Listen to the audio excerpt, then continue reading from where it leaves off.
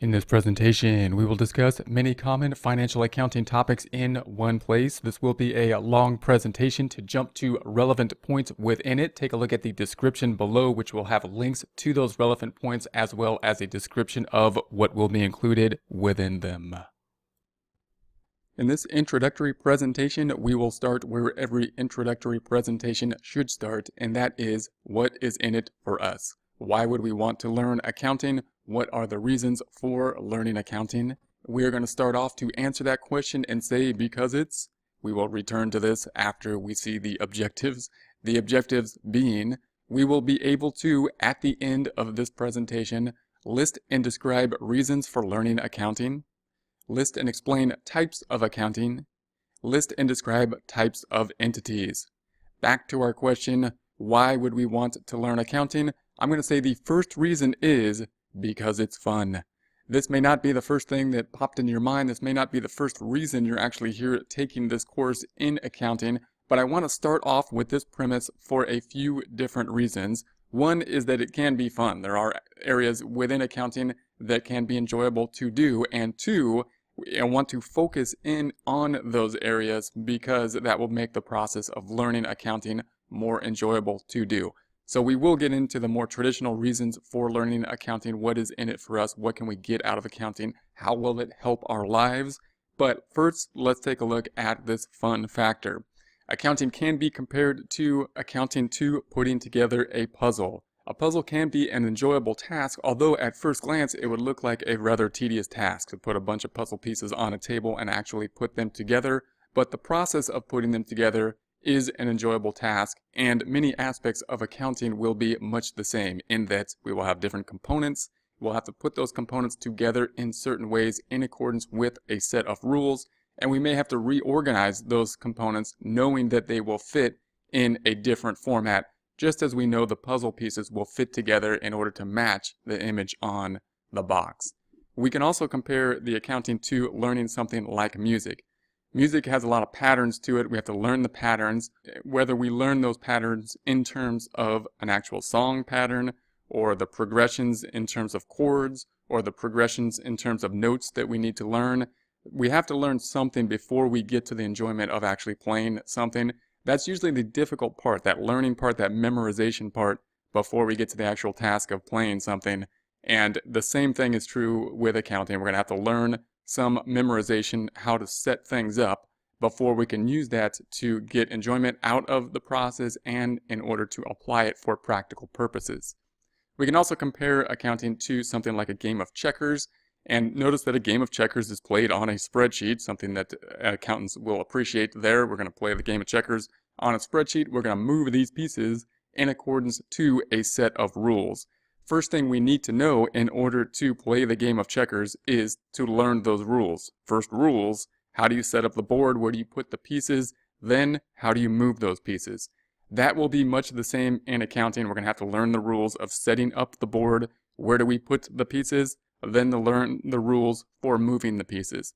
If you've ever taught someone a game of checkers, or if you remember learning a game of checkers, that first process, learning how to put the pieces together and where to move them, is the difficult part. After we know that, it becomes much more enjoyable to play the game. The same is true with accounting. Also note that if we were to play a game like chess, it would be much more complicated to learn those rules to first set up the board, but it's a lot more difficult to master chess, and therefore we actually get more long-term enjoyment from a game as chess because of the complication that is there after we learn those rules. The same is true for accounting. We're never going to master the game, but we need to know the ground rules before we can play the game and then continue to improve within it. Other reasons for learn accounting: if you're a student, then this course is going to be the basics. So if you're going into the first accounting course, you probably want to take this and you can learn the accounting concepts before you go into the course. Accounting will be something that will accumulate upwards. Therefore, the fundamentals I compare to something like a sports. If you're playing baseball, just playing catch, you're going to play catch every game, whether you're first practice, second practice, or if you've been playing for 10 years, you're still going to be playing catch, you're still going to be digging out ground balls, you're still going to be doing batting practice. Those are the fundamentals, and whether you're a first-year student or you're working in the accounting department, it's always good to go back to the fundamentals. Even reviewing the fundamentals myself, I learn new things just doing that all the time. It's a good refresher to have. So if you're going into the course, you really want to pick those up because you can't move forward until you learn these concepts. These are concepts that will be needed throughout the entire process of accounting. No matter where you go within accounting, it's just like playing catch. You're going to need to be going back to the fundamentals every time. If you've already in an accounting class or if you're in an advanced accounting class, it's always good to have a course that is ready and available to go back to in order to revisit those fundamentals, those core concepts. We'll go through the accounting cycle here, and this is something that can provide that process and that information. If you work within an accounting department, then it's often the case where an accounting department, especially for larger corporations, you may work in a specific area and use specific software, and that's because of separation of duties, and many times we don't really see the big picture. And a course like this will go through the big picture, meaning it'll go through the normal accounting cycle that all companies go through, and therefore whatever department we are in, we'll get a better idea of what the other departments are doing. For example, there's an accounts payable department, accounts receivable, payroll. We might have different budgeting areas. It really depends on the size of the company. But whatever the amount of compartments we have within the accounting department, learning the overall cycle will help us relate to those different departments. It'll also help us understand what we are actually doing. Oftentimes, if we have data entry, then we're entering data and we may not really know what the software is doing.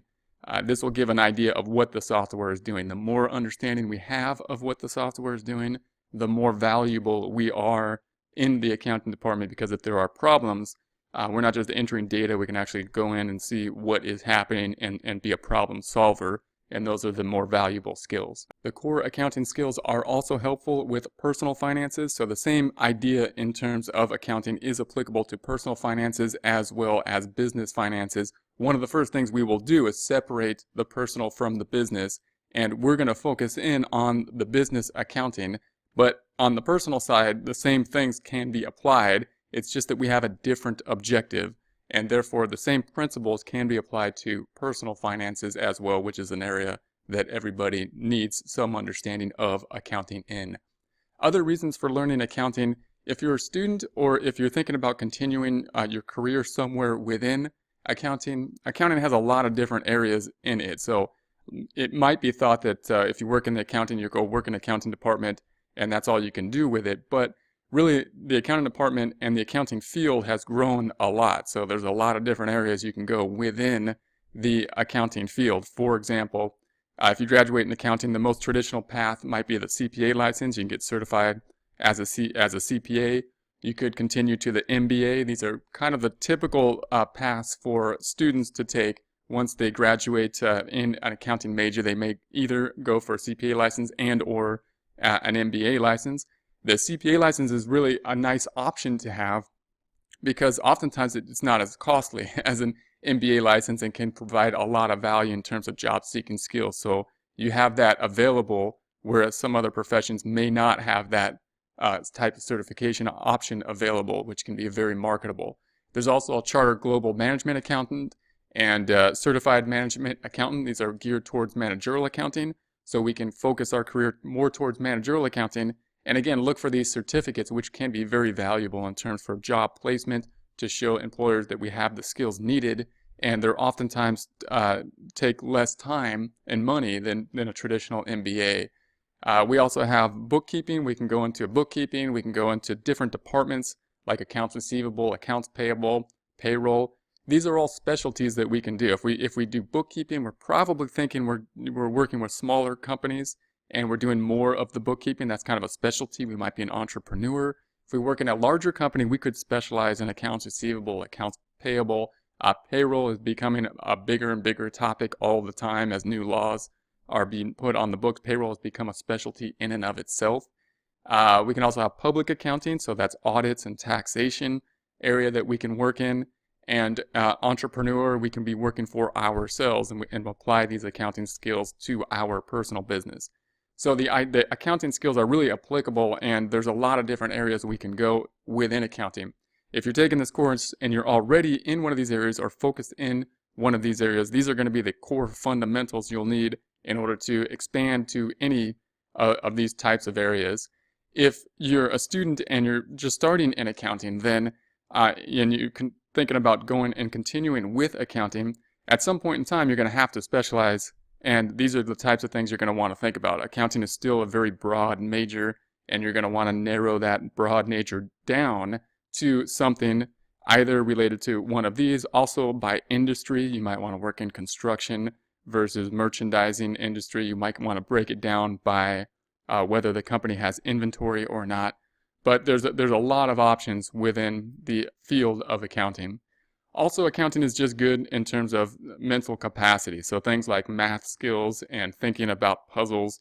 Oftentimes people actually enjoy doing those, and it's also good for your brain just to work through puzzles and work through problems, work through math problems. Accounting isn't so much of a math problem, it is more related to a puzzle like this, putting pieces together, moving different pieces around. Once you learn how to use software like Excel, then it becomes a lot more like a puzzle. We're just basically kind of moving the pieces around in many areas of accounting. And that's really good just mentally. It's just really good practice to do those types of activities. What is accounting?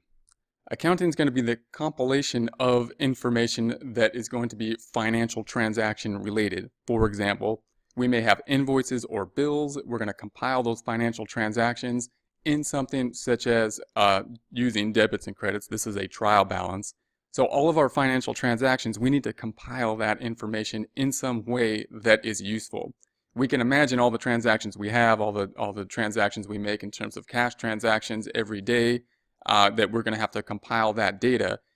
We need a way to put that data in a format that we can then use it in order to make decisions. So the end product generally will be financial statements. Financial statements including the balance sheet, the income statement, the statement of equity, the statement of cash flows. These are typically the end product for financial accounting, and the goal of this end product is that it's in a format, it's taken this financial data that we have been putting together that we needed to do throughout a certain time period, a month or a year, and it's putting that information into a relevant form for us to make decisions and for other users to make decisions, external users such as creditors, such as vendors, such as banks. There's going to be two broad categories of accounting we want to think about when considering accounting. We can break these categories up into many different subcategories, but these are the two very broad categories you want to have in mind when considering accounting. That will be financial accounting, what we will be focusing on here, and managerial accounting. Financial accounting is going to deal with external users, whereas managerial accounting is going to deal with internal users. This can be confusing because it is the case that managerial accounting is going to use much the same data that we will be using in financial accounting in order to make those managerial decisions. However, the financial accounting is geared towards the external users, those being creditors. So if we want to get a loan, the government in the form of taxes is one way the government would need the data, possibly customers and investors, especially if we're publicly traded. We're going to need to provide this information to investors. Because these individuals are outside of the company, they don't have intimate knowledge of the company, and they may not have the same kind of level of trust within the numbers that are within the company.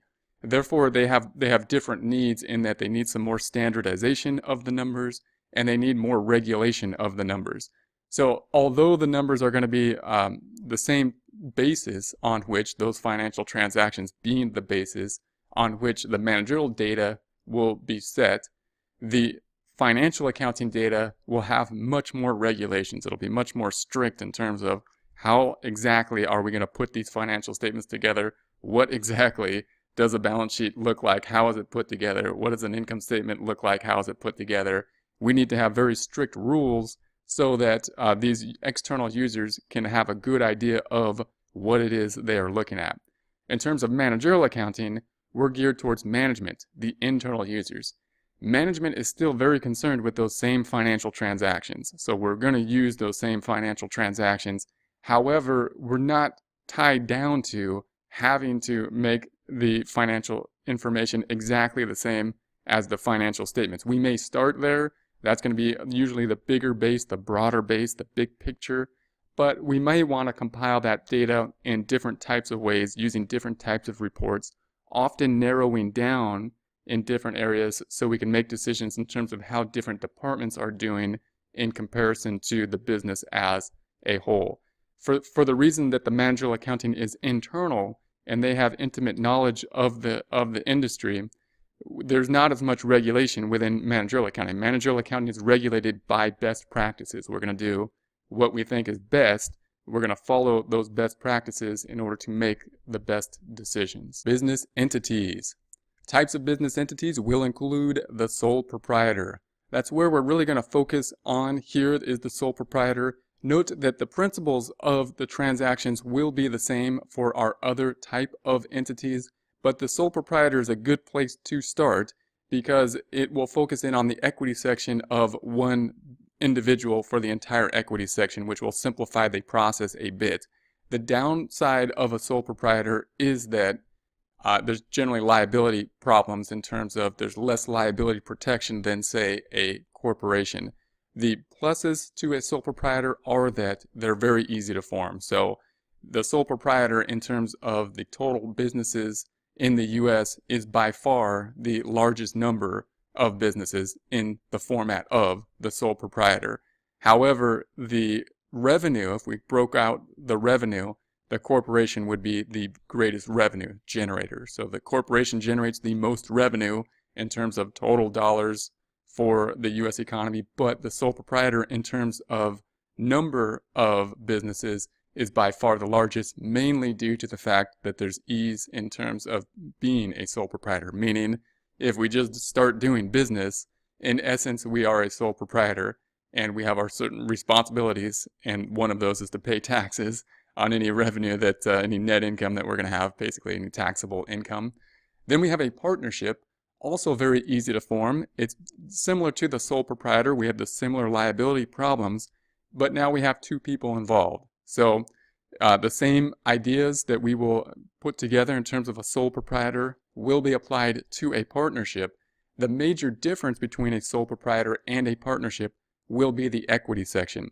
So when you move from looking at transactions from a sole proprietor to a partnership, we're usually not going to go back to the things that are the same, meaning we don't need to go and revisit how to record the utility bill or how to record an invoice or how to record payroll. Those are the things that are going to be the same. What we focus in on when we move from a sole proprietor to a partnership are the things that are different. The equity section is different, meaning the value of the company now has to be broken out between two or more individuals. So a partnership could have two or more individuals, and we want to make sure that we're allocating the information to those two or more individuals. That's going to be a very important component of the partnership.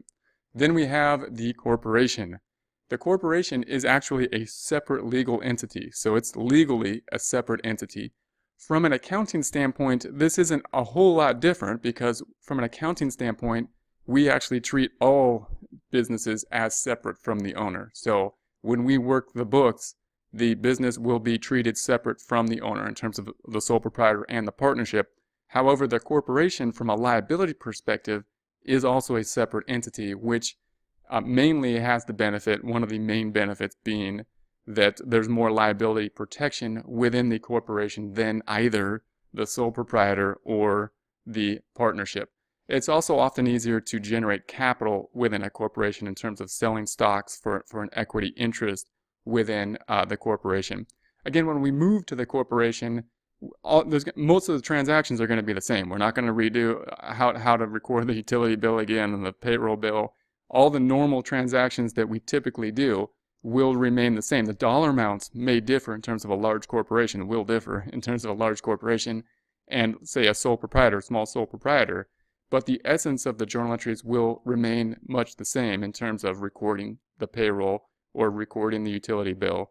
What will differ will be, once again, the equity section, because who owns the corporation? The shareholders own the corporation. And therefore, we're going to have to break out that equity section by the owners, who in this case will be the shareholders. We are now able to list and describe reasons for learning accounting, list and explain types of accounting, list and describe types of entities. Hello, in this presentation we will discuss accounting objectives. Objectives including relevance, reliability, and comparability. Objectives. We will be able to, at the end of this presentation, list accounting objectives and explain the reasons for accounting objectives. The accounting objectives will include relevance, reliability, and comparability. If we take a look at these individually, we can see some more components within these objectives and the reasons for these objectives. But also note that as we look at these individually, they are related. Many of the aspects of why we need relevance will also be related to reliability as well as comparability. We can take a look at the reasons for these objectives in a scenario format. So remember that the financial statements are the end goal of the financial accounting, and the end goal, the financial statements, need to be relevant, reliable, and comparable. The end users then are going to be the external users like investors, like a bank. In this case, we're going to be considering a bank. So the scenario will be that the owner over here wants to get a loan from the bank. This is, of course, a business transaction in that the bank wants to provide the loan to the business if they believe that the business owner can repay the loan, because the bank will then earn interest on the loan given. However, the bank is going to be skeptical as to whether the business owner will be able to repay the loan. The business owner, of course, wants to receive the loan and is willing to pay a reasonable amount of interest on the loan in order to have the capital, the cash at this point in time, in order to keep their business going. This is a typical type of scenario. And the question is, are these financial statements going to be relevant to the decision-making process for the bank? So the bank's going to be deciding whether or not the financial statements will be something they can help to use in order to determine whether or not the business owner will be able to repay the loan. Now, we would hope that the financial statements would be relevant in this case to the repayment of a loan, the financial statements often being something that the business owner will ask or the bank will ask for when a loan is going to be granted, because the financial statements should give an idea of where the company stands, the balance sheet as of a certain point of time. It should give us the income statement, what has happened over a certain point in time, as well as the statement of equity and the statement of cash flows. What is the net value from the beginning to the end, and what is the cash flow from the beginning to the end? This, we would assume, would be relevant information when a bank is making the decision as to whether a loan should be given, because that'll give us some information based on where the company stands now and on past history, whether or not the company will be able to repay the loan. Now, of course, in order for the bank to trust the financial statements, they're also going to want to make sure that those numbers are correct, and they're going to want to make sure that the numbers are timely as well. We can't have financial statements that are going to be too old, too in the past, because that won't be relevant to the current decision-making process. So, of course, the balance sheet tells us where we stand as of this point in time. The income statement, we're probably going to go 1 to 2 years back, possibly more than that, to tell the story of where we got to this point in time. Then we've got reliability. So we can think about this transaction. We're trying to get a loan. The bank's trying to decide if we should get a loan. And the bank is basically asking, can we trust these financial statements? So the idea of giving the financial statements to the bank's going to be questioning whether or not those numbers, these numbers just on paper, can be trusted. A couple different things that the bank could do in order to have more trust in the financial statements. One is just the standardization of the financial statements. So the fact that the financial statements are made in a standard format, we expect a balance sheet to be in the format of the balance sheet and the income statement to be in the format of the income statement, is one thing that the bank could then use to have some security, some assurance that the financial statements are correct. They also may ask for financial statements to be specifically in accordance with a specific standard, such as generally accepted accounting principles, and therefore we would have even more reliance that the financial statements at least are claiming to be in the format of generally accepted accounting principles. Of course, the bank is also going to be including within those standards the check that we're going to say, hey, does the balance sheet, at least, is it in balance? That'll give us some indication, some internal control indication over the bookkeeping process that the financial statements are all tying together properly, are in proper format. The bank then may ask for further assurance with something like an external audit by a CPA firm, or possibly a review of the financial statement to get a third-party look at those financial statements. But the reliability of the financial statements has a lot to do with that standardization process. And that kind of leads into the last component here, the comparability part. The reliability also has to do with comparability because we need the financial statements to be in a standard format, and the bank then will be able to use those financial statements to compare to other clients that they may have. We may be asking, the bank may have multiple clients that they're thinking about giving a loan to, and the question here is going to be, well, could the bank compare this financial statement to somebody else's financial statements and make a decision between the two? Could the bank compare these financial statements to some financial statements prepared in the past, which would help them determine whether or not the company is doing better or worse than they had been doing in the past? Comparability will be achieved in part through the standardization. So one reason that the financial accountings are going to be very regulated by generally accepted accounting principles, is because it allows for this comparability to take place. It allows for external users such as the bank to compare the current financial statements to prior financial statements of the same company and to financial statements of related companies. So the three components, the three objectives we are looking at are relevance, reliability, and comparability. Remember that we're thinking about external users when we're considering these components. External users like investors. Investors would be making similar decisions that we have thought about here, and that they're external users looking at the big picture, and they're trying to think, do I want to invest in this company? And the financial statements should be answering similar questions in that business transaction. Should an investor invest into the company? Well, are the financial statements going to be relevant to that decision? They're going to show past performance. That past performance will hopefully give an indication of what future performance would be. Are they reliable? Can the investors trust the financial statements? And are they comparable? Can the investors compare those financial statements to those of the same company in prior time periods and to those of other companies as well? The IRS is going to be an external user, and we all know that the IRS is going to, of course, want tax returns. Therefore, the IRS will look for standardization as well, not necessarily generally accepted accounting principle, but the IRS revenue code. The tax returns is a format of financial statements in the format governed by the IRS or the tax code. We also have management. Management's going to be the internal users, and notice they're going to have similar questions when they're making their decision making. They're going to start with those financial statement data as well, although of course management can change that data in any way they want in order to use them for the internal reports. But the concepts of reliability, relevance, and comparability will be the same for managerial decisions as well. The questions of, can we use this information? Is it relevant for decision making? Is it reliable? Is it comparable to other data in order for management to make those internal decisions? So remember that the financial statements themselves usually get given or made with the external users in mind, those users being the investors, the IRS, but management is going to have similar questions as well on the internal user side of things.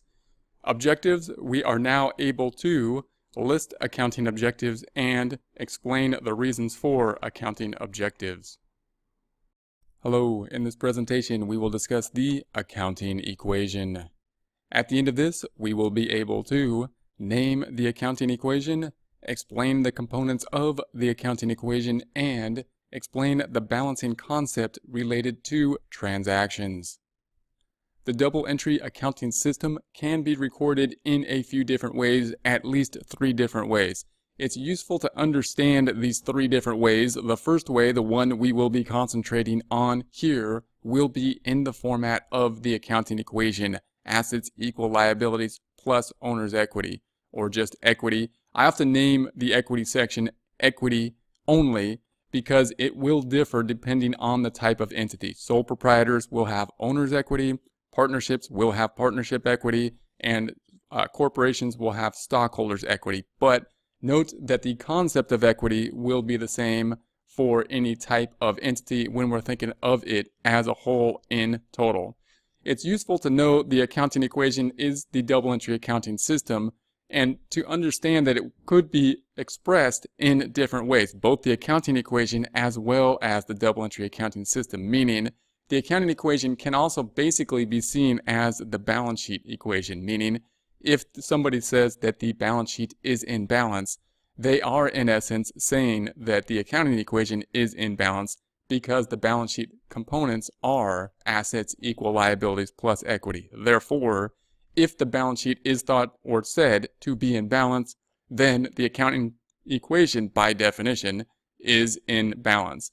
And it's useful to understand this as accountants because we need to understand when we are talking to different people what they're saying. If they're saying if they're talking in terms of the accounting equation, we need to understand that. If they're talking in terms of the balance sheet, we need to understand that both in terms of our clients, when we're talking to our clients, or we're talking to people within the business or within the accounting department. Different areas will express the double entry accounting system in different ways. People in finance often will be discussing it in terms of the balance sheet. We can also express the double entry accounting system in terms of debits and credits. And when we're working in the accounting department, this will be the most common format, or one of the most common formats, because the debits and credits will be the building blocks. So when we present the financial statements, say to management or say to external users, investors, or creditors, then we're going to present it in terms of plus and minus format, and all the discussion then will be in terms of a plus and minus format. But when we build the financial statements, when we're talking to people in the accounting department and auditors, we need to know that the same kind of concepts, the same kind of balancing concepts, the same concepts related to the double entry accounting system will be represented in terms of debits and credits. We're going to use these debits and credits in order to then construct something that will be in a plus and minus format, will be in the format of the accounting equation. Now you might be asking, why would we then do that? If we have something of an accounting equation that works, why would we then go to a debit and credit system, which is more complicated and less people understand? Well, it's more complicated in some ways. It's easier in other ways. And the reason is that it is going to be easier in some ways to actually record the transactions once we understand the definitions of debits and credits. Understanding the definitions of debits and credits being something that's not as easy to do. We have to memorize and understand what that means. Once it's been learned, however, it's a better tool for constructing and compiling the data, which then we can easily convert, or fairly easily convert, to a plus and minus system, so that we do not have to explain the concept of debits and credits to the users of financial statements, to management, to external users, to investors, to the IRS, to whoever's going to use the data. We're going to convert it back to the accounting equation. The accounting equation, as we saw, is assets equal liabilities plus equity. Remember that equity could be owner's equity, it could be partnership equity, it could be corporate equity, it could be stockholders equity, depending on whether we are a sole proprietor, partnership, or corporation, respectively.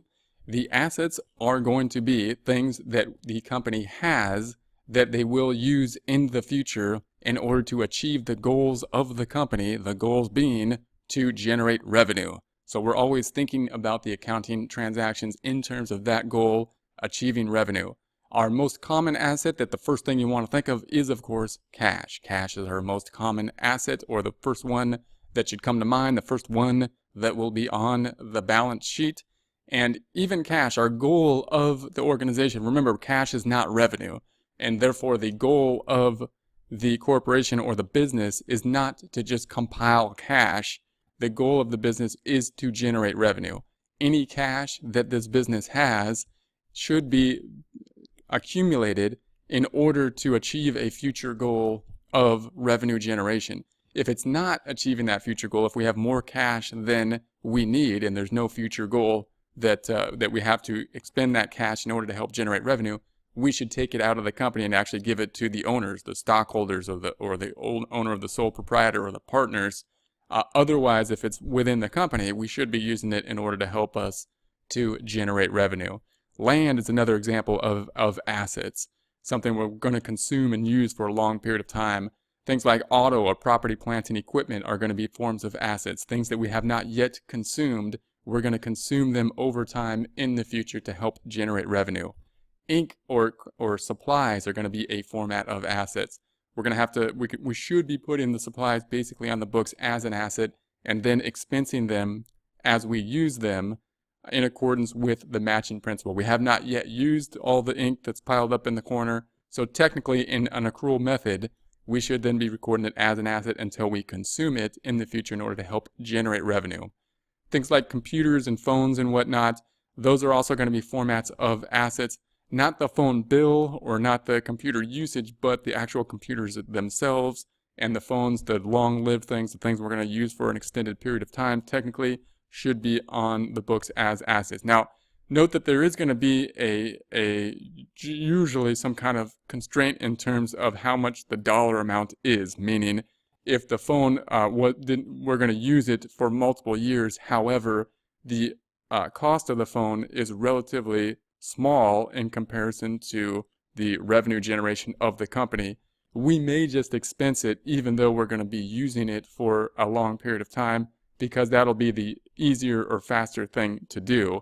So typically there is going to be some kind of threshold in terms of dollar amount. However, theoretically there shouldn't be a threshold, because we're gonna use that phone into the future. We have it now in order to help us generate revenue into the future. So in reality, in practice, there typically is some kind of cost-benefit analysis in terms of how much we're going to capitalize something for, how much it costs, and therefore how much we're going to capitalize it for. In theory, anything that we're going to consume over an extended period of time should be an asset. Liabilities then are going to be things that we are going to have to owe in the future for something that happened in the past. So common examples would be something like a loan or accounts payable. When we're starting off, there's often less liabilities than we will have in assets for.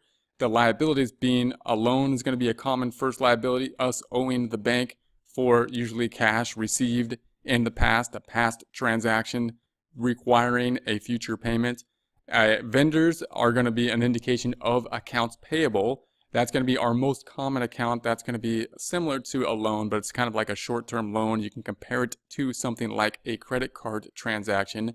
If we were to purchase something on a credit card, we would have to owe something in the future. Probably 30 to 60 days we would end up paying that, and that's similar to an accounts payable, something that we owe in the future in order for some transaction that happened within the past. Then we have the equity section, which is often the most confusing section. If we're thinking about a sole proprietor, we could think about just one owner is what is represented by the equity section, meaning it's kind of what is owed to the owner. So if we have the assets on the left-hand side and we think of the business as a separate entity, a separate piece of paper, that piece of paper must pay everything they owe or contribute it, or someone has claim to everything that piece of paper owes, either a third party in terms of loans or accounts payable, or the owner has claims to these assets. So note what we will do is we will value all these assets in terms of dollars, and then we will then contribute who has claim to those assets to either a third party vendor or the owner. Remember that the owner in this case is a sole proprietor, but if we had partners, we'd have to break it out into the partners, 2 or more partners. If it was a corporation, we would have shareholders, and we would have to break this out into the shareholders. Also note that we can see this accounting equation in a different format. This is the format you really want to look at when we're considering financial accounting.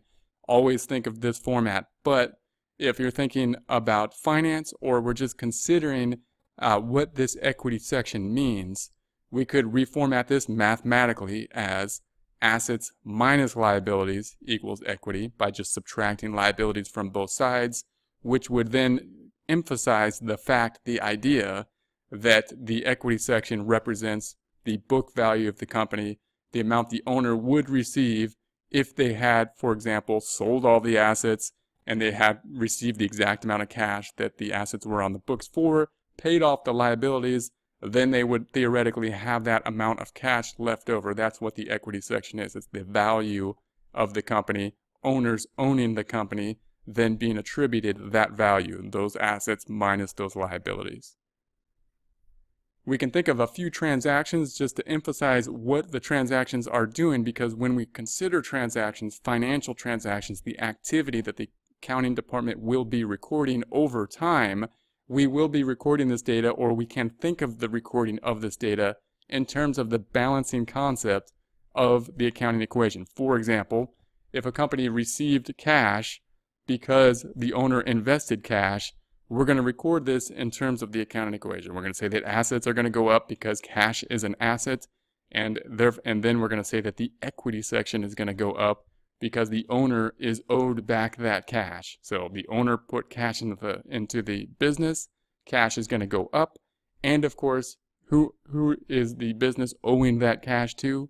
The owner, the person that put the money into the business to hopefully help to stimulate revenue generation within the future. It's also possible to have three accounts that will be affected or impacted by the accounting equation. For example, we could think of a transaction where we purchase a car, we put a down payment on the car, where we would have the asset, property, plant, and equipment going up, long-lived asset. We would then have cash, another asset, decreasing, and we would then have possibly a financing of part of the car, meaning we owe money, a liability, a loan of some kind, going up. The assets in this case, the net effect of the assets would equal the loan, meaning the amount of the car minus the amount paid would equal, of course, the loan that we took out in order to purchase the car. So many of the transactions that we will be working with when we first start out recording transactions will just have two things happening. Two pieces, two accounts within the accounting equations will be affected most of the time. However, it's very possible, and later on we will have transactions which will have more than just two components. However, every transaction will have the rule of the balancing concept, in that every transaction will remain assets equaling liabilities plus equity. We could think of another transaction where we purchase, for example, computer ink, and we purchase that not for cash, meaning cash is not involved in this transaction at all. We have instead a liability increasing. So in this case, an asset is still going up, assets still affected, however, cash is not the asset being affected. The supplies account will be going up, and we'll have an increase on the other side of the accounting equation in terms of a liability, that liability being accounts payable. Therefore, we see in this case, in this example, if we were to see those transactions and add up those transactions, pictorially, we would say, okay, we still have some cash hopefully left over. We've got a car in terms of assets. We've got ink. And note we would have a dollar amount attributed to those. We're not going to say that we have one car when we talk about the accounting equation. We're going to say we have so many dollars worth of carness. We're using dollars as the measuring tool, same with the ink here. And those dollar amounts attributed to the assets would be the same as, equal to, who they owe them to, in this case the third party for the loan that was taken out, and to what is owed to the vendor. The difference then is the amount that would be owed to the owner, the book value of the company, in this case looking like a sole proprietor. In the case of a partnership, two or more owners would be allocated the assets minus the liabilities. In the case of a corporation, stockholders' equity would be this section. We are now able to name the accounting equation, explain the components of the accounting equation, and explain the balancing concepts related to transactions. Hello, in this presentation we will discuss the balance sheet. Objectives. At the end of this presentation we will be able to describe the balance sheet, list the components of the balance sheet, and define and explain each component of the balance sheet. When considering the balance sheet, we will be looking at components equivalent to those in the accounting equation. The accounting equation, as we have seen in a prior presentation, is assets equal liabilities plus equity. These will be the components of the balance sheet. Remember that the assets, of course, are going to be those things that the company has. They have those things in order to help generate revenue in the future. Revenue generation being the key, the goal of the organization. Liabilities being something that is owed in the future due to something that happened in the past. Therefore, past transaction resulting in future obligation liability. Then we have the equity section, which could be in the format of the owner's equity for a sole proprietor, or partnership's equity for a partnership, or stockholders' equity for a corporation. However, all three of those formats represent, in essence, the same thing, the ownership or the book value of the organization, meaning assets minus liabilities is, in essence, the book value of the organization. It's important to remember that the balance sheet is as of a point in time. This can seem obvious, but it is not as obvious as it may seem, given that it's different than the income statement, which is reported as of a time frame. Meaning, if we have our timeline here, the balance sheet will be reported as of a specific point on that timeline, only needing one date then to define when the balance sheet will be reported as of. Unlike the income statement, where we do need two dates on the timeline so that we have a beginning and an ending date. When considering the balance sheet and considering this concept of the balance sheet representing a point in time rather than a time frame, I first would think about the major account on the balance sheet, the first account most people probably think of when they think of the balance sheet, that being cash, and asking the question, if I was to ask somebody as of this point in time how much cash they have, they could then tell me as of this point in time. They can check their pockets and say, this is how much money we have on me, or I have on me at this point in time. They may not want to say that, but if they chose to, they can tell me how much money they have on them at this point in time. Unlike the income statement accounts like revenue and expenses, where if we were to ask the question, how much revenue do you earn?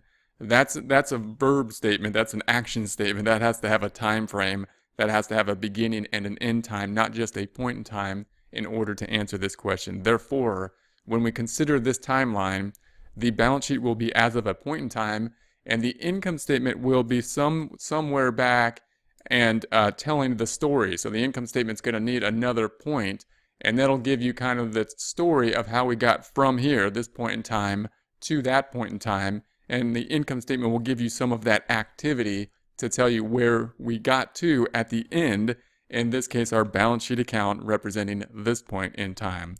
When considering our components of the balance sheet, they will be the same as the accounting equation, including assets, liabilities, and equity. Note that when we look at these components, we need to value these things differently than just counting the units that are there. For example, clearly cash is going to be counted in terms of dollars. So if we had $1,000 of cash, that is what we would have. No problem there. However, if we had 4 units of ink cartridges, we're not going to put those on the books as 4 units of ink cartridges. This may seem obvious, but it's actually a problem. It's a conversion problem similar to the types of problems that we would have if we go to a different country and have a different currency, in that we have to do some type of conversion.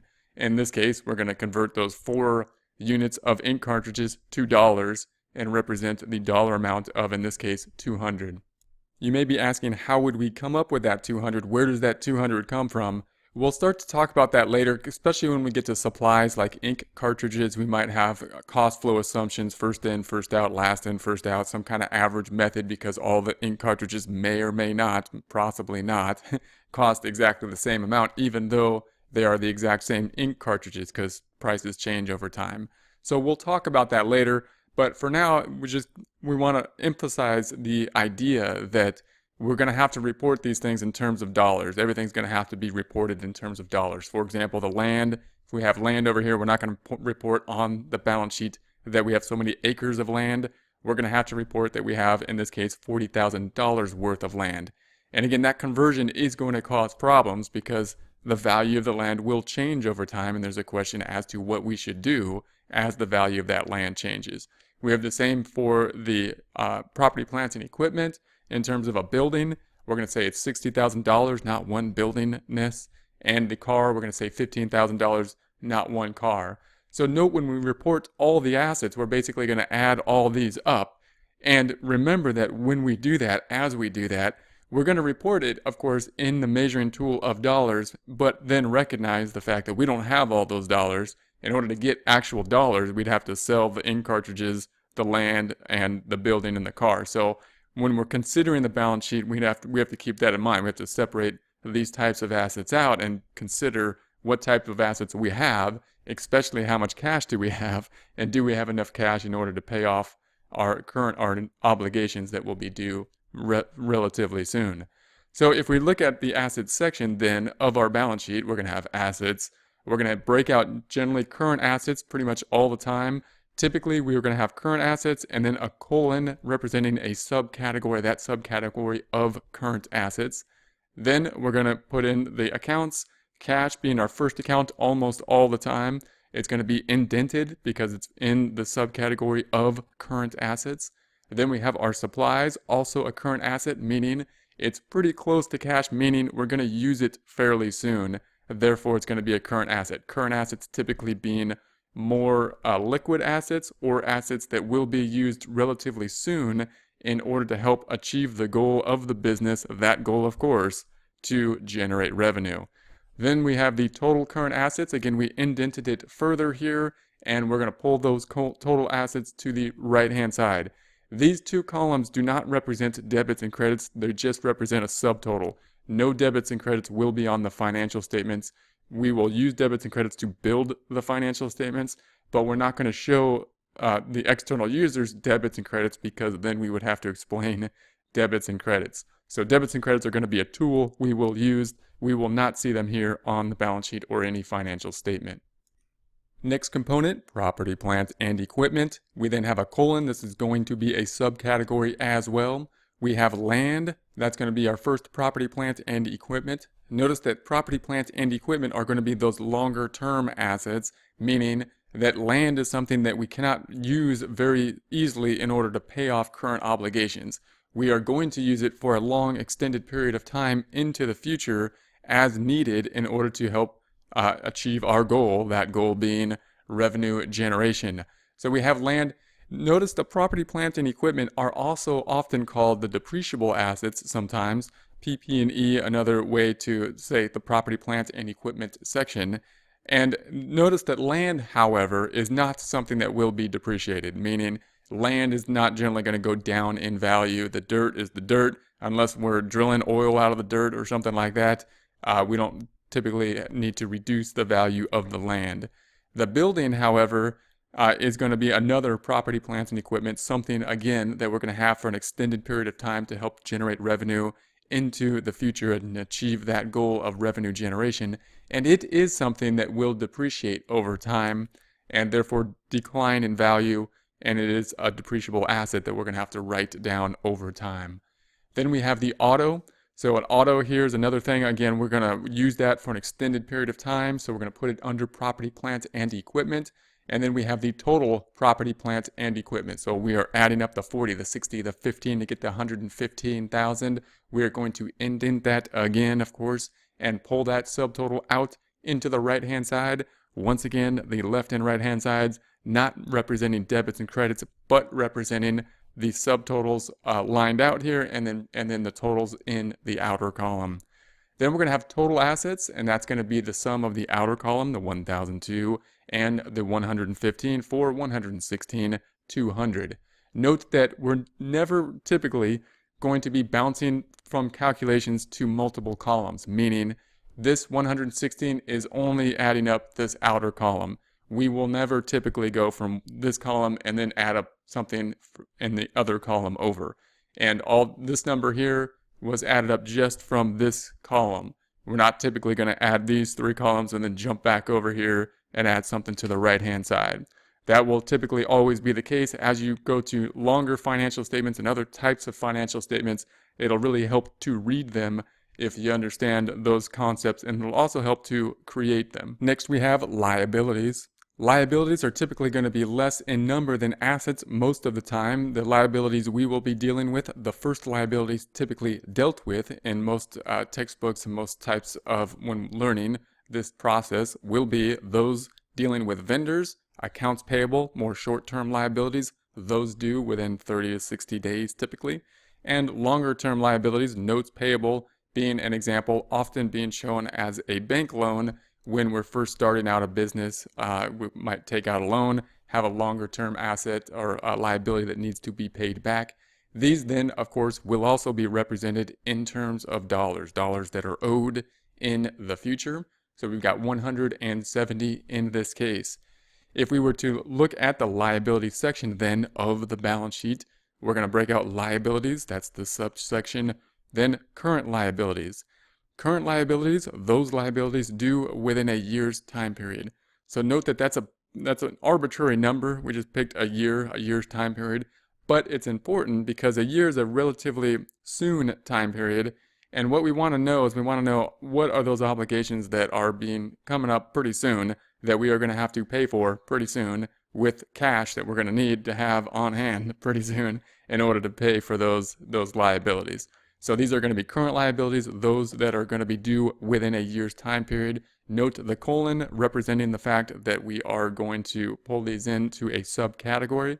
We then indent the first account, accounts payable. Accounts payable is going to be the most common current liability that we will be dealing with. And we're gonna put accounts payable and then put the total out there. That's the only one we're going to have on this short example of the balance sheet. So that we then have the total category, total current liabilities, and we've got that 100 of accounts payable in the outer column. Then we're going to have long-term liabilities. In this case, we have long-term debt. That's going to be the bank loan here. The assumption then being that the entire amount due, the $70,000, is due after a year's time period, meaning we took out a loan, we're going to pay it back. We're not paying it back monthly in this case. Note that we can make the loan terms whatever the loan terms may be. Most people are familiar with like a loan for a car payment or a loan for a mortgage or something like that.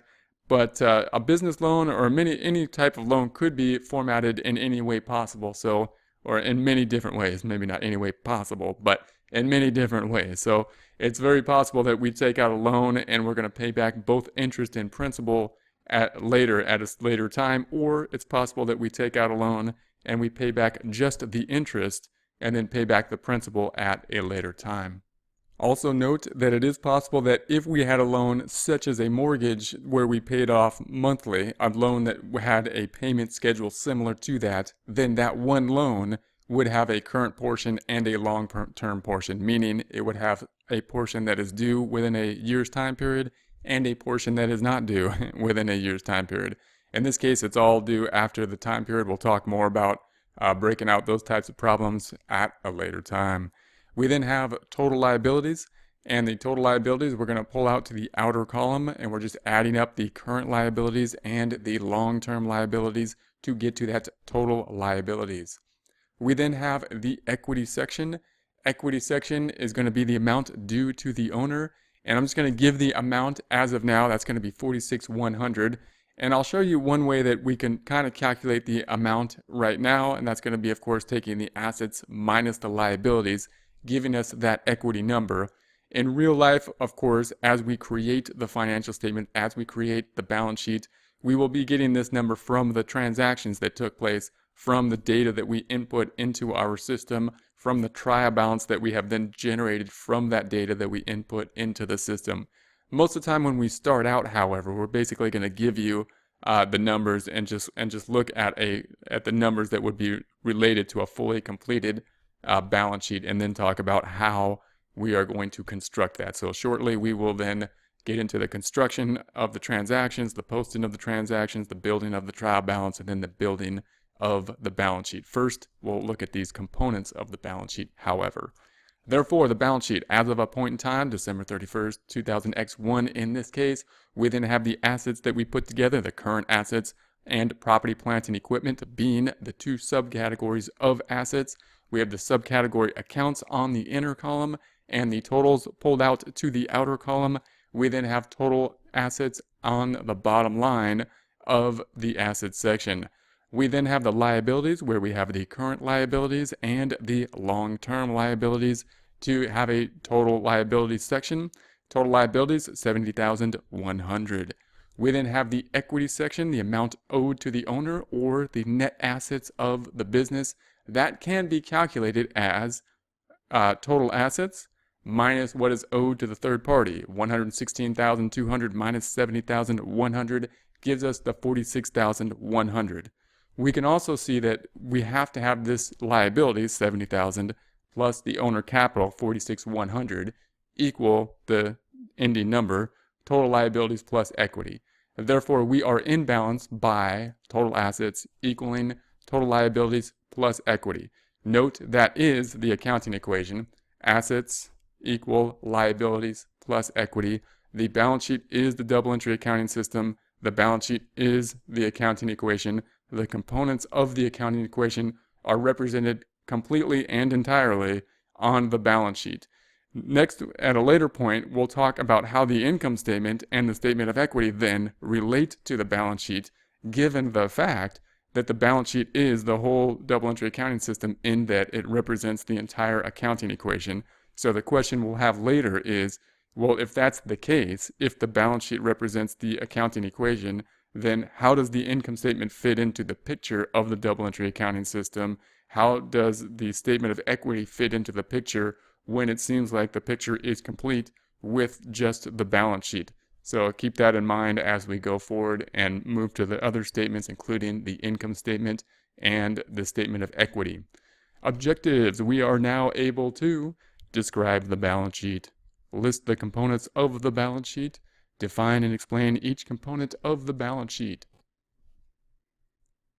Hello, in this presentation we will discuss the income statement. Objectives: at the end of this presentation we will be able to describe what an income statement is, list the parts of the income statement, and explain reasons for an income statement. First, we'll start off with a question which will explain the timing of the income statement, or introduce us to an explanation of the timing of the income statement. And that is the question of asking somebody, how much do you make? If we were to ask somebody how much they make, they would mentally make some type of assumption in order to answer that question, or they would ask you the question, if they chose to answer at all, the question, what do you mean? Do you mean per month? Do you mean per year? Do you mean per week? And this is going to be something that needs to be answered in order to answer the question. Now, oftentimes, if we were to ask somebody how much they make, they would make an assumption. Generally, many times we're going to say, well, this is how much someone makes a year. If we were to ask someone how much they make, they might just say, oh, this is how much we make per year, or this is how much we make per month or per paycheck.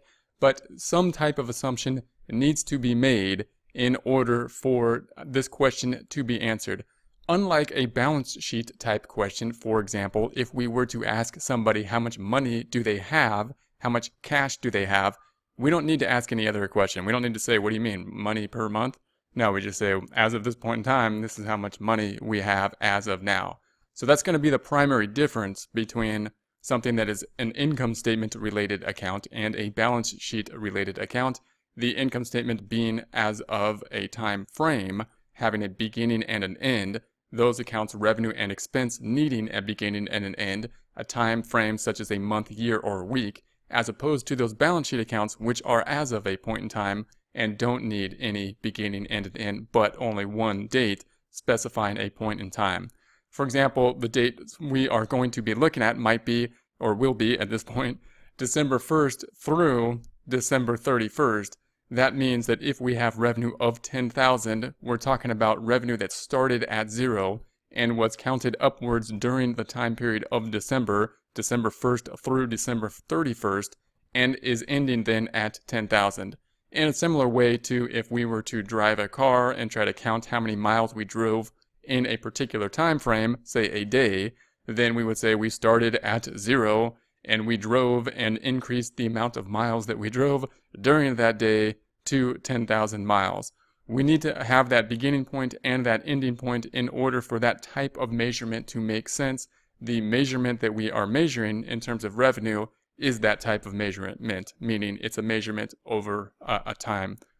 So this is going to be the time frame that will be represented on the income statement, and the income statement will represent that time frame typically with wording such as for the month ended. So in this case, we're going to say for the month ended. Note that the balance sheet is only going to have one date. It's just going to say, hey, December 31st, 2000X1 in this case. We don't need for the month ended. We don't need any other thing for that to make sense.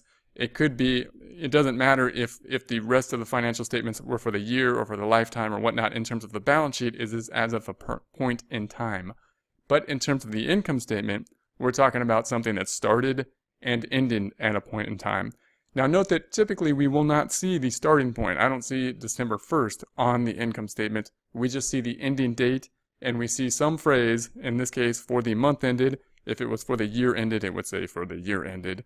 And that phrase will of course indicate the fact that the starting point then is December 1st, and of course the ending point is defined here as December 31st. When considering the income statement, we can think of the net income equation, that equation of revenue minus expenses equaling net income. So the components of the income statement will be revenue and expense. We may have some different types of income statements, some different subcategories depending on the industry and the format of the income statement. However, the general categories will be the same, meaning we're going to have revenue accounts, we might have some subcategories of revenue, and we're going to have expense accounts, we might have some subcategories of expenses. Right now, we're going to look at just the simplified income statement, looking at those two components, not adding any subcategories at this point, looking at basically what would typically be used for many service companies. When we move to merchandising companies and manufacturing companies, then we often add some subcategories that will subcategorize some of the major, most important expense and income relationships.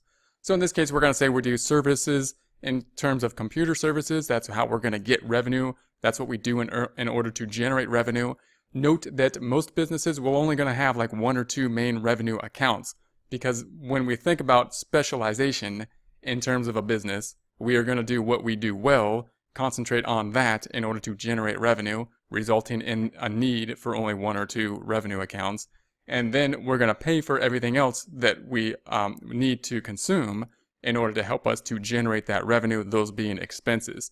So in terms of amount of types of expenses, like the phone bill, the auto expense, not the auto itself, but the auto expense, wages, we might have supplies. Again, we're going to expense the supplies as we use the supplies, although it'll be an asset and then expensed.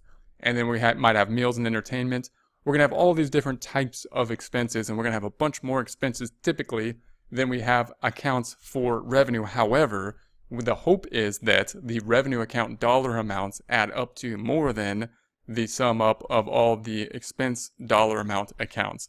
So once again, in total, we will have more expense accounts typically, and we only have oftentimes one main revenue account, but the revenue in dollar amount will be hopefully larger than the expense dollar amount, and therefore we should have net income. And remember that net income is going to be part of the equity section.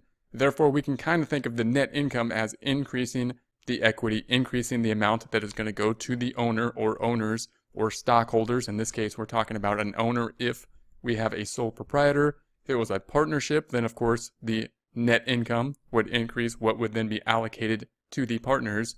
And if we have a corporation, the net income would increase what would then be allocated to the shareholders. Looking at the components of the income statement, we start off with income or revenue. And in this case, we're just going to say we do computer services. So we have a service company, we just do computer services, and that's going to be the income. We're going to say in our example that we had 10,000 of computer revenue for our example. And we're just going to need one line item in order to report that on the income statement. Note that if we had two or more revenue sources, then we may put revenue as a subcategory and then list those two revenue sources and then put those amounts in the inner column to be summed up in the outer column. However, if we only have one revenue source, then we may just put it into the outer column here because we don't need any subcategory. So keep that in mind as we look and group things together.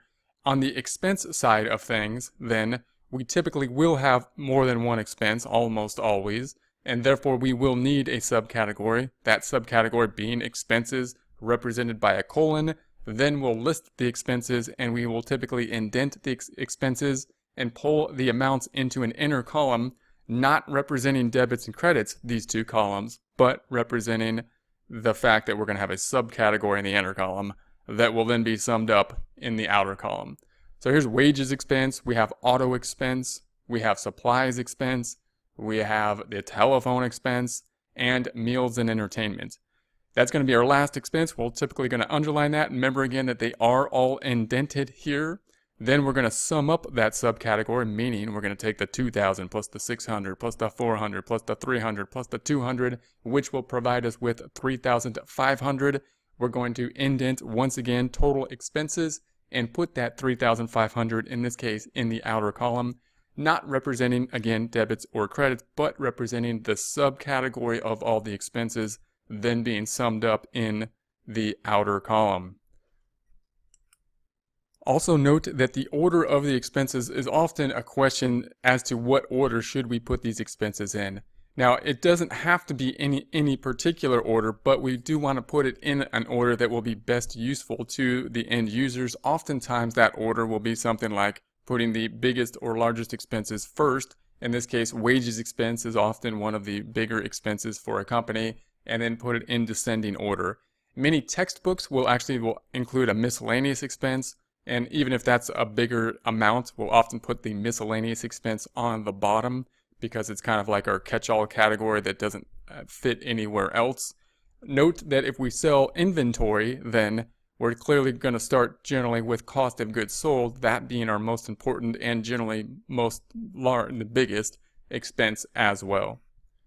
So then we're going to have our title on the income statement, which will include the name, the income statement, the name of the company if we're talking about an actual company, and it's going to have the for the month ended.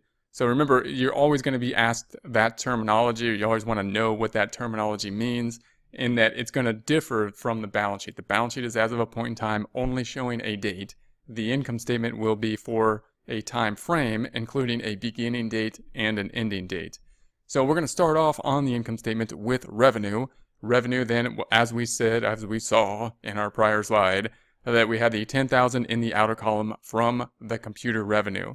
Then we have a subcategory of the expenses listing all the expenses, and then the subcategory being totaled in the outer column. We then have within the outer column just revenue and expenses. What we will then do is subtract that out. So we're going to subtract that out. How do we know it's a subtraction problem? We just know that it's so common. Well, that's the idea. Typically, if we're going to subtract something out, we won't often put brackets around the subtraction problem. So I'm not going to put a negative 3,500 or a minus sign to indicate that we're subtracting it. Oftentimes, in many other areas, we'll actually put in the text that we're going to say less, for example, less total expenses. However, the income statement, because it's such a common statement, it's assumed to be known that we're going to subtract revenue minus expenses. Also note that we don't typically jump around from column to column, something that's obvious here, but more important when we get to more complex financial statements, meaning when we calculate this 6,500, we're only taking this outer column, this 10,000 minus the 3,005. We don't typically go from this 3,005, for example, and jump into this column and then jump back to this column. We will typically only add or subtract or perform some kind of mathematical operation on one column at a time, this time being the outer column. So the bottom line number then of the income statement is, of course, net income. Now, if the revenue was less than the expenses, then clearly we would have a net loss, and this would be, we'd have a loss here, and we'd be losing money for the time period. Remember that this bottom line number is going to be an increase in the equity section. When we consider the income statement, it is a part of the equity section in that revenue is increasing equity, expenses are decreasing equity. Equity will be going in the same direction as the net income is going. So whenever revenue goes up, equity goes up. Whenever expenses go up, equity goes down. When net income goes up, then equity goes up. When net income goes down, then equity goes down.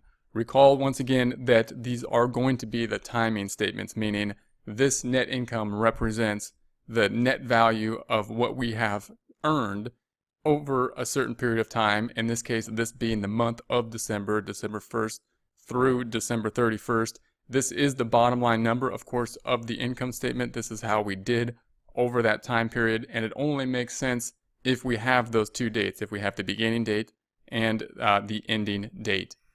Objectives, we are now able to describe what an income statement is, list the parts of the income statement, and explain reasons for an income statement. Hello, in this presentation we will describe the statement of equity. Objectives, we will be able to, at the end of this, describe the statement of owner's equity, list the components of the statement of owner's equity, and explain the reasons for a statement of owner's equity. When we consider the statement of owner's equity, we are, like the income statement and unlike the balance sheet, talking about a time frame, meaning we have a beginning and end point. Unlike the income statement, the beginning point is not zero, meaning we are going to start at the beginning point of the net value or the equity section of the prior balance. So what we are looking at is, where was the company on an equity basis? Where was the company in terms of net assets, in terms of assets minus liabilities as of the beginning of the time period? So in this case, December 31st. And then what happened in terms of the activity during that time period, and then where did we leave off at the end of the time period? So note that we have two distinct points here in time that we are looking into. One is a distinct point where we're showing the value of the company in terms of a book value basis, assets minus liabilities, at the beginning of the time period, and the value of the company on a book basis as of the end of the time period. And of course, we're going to reconcile the difference between those two by showing the activity during this time period. So that is going to be done with a statement of owner's equity, and we're going to have the same kind of phrasing we would have on the income statement. So of course, we're going to have for the month ended. We cannot just have the date of December 31st, 2000X1 in this case, as we would have on the balance sheet. We need for the month ended, we need that beginning time frame and that ending time frame, that beginning point in time and that ending point in time. Note that in this case, the equity actually went down. So we had beginning equity at 54,600 and we ended at 46,100. So we need to basically see what happened in the interim in terms of decreasing the total equity. So let's take a look at the calculation. The calculation will be beginning equity, where we started at last year's ending equity. Then we're going to have investments. So any investments from the owner will increase this calculation. If we move to corporations, of course, we're talking about the selling of stock. In essence, the calculation is going to be much the same. When we look at different types of entities in terms of a sole proprietor, a partnership, we're going to have just multiple partners, but the essence of the calculations in terms of equity as a total will be the same.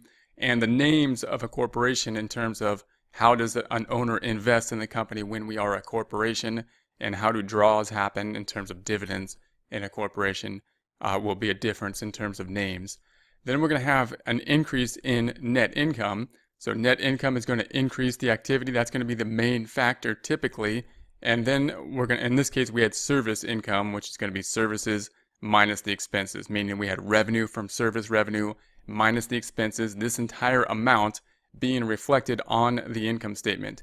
So we're not actually going to show the detail here of the revenue minus expenses. That is shown on the income statement. What we will show as a reconciling item of the beginning balance to the ending balance is that net income that then can be expanded and explored more when going to an income statement. Then we're going to decrease this amount by draws. Draws representing the amount that the owner has drawn out of the company, taken out for personal use. In a corporation, it would be similar to dividends. Dividends being the amount of money being distributed to the owners, to the shareholders for their personal use. And that would then give us our ending balance. So then we have our ending balance. And we can think of it as what is owed or contributed to the owner, meaning kind of the book value of the company. You can think of it as if we were to sell all the assets and get the cash and then pay off all the liabilities. That would then be what would be left over if we had sold all the assets for exactly what the assets value were for and paid off all the liabilities for the value that they were. That would be the ending book value. So our calculation, once again, is always going to be for the equity section. We're going to start off at beginning equity. It's like the income statement, but we're not starting at zero. We're starting at the ending point of where we were last time. Last time's ending equity, this time's beginning equity, and then we're going to reconcile the activity that happened in order to get us to the ending point, the ending equity, the number that then is going to be reported on the balance sheet. Therefore, we're going to take beginning equity. We're going to increase the amount that the owner put in to the business. That's going to increase the amount of equity, increase the amount that's owed back to the owner. We're going to increase it by net income, revenue minus expenses, the earnings of the company. This should be the biggest factor typically because this is what happened during a particular time period, usually a month or a year. Then we're going to subtract out any draws that happened in terms of money going out to the owner. If the money went out to the owner, then the total equity that is representing the amount due to the owner, or assets minus liabilities, has then decreased. That will then give us our ending equity balance.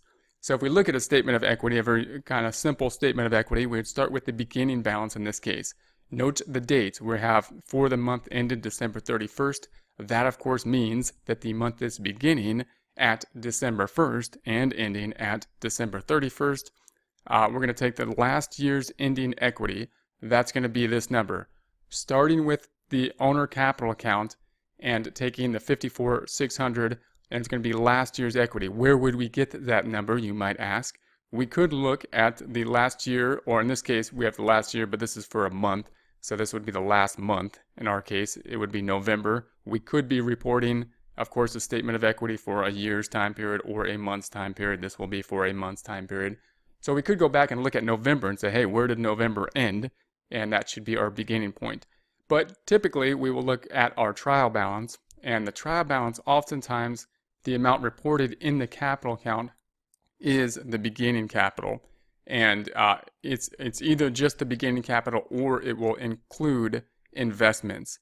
And we'll have to go to the general ledger and see if there's any activity during the time period. If there's no activity during the time period, then the amount reported on the trial balance will be basically the beginning balance, even though the trial balance typically does not report the date on the trial balance. So just keep that in mind when you're putting these things together. You typically will be putting them together from a trial balance, taking this number directly from the trial balance, even though there's no date next to it on the trial balance, and adding, December 1st to it. Then in this case, we're going to increase it by net income. So net income being a number that we are going to get from the income statement, this number here should be the bottom line last number on the income statement. And then we're going to decrease it by draws. So note here that the draws are actually much larger than net income. So although net income is increasing, the $6,500 net income minus the $15,000 draws actually results in that decrease in owner's equity. So we have a decrease in owner's equity because more was drawn out of the business than was earned in net income for this time period. Meaning earnings were $6,500. The owner drew out for personal use $15,000. We might think that that would be a very big problem. And if it was the first year of operations, it could be a very big problem. But in this case, note that we had retained earnings prior to this of $54,600. So even though we pulled out a lot more, $15,000, then earned $6,500, there's still a lot of value within the company, meaning we still have the $54,600 beginning balance minus the net here of $8,500, leaving us with a net balance of $46,100. So there's still value in the company here, even though more was pulled out than was earned in this current month. This $46,100 would then be what is reported on the balance sheet. Also note that this does represent, this $46,100 represents the book value of the company. And that would lead us to think that the owner could, at any time, pull out $46,100. But note that that's not necessarily the case, typically not, because the organization does not have, the business does not have $46,100 in cash. What they do have is $46,100 of net assets, meaning we have total assets measured in dollars, including cash, but also including equipment and other things that are non-cash, minus liabilities of $46,100. So note that although we have this much that we can say the owner has claim to, the owner would not be able to take that much money out of the organization unless they had basically liquidated the organization in terms of selling the assets, receiving the cash, and then paying off the liability. So just keep in mind that this is the bottom line number, the main number on the balance sheet and on the statement of equity, representing where a company stands as of a point in time. But that does not mean that the owner can walk away with that at any given point in time, knowing that that, of course, is including assets minus liabilities, all assets, not just the cash assets. Objectives: we are now able to describe the statement of owner's equity, list the components of the statement of owner's equity, and explain the reasons for a statement of owner's equity. Hello, in this presentation we will discuss the balance sheet and income statement relationship.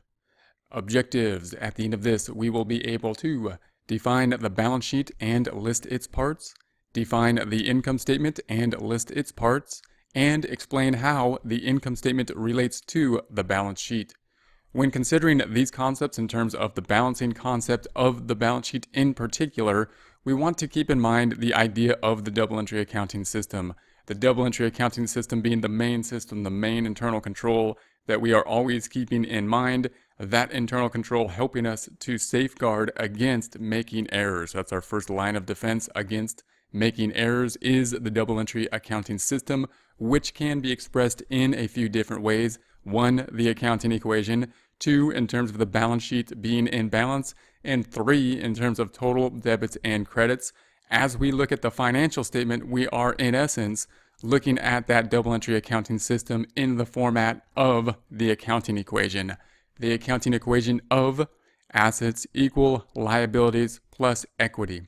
Remember that this equity section could be named differently depending on the type of entity we are talking about. If it's the sole proprietor, for example, we will have owner's equity. If it is a partnership, we will then have 2 partners at least or more, and we will have partner's equity. And if we have a corporation, then we will have shareholders as the owners, and therefore we will have shareholders' equity. But the equity section as a whole in total will remain much the same in that it represents the book value or the value of the company on a book basis owed to the owners, whoever those owners may be, whether it be an individual owner, sole proprietor, partners, partnership, or shareholders in a corporation. The accounting equation will be assets equal liabilities plus equity, assets representing what is owned by the company. Not all the assets, of course, will be dollars. We'll have a bunch of different type of asset accounts, but we will measure all those asset accounts in terms of total dollars. So we're going to say it's $78,000 worth of assets, although it, of course, is not all cash, is equal to who that $78,000 worth of stuff is owed to, either a third-party vendor, $10,000 in this case being owed to a third-party vendor, the rest, the $78,000 minus the 10, $68,000 being owed to the owner.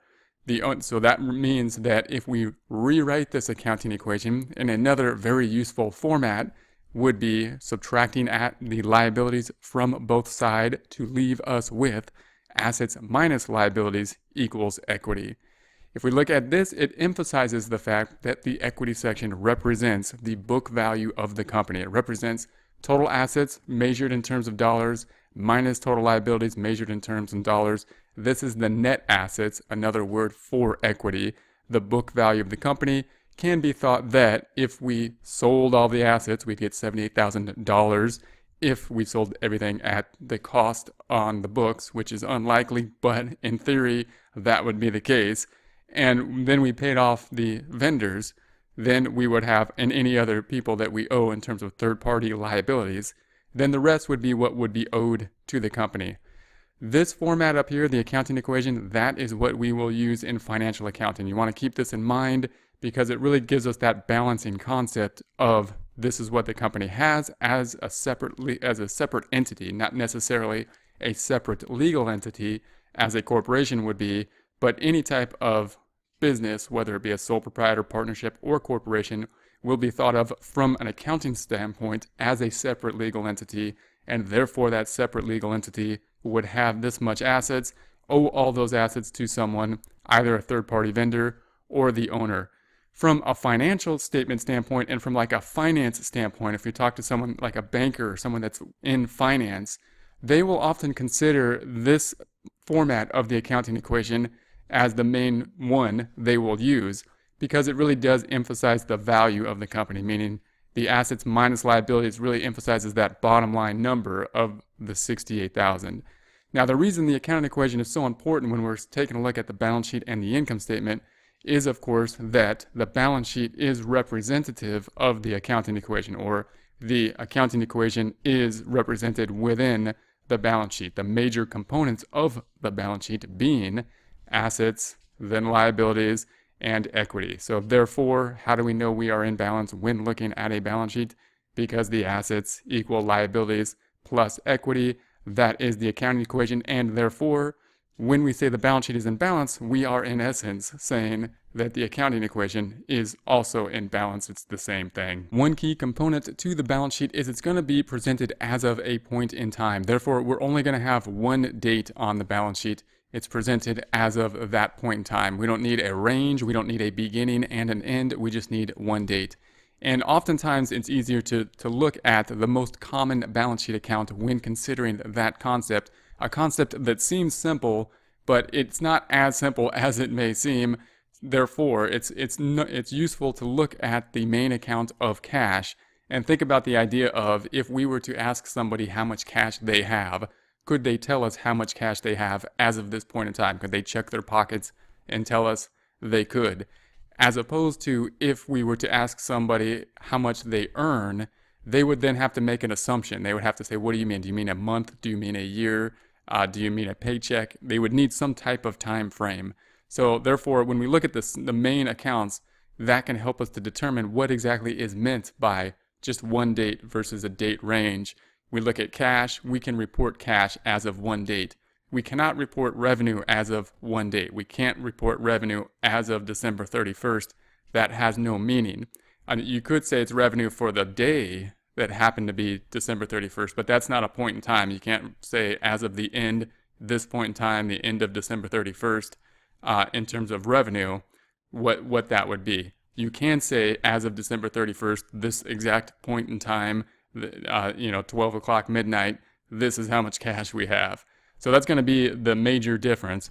When we consider the types of accounts in the balance sheet, we have assets. And when looking at what assets are, what liabilities are, and what equity is, it's important to keep the end goal in mind, and that is to generate revenue. So revenue is the goal of the business. Now, I know that many businesses will have different goals in terms of their mission statement, but revenue is the major measurement used in order to see whether or not those goals are being achieved. So we want to consider from a financial standpoint, revenue being the major objective. Therefore, when considering the definition of assets, we're really going to say assets are there, we have assets in order to help us generate revenue in the future. So these assets, all these assets are in essence a kind of investment. You can think of it as a kind of investment. Why do we have the assets being owned by the company? Because they're going to be consumed in the future at some point in time in order to help us generate revenue, which is the goal of the company. It's often confused in that people think that the goal of the company is to just compile cash, to just get mountains of cash and have cash be as high as possible for a couple different reasons. One is that I think cash is often confused with revenue as if they're the same thing, but they're going to be different things. And the other is that cash is such a liquid asset. It's a highly valued asset, and therefore it's often thought that just compiling cash is the main goal. But that's not really the case. Revenue generation is going to be the main goal, and we can consider what would happen if we had a lot of cash. Why isn't it the main goal to just compile cash? Note that if cash is really high, if we have a lot of cash, then we can consider, if we're a corporation, the stockholders would then be asking, what are you going to do with that cash? Why do you have all this cash? If we're just holding on to the cash, it's not helping us generate revenue. The company should have a plan then to invest the cash at some point in the future in order to achieve the goal of revenue generation. If the company does not have a plan to invest that cash in order to achieve the goal of revenue generation, then the company should really give that cash to the owner so that the owner can use it for their personal resources to achieve their personal goals, whatever those personal goals may be. Therefore, it should be distributed from a sole proprietor in the term of draws to the owner, or partnership in the term of draws, or in a corporation in the form of dividends.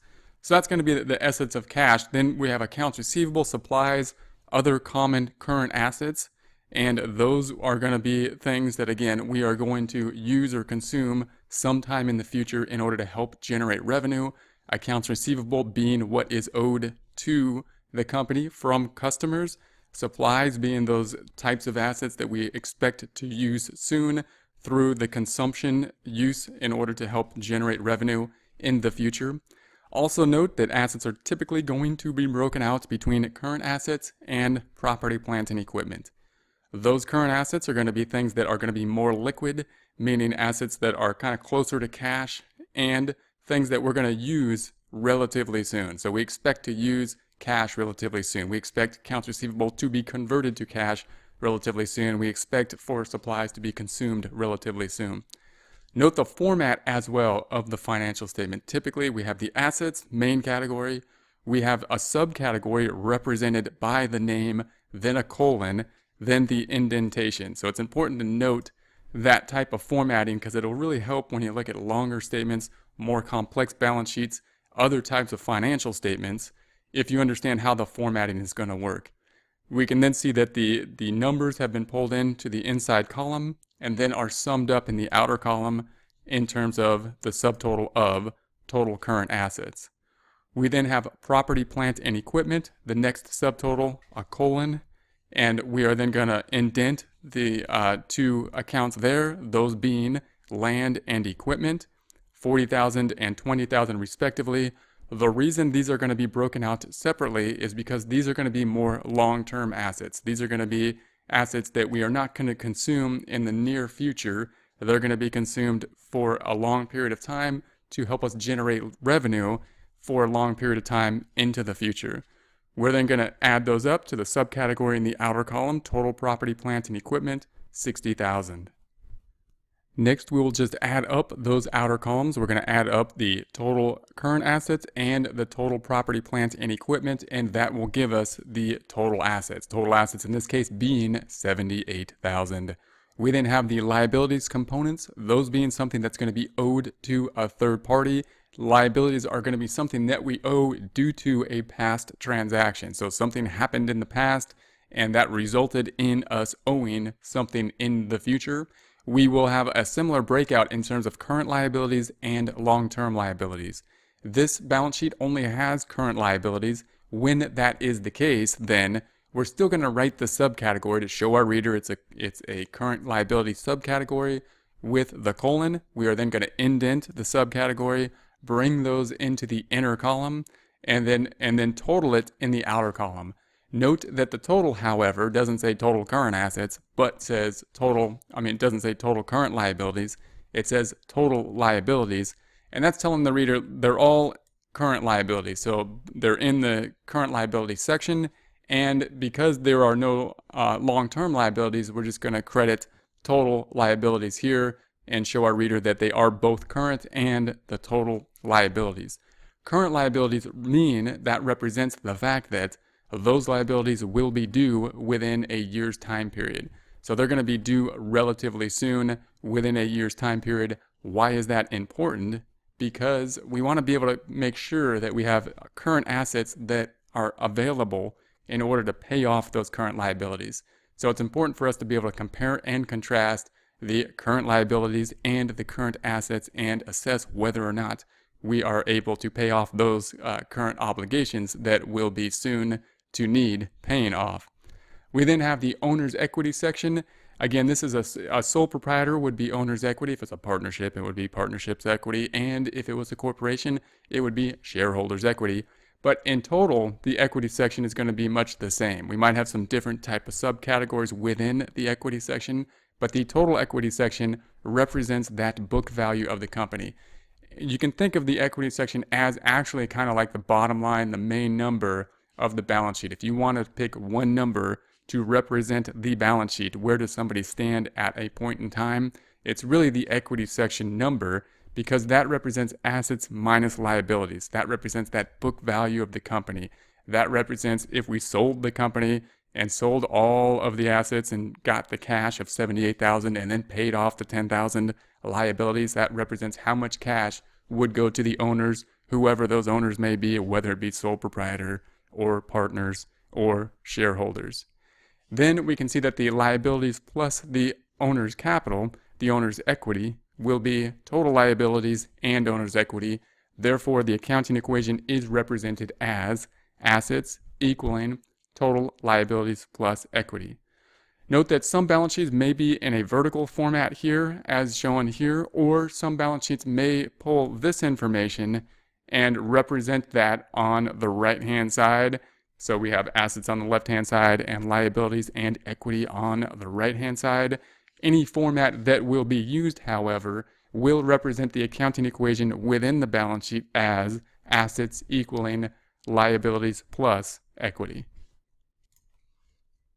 Next, we have the income statement. The income statement being represented as of a time frame, in this case for the month ended December 31st. Note that the income statement, you do need to have a beginning and an ending date. Therefore, we don't just represent, as we did on the balance sheet, one point in time. We don't just say income statement December 31st. We say income statement for the month ended in this case, or the year ended if it were representing a full year. The reason we need to do that is we can think about that in the terms of our questions as to the main income statement account of revenue. If we were to say that someone earns $100,000 and ask the question, is that a lot of money? It's probably the case that someone would say, yeah, it's a pretty good amount of money, making the assumption that the $100,000 is represented as $100,000 earned over a year's time period. But note that we have to make that assumption. We got to make the assumption, what are we talking about? Are we talking about $100,000 a year, $100,000 a week, $100,000 a month, $100,000 a 2-week pay period? And we need to answer that question before we can determine whether or not $100,000 is a lot of money. The idea of the income statement then is a timing statement. It's an action statement. Unlike the balance sheet, which is as of a point in time. You can think of it kind of like a balance sheet in terms of a language for terminology. The balance sheet's kind of like a noun. It's just is what it is. It's the name of something. The income statement is more like a verb in that kind of context, in that the income statement is action. You know, the revenue is something that's happening over a time period. Revenue represents action, in this case over the month, how much has been generated or earned over the month, whereas the balance sheet just represents what is there. Cash, for example, the main balance sheet account is what it is as of the point in time. It's not like a dynamic thing. This is kind of something you can imagine moving from January to December, up from 0 to 100,000. We have revenue going to be our main generating revenue account. Note that revenue typically only goes up, and that means that we are going to get revenue from customers. They pay us. We don't generally pay the customers. Now, we may have a problem or something that would happen, in which case we would incur an expense and have to pay the customers for some expense that happened. But normally the revenue is only going to go in one direction. It's going to go up. Then we have the expenses here. Those are things that we are going to consume in order to help us to generate revenue within the same time period. So our examples in this case are going to be wages expense, utilities expense. We are typically going to have a lot of different types of expenses as well. We can imagine all the things that we are going to pay out are going to be the types of expenses. And note that there's typically going to be more expenses than revenue type accounts. Reason for that is because of specialization, meaning when we're thinking about revenue generation, what is the company going to do? What is the business going to do in order to generate revenue? They are going to focus in on those things they do well. And that's the things that they are going to do. Typically, those things are going to be one or two things. When considering the things that we need to spend money on in order to help us generate revenue, we're going to spend money on everything else. Everything else that we need to help us generate, that's what we're going to spend money on. Therefore, there are going to be more expense type accounts than there will be revenue type accounts. However, the hope is that the expense type accounts will be less in dollar amount than the revenue type accounts. And therefore, in this format, we didn't need a subcategory for revenue. Note, we don't have a subcategory revenue and then revenue because there's only one account. Therefore, we're just going to put revenue on the books, on the statement, and represent the number on the right-hand side and not have any subcategory pulled into the left-hand side. The expenses then will have expenses, colon, and then we're going to subcategorize those expenses, indent those expenses, pull the numbers into the inner column, and then we're going to pull the total out into the outer column, the 50 plus the 10 being the 60,000 of expenses. Bottom line on the income statement will of course be net income, represented, calculated as revenue minus expenses. So 100,000 revenue minus the 60,000 expenses gives us, in this case, that net income of 40,000. Note that when we look at the income statement, we don't see anything representing the accounting equation on the income statement, meaning when we were looking at the balance sheet, we said the balance sheet was everything in terms of the accounting equation, in terms of the double entry accounting system, in that the balance sheet has all components of the accounting equation within the balance sheet of assets equaling liabilities plus equity. When considering the income statement, we don't see directly assets, liabilities, or equity. So the question we need to understand, we need to be able to explain then is, how is the income statement related to the double entry accounting system if we don't see assets, liabilities, or equity within the income statement? And how is it just going to be a tacked on? Is it another statement that's just kind of tacked on as more added information to the balance sheet and the double entry accounting system? Or is the income statement somehow part of both the accounting equation, the balance sheet somehow, and the double entry accounting system? That's the question we want to be able to understand. The answer is that we're going to say that the income statement is part of, in essence, the equity section, meaning remember that this equity section represents the book value or the bottom line. If you want one number to represent the balance sheet, it is the equity here. And that's because it represents the book value, in essence, the value of the company. If we were to liquidate the company, we believe we would have at this point in time 68,000 assets minus liabilities of that 68,000. So if we were going to say what is the value of the company right now, the closest indication that we have in terms of the balance sheet is that 68,000. That's where the balance sheet really stands at this point in time. That's what the value of the company is as reported by the balance sheet as of December 31st. Now, if we want to know the history on how we got to that point in time, that just tells us where we stand. Typically, if we are making decisions on whether or not to invest in this company or whether or not to give a loan to this company, we want to know where the company stands, and we also want to know how they have been performing over a certain time period, the performance being something that will give an indication as to how they will perform in the future. Therefore, that's going to be the income statement. The income statement is going to be telling the story. How did we get from, to this number going back a certain point in time in history? In this case, 1 month. We're going to say, how did we get to that 68,000? Well, let's take a look at last month. Let's go back. Let's tell the story of last month. Last month, we earned 100,000 of revenue minus the 60,000 of expenses, giving us net income of 40,000. That is what contributed in part to the 68,000 equity section. Now, if we want to know more of the story, we would have to go back 2 months. We'd have to go back a year and tell more of the story. And of course, we might have a corporation that's been in business for a long period of time, and we could go back all the way back in history to tell the full story. However, if we are making decisions from this point forward, We're really concerned normally with the last few years of performance. We're trying to see a trend and trying to see whether or not that trend will continue into the future. So generally we're going to say, hey, this is where we stand, and we want to look back a month or a year or a few years to see what has happened in order to contribute to this point in time that we are now standing. We are now able to define the balance sheet and list its parts, define the income statement and list its parts, and explain how the income statement relates to the balance sheet. Hello, in this presentation we will be discussing a cash method versus an accrual method. Objectives: we will be able to, at the end of this, define and explain a cash method, define and explain an accrual method, and explain the difference between the cash and accrual methods.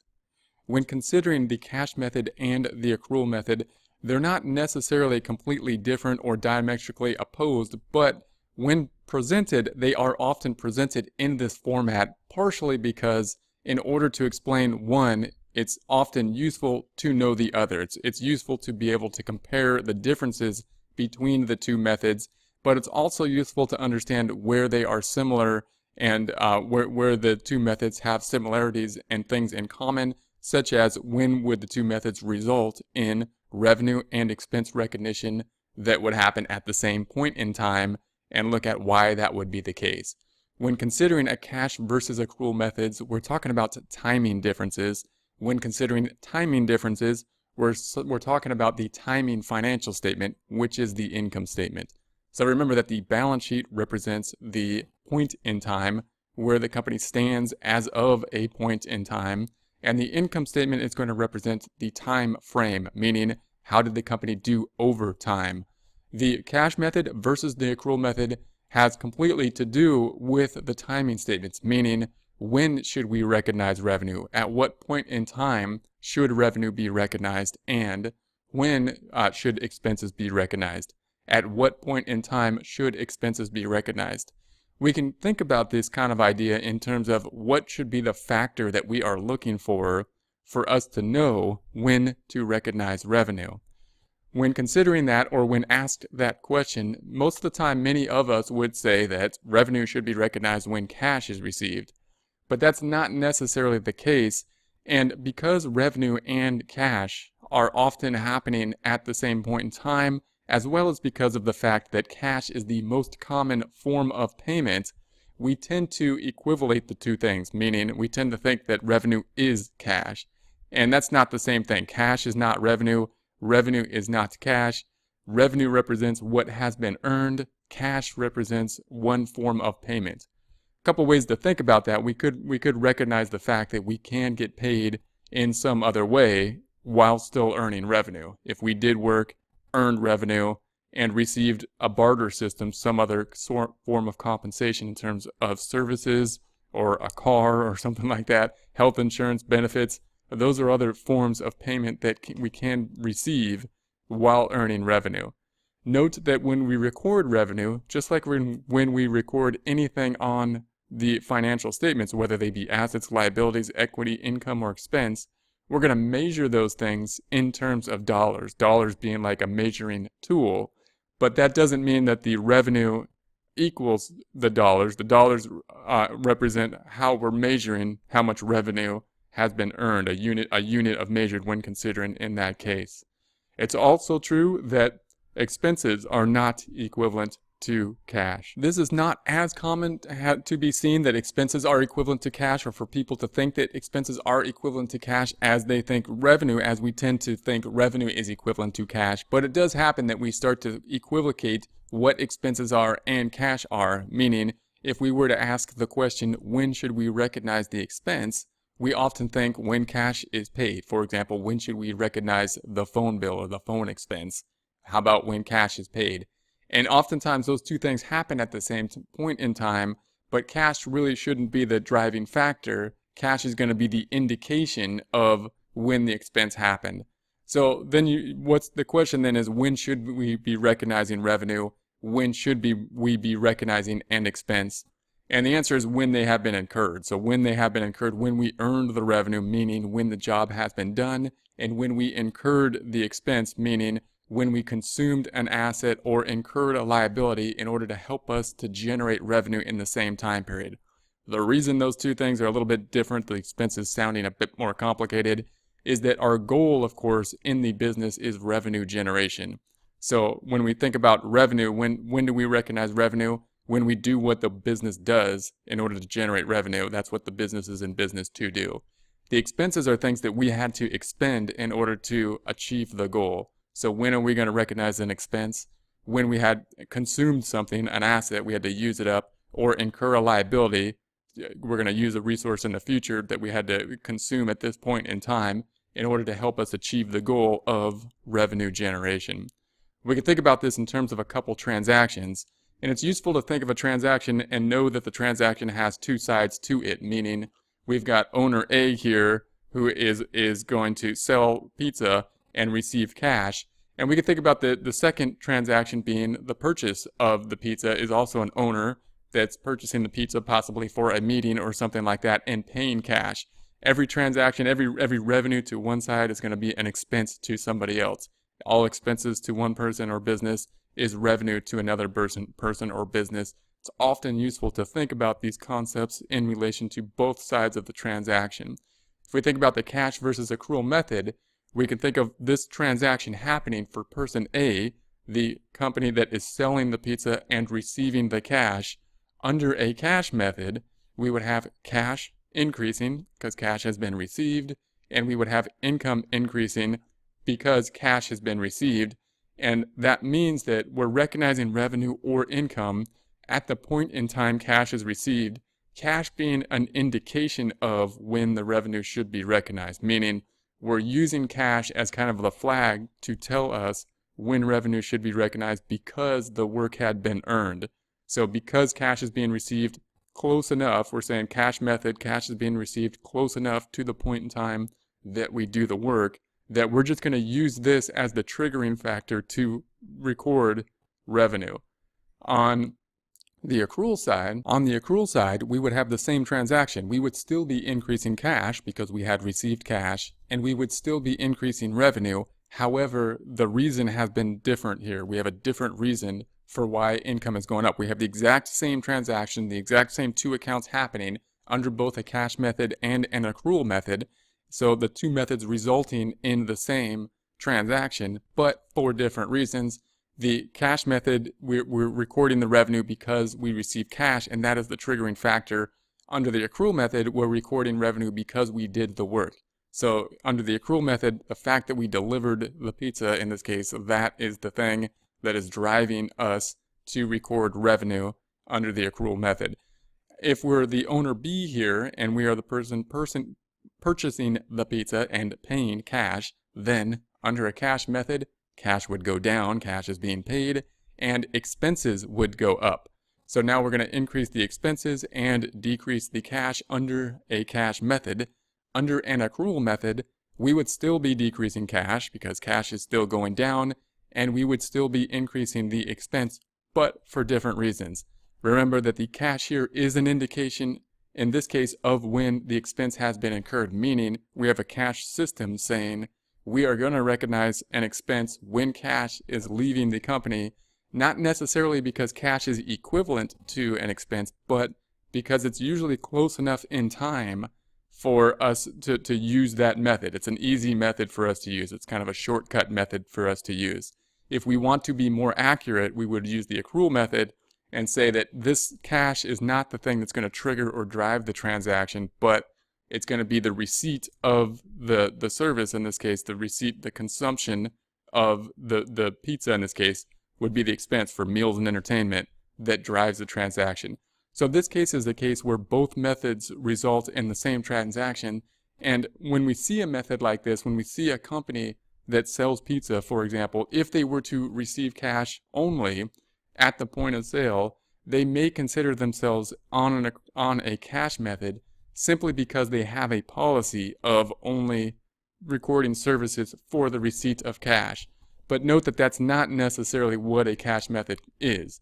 That's just a policy that the owner has. It may be a good policy to have. Has nothing to do with a cash versus accrual method. We could still be in an accrual method and use that policy. This method right here, even though it uses the same transaction, could be on an accrual or cash method.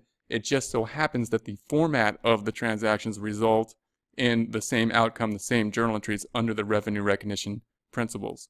If we look at a different transaction, bit more interesting transaction in terms of analyzing the differences between a cash method and accrual method, we're going to take and differentiate when cash is received to when the service is done. In this case, we have a law firm doing services, and they have not yet done the services. They're going to get a retainer or a deposit, so they're going to get money before they do the work in order to ensure that payment will be received. So money's being received by the law firm, and work will then be done in the future. For company B, of course, money is being paid and work has not yet been received. It will be received in the future.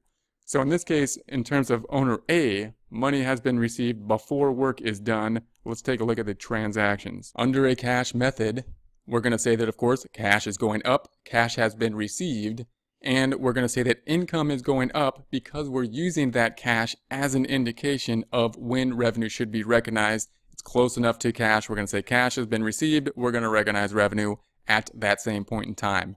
In terms of an accrual method, however, we're still going to say cash went up, but we're not going to recognize the income because we have not yet done the work. So in the accrual method, we're going to say that this is not close enough. Receiving cash is not close enough to the work done. It might take us a month or a couple months. We might be working a few months into the future, possibly a year on this case, to earn this revenue that we've received today. And therefore, we can't recognize the revenue at the point in time we got the cash. We owe something in the future. We owe something. Therefore, we're going to recognize a liability. So now that we have the cash and the work being done at separate point in times, we see the difference in these two types of methods. If we're on the other side, we're saying that we're going to receive the legal service in the future and we paid cash today. We're going to record cash going down, and we're going to record the expense, the cash being under a cash method, the thing that is saying that's driving the transaction of when we record the expense. So it's close enough to when we actually are going to consume the legal service that we're just going to record it at this point in time, although we have not yet received the legal service from the law firm. Under an accrual method, however, we would say that cash is still going down, but we have not yet received the services, so we're not going to record the expenses. We're going to record a prepayment. We may be getting these services for a long time in the future, so we're not going to expense them at this point in time. It's going to be a prepayment of an asset type account, prepayment being an asset type account, so that we can record the fact that we have something that's going to benefit us in the future. We're going to get some benefit in the future, and we'll then consume that benefit in the future and record it in the format of an expense at the point in time that it has been consumed. If we consider another type of transaction, we have the same law firm and we have the same owner. However, this time we're not going to get the retainer. We're going to say we're going to do legal services, and we're going to then see how much services we did, bill the client, and expect to receive payment in the mail in the future. In that case, we've done the work. If we're owner A, we've done the work before we have received payment. No payment being received at the point in time work has been done. Owner B then is receiving the work. The law firm's going to do the work, and they have not yet paid. They're going to pay sometime in the future. So considering the transaction from owner A on a cash method, we would then say no transactions happening here.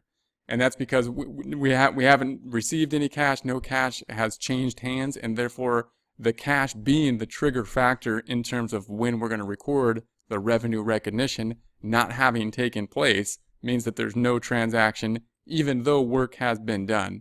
Under an accrual method, then, we would have an accounts receivable account. So we're introducing a new account, an IOU, this IOU being represented in the form of an asset, that asset called accounts receivable and increasing, and we would record the income at the point in time that the work was done.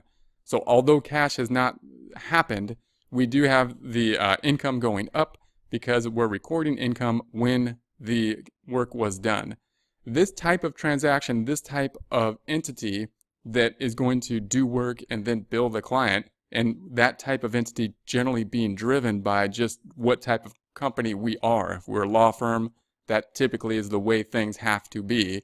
For a CPA firm, typically we have to do work, then we have to count the hours, and then we got to get paid in the future. If that is the case, we almost have to use an accrual method because we need to track the accounts receivable. So in this case, it would be difficult to use a cash method because we wouldn't even have the accounts receivable account in which to track the amount of money owed to us from clients. If we're on the owner B side, then under a cash method, we would say that, again, no journal entry has taken place. Why? Because no cash has changed hands. We're receiving the legal services, but the cash hasn't gone out of the business yet, and therefore it has not triggered the expense recognition under the cash method. Under an accrual method, however, we would say that there's an increase in a liability account, accounts payable, representing the fact that we owe money for work that has been done at the point in time that it has been incurred, and we would record the related expense. So in this case, we're going to record the expense at the point in time that we incurred the services, that we got the work done. So notice when we record the expense typically will happen when we consume an asset, often cash, or we incur a liability, in this case accounts payable, in order to acquire something, in this case legal services, to help us achieve the goal of generating revenue. We are now able to define and explain a cash method, define and explain an accrual method, and explain the difference between the cash and accrual methods. Hello, in this presentation we will discuss ethics and profession. Objectives. We will be able to, at the end of this, define profession, define ethics as it relates to accounting, explain the factors that increase the likelihood of fraud, describe internal controls. Profession. The definition of a profession is a calling requiring specialized knowledge and often long and intensive academic preparation. When thinking about profession, we often think about a doctor or a lawyer being two of the primary professions that we first think of, and when we consider those professions, we note that the major component of those professions are that they're providing a service, and a service which most people do not have intimate knowledge about. In other words, if we were to go to the doctor, for example, and had a problem, and the doctor was to give us some information, some advice, we would not have the information ourselves to be able to verify that advice very readily. It would take a lot of research in order for us to really understand the prescriptions that are given to us. Now, in today's society with Google and all these other resources out there, it is possible for an individual more often to check in on the information, but to really understand a profession, we would really have to do a lot more research than any normal individual could do in order to really verify the advice being given to them by the professional, in this case the doctor. Therefore, the doctor really has an uneven amount of knowledge when considering a transaction. When we consider transactions from an economic standpoint, we typically think of a free market being an ideal situation when the individuals involved in the market, in this case the doctor selling their services and the individual consuming the services, have an equal amount of knowledge. We're assuming many times within a transaction that there's some equality in terms of the knowledge, and therefore the price can be gotten to ideally through the market, through negotiation within the market. When we're dealing with professions, however, we have this inequality in terms of the knowledge, and therefore there's more responsibility many times in terms of the profession to be honest within the profession, and there's more likelihood or more ability for a fraudulent type of transactions to take place when there's unequal knowledge, and therefore the profession needs some type, oftentimes, of regulation in order to really keep the profession in a position where the people acting within the profession can have the trust from the society in order to do the work that they do. Because if they don't have the trust from people within the society, they could be the best doctor, the best lawyer out there, but they won't be able to practice and do what they could do for their individuals, for their clients, unless the clients are willing to trust what the doctor and lawyers have to say. Therefore, the idea of the profession, because of this uneven knowledge, really comes down to the concept of trust. We need these trust within the profession in a way that we don't need them in many other types of profession. For example, if we went to the grocery store and were to buy groceries, we can quickly assess fairly readily whether or not they're selling fresh fruit or something like that. And the transactions are usually not large enough in that we're going to have many different transactions that we can then switch stores after first going to a store, and we can shop around. When considering a profession, however, we're typically dealing with things that might be fewer transactions, and we might have more on the line when we're considering something in terms of a doctor's decision or in terms of a legal decision. And therefore, we don't have the same kind of opportunity, and that we would have in some other kind of transactions. Therefore, the concept of trust is going to be a lot more important in the profession. Trust is going to be important in any business, of course, but within a profession, it's going to be really important because the people that are dealing with the professional need to basically be able to trust the professional. And the profession itself then benefits from trust, not just the individuals within the profession, but the whole profession will benefit from a greater trust. And we can see that from examples. We've seen this in past history. Movies are always playing types of examples where a lawyer or a doctor are basically scamming individuals.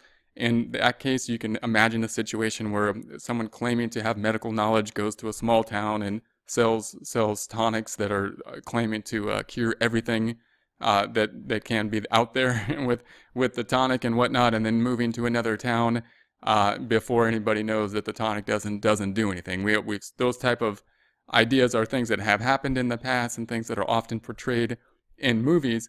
Now, when that happens, however, note what's really going on is that the person claiming to have medical knowledge is in essence claiming to be a professional in the medical field, and therefore they're making money off of the brand name of a profession. They're basically saying, I'm this kind of doctor, I'm this kind of professional, and therefore you should trust what I am saying and purchase this thing from me which will cure your problems.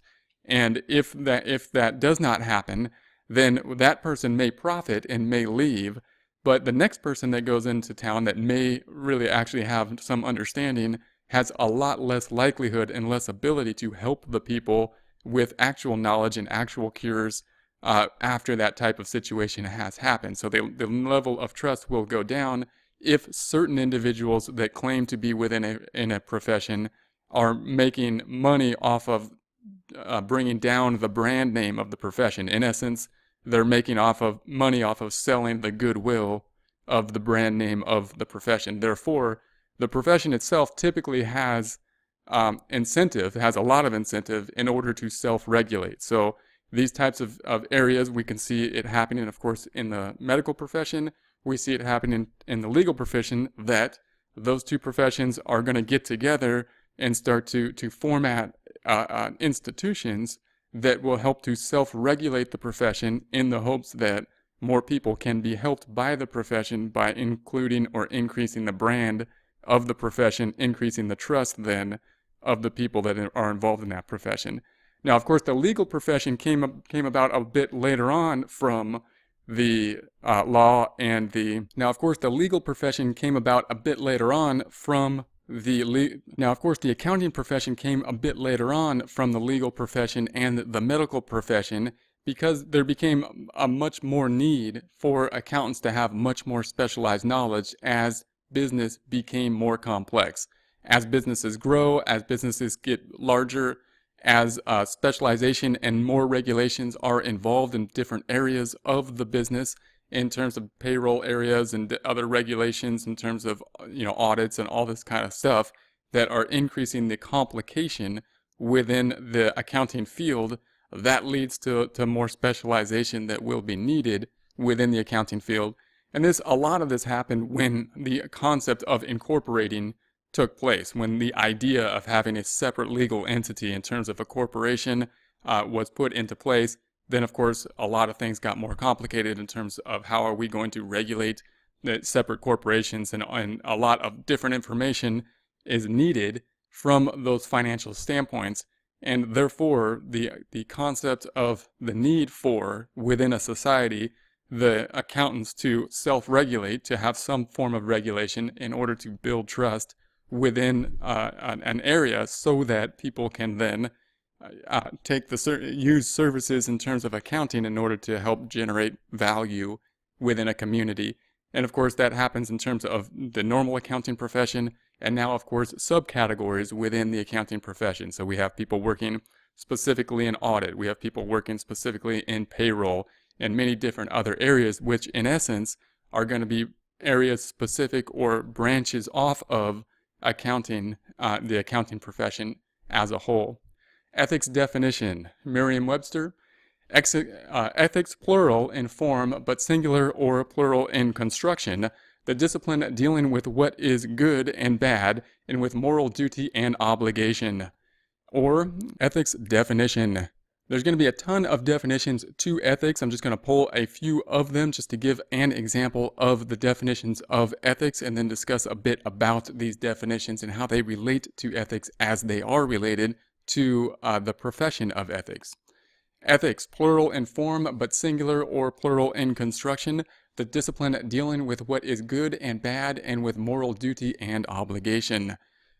A set of moral principles, a theory or system of moral values that present-day materialistic ethic on old-fashioned work ethic, often used in plural but singular or plural in construction on elaborate ethics, Christian ethics, ethics plural in form but singular and plural in construction, the principles of conduct governing an individual or a group of professional ethics, a guiding philosophy, a consensus of moral importance, forge a conservative ethic.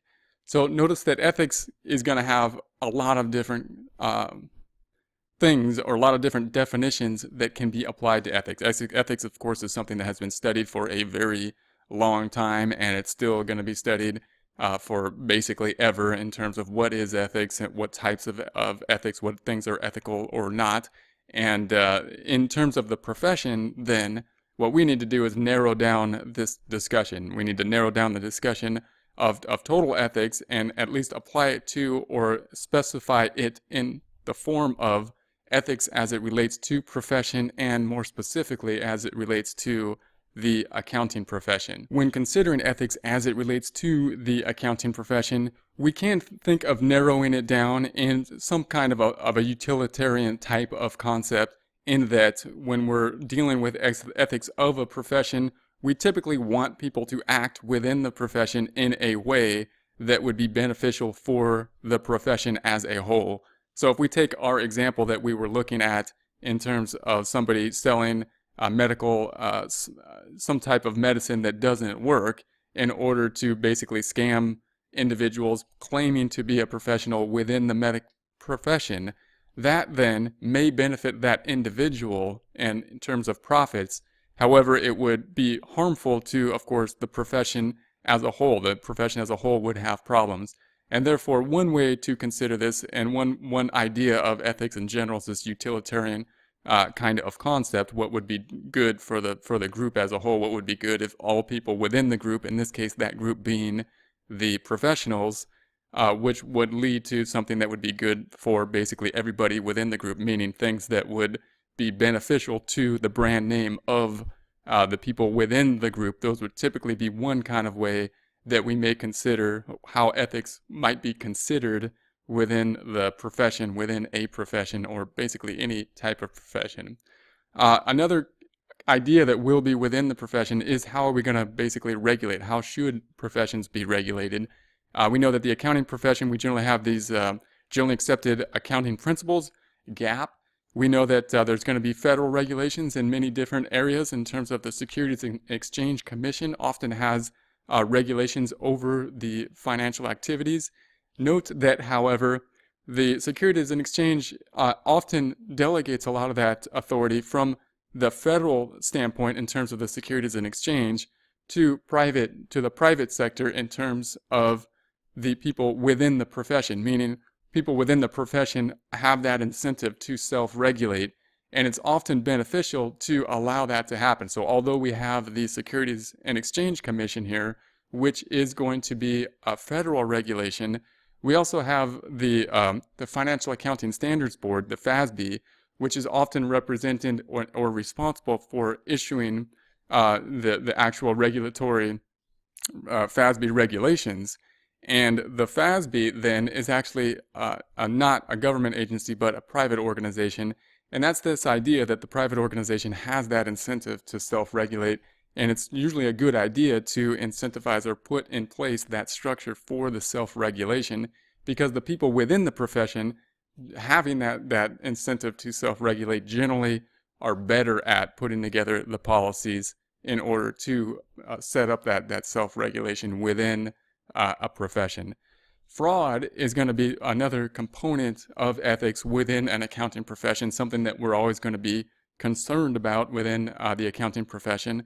Fraud has to do with intention. So when we're thinking about something that happened, we're usually saying, well, something happened. Was it fraudulent? That usually means that something happened with intent for it to happen.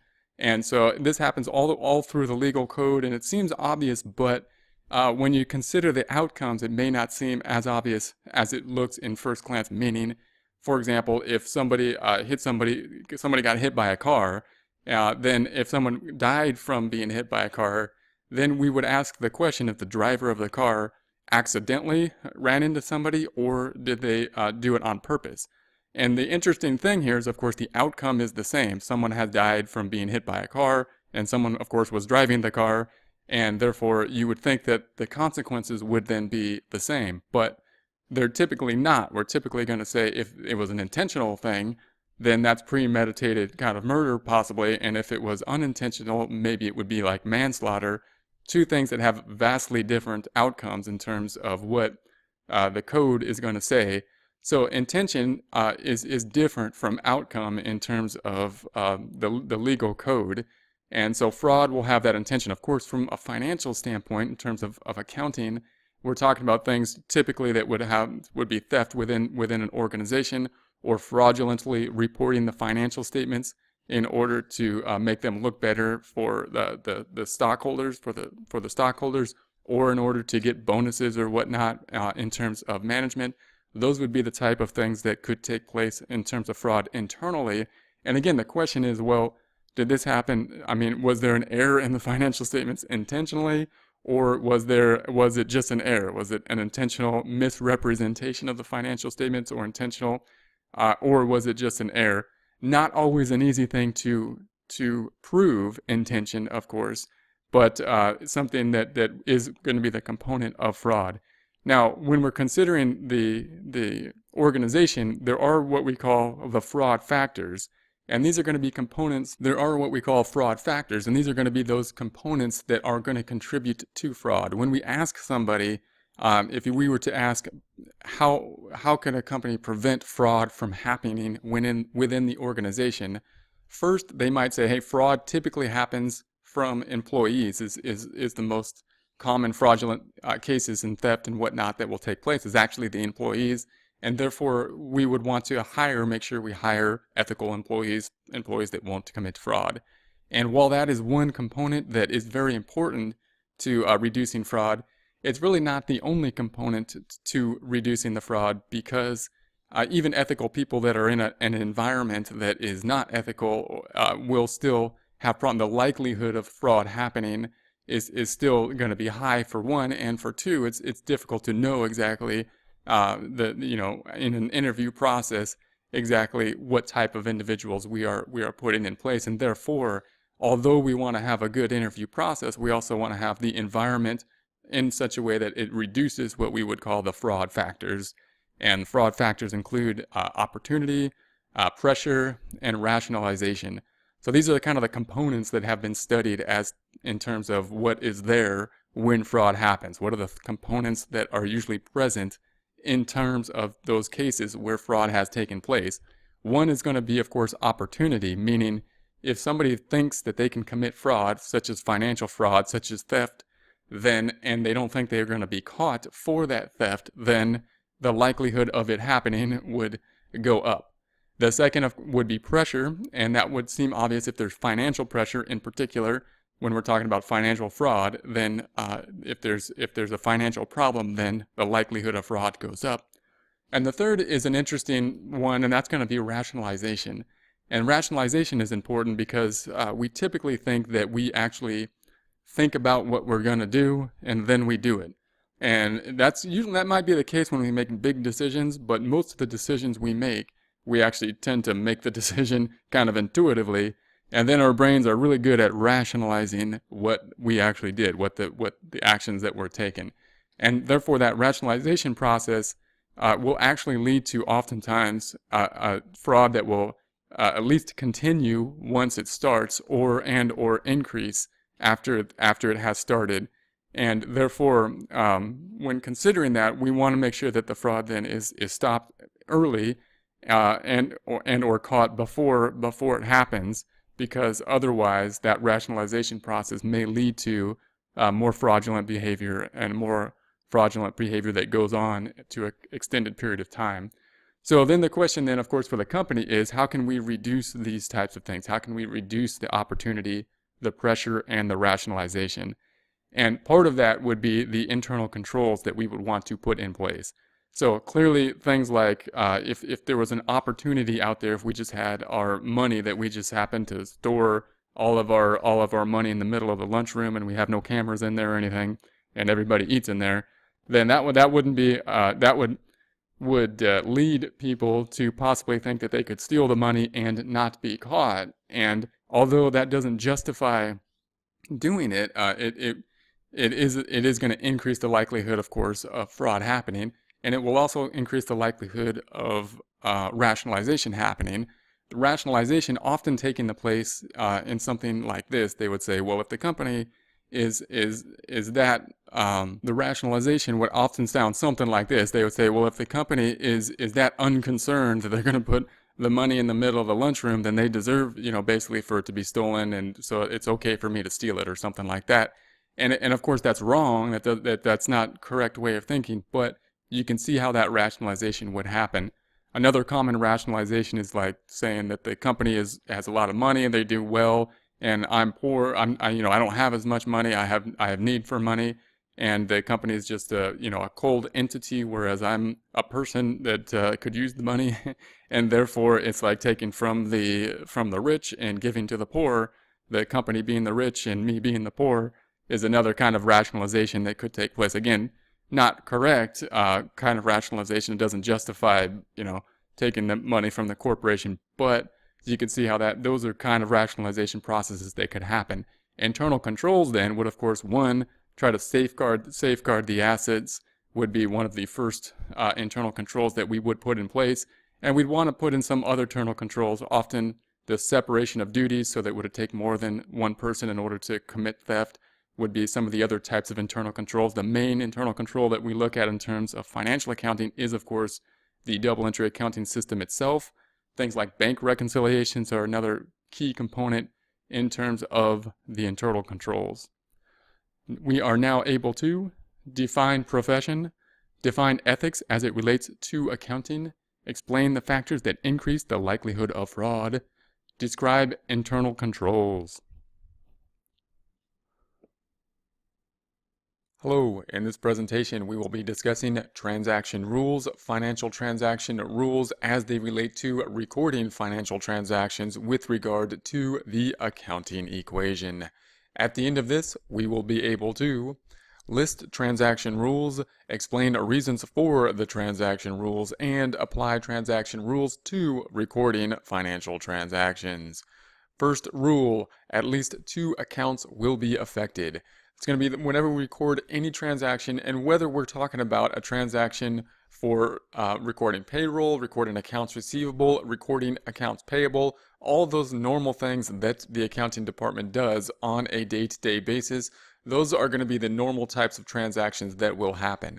When considering transactions, we often think of transactions in the accounting department as related to documentation, such as invoices and bills and whatnot. And those invoices and bills, when input into the system, would then record a transaction that would then be used to generate the financial statements. We here are going to be recording those transactions that a system, a computerized system, would generate in relation to certain type of documentations. Oftentimes, every financial transaction can be represented in terms of the accounting equation, and we're going to list the rules for understanding what those transactions would be when listing them in terms of the accounting equation. And of course, that first rule is at least 2 accounts are affected. Now remember, when we're looking at the accounting equation, we are looking at assets, liabilities, and equity, assets equaling liabilities and equity. However, these are account types and they are not the actual accounts. When considering asset accounts, we have accounts such as cash, accounts receivable, equipment. These are the actual accounts which are under the account type of assets. For liabilities, we're going to have typically accounts payable, notes payable, the primary accounts we will be starting with when we first start recording transactions. And under equity, we have the capital and the draws and the entire income statement, including income or revenue and expenses. Equity, remember, could be represented as owner's equity for a sole proprietor, partnership's equity for a partnership, or a stockholder's equity for a corporation. However, the total equity section is the equity section, and it represents the book value or net value of the company. Also remember that the capital account with regard to a corporation, we're going to have different types of accounts within a corporation, which would be retained earnings and common stock. And the draws would then be something similar to the dividends. And remember that the entire income statement is going to be part of the equity section as we go through these transaction rules. Now, the first rule is that at least 2 accounts are affected, meaning we cannot just have 1 account affected within any of these categories, because then the accounting equation would be out of balance. We need at least 2. There may be more than 2, but there will never be less than 2. So whenever recording any transaction, whether with the accounting equation, as we will do here, or with debits and credits, remember that there will never be 1 account only. There will often, majority of the time, being 2 accounts, and it's possible to have more than 2 accounts as long as we remain in balance. Rule number 2, the accounting equation must remain in balance. So the accounting equation is assets equal liabilities plus equity, and we need to record the journal entry in such a way that the accounting equation will remain in balance. That means that we have to have at least 2 accounts affected in order for that to happen. If something happens to 1 account, something then must happen to another account. For example, if assets go up, then liabilities could go up, equity could go up, or assets could also go down. And that would mean that 2 accounts would have to be affected on one side of the equal sign, or 1 account going up on this side and 1 account going up on this side, whether that account be liability or equity related. If we take a look at some examples, we're going to go through the examples related to cash and look at the scenarios of what if cash went up, what are the other things that could happen? Well, liabilities could go up, as we said, equity could go up, or assets could go up. Let's take a look at a scenario of each of those types of transactions. We're going to imagine here one scenario in that cash is increasing. So there's an increase in cash, meaning, of course, that assets are increasing, cash being an asset. And we're going to imagine that the second piece of this transaction is that the liabilities are going up due to a bank loan. So that's one type of transaction that could happen. Cash would increase and the liability would increase, equity remaining the same, and we remain balanced in this case, assets going up, the amount owed to the bank for money received and then due, of course, in the future would be the example of this transaction. Another example of a transaction, we're going to start off with, once again, cash increasing, that same starting point. Say, what else could have happened in order for cash to increase? What if it was the equity side? We could say that equity is increasing And that could be because income goes up. That's probably the most common format of equity increasing, hopefully, as we are receiving income. And therefore, assets would go up and equity would go up in this example. Next example, last example, we see our same starting point where cash is going up, cash being an asset. What else could happen in order for our accounting equation to remain in balance? The asset side could also go down with another asset. This is often the most confusing part of the journal. It's often the most confusing example when considering assets going up, because in this case, both sides, both accounts are on one side of the equal sign. This account being cash, this account being the IOU account, that account called accounts receivable. So we have cash going up and we're reducing the account representing what people owe to us. We call that accounts receivable. We're getting one asset, we're losing another asset, we're getting kind of a better asset in this case, we're getting cash and losing an IOU to us. This is one reason, the fact that we have two accounts on the same side of the accounting equation, that we will move to debits and credits at a later time, because it's a bit deceiving to record transactions in this format, because there's no net effect on any of the accounts in the accounting equation, although a transaction took place, meaning the net effect on assets is an increase and a decrease, no net effect on liabilities, no net effect on equity, although a transaction took place. When we consider this later in terms of debits and credits, we'll see that there'll be a debit and credit for each transaction, and that's one reason why the debits and credits is going to be a more useful tool when constructing, recording, and posting transactions. Objectives: we are now able to list the transaction rules, explain reasons for the transaction rules, and apply transaction rules to recording transactions.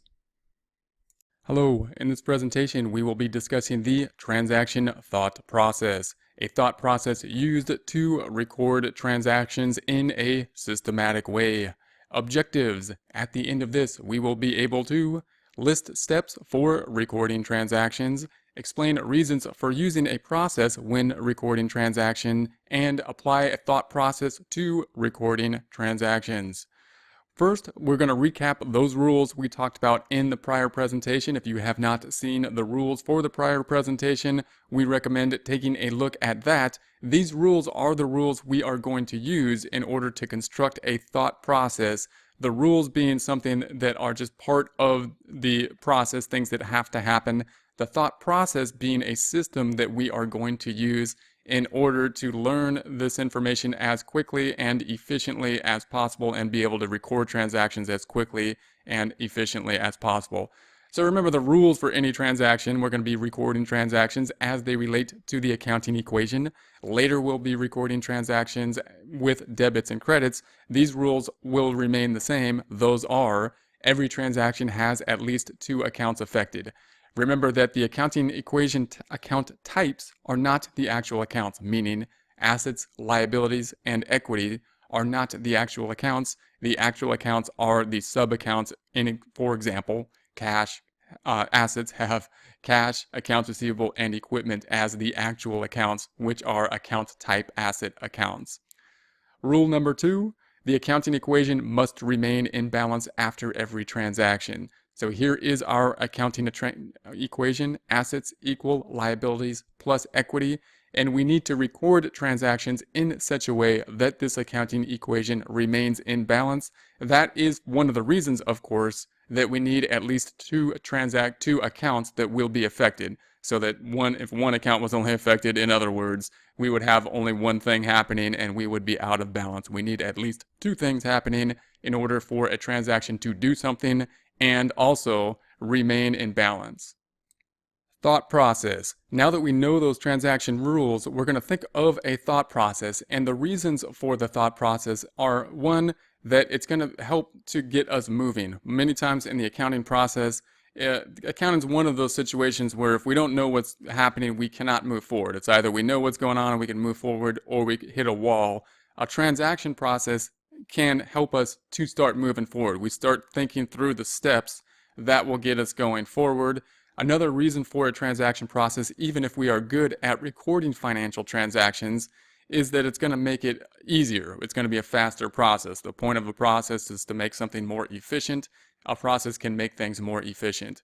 Also, as people first learn accounting transactions, they often tend to memorize entire transactions that are pretty simple transactions, but if we have a process, we can then apply the same process to much more complex transactions as we get to more complex journal entries later on.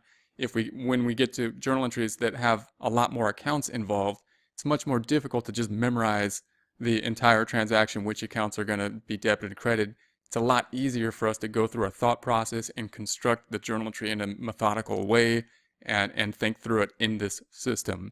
Therefore, this is going to be the thought process. We're going to apply this thought process to the accounting equation when recording transactions. A similar to same thought process will be applied when working transactions related to debits and credits. We're going to start with the question of, is cash affected? Cash is going to be involved in many of the transactions we're using. It's going to be involved in pretty much all the cycles, including accounts receivable cycle, the revenue cycle, accounts payable cycle, the purchasing cycle, and the payroll cycle. So not every transaction will have cash involved, however, but pretty much every cycle will have cash involved, and cash will be involved far more times in journal entries than any other account. Therefore, we're going to use that to first think of cash in order to start constructing the journal entry. It's also easy to know whether cash is going up or down. When considering other accounts, it's more difficult for us to know whether the account is going up or down, and later on more difficult to know whether or not we should debit or credit it. Cash, we will pretty much get that pretty soon automatically, especially since we are dealing with cash so much. If cash is affected, then we want to see, is cash going up or down? Is it increasing or decreasing? Once we know that, we can record cash. We can record that part of the transaction and then focus on the other account that is affected. Typically, in the beginning here, there's only going to be one other account is affected. So once we know what's happening with cash, we can say what other account is being affected in the accounting equation and use what happened in cash going up or down to assess whether or not the other account is going up or down. What if cash is not affected? What if we have one of those transactions, one of those like 25% of normal transactions where cash is not affected? Then I would think in our process, we want to think about what did we get? What did we get, often being something like a supplies or an expense. Often if we're getting something like an asset, it's an asset. It acts the same as cash. Therefore, it's going to be easier for us to know whether it's going up or down. Later on, it'll be easier for us to know whether we should be debiting or crediting it. Once we have that, then we can use that knowledge, debiting or crediting or increasing and decreasing, to whatever account we received to help understand what we should do to the other account that will be affected. Step 1, is cash affected? If we take a look at our transaction, we're going to say, go through our thought process. We will now just apply this thought process to a few transactions. The first transaction, we're going to ask our first question, is cash affected? And we're going to say, within this transaction, we're going to say that cash is affected, and we're going to say that cash is increasing. Then we're going to say, question number 2, what other account is affected? In this case, we got the cash for a loan that was taken out. We're going to say that liabilities is the other account that is affected. Now, if we know liabilities is affected and we know cash went up, if that's all we know, we still know from that the liabilities needs to go up. Why? Because cash went up, and therefore this side of the equal sign, if liabilities is an account that is affected, also needs to go up. So we can determine what happens to the other account, of course, by using the accounting equation and the effect on the cash. This is the reason that we want to see what happened to cash first. So step 3, of course, is to determine if the non-cash account is going up or down. It's also useful to be able to look at this and then consider the other side of the transaction, this side, as if we didn't really know what happened to cash in order to double check our work. Therefore, we know the liabilities went up because the asset went up. We also can think about the liabilities and think about what happened here. In this case, we got a loan for the business. So the loan is a liability account. The bad thing went up, meaning the amount of money we owe back for the loan is increasing. So typically we want to go through these steps. We first want to look at cash. We would then want to see what the other account is doing by relation in a relation to cash, and then double check what the other account is doing by thinking about the other account. This being a liability account, does it make sense that it's going up? It does, because it's a liability account and it's increasing because we owe more money. Once we have the two accounts, we may want to think, is there another account that's affected? This is the whole transaction, but we may say, is there any other asset affected? Is there any other liability or any other equity? If there's not, then these are the only two accounts. If we have dollar amounts, then these two dollar amounts for cash increasing, liabilities increasing would then be the same. Now, if we go back to step one and we say, well, what if cash is not affected? If cash is not affected, then I would think about what are we getting. For example, if we did work on account, meaning we did work and have not yet received cash, we still got something in that transaction. We got something that's intangible, something that's not physical. We got an IOU, and we typically call that a accounts receivable account. So I would still record what we received, an increase in an asset, an increase in the IOU account, as we get that, because it's going to be easier for us to think about that oftentimes, meaning the accounts receivable account is similar to the asset account. It is another asset account, so it's similar to cash. Therefore, we got more of it, and that asset is going up. So cash is our favorite asset. We would rather have the cash, but accounts receivable, someone owing us money going up, is also a good thing. Then we need to think about step two, what other account is affected. In this case, we're saying equity is affected in that income is being earned. Now note that it's a little bit more difficult for us to know whether income is increasing or decreasing equity, as it is to know whether the asset is going up oftentimes.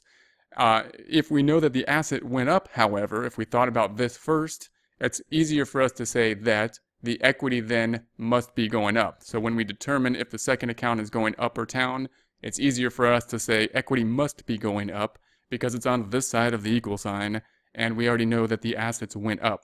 Then, of course, we want to double check our work. We want to say, well, does that make sense that equity is going up? It does, because we earned revenue. Income is going up.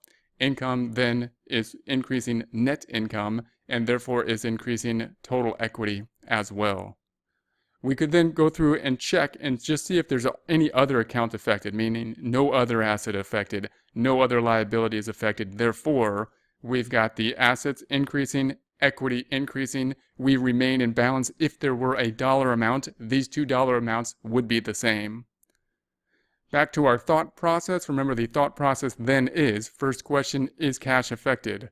Second question, if cash is affected, is it going up or down? We will then record the cash side of the transaction. We will build what we know as we know it. Then we're going to see what happens to the other account that's affected, usually just one. There could be more than one, but usually just one other account, using the fact that the cash account has gone up or down in order to answer this second question. If cash is not affected, then we're going to ask, what have we received? What is the thing that we have received? Often being something easier to understand than another type of account. And then we're going to use that in order to determine what happens to the other account that is affected, using the accounting equation and using the fact that this account went up or down. Objectives. We are now able to list steps for recording transactions, explain reasons for using a process when recording transactions, and apply a thought process to recording transactions. Hello, in this presentation we will be taking a look at business transactions involving cash. We will be recording these normal business transactions in the format of the accounting equation, and later be using the same or similar transactions to record with regard to debits and credits. Objectives. At the end of this, we will be able to list transactions involving cash, record transactions involving cash using the accounting equation. First transaction. We're going to list through these transactions and we're going to record these transactions with the accounting equation. Learning these accounting equations and these transactions using our normal rules and thought process. So remember that this is our accounting equation. We're going to have assets, liabilities, and equity. when we record transactions using the accounting equation, we often use the accounts involved, and this is sometimes called an extended accounting equation, a format that can be used to record transactions. It's useful to start recording transactions in this format and then later on move to debits and credits. This format being useful because it is an equation, and therefore it's going to be a good place to start because everybody has some experience with equations.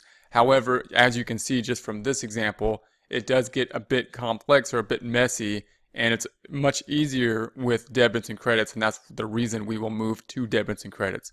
But the normal rules that will be the same when recording transactions, or some rules will be the same.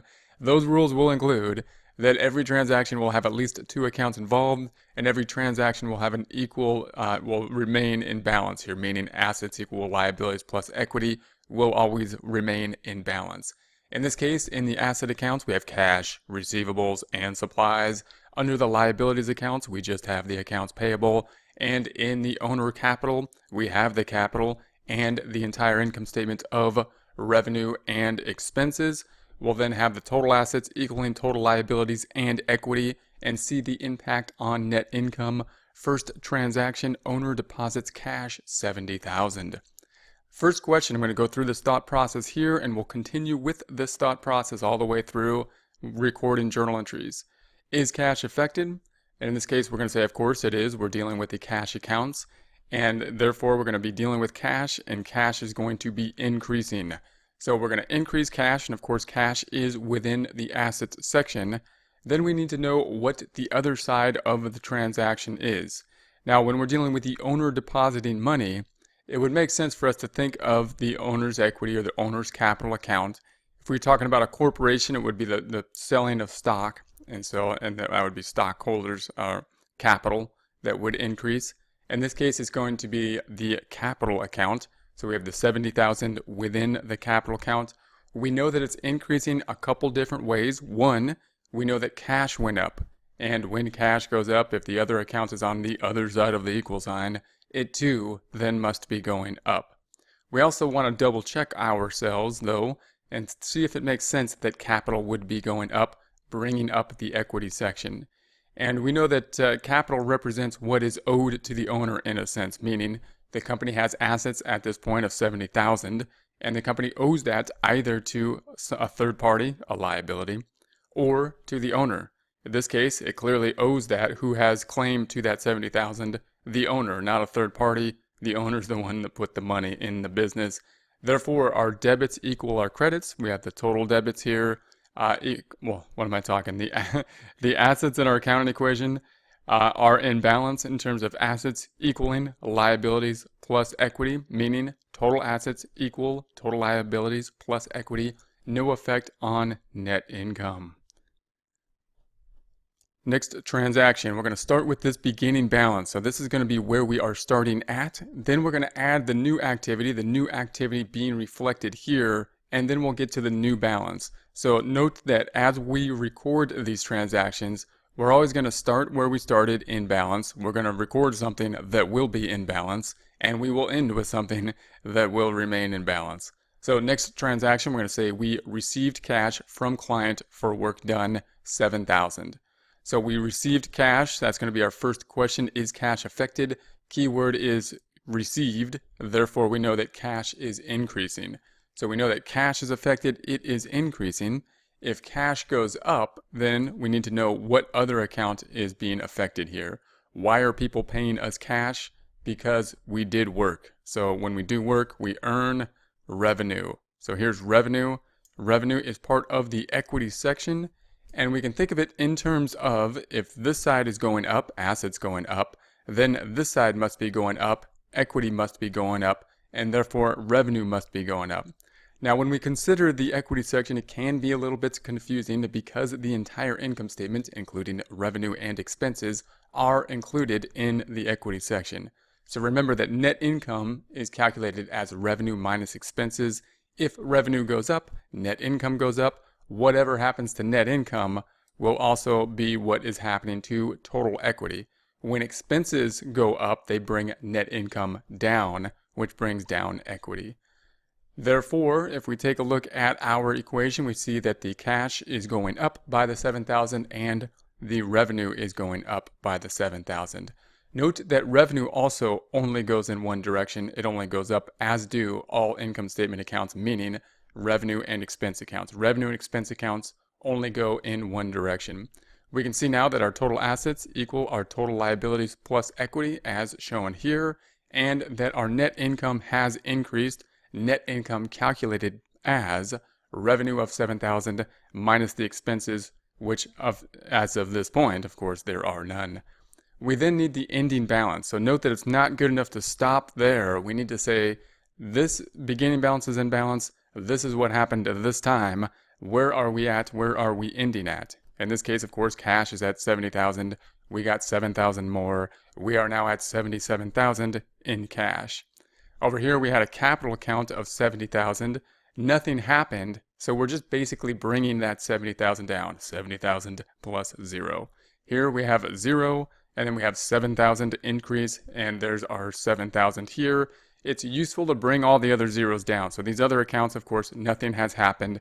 We're just bringing those zeros down.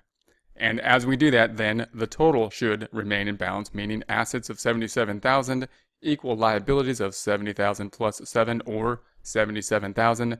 77,000 assets equals 77,000 liabilities and equity, and the total net income at 7,000 at this time.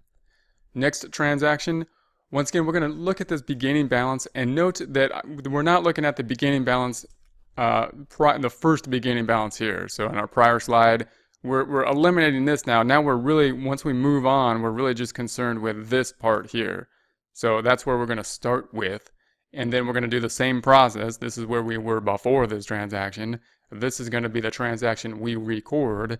And then we'll show where we are at after this transaction. So we have paid cash to employees. Same questions. We're going to say, is cash affected? Keyword here is paid. Therefore, cash is going down. So we're going to decrease cash this time. And then we just need to know what other account is affected. Of course, cash is an asset.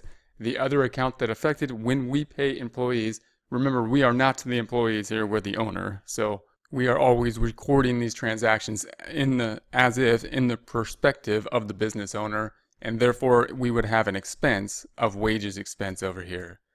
Now, we know it's going down for a couple different reasons. Once we know it's wages expense, it might be a little bit more difficult for us to say, is wages expense going up or down? That's why we focus on cash first, because if cash went down and it's on this side of the equal sign, then if this is the other side that something is happening to, it then must be going down, meaning it's bringing down total equity.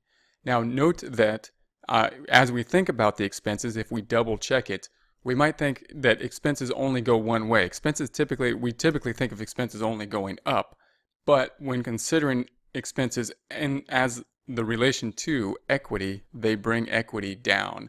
So keep that distinction in mind as we move to the next type of transactions. As we move to debits and credits, we're going to basically be saying that expenses go up, and that brings net income down, and that brings down equity. So here we're saying it goes down, and that doesn't necessarily mean that expenses go down. Expenses just go one way, bringing down the equity section, bringing down net income.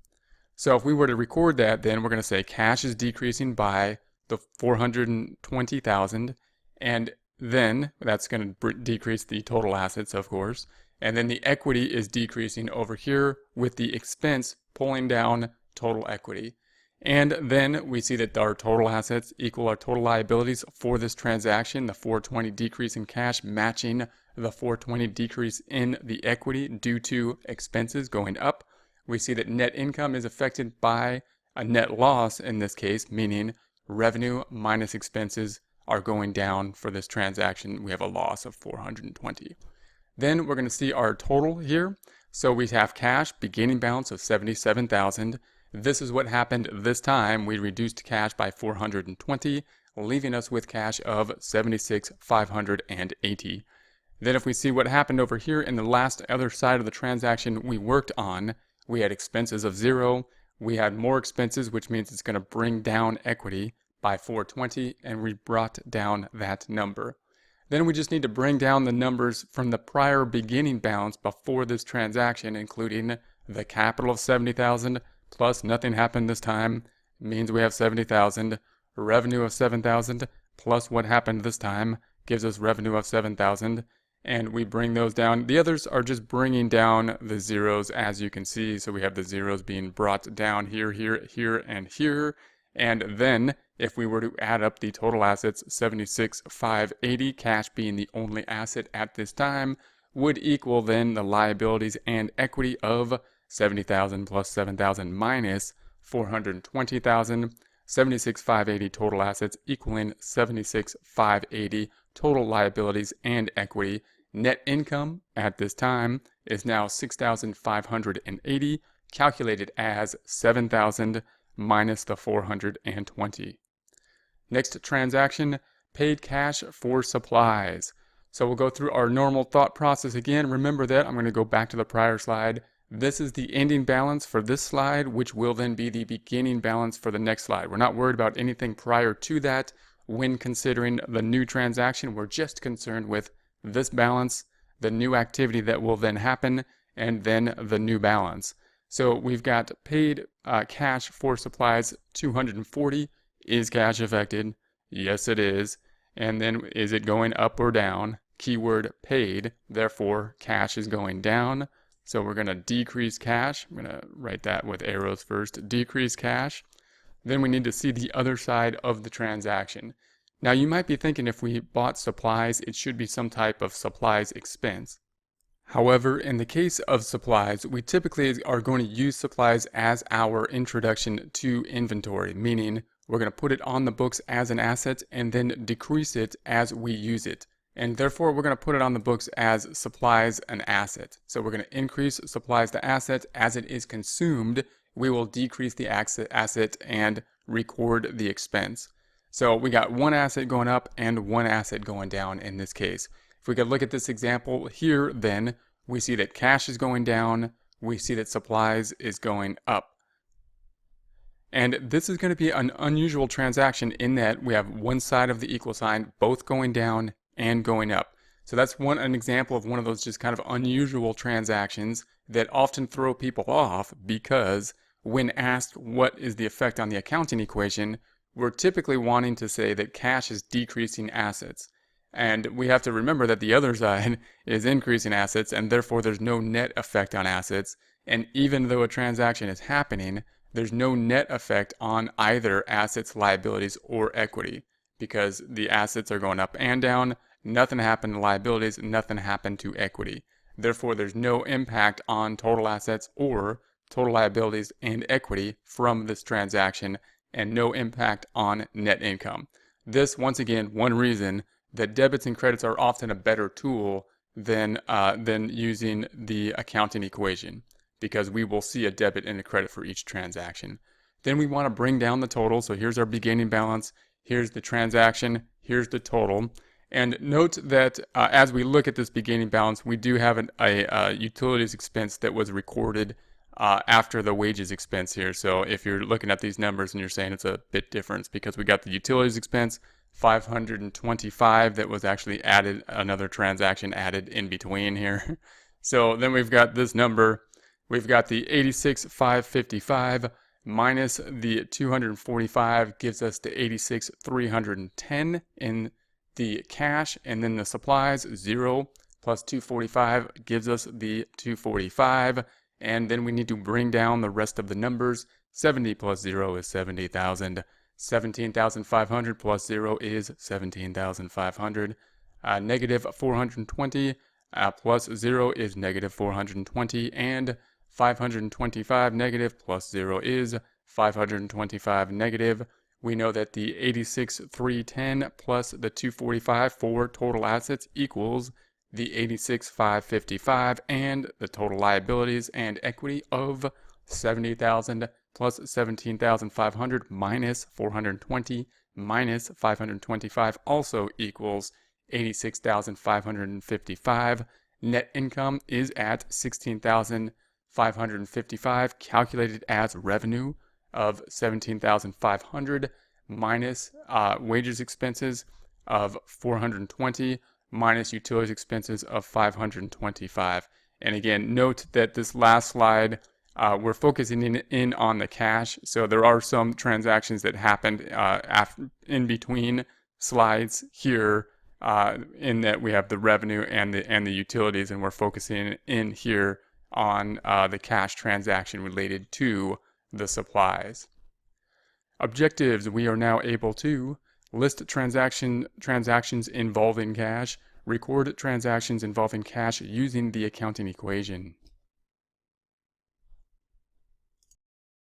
Hello, in this presentation we will record transactions related to accounts receivable, recording the transactions using the double entry accounting system in the format of the accounting equation, that equation of assets equal liabilities plus equity.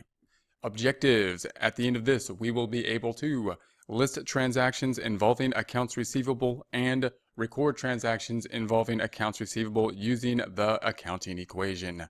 We will go through some examples of the accounting equation and recording transactions related to accounts receivable. Quick review of the accounting equation: we have assets equal liabilities plus equity as the accounting equation. We then need to start memorizing those accounts that fit into those subcategories of assets, liabilities, and equity. Those being, in the terms of assets for this problem, cash, accounts receivable, supplies, all assets. We focusing here on accounts receivable, looking at that accounts receivable cycle, and therefore these transactions will basically be selling something on account and then receiving payment at a later time. In terms of liabilities, we just have the accounts payable, and within the equity section, remember that we have the capital account and the entire income statement, which includes revenue and expenses. If this were a corporation rather than a sole proprietor, this capital account would be something like common stock, retained earnings, and we would still have revenue and expenses, meaning the entire income statement is part of the equity section. Then we're going to see that total assets, of course, will equal total liabilities, and we could look at the impact on net income, meaning the impact on revenue minus expenses. First transaction, we're going to say that we performed work on account, no cash received. Now, typically, when we first start looking at the recording of these transactions, we're not going to be looking at a company that sells stuff, where you have a service company. So therefore, we're going to be a law firm or a bookkeeping firm, and we've done work. You can imagine work being done and us basically invoicing the client. That will be the typical flow of many types of industries. So those types of industries where we do work and then invoice the client would be this type of transaction. What happens then is we invoice the client, and the client basically has an IOU at this point in time. Nothing tangible has taken place other than possibly an invoice going from us to the client, but no money has taken place. The services have been completed. So at that point in time then, we haven't received cash, but we have got something. We've got this IOU, and that of course will be the accounts receivable item here. So we're going to say the receivable is going up due to the fact that we are owed money. Then we need to know what the other side of the transaction will be. Why will people be paying us money, this $10,000, sometime in the future? Because we have earned it, and the act of earning is, under the revenue recognition principle, the time and the point at which we recognize revenue. Revenue over here on the equity side, so we have revenue on the equity side. We know if that receivable went up, then the revenue too must be going up. So I'm going to increase revenue on this side as well. If we also want to think through that, however, and say, well, revenue only really goes up, meaning if this is a customer, that we never really pay customers. Money never really goes the other way to us paying customers. It only goes this way. The customer is going to pay us. We do work for customers, and therefore the revenue is going to only increase. It also has to increase because it's going to increase the amount of total equity. So we can kind of double check ourselves in terms of the accounting equation, knowing that this will increase, and in terms of just looking at that account, analyzing that account, and seeing that it increases in that format as well. Also note that some people don't like the idea of recording revenue and an asset before we receive cash, thinking that we're kind of recording something before we have earned it.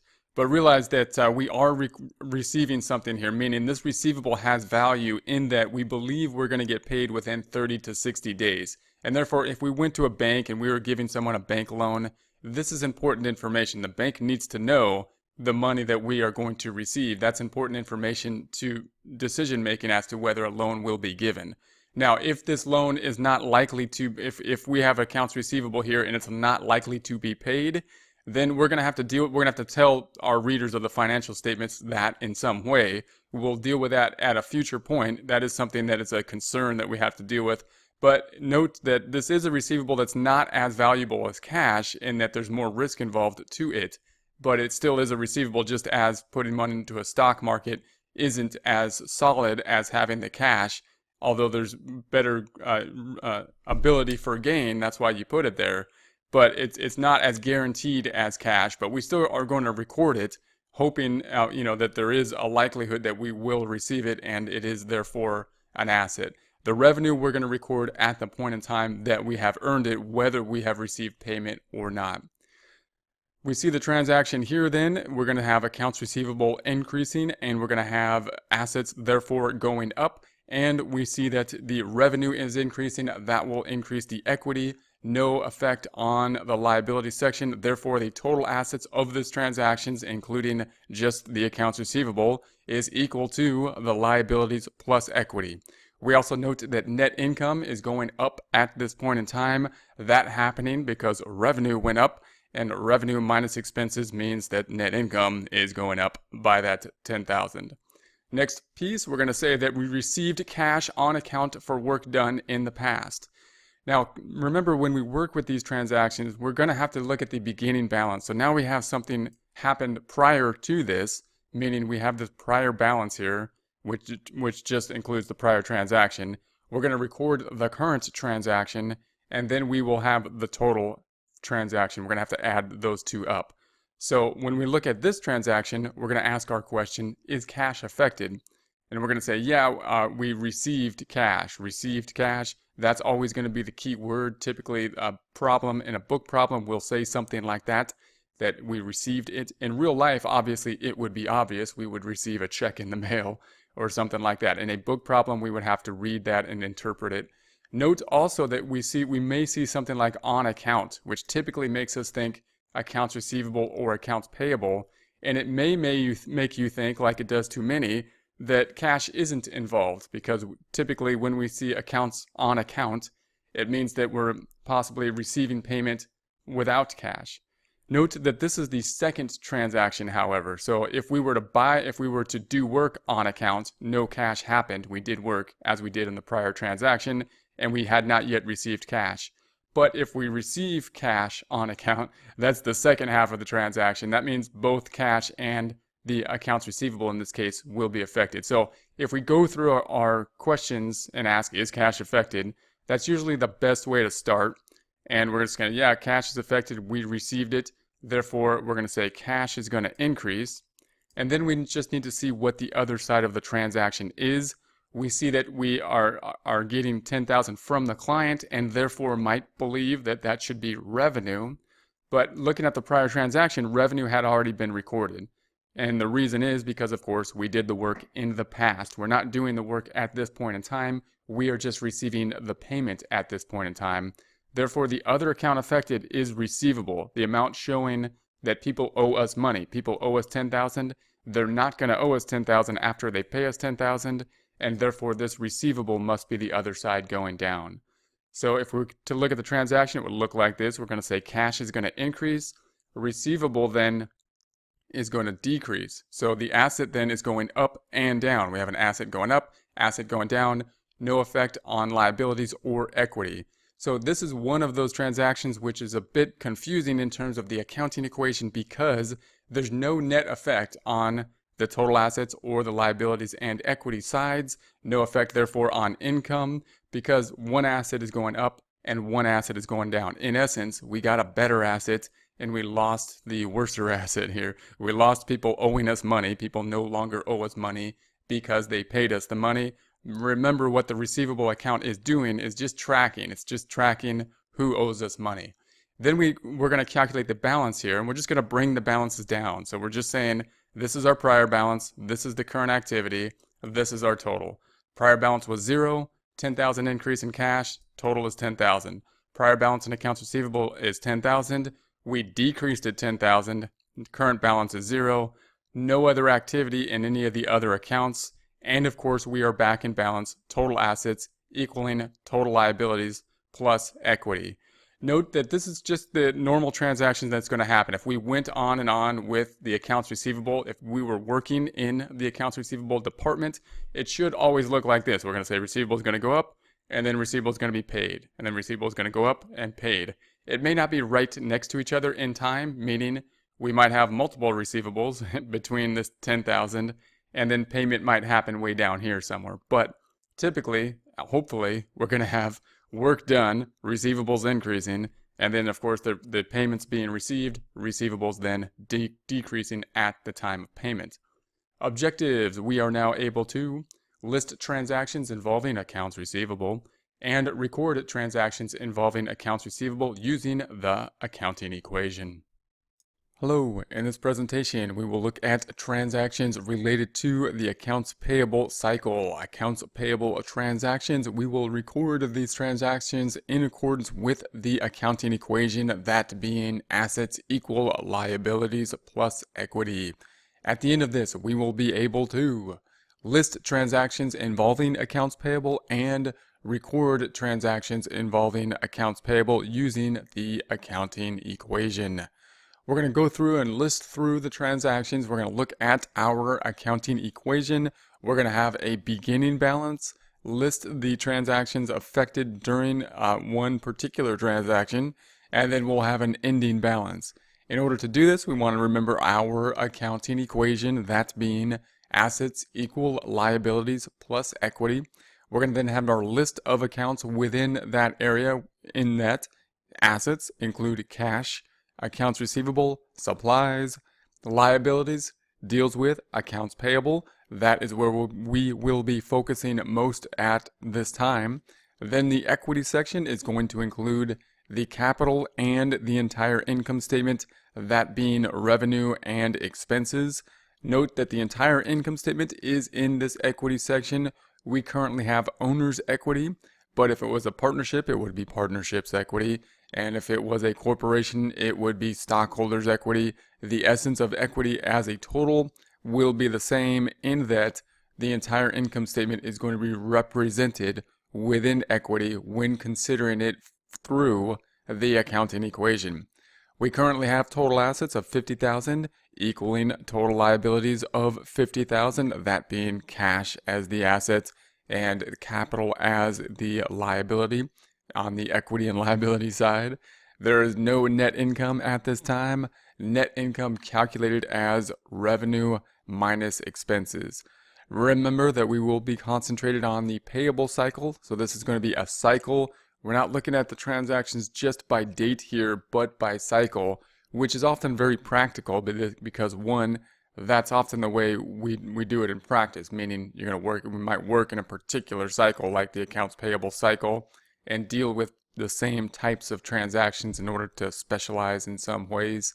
And two, it's just easier to learn in cycles because of those processes being part of a set linked group of transactions. So you get to know the transactions that go together by doing this, and by doing that, you can work through problems where you kind of have to assume what happened before. So there's going to be problems later on where they'll basically say, you got to pay off something on account, and you have to assume that the prior transaction took place. You got to kind of know in your mind how these things are related. So if we go through them by cycle, that will help to achieve that goal.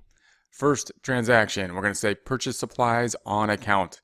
If we go through our list of questions, we're going to say, is cash affected? In this case, no, because we purchased it on account. Then we're going to ask what we received. In this case, supplies. So we got supplies. That is here. It's going to be an asset. Therefore, the asset is going to go up because we got more of them. Then the only question is, what is the other account? It's not a decrease to cash because we didn't pay cash. And therefore, we must be doing something somewhere else. That will be accounts payable. So accounts payable is going to increase by the same amount. How do we know that? Two ways. One, we know that supplies went up, and if supplies went up on this side of the equal sign, then accounts payable must be going up on that side of the equal sign. That's one way we know that the 350 is increasing. We also know that the accounts payable is kind of like something we don't like. So the bad thing is going up. We owe more money after this transaction, therefore accounts payable is increasing. Here is that transaction where we have this balance, beginning balance, and what we actually did, meaning we increased the supplies and we are increasing the liabilities. That's an increase to total assets and an increase to total liabilities. And that means that the equity then is going to remain the same. So within this transaction then, we see that assets are going to go up by that 315, liabilities going up by that 315, therefore the assets equal the liabilities and equity for that particular transaction, no impact on net income. We then need the total row, meaning we're going to add up what happened last time or what the beginning balances were, plus the current transaction will give us the total. For example, we had cash before, plus 0 is still the 50,000. The accounts receivable, there was none, there are still none. The supplies were 0, we're adding the 315 to get to 315. Accounts payable was 0, we're adding the 315 to get to 315. Capital was 50,000, we're adding 0 to get to 50,000. Revenue, auto, meals, all 0 before, nothing happened, all still 0 after. Then if we were to add up the assets, liabilities, and equity, assets have cash of 50,000 and supplies of 315 for a total of this 50,315, and the liabilities had 315 for accounts payable and capital 50,000 for a total of 50,315. No effect on net income. Why? Because we purchased an asset. If we had purchased an expense, or if we had consumed an expense, then it would be a decrease to net income. But when we just purchased the supplies, we have not yet consumed them in order to help us generate revenue, and therefore it's going to be an asset. Note that it has nothing to do with the fact that we bought it on account rather than paying cash as to why we are not expensing it. We're not expensing it because we bought supplies and asset that has not yet been consumed, and we will expense it at the point in time it is consumed, not the point in time that we pay cash necessarily. Next transaction, we're going to say paid for purchases in the past on account 315. So here are our beginning balance now. So our beginning balances are the same as we had in the prior slide. And now we're going to say that we're paying for something that we purchased in the past. So first question, is cash affected? We're going to say, yeah, we paid, keyword being paid. Anytime it says paid, we can assume that cash is going down. And then we can just think about what the other account is. Now, many times a problem will actually say, we paid for supplies in the past or something like that, or we paid for supplies on account in the past. And they'll actually give you the supplies, and then we might think that we should be doing something to supplies. But of course, if it says on account, or if it says anything that says we did it in the past, on account being a key term, on account means either accounts receivable or accounts payable, in this case accounts payable. If it is accounts payable, in this case, which it is, then we know it must be going down for at least two reasons. One, cash went down, and cash is on this side or the left side of the equal sign. And if this is the other account affected on the right side of the equal sign, then it too must be going down. We also know that the payable must be going down because the payable represents what we owe, what the business owes to a third party, to a vendor. And this number represents we owe money, and we're saying within this transaction that we paid money, we paid it off, and therefore the amount that we owe needs to be going down. So we can kind of double check ourselves, and we should double check ourselves to see that this number is going down, and kind of double check our entire transaction in that way. If we see what happens then, we're going to say that cash is going down, and we see that the liabilities are going down. So cash is decreasing here. We got the liabilities decreasing on that side. We see that the total assets are going to equal total liabilities for this particular transaction. Then we're going to see the total here. Total balance, just bringing the balances down now. Cash having 50,000 before. We are subtracting the 3,315 to bring us to 49,685. Accounts receivable was 0 before, still 0 after. Supplies was 315 before. 315 plus 0 is 315. We have accounts payable was 315 before. Now we're subtracting 315 to bring that balance down to 0. This is the typical kind of pattern we will see in accounts payable. It may not be just right next to each other where we buy something on account and then pay it off. We might buy multiple things on account and pay it off in some kind of installments. But we will typically see purchases and then payments, and we should be able to match them up through the history of the account.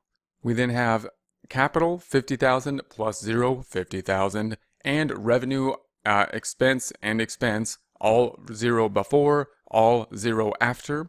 Then if we were to add up our assets, our liabilities, and equity, total assets are cash 49,685 and 315, totaling 50,000. And the liabilities and the equity now just being 0 in the payable and 50,000 in capital to be a total of 50,000. No effect on net income, no effect so far on revenue or expenses. Next transaction, purchased auto service on account 416. So we're going to purchase auto service. First question, is cash affected? We're going to say no, because we purchased it on account. Therefore, it's going to be accounts payable that will be affected. I often think about what we received as the second question in our thought process. What did we get? And that might not be as useful when we're looking at the accounting equation, but it's often more useful when we get to debits and credits. So I would get in the practice of saying, what did we get? And in this case, we got auto service. Now, auto service isn't buying the car, not an asset, therefore. It's going to be an expense over here in the equity section. Now, expenses, we're going to think they only go one way. Now, typically when we think about debits and credits, they only go up. We can think they only go up here, but we're looking at this in relation to the equity section. So expenses are kind of like something we don't like. It's bringing down total equity.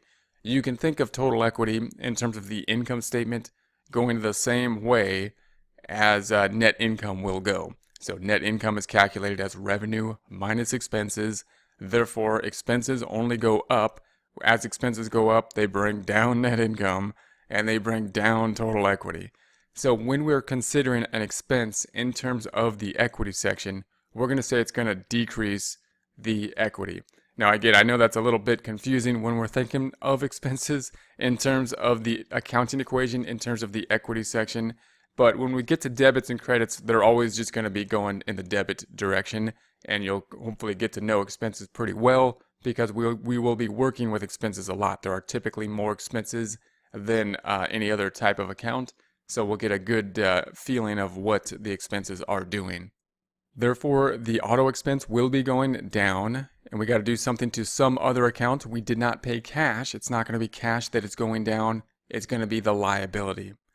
Now we know the liability is going to be, the liability is going to be affected, and it will be going up. Now we know that this accounts payable, this liability, will be going up for a couple different reasons. One, if this side of the equal sign in auto expense is bringing down equity, equity and liabilities are on the same side of the equal sign, then this account, if it's the account that is affected, which it is, needs to be going up in order for the accounting equation to remain in balance. We can also think through it in terms of the accounts payable. It's something we don't really like. The bad thing is going up. We bought something, have not yet paid for it. We owe something in the future. That's what the accounts payable represents, and that's what's happening here. The amount we owe is going up. If we look at the transaction, then we've got 416 increase in the payable, and we have the auto expense. Again, it's going up. You can think of expense going up, but it's bringing down the equity section. So it's bringing down net income. It's bringing down equity. When you see a problem like this in a book problem, it may sometimes put minus signs here, so it'll have it in the formula, or they may ask you to put a minus sign when you enter the data. And that's just one of the problems, again, with this accounting equation type of problem. When you move to debits and credits, it's all straightforward. That's the point of debits and credits. But we're trying to work with this accounting equation at first, just to get an idea of something that has pluses and minuses. And it's not a perfect system because it does get confusing as we look through the areas over here with the plus and minus. So we're subtracting the expense from total equity in this case. We see that there's no effect on the accounting equation because, there's no effect on the total assets and the total liabilities and equity, meaning assets are going to stay the same, liabilities are increasing, and capital's decreasing. So this side of the equal sign is remaining the same, meaning liabilities and equity went up and down, meaning accounts payable, liability went up, and expense brings equity down. So liabilities and expenses are equal to total assets in terms of what happened within this particular transaction, the liability increasing and the equity then decreasing. There is an effect on net income, that being the expense, net income calculated as revenue minus expenses. So the revenue is net income is going down. Note that the total equity will go in the same direction as net income. So anytime net income goes down, that's going to bring total equity down as well. Assets then remain the same, liabilities increase, and equity decreases. If we look at the balance side, then we're going to say that cash started at $49,685. Nothing happened during this transaction. Ending balance $49,685. Accounts receivable, nothing before, nothing after. Supplies started at $315 plus 0. $315 is the ending balance. Accounts payable was at 0 before this. We are increasing it $416 to $416. Capital $50,000 before this. Nothing happened, still $50,000. Nothing in revenue. Auto expense 0 minus the $416 to $416. Therefore, if we add up the total assets, we have $49,685 plus the $315, giving us $50,000. If we add up the liabilities and equity, $416 plus the $50 minus the $416 will give us the $50,000. So we are in balance then, and net income is going down by the $416 in the total as well. No revenue and only one expense of the $416. Next transaction, purchase meals on account, $1,950. Once again, is cash affected? We're going to say no, we didn't pay cash, we purchased it on account. Therefore, accounts payable is affected. I would typically get in the practice of working with meals and entertainment or the expense or what we got first, because this will be easier once we get to debits and credits. And that means we got meals and entertainment. Meals and entertainment is an expense. It's in the equity section, and it's going to bring down total equity. So it's going to be just like all other expenses. All expenses bring down equity. So we're going to decrease the meals and entertainment. And that means we must be doing something to some other account. It's not going to be cash. We didn't pay cash, so we're not decreasing cash. We are increasing the bad thing. Rather than decreasing the good thing, cash, we're increasing the bad thing, accounts payable. So accounts payable will be the other side of this transaction. We know it's going to increase for at least two reasons. One, we know that meals and entertainment is decreasing. It's on the right-hand side of this equal sign. And therefore, this must be going up if it's the other account affected, which it is, in order to remain in balance. We also know that the bad thing is increasing in that accounts payable means we owe money, and it then is going up because we owe more money buying something on account that we have not yet paid for. If we look at that transaction, here it is. We have the accounts payable increasing. We have the meals and entertainment decreasing total equity. Again, it doesn't mean that meals and entertainment is going down. It means that meals and entertainment is decreasing total equity. If we look at our equation then, we see that nothing happened to assets, liabilities are increasing, and equity is decreasing from this transaction. We know that total assets then will be 0, liabilities going up, and liabilities and equity going down remains the total liabilities and equity will be 0. Net income is affected here, and that it is going down. revenue minus expenses. We don't have any revenue. We only have expenses for this time period so far. So we have a net loss in this case of $1,950. We're then going to bring down the balance. So here is the balance. We had 49,685 plus 0 keeps us at 49,685. We had 0 receivables and we end with 0 in the receivables. Supplies 315 plus 0. 315 is what we end at there. 416 accounts payable plus 1,950 gives us 2,366. We had capital 50,000 plus 0 keeps us at 50,000. We have auto expense 416 plus 0 gives us 416, decrease in equity, and meals and entertainment 0 plus or minus the 1,950 keeps us at the 1,950. If we are to add up then the total assets of 49,685 cash and 315 supplies, we get to that 50,000 total assets. To add up liabilities and equity, we get 2,366 liabilities plus 50,000 capital minus 416 in the auto expense minus meals and entertainment 1,950, bringing us to 50,000. Net income total effect as of the end of all of the transactions we have done thus far, 2,366. That's a loss. No income, no revenue yet, just expenses of 416 auto and meals and entertainment of 1,950. Next transaction, paid for purchase made in the past.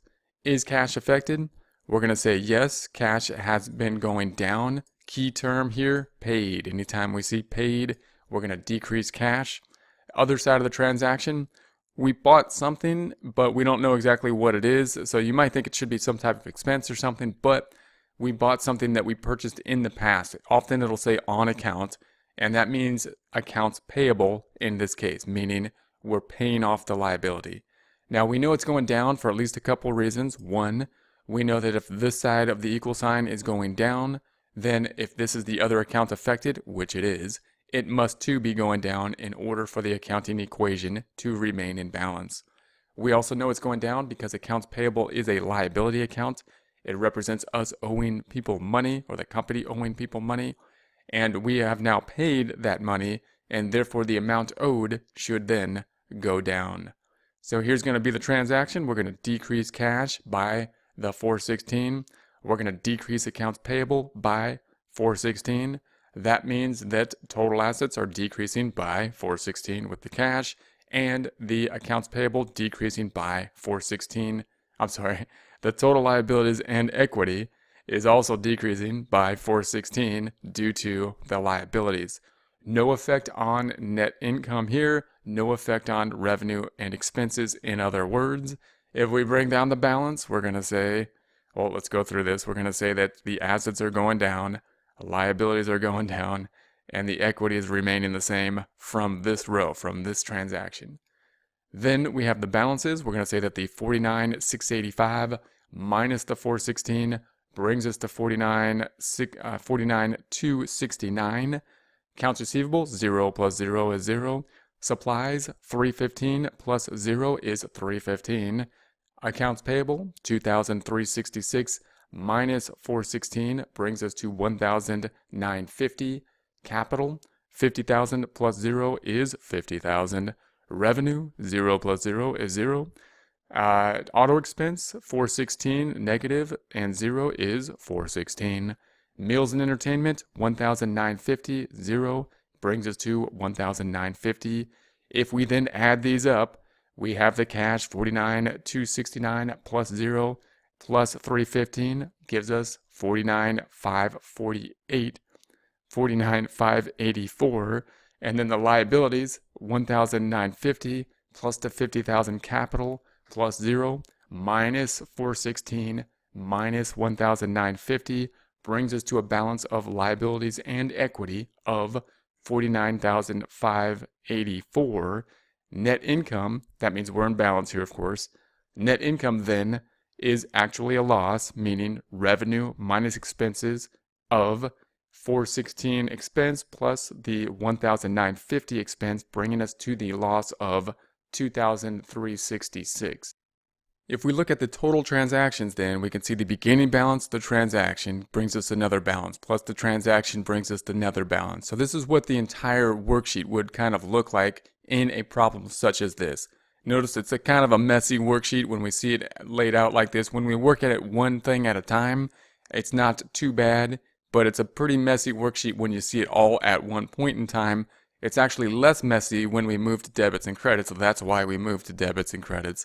Note here that we're focusing in on the payables here, so the liabilities and the payables. We should see a pattern in that we see that we have the 315 happening here, and then 315 went out, increase in the balance, then decrease in the balance back to 0.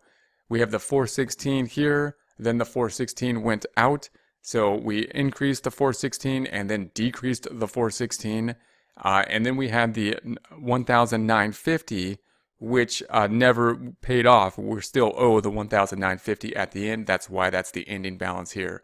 That will be the typical pattern in a payable account. We're going to increase it with a bill, something that we incurred, we have not yet paid, something that we incurred on account, and then at some point in the future, we will pay it and decrease that amount, and we should then be able to match those two amounts out. Match the increases, match the decreases as we go. That should be the pattern that we will see.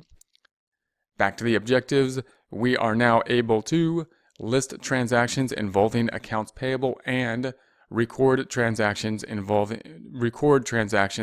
accounts payable using the accounting equation. Hello, in this presentation we will discuss debits and credits.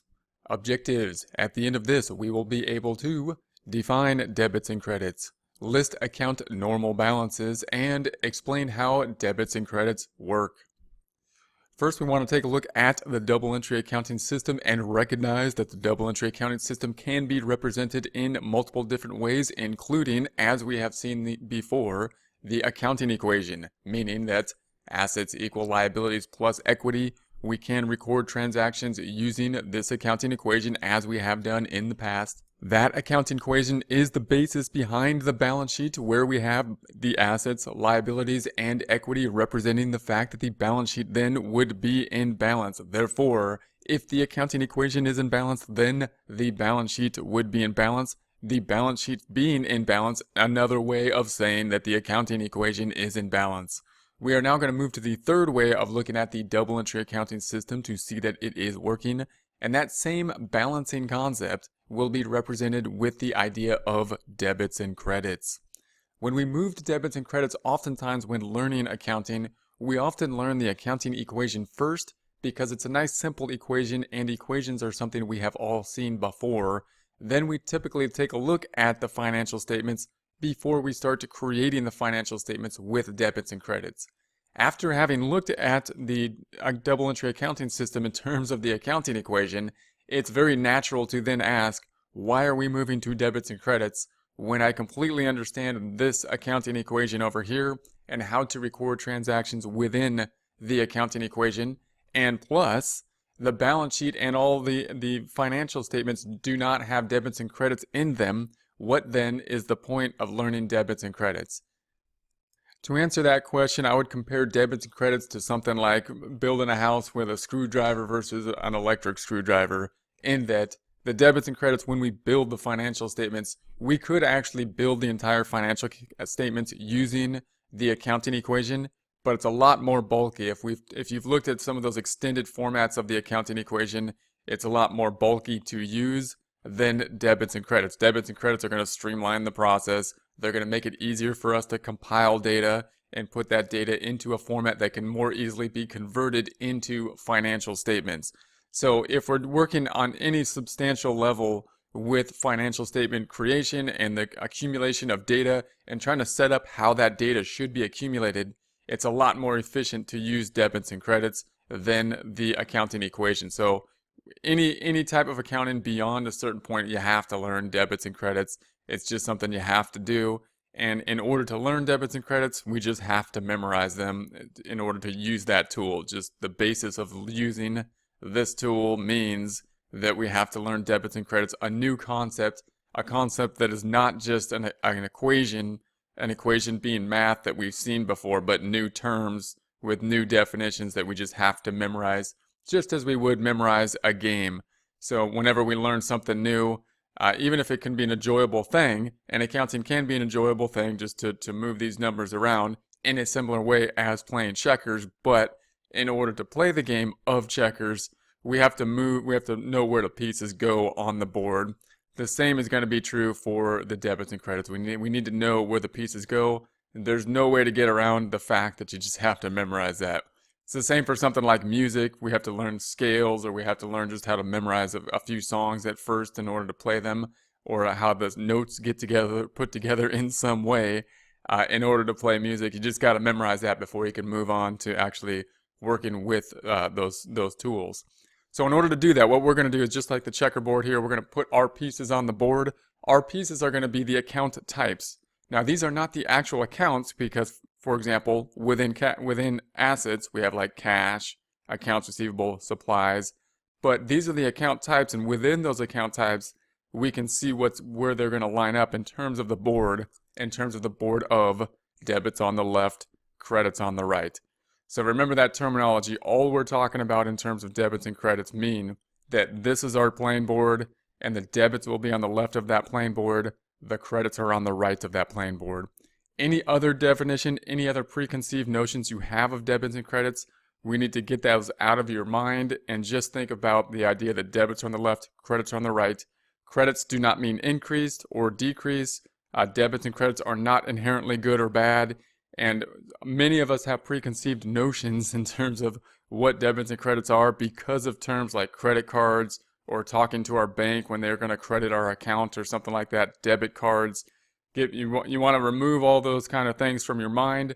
We can talk about later how those terms derived from the original term, which is basically just nothing more than just like the pieces on a checkerboard, debits going on the left, credits on the right. And look at the origins of those terms and how we can better think about them in our minds when we deal with them in real life. But for now, we've got to put those ideas of what debits and credits are separate, use them in our day-to-day life as we need to, and keep this definition as we work with financial statements as debits are just on the left, credits are on the right. Then we just need to line up our pieces on the board in accordance with the set of rules. These are just the rules, just like the rules to set up a checkerboard, meaning assets are going to be debit normal balance accounts. Liabilities are going to be credit normal balance accounts. Equity is going to be a credit normal balance account. In terms of the accounting equation, that's all there is to it. You just got to memorize that. You got to have the cheat sheet in front of you as you work through transactions. As you work through transactions with a cheat sheet, you'll start to memorize this if you're applying the proper kind of thought process, which we'll talk about later. So that, of course, is the accounting equation here. Assets equal liabilities plus equity can be represented basically as assets being on the left side of the T account, or debits, and liabilities and equity being on the right side of the T account, or credits. It is also going to be our balance sheet. Notice the entire balance sheet is this: assets equal liabilities plus equity. So we can't think of the balance sheet and the accounting equation and the debits and credits all in the same way, in some cases in this format. Then we're going to have the income statement, which throws a little bit of a twist into our accounting equation here. The income statement including revenue, which has a normal credit balance, and expenses, which have a normal debit balance. These are going to be the income statement accounts. Note that revenue and expenses only go up, meaning clients only pay us, so it's only going to increase, or customers only pay us, and we only pay expenses, like the utility bill or wages and whatnot. The utility company doesn't pay us. The employees don't pay us. It only goes one way. The transactions only go one way. Now, the tricky thing here is the fact that revenue and expenses, note, are not part of the accounting equation. Assets equal liabilities plus equity. And you might remember from working with the accounting equation that every time we were doing something with revenue and expenses, we included that in the equity section. And the reason is that the entire income statement is, in a way, part of equity. It's going to be one component of the equity section. It's kind of like the timing that is happening within the equity section. So over a certain time period, unlike when we just record things to, say, an asset account like cash, where we just put everything to the cash account, The equity account, we break things out between, for example, the owner's equity, the draws, revenue, and expenses. So when we think of equity as one account, then as one lump sum kind of number, one whole, we have to take into account the entire revenue and expenses. This is one of the most confusing things when we think about this part here. When we think about the normal debits and credits, is this relationship between the income statement accounts, revenue and expenses, and the equity accounts. Another thing people typically get confused on is the difference between revenue and assets, particularly cash and revenue. Those are two different things. Notice that cash assets have a normal debit balance, revenue has a normal credit balance. You can think of that kind of as an idea that most journal entries are good or bad, meaning if we did work and we earned revenue, then we're gonna debit cash and credit revenue. There's nothing bad about that journal entry. Everything's good. If we did work and we got money, everything's good. But we still need a debit and credit. That's going to be a debit to the asset and a credit to the revenue. So there's nothing inherently good or bad, therefore, about debits and credits. Another piece that people get confused on is the relationship between expenses and liabilities, because these are the two things that we don't typically like. And again, liabilities are credit up here, and their expenses are going to be debits. And we can think about something we don't really like to do, possibly paying the utility bill with cash, or paying the utility, or incurring the utility bill and not paying it. So we've accrued the bill that we owe in the future. We would credit the liability, a payable, and we would debit the expense. There's nothing good about that journal entry. There's nothing good about us getting a bill and owing it. Although we consume the utilities to help make money. That's good. But the fact that we incurred a liability and are recording an expense, none of those are good, and we need a debit and credit in order for the debits and credits to be equal. And so that's one way we can kind of think through this. Let's just go through these normal balances first again. So the normal balances you just got to memorize or have this cheat sheet. We've got the assets on the left, liabilities on the right, equity on the right of our board, of our T account. Just have to memorize that. That is the accounting equation. That is the balance sheet. Then we add to it the income statement, that being revenue on the credit side, expenses on the debit side. That is the income statement. And then you want to keep an idea of what this equity section really is. It's really all of this. So when we think about ending equity, the equity at the end of the timing period, we're going to have to add the equity here plus the revenue minus the expenses. We'll end up normally with a net credit, meaning the credits of all these accounts, all these equity accounts, will typically win. So when we consider this all as one lump sum number, we're thinking about a credit balance account, which has debit components, including the debit component of expenses. So if we think about the types of debits, then we know that we have things like cash, we've got things like land, we've got things like the auto, supplies, we've got the phone or the computer, we've got building and equipment. These are things that we are owning as of now, which we hoped to help generate revenue in the future, the goal being revenue generation. Then we've got liabilities. That's going to be things like notes to the bank. It's things like vendors, accounts payable are our typical couple liabilities. Remember that the equity is what is owed to the owner, or in other words can be thought about as net assets, meaning assets minus liabilities is equity. If it's a sole proprietor, it'll be owner's equity. If it's a partnership, partnership equity. If it's a corporation, stockholders' equity. When we think about the equity section, then, this is usually the most confusing piece, whether it be a sole proprietor, whether it be a partnership, whether it be a corporation, because of that relationship. Because note here that we have the assets, liabilities, and equity. We don't see the income statement when considering the accounting equation in terms of debits and credits. Now, if we were to add break out the equity section into its components, in particular into the income statement components, then we would see the income statement components of the equity section. That would include revenue, which is a credit, and expenses, which are a debit. Now, revenue, there's typically only one or two things we do. Remember, like if we do computer service, all we do is computer service. We'll have one revenue account. Expenses, we're going to have things like not the auto itself, but the gas and the maintenance on the auto expenses. We've got the wages expenses. We've got meals and entertainment expense. Not the telephone or computer itself, but the use, the telephone bill expense. those are going to be the type of expenses. And note that revenue minus expenses means that we're going to have credits minus debits, or net income on the credit side. So when we think about the equity part of the income statement is part of equity. We note that the credits should win, which makes sense because remember that equity itself is a credit balance account. So typically we would think that the income statement equation of net income would increase total equity. And the way it would do that is it would take the credit balance of revenue minus the debit balance of expenses, meaning the credits will typically win on the income statement, resulting in total equity increasing. This will make more and more sense as we go through the accounting process and record journal entries and see the effect in terms on net income in terms of equity. But just note that whenever the net income here goes up, that means that total equity is going up. Whenever net income goes down, that means that the total equity is going down. We saw that in terms of the accounting equation. Just keep that in mind. Same relationship will be there when we think about debits and credits. Now we just need to add the fact that the net income is a net credit balance on the income statement, meaning the credits of revenue are beating the debits of expenses, and therefore when revenue goes up or when net income goes up, it's going to increase the credit balance of total equity.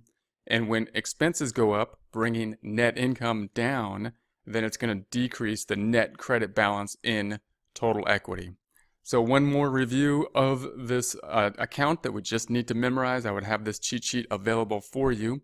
We would have the debits on the left, credits on the right, assets debit balance accounts, liabilities credit balance accounts, equity credit balance accounts. That is the accounting equation. That is the balance sheet. Assets equal liabilities plus equity. We then have the income statement accounts of revenue, that's a credit balance account, and expenses, that's a debit balance account. Those are the income statement accounts. Revenue minus expenses, that is net income. And then remember that the entire equity section is the equity plus these temporary accounts of revenue and expenses. Objectives: we are now able to define debits and credits, list account normal balances, and explain how debits and credits work. Hello, in this presentation we're going to discuss rules for debits and credits, how to make accounts go up and down using debits and credits. Objectives: we will be able to, at the end of this, define rules to make accounts go up and down, apply rules to make accounts go up and down, and explain how rules are used to construct journal entries. When considering these rules that will be applied, the rule will be very simple to apply once we understand the normal balances or have memorized or are using a cheat sheet in order to know what those normal balances are.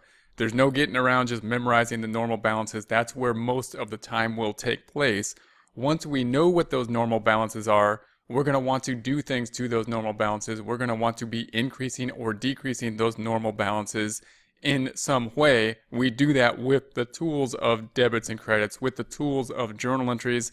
And once we know the normal balance, then it's really easy to apply the rule after that. Therefore, have this cheat sheet in front of you and or have the normal balances memorized. Go back to the prior presentation and make sure that we get an idea of the normal balances. Quick recap: we have the debits and credits here. This is our board. We just need to memorize that assets have normal debit balances, liabilities have normal credit balances, equity has normal credit balance, revenue has a normal credit balance, and expenses have normal debit balances. Once we know that, or once we have this cheat sheet in front of us, we can apply the rule, which is very simple. If we want to make an account go up, for example, if we wanted cash and assets to go up, we would do the same thing to it as its normal balance. If we want to make an account go down, for example, if we had a cash and we wanted to make it go down, we will do the opposite thing to it as its normal balance.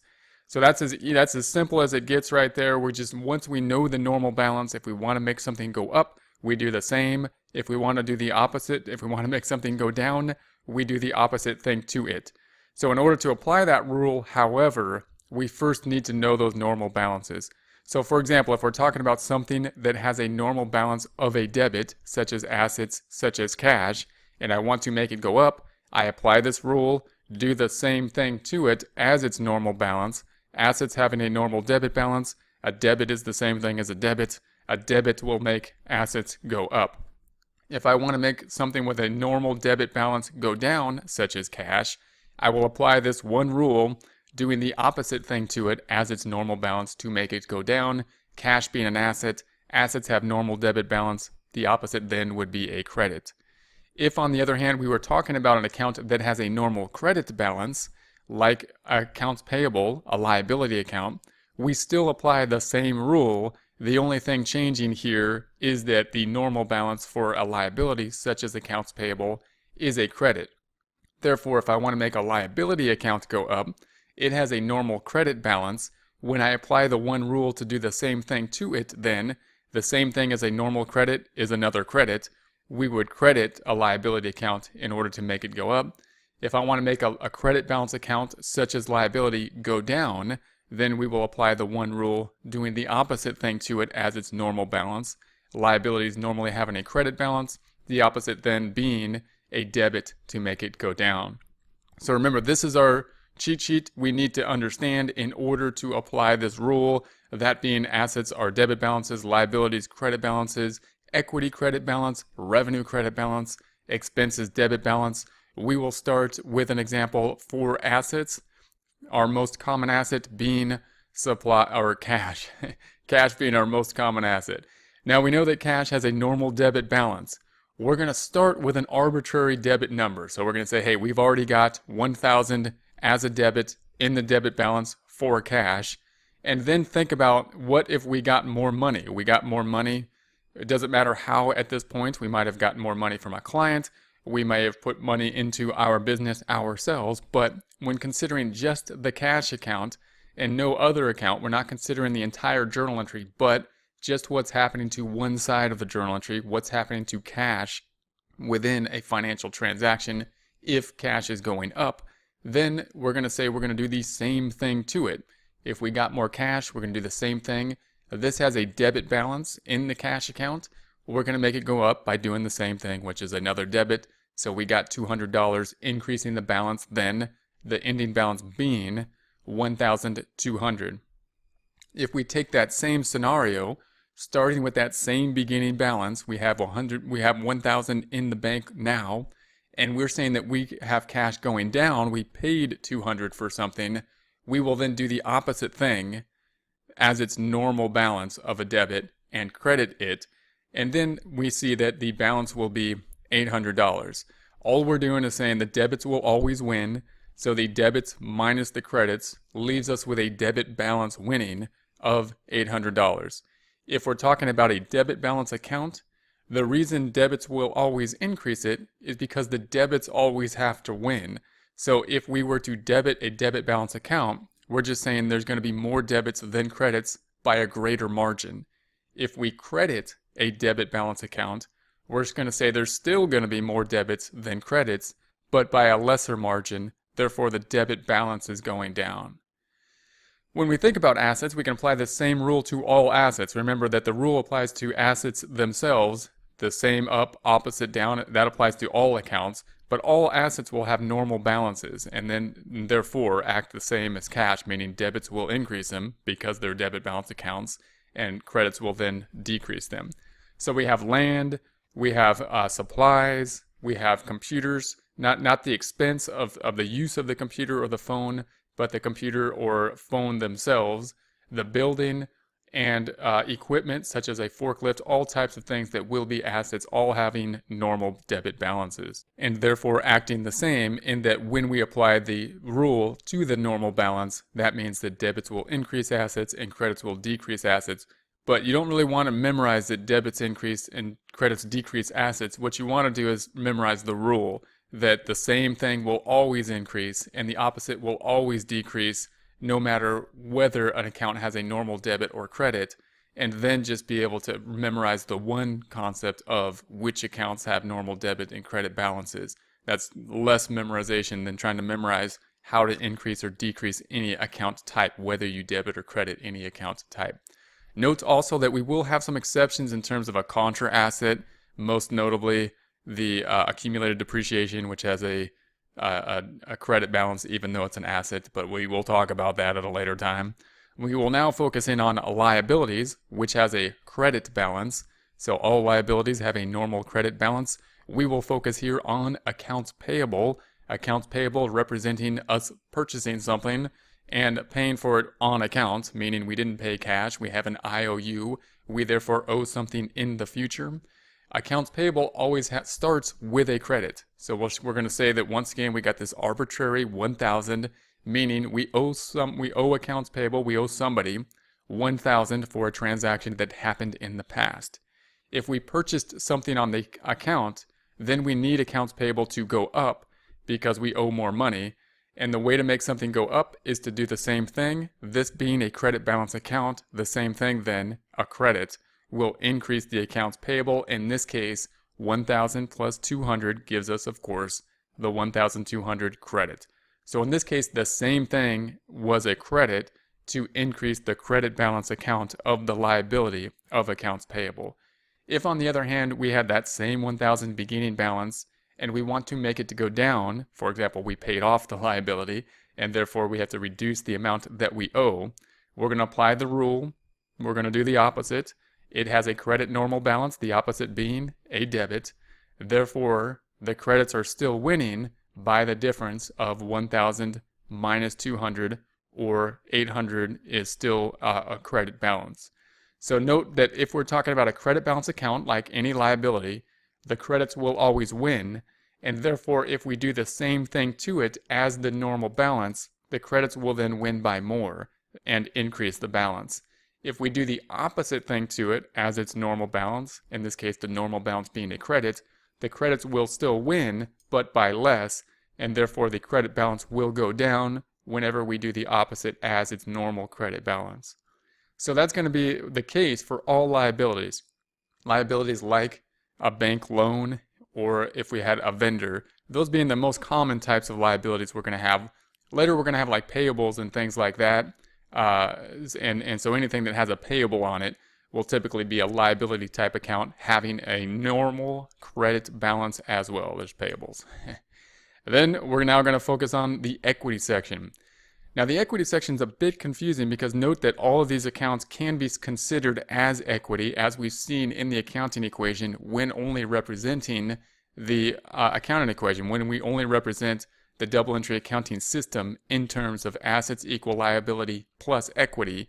We typically break equity out then into a capital account or common stock and retained earnings, a draws account, and then the income statement, revenue and expenses.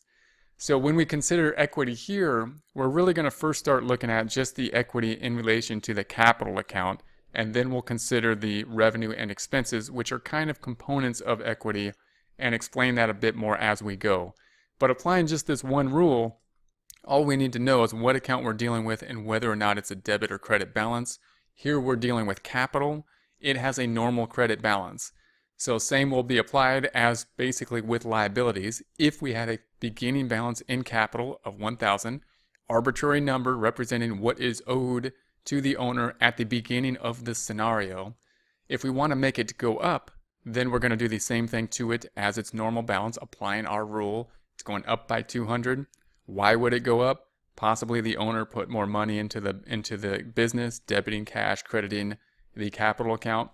Or we could think about the closing journal entries. But in any case, if it's a credit balance account and it's a capital account, and capital accounts are credit balances, and we want to make it go up, we do the same thing to it, another credit, bringing the balance up to 1,200. If, on the other hand, we have that same credit balance in the same capital account, the equity account, and we want to make it go down for whatever reason, we would do the opposite thing to it, which in this case would bring it down by 200 to 800. When would we do the opposite thing? Possibly if we had a draws account, which we typically have a different account called draws that we then close out to the capital account. But that would be one item that would decrease eventually the capital account. So the point here being that if we have a credit balance and we want to make it go down, we apply the rule of do the opposite thing to it as its normal balance, bringing that balance down, in this case, by 200 to 800. Now we're going to focus in on revenue. Once again, remember that revenue is kind of a component of equity, but when we consider revenue by itself, it will always be a credit balance. So revenue is always a credit balance. Revenue and expenses have another kind of special component, and that is that they typically only go up. So when we consider our one rule, we'll talk about how to make it go up or down. But remember that revenue typically only goes up, meaning customers only pay us. We don't typically pay the customers. It doesn't go that way. Net income goes down when expenses go up, but revenue itself typically only goes up. Considering our one rule, we know that revenue always has a credit balance. If we look at that arbitrary number, that credit here, starting point with revenue, and we want to make revenue go up, for example, we made a sale, then we're going to do the same thing as its normal balance, increasing it, in this case, by 200, that bringing the ending balance to the 1,200. If we were to do the opposite, meaning we want to make revenue go down, we start with that same arbitrary number, that's where the revenue was at before the current transaction. And if we want to make it go down, we would do the opposite thing to it, a debit, bringing that revenue account down to, in this case, 800. Note that this doesn't typically happen, however, and it is the case that revenue will typically always go up. Now, you might be thinking of different scenarios, and you're going to say, well, what if someone returns a merchandise or something like that? You'd have to reverse revenue. And there are going to be some cases later on, but even then, we typically make another account called returns and allowances, and usually use that rather than decreasing the revenue account.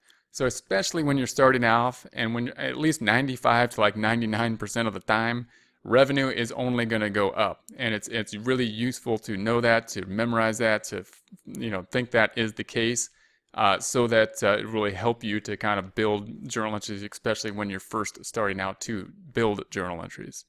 Then we're going to look at the expenses. Once again, remember that expenses are a component of the equity. And once again, remember that expenses, like revenue, have that special component in that they typically only go up. Meaning, if we pay something like utilities expense or wages expense, the utility company does not pay us. We pay the utility company, right? The employees don't pay us. We pay the employees. Typically only goes up, bringing net income down, bringing total equity down. As expenses go up, total net income goes down, equity typically goes down. Applying our rule to how to make something go up or down, we typically are going to make the debit balance go up. So if we had a $1,000 debit balance for like a phone bill, and we wanted to increase it for the use of the phone, then we would do the one rule, saying we're going to increase it, in this case, by doing the same thing to it, which of course, in all cases, by doing the same thing to it, which in this case would be another debit, increasing the balance up to 1,200. If, on the other hand, we wanted to make the expense go down, we'd start with that same beginning balance in the phone bill, 1,000.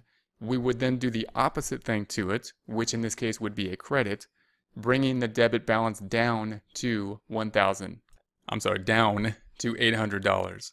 But again, this is something that doesn't typically happen. There will be exceptions to expenses going down, especially to expense like cost of goods sold.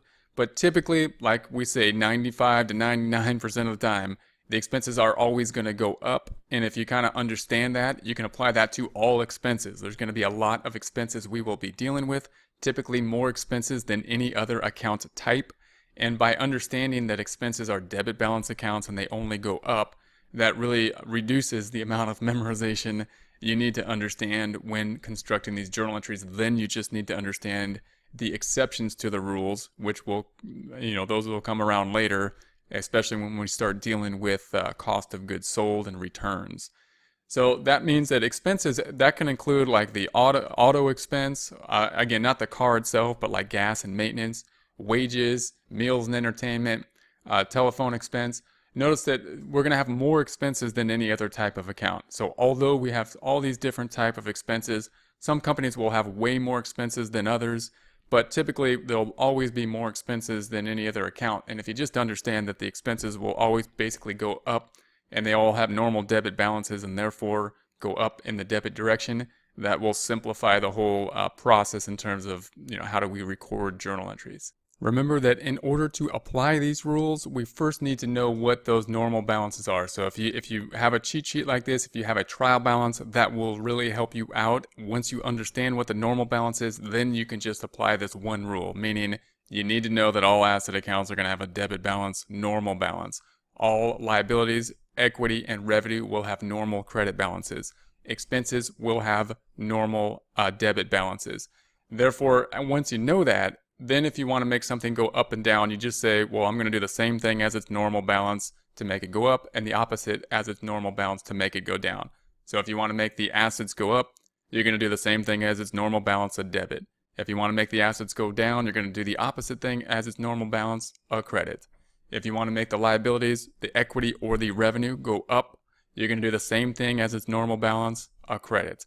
If you want to make liabilities, equity, or revenue go down, you're going to do the opposite thing as its normal balance, a debit. We are now able to define rules to make accounts go up and down, apply rules to make accounts go up and down, and explain how rules are used to construct journal entries. Hello, in this presentation we will discuss a thought process for recording financial transactions using debits and credits. Objectives: at the end of this we will be able to list thought process for recording journal entries, explain reasons for using a defined thought process, and apply thought process to recording journal entries. When we think about a thought process, we're going to start with cash as the first part of the thought process. Is cash affected? We've discussed the thought process when we have considered the double entry accounting system in the format of the accounting equation. The thought process will be much the same here. We now applying that thought process to the function of debits and credits, recording the journal entries with regard to debits and credits. Remember, the objectives of the thought process is going to be that we want to get moving when recording journal entries. We want to make sure that we don't hit a wall and that we can't move forward. We want some kind of system to help us to make the steps forward. So a thought process will tell us where to begin. Oftentimes there's a lot of different areas where we can start recording a transaction. There's no necessarily correct or incorrect way to start recording a transaction, but if we have a system, that will help us to just leap right into what we want to do, help us avoid errors when we make that system, and help us to move forward. The second reason we're going to use a thought process is that it does eliminate many errors that people start to think about when they think about debits and credits.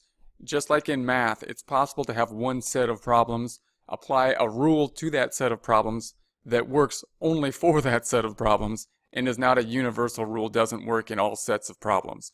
That would not be too bad of a problem if we were to recognize that that rule only applies in this particular area and know the reason why.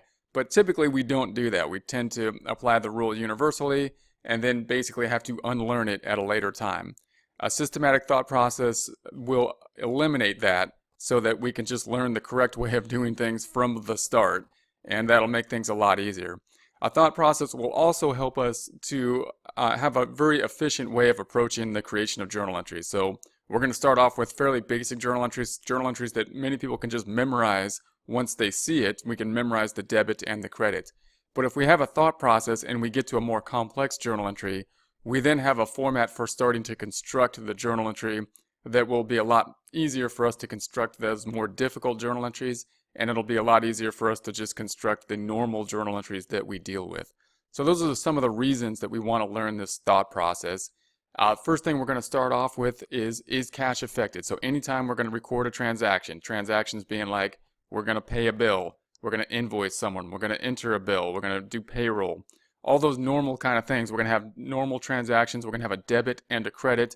Question is, what do we debit first? Where do we start in terms of interpreting this? We're going to have at least two accounts affected all the time. Which account should we start with? I would suggest that we always want to start with cash first. Cash will be affected in like 75% of the transactions. Cash is involved in just about every cycle at some point within the cycle, meaning it's going to be involved in the receivable cycle or the sales cycle at some point. It's going to be involved in the purchasing cycle at some point. It's going to be involved in the payroll cycle at some point. And therefore, if we can understand what's happening to cash, we will be able to deal with at least half of many of the journal entries that we will be dealing with.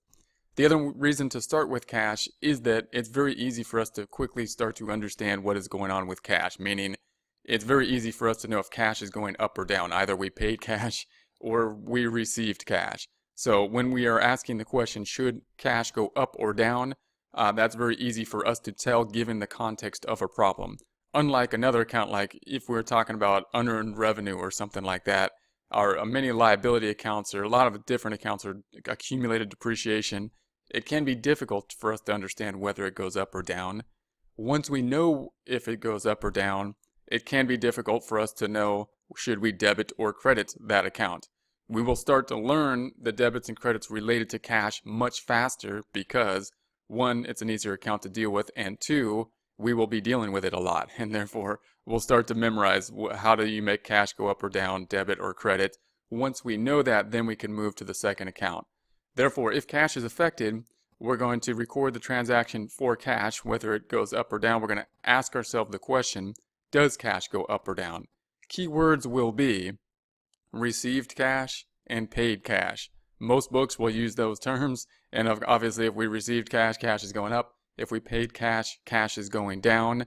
Then we can record the part of the journal entry related to cash, and we're going to have to apply a rule in order to see how things go up and down. So we're going to do the same thing to it as its normal balance to go up. So cash would go up with a debit and down with a credit. We'll talk more about that later. But once we record cash, then we can think about what happens to the other transaction. Note that once we have half the journal entry in there, if there's only two accounts affected, say cash went up, say we debited cash, then the other side must be a credit because we need an equal number of debits and credits within every journal entry. And therefore, whatever other account we need to be dealing with, we know which way it will go in that we know whether to debit or credit it after we have thought about what happens to cash. So that's going to be the thought process we want to get going. Now, if we go back to step one and we ask, is cash affected? And we say, no, it's not affected. Then I would think about what we received. What did we get? Oftentimes it's going to be an expense or we purchased an asset. And by doing that, we can think about an account oftentimes closer to cash, meaning if we purchased an asset, for example, it's going to be something that we received, it's going to be an asset, it's going to act similar in nature to cash, and therefore it might be easier for us to interpret whether it is going up or down, and therefore whether to debit or credit it. Once we know that, then we can use that information to apply to the next half of the transaction and see whatever other account is affected, which way the other account is going. So let's take a look at an example. We're going to say paid cash for utilities of $750. That's going to be the transaction. We're going to ask our first question, is cash affected? Key term here is paid. So we're going to say, yes, cash is affected. We paid cash. Therefore, we can start to think, something's going to happen with cash. We're going to keep that in our mind, and we're going to always try to write down whatever we can as soon as we can so that we can start building on that. Then we're going to say, is cash going up or down? And the key word here, paid, would indicate that cash is going down, and therefore we're going to write that down. We will cover the one rule on how to make accounts go up and down later, but for now, note that we're going to do the same thing to increase it and the opposite to decrease. So cash has a debit normal balance, therefore we're going to make it go down by doing the opposite thing to it, a credit. We'll cover that more later, but just note that once we know what's happening with cash, we're going to credit cash. Then according to our rules, we need to debit something. And so we can actually write that down. We're going to say cash is going to go down. If we were to post that, it would decrease cash, in this case from $124,400 down by $750 credit to $123,650. We also know that we will debit something. So I'm just going to write down the debit. If I was doing this by hand, I'd write down the credit, write down the debit. Then we just need to know what this account is. I already know we're going to debit it. In other words, that's the point of this process, or one of the points of the process. Then we're going to say what other account is affected. So we paid cash for utilities. Now, if we go through this and take a look at the trial balance, we can go through the list of accounts, and I always recommend having a trial balance in front of you if possible, even if it's not related to the problem you are working with. We can see down here that we have utilities expense. That's probably going to be the account related to utilities. We can then say utilities expense will then be debited. Note we already knew that we were going to debit utilities expense because we credited cash. That's one of the reasons to use a process such as this. Note, however, that we do want to double check the utilities expense and analyze why we are debiting the utilities expense so that we can get a better understanding of what this account does, how it functions, rather than just doing whatever we need to do to it because we did a credit to cash in this case. We want to understand it. So you want to double check after you apply this system, after it works, after we get the completed journal entry. We then want to say, utilities expense. What type of account is that? On the trial balance, it's down here in the expense section. Note that we always have the order of assets, liabilities, equity, revenue, and then expenses. We are down here within the expenses. All expenses have debit balances, and they typically only go up. And therefore, we're going to increase it by doing the same thing to it, which in this case is another debit. We'll talk more about that rule later, but just keep in mind that we do, as we apply this system, want to double check this other account that we came up with just by knowing what we did to cash first so that we better understand it. Then we're going to go back to step 1, and we're going to have another example where we say purchase supplies on account. We're going to apply our first question, is cash affected? And the key term here is on account. Whenever you see that in a text, it might say on credit, but many texts avoid the term credit in that context because they don't want to confuse the term credit with debits and credits in terms of recording debits and credits. Therefore, if you see that term in terms of purchasing something, it typically means either accounts receivable or accounts payable. When purchasing, it means accounts payable. It means we have not paid cash in essence. So cash affected, no, in this case, because we bought something and we didn't pay cash, kind of like we bought it on a credit card. And therefore, we got to go to the second question and say, what have we received? Now, you might be saying, hey, why don't I just think about the fact that we paid for it not with cash, but kind of like a credit card, which in this case would be our payable account. And we could start with that, but it's a little bit more difficult to know whether the payable is going up or down and whether or not we should debit or credit a liability account such as payable. If we think about what we received, supplies in this case, it's a little bit easier. Supplies we can see up here is close to the asset. It is an asset. It's in the asset section. So it's going to behave in a similar way as cash.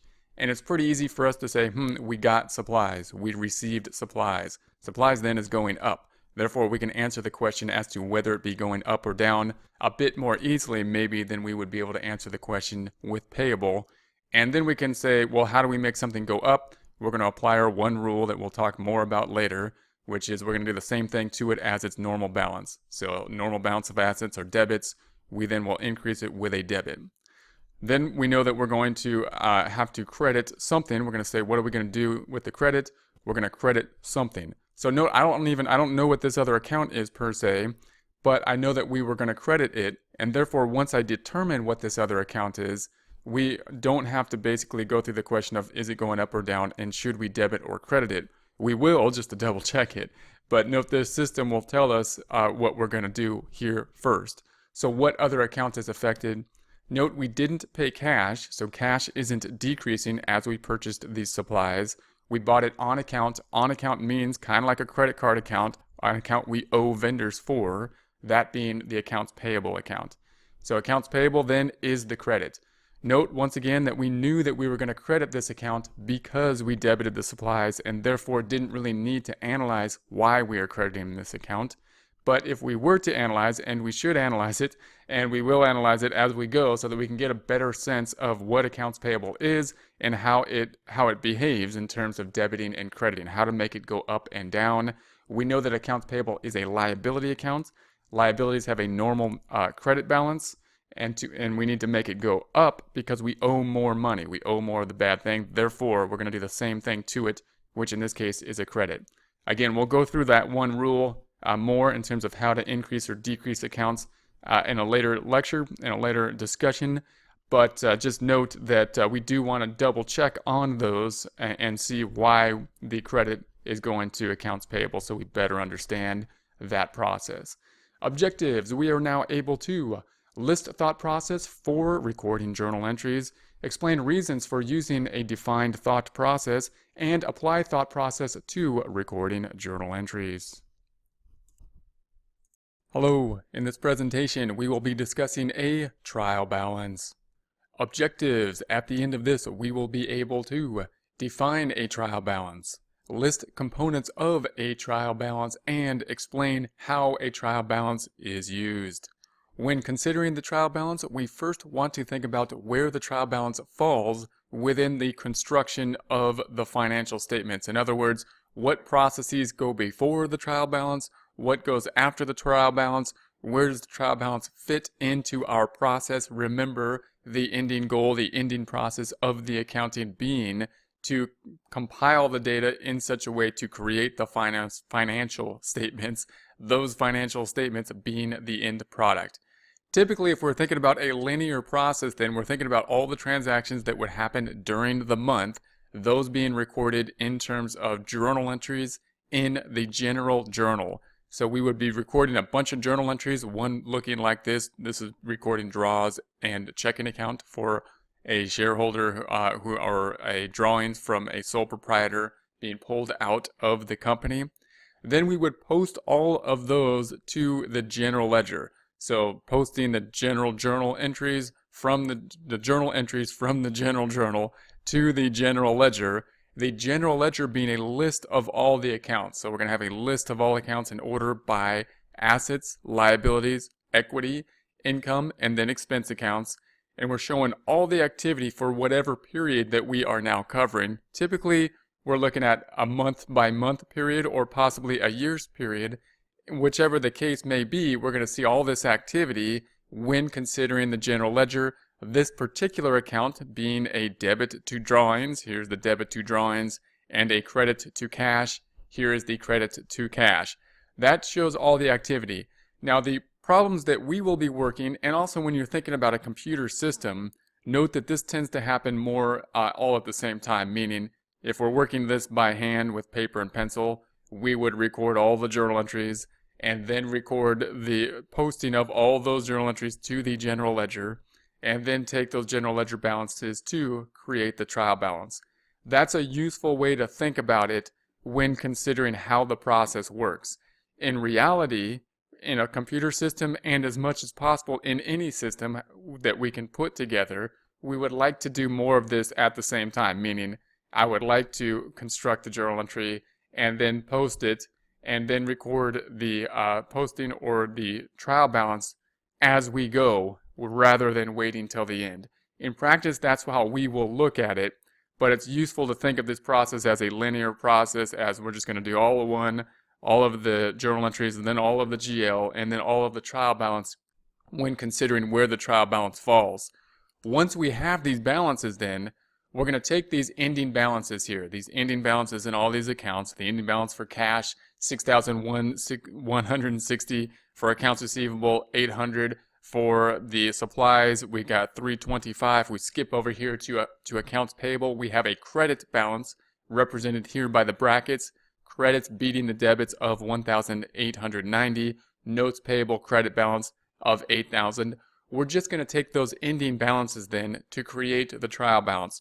The trial balance then is something that can really be a lot easier for us to look at and get a quick glance at just those ending balances, eliminating all the detail. For example, in the cash account, we will see on the trial balance $6,160, eliminating all of this detail within the trial balance, and thereby being able to work with something that's a bit more manageable and can tell us some different types of data. So when we look at the trial balance, then it could be formatted in a couple different forms, but we're typically always going to have the accounts listed in the same order as we find them on the general ledger. That's going to be the assets in green in this case on top, then the liabilities, then the equity, then the revenue, then the expenses. Remember that if you are talking about a sole proprietor, your equity will be capital, and the drawings will typically be in the equity type area as well. If you're talking about a corporation, you're going to have common stock and you're going to have retained earnings. So you'll note here that up here in cash, we've got that $6,160. Again, we eliminated the detail here. Now, the reason we're going to do that, of course, is that now we can manipulate this data and do more things with it. At the end of the day, we're going to use this trial balance in order to construct the financial statements, the end product. But the trial balance also helps us to kind of see what is going on as we go, meaning we can easily add up these assets and see what our total assets are, see what our total liabilities are, and make some quick comparisons as we would do with the financial statements with just this trial balance. Note that most textbooks were actually going to introduce the trial balance before we introduce the general ledger. Why? Because the trial balance is a lot easier to look at, right? It's a lot easier to look at the trial balance, even though if we think about the normal systematic format, we do the trial balance after we do the general ledger, the trial balance being constructed from the ending balances of here, the general ledger. But it's going to be easier to look at, so we want to look at that first. In practice, note that the trial balance will typically be constructed by a computer system as we enter data into the computer system. And a lot of times then, in that format, we're looking at the end result, the trial balance, or even the financial statements, and we typically want to go back in time. For example, if I want to know how we got to this $6,160 in the cash account, if I'm saying, that looks too high or that looks too low, then we oftentimes in that situation say we've already constructed the trial balance and then go back to the detail and say, let's see the detail into the general ledger. How is this ending number created? Where is my thinking going wrong and me thinking that this balance is too high or too low? And we go back and find that detail. So that's another way we can kind of consider where the trial balance lies. It's used in order to construct the data. It's done from the general ledger. When considering it from a practice standpoint, in terms of how is a company doing, oftentimes we start from the end trial balance, the ending balances, and then we can think about looking backwards to that general ledger. Note that the trial balance is a great cheat sheet, meaning if you can have a cheat sheet for any kind of exams or anything like that, or when you're just practicing with problems, you want to start off with a trial balance as a good cheat sheet, because even if it's not related to the problem that you are on, it will give you a lot of information, meaning it lists all the accounts. So if you're picking some of these accounts that you may not really know, such as unearned revenue, it's kind of an account that takes a little while for most people to get. And not only get in terms of now I know what unearned revenue is, I've heard it a few times, but then is it a debit or credit balance? Often a question we don't really know but we can find it by looking at the trial balance. We can see here that it's in the credit side.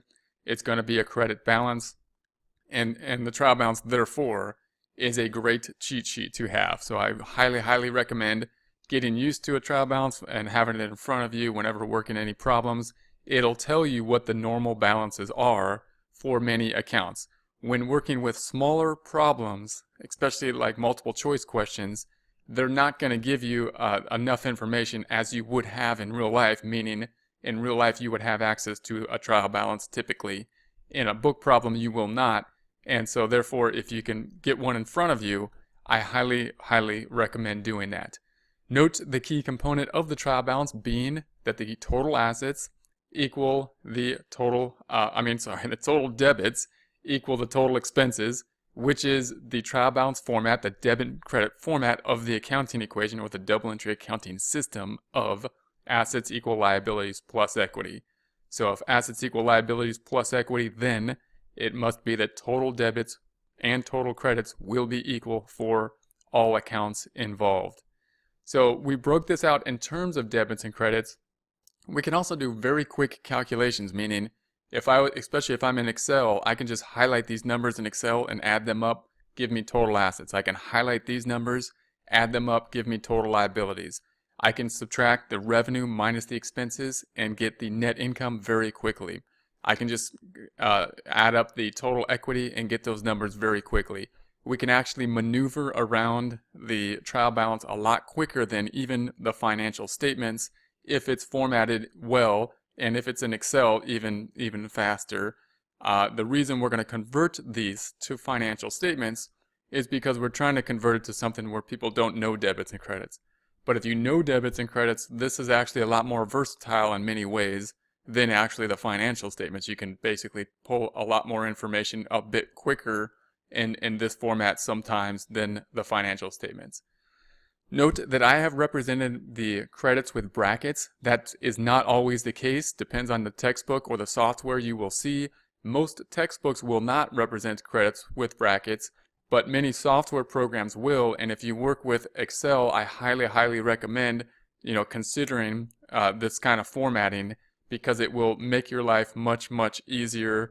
And so I'm gonna try to show that and try to convince you of that. If you're going to be working with debits or credits a lot, you're going to want to work with Excel. You're going to want to learn Excel. You're going to want to make sure that you make Excel part of your learning process. And when learning Excel, it'll make your life much easier if you start using formulas, and putting credit brackets around the credits will help to do that.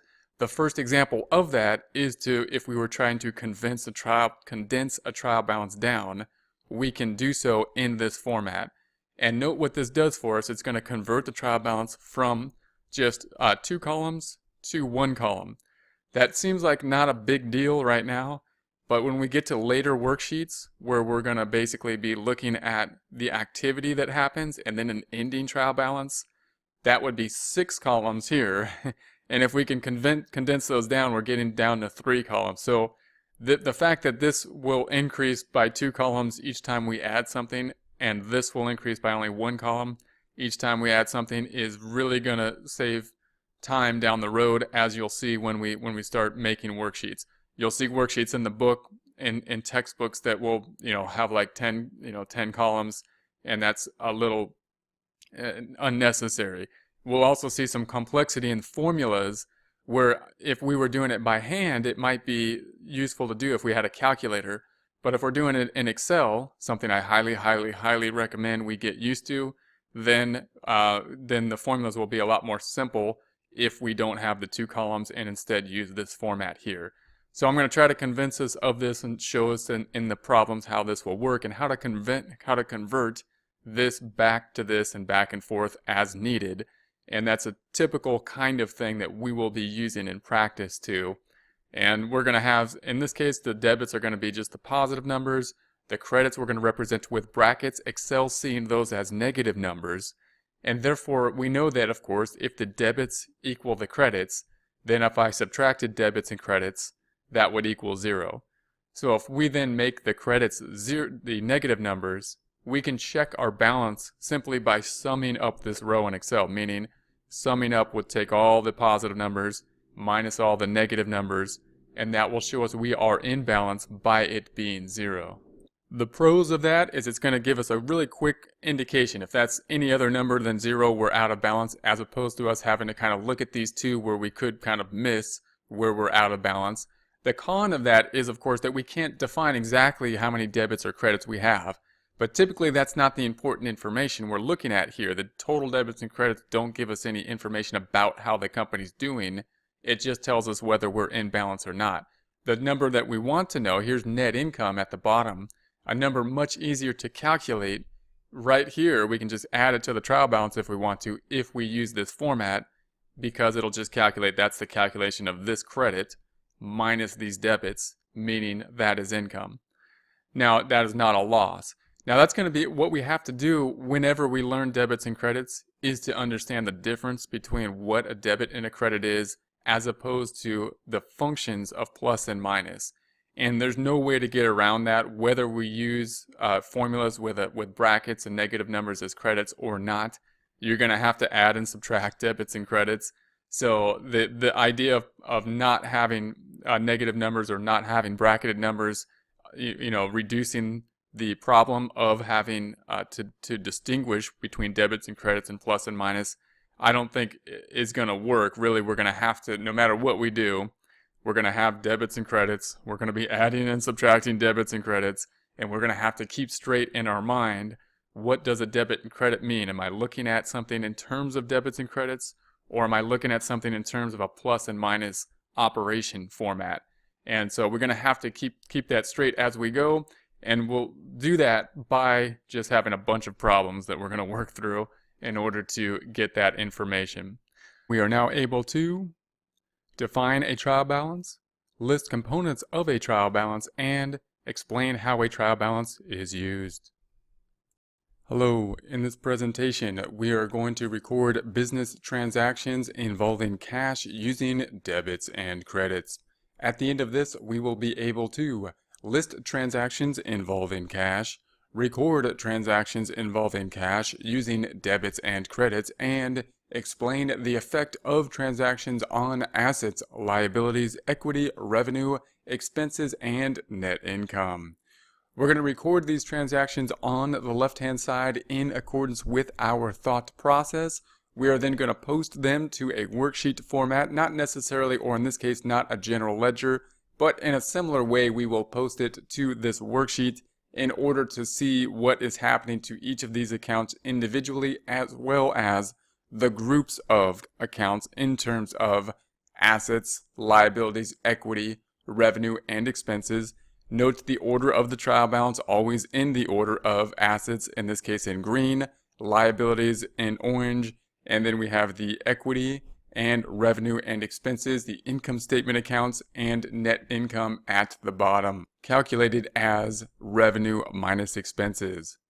We're going to start with transactions that will include cash, because cash is going to be that account we'll get most familiar with. It's our first question in our thought process. Once we understand what is going on with cash, then we can understand what is going on with the second component of the transactions. First transaction says, owner deposits cash into a business. This is typically going to be one of the first transactions that will happen within a business and within many types of book problems if we're having a longer comprehensive book problem. First question, is cash affected? We're going to say yes. The owner deposits cash into the business. Cash is affected. Cash is going up because there is a deposit into the business. Cash has a normal debit balance, and in order to make any account go up, we do the same thing to it as its normal balance, which in this case would be another debit. So we're going to think about cash first, and we're going to think about the idea that we need to debit the cash account, and we're going to write that down as we go. So whether we're doing this in Excel or by hand, even if it's a problem where they don't give us the numbers, I would write down the fact that we are going to debit cash first and then think about the second component. If we were to post this out, then we're starting at 0. We're going in the debit direction, 100,000 to 100,000. We then need a credit of something, and we just need to know what that credit account will be. The person who put the money in this case, is the owner. Therefore, we're not crediting revenue because it wasn't a customer that gave us the money. It's going into the owner capital account in this case. If it was a corporation, note that this would be the type of transaction would be the purchase or selling of stock. Investors purchasing stock within the corporation. The common stock would be the credit. There's going to be the credit increasing. Note that we knew that we were going to have the credit because we debited cash and therefore must have credit some other account if there's only one other account affected, as there is in this case. But we want to double check ourselves so that we better understand this second account here. In order to double check ourselves, we're going to say, is the capital account a debit or credit normal balance? It's a credit normal balance. Should it be going up or down? Bit more difficult to know than the cash account. That's why we focused on cash first as to whether the capital account should be going up or down, but it should be going up because the company owes the owner more money in this case, or the net value of the company has increased. How do we make something go up? We do the same thing to it as its normal balance, which in this case would be a credit. Note that here I have the debits and credits in terms of the debit and credit column and credits in brackets. Over here, we just have the credits represented in brackets. So we have an adjusting entry, a debit, and a credit, and then we have the ending balance, a debit and a credit. This is very useful when we work with a worksheet like this, and that's why I want to get used to this kind of worksheet. It will very much simplify the worksheet, and if you use formulas within Excel, which I highly recommend doing, then it will simplify those formulas as well. Assets are increasing. Nothing's happening to the liabilities, and equity is increasing. Net income, however, is staying the same. Note that nothing is happening to the revenue or expense accounts, therefore nothing's happening to net income, although equity and the whole income statement is kind of part of equity, remember, is going up due to the capital going up. Next transaction, we're going to say receive cash for work completed. So first question we will have here, is cash affected? And of course the keyword is received, so we're going to say yes, received cash. Cash is it going up or down? Of course it's going up because we received cash. How do we make something go up? We do the same thing to it as its normal balance. Cash has a debit normal balance represented by the fact that it does not have brackets in this case. Therefore, in order to make it go up, we will do the same thing, another debit. So we're going to debit cash. If we were to post that out, then we have the 10,000, increasing the debit balance by another debit to a debit of 110,000. We now know that we're going to credit something for that 10,000 and just need to know what that credit should go to. And we have done work, meaning we have earned, in this case, revenue. So we earned revenue when we do the work. People paid us cash at the same point in time that the work was completed in this case. Therefore, we have cash and revenue happening at the same time, revenue being recognized under the revenue recognition principle because we had completed the work at this point in time. If we were to post that out, 10,000 increasing in the credit direction. We knew that we were going to credit revenue over here because we debited cash, but we also want to think through that and see if it makes sense. We know that revenue has a credit balance. We also know that revenue only goes up, meaning customers don't pay us. We only pay customers. Net income will go down, but net income goes down when expenses go up. Net income doesn't go down because generally revenue goes down because revenue typically doesn't go down. So note that the entire income statement, revenue and expenses, typically only go up, and then net income is calculated as revenue minus expenses. Therefore, how do we make revenue go up? We do the same thing as its normal balance, which in this case would be a credit. Once again, note the credits represented by brackets here, this not being a negative number for our purposes in terms of debits and credits, but representing an increase in the credit direction. Counting equation, assets are going up because the cash went up, liabilities remaining the same, equity increasing because equity is going to do the same thing as net income. Net income is calculated as revenue minus expenses, and net income went up because revenue went up, therefore total equity is going up. Note that, of course, net income is going up, as we just said here, because the revenue is increasing and net income calculated as revenue minus expenses. Next transaction, paid employee wages of 30,000. First question, is cash affected? We're going to say that cash is affected, and is it going up or down? In this case, we're going to say it's going down, keyword paid. When we say paid, we usually mean paid with cash, and of course the cash would be decreasing if something were then paid. How do we make cash go down? We do the opposite thing to it as its normal balance. Its normal balance being a debit means that we will do the opposite of a credit to make it go down. Note here that we're going to put the credit on the bottom. I'm leaving a space to put something on top. Credits typically go on the bottom. It is a convention that the debits go on top, credits go on the bottom. Because of that convention, however, it's not required that we work from top to bottom, left to right. I would recommend working in any way that's easiest for us to work. It's easiest to think about cash first, and therefore think about cash first and put that transaction on the bottom.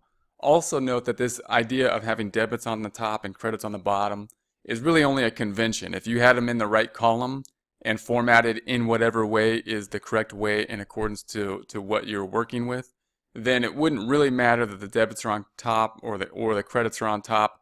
But it's a convention that we do want to follow as much as possible, and it is a convention for computer programming. I think that's part of the convention and part of the reasoning for it.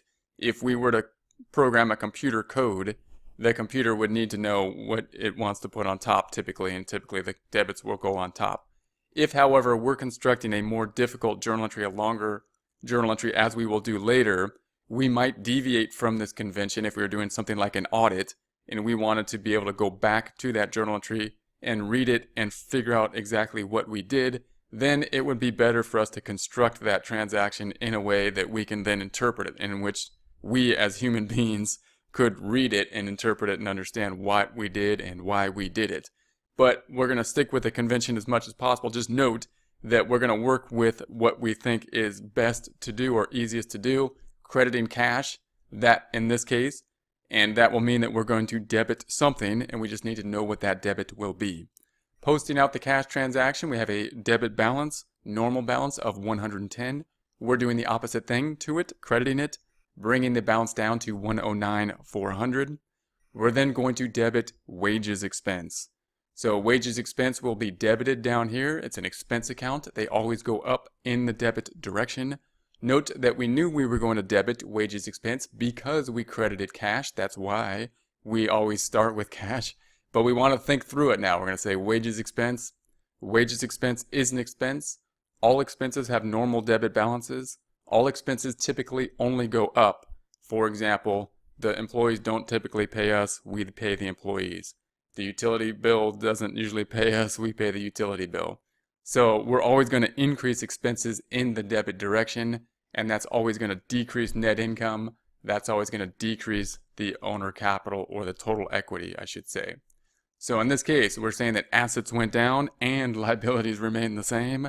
And we're saying that the equity section is going down because expenses went up, bringing net income down. Net income calculated as revenue minus expenses. So here we see that net income is decreasing, and that's represented by the 600. So we were at 10,000 minus the 600, bringing us to 9,400, the 10,000 minus the 600. Received, next transaction, received cash for work that will be done in the future, 15,000. In this case, we're going to say in all cases, first question, is cash affected? Yes. Is it going up or down? Up, keyword, received cash. How do we make cash go up? How do we make anything go up? We do the same thing to it as its normal balance. Normal balance for cash being a debit means we will debit cash. So we're going to say cash is going up. Then we know we're going to credit something. We just then need to know what we are going to credit. In this case, the work is done in the future. So whenever we get cash, it's typically going to be from the customer, but we can't always credit revenue. We need to know when the work was done, that being the driving factor when on an accrual basis. The accrual base is driven by the revenue recognition principle, saying that we recognize revenue when earned. So it's not when we receive the cash. In this case, we're saying we're going to do the work in the future. So we haven't done the work yet, so even though we got cash, I cannot credit revenue, and therefore must credit something else. That something else in this case is unearned revenue. It's a liability account. So cash is going to increase with the debit. So doing the same thing to it, increasing, and the liability account is going to be unearned revenue. Now again, if we could figure out that it's unearned revenue, we already know that we're going to credit it, but we do want to think about that and say, why would that be the case? And in this case, we owe something in the future. We owe work in the future, or we owe that money back. And therefore, that's going to be the definition of a liability, something that we owe in the future because of a transaction that happened in the past. Therefore, we're increasing a liability. Liabilities typically have credit balances, or always have credit balances. We need to make it go up. The bad thing is increasing by doing the same thing to it as its normal balance, which in this case is a credit. So that's the justification there. We see now that assets are going down, liabilities are going up, equity remaining the same. No effect on net income, no effect on revenue and expenses, even though we got the cash because we have not yet earned that cash. We have received, not yet earned the revenue. Next transaction, paid cash for utilities, $750. First question, is cash affected? We're going to say cash is affected. Is it going up or down? It's going down. Keywords, paid cash. Therefore, cash has a debit balance. How do we make any accounts go down? We do the opposite thing to it as its normal balance. Cash has a debit normal balance. The opposite then, a credit. We'll start off with the credit to cash. Remember that we're going to leave a space and put the credit on the bottom. We're going to start with the credit, even though it's not the first thing in the rows from left to right, top to bottom, because it's the easiest thing to think about. Posting that out then will bring the balance in cash from a debit of $124,400 minus the credit of $750 to $123,650. We then need to debit something, and in this case that something would be utilities expense. So utilities expense, we already knew that we were going to debit it because we credited cash. That's the point of crediting cash. But we also want to think through it. We know that utilities is an expense. All expenses have debit balances, and they only go up in the debit direction. Therefore, we're going to increase utilities expense by doing the same thing to it, in this case, another debit. So we increase the utilities expense. Assets then going down from this transaction, the liabilities remaining the same, and the equity decreasing because net income is going down, net income calculated as revenue minus expenses, and therefore going down, bringing total equity down. Net income here going down. It was at $9,400. We increased the expense, decreasing net income to $8,650. Net income calculated as $10,000 minus $600 minus $750. Total equity being the $100,000 plus the $10,000 minus the $600 minus the $750. Next transaction, paid cash for supplies. First question, is cash affected? We're going to say yes, cash is affected. Cash is going down. Keywords paid. Therefore, we're going to do the opposite thing to it as its normal balance. This case, that being a credit. We're going to put the credit on the bottom. We then know we're going to debit something. That debit being what we purchased will be supplies. So supplies in this case is, we had to debit it because we credited cash, but we want to think through it. Supplies is an asset account. It's going to be increasing. We got more of it. Assets like cash have debit balances. We need to make it go up and therefore are doing the same thing to it as its normal balance, which is another debit. So we're kind of justifying or double checking that amount. There's the increase there, bringing the balance up. The effect on the accounting equation, assets are going up, but also going down. No net effect on the accounting equation. One asset increasing, one decreasing. Liabilities remaining the same. Equity remaining the same. Once again, net income also remaining the same. The supplies going on the books as an asset because it has not yet been used, not consumed, in order to help generate revenue and therefore not yet expensed. We are now able to list transactions involving cash, record transactions involving cash using debits and credits, and explain the effect of transactions on assets, liabilities, equity, revenue, expenses, and net income. Hello, in this presentation we will be recording journal entries for business transactions related to accounts receivable, otherwise known as the revenue cycle. We will be recording these using debits and credits. At the end of this, we will be able to list transactions involving accounts receivable, record transactions involving accounts receivable using debits and credits, and explain the effect of transactions on assets, liabilities, equity, revenue, expenses, and net income. We're going to be recording these transactions up here on the left-hand side, constructing those journal entries in accordance with our thought process, our list of questions to most efficiently construct the journal entries.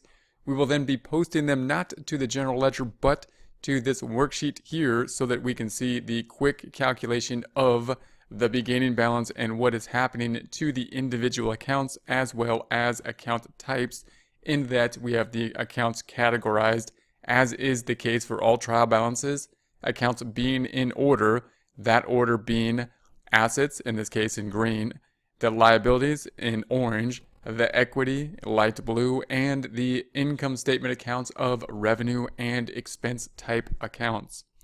First transaction, performed work on account for $10,000.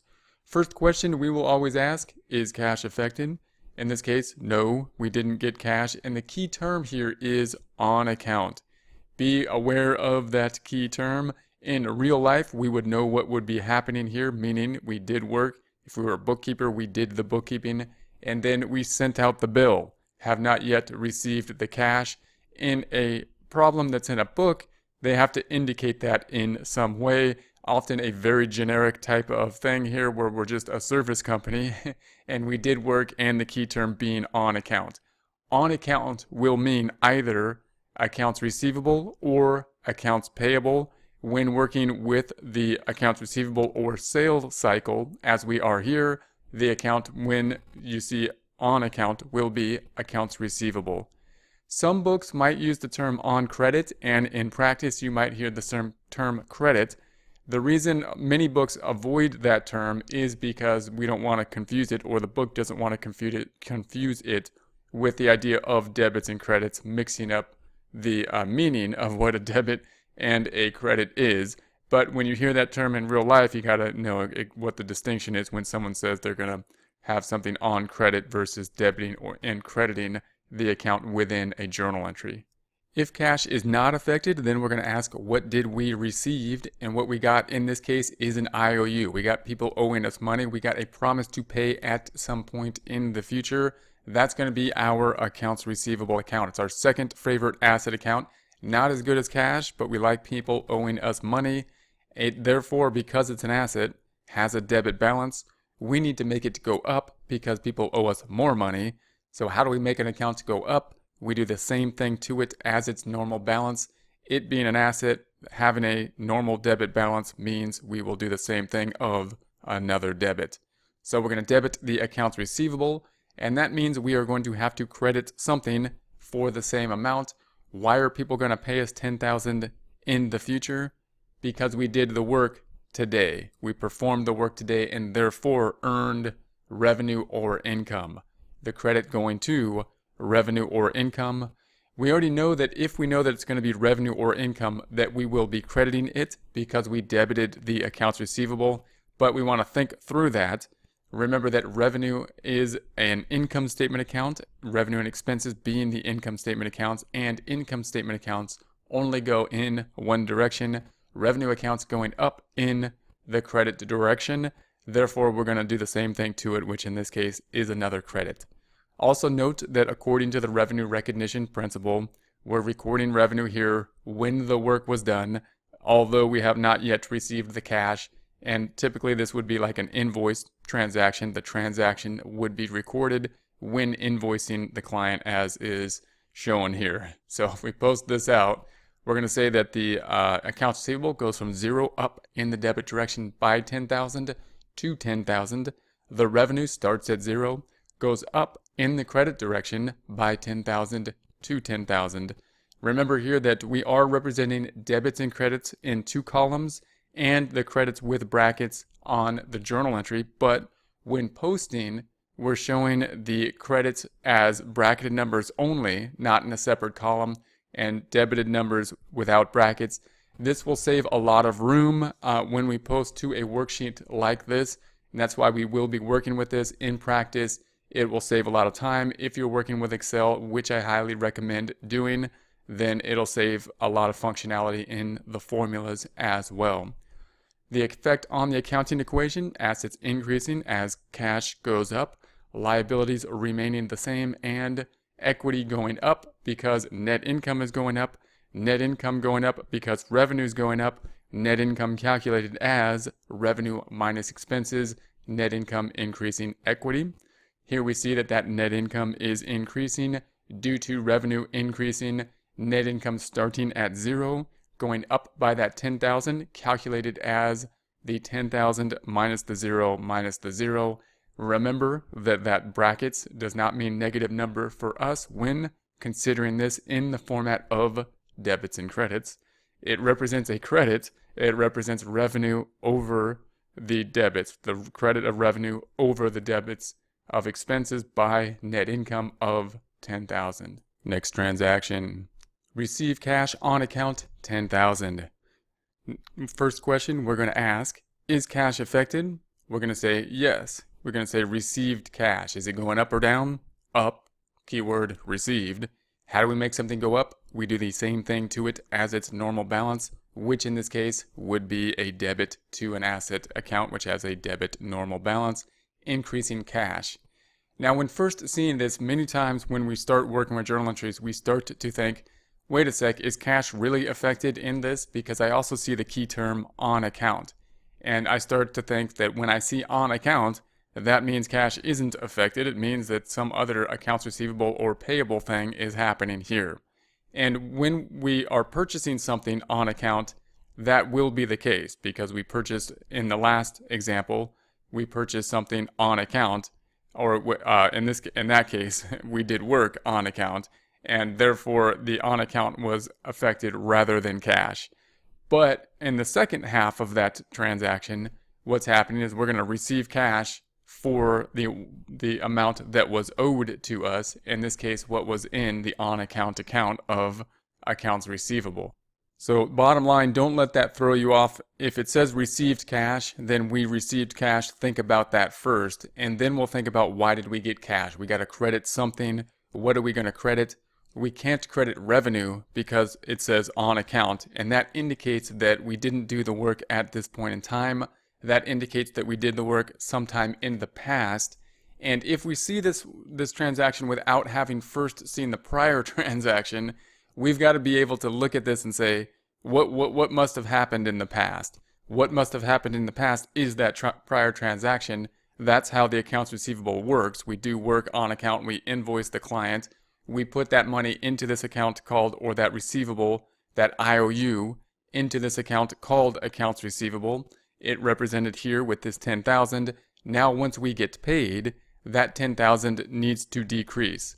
So the credit is going to go to that accounts receivable. It's going to reduce that 10,000 back down to zero. So if we post this out, we see the 10,000 debit to cash, increasing cash from zero up by 10,000 to 10,000.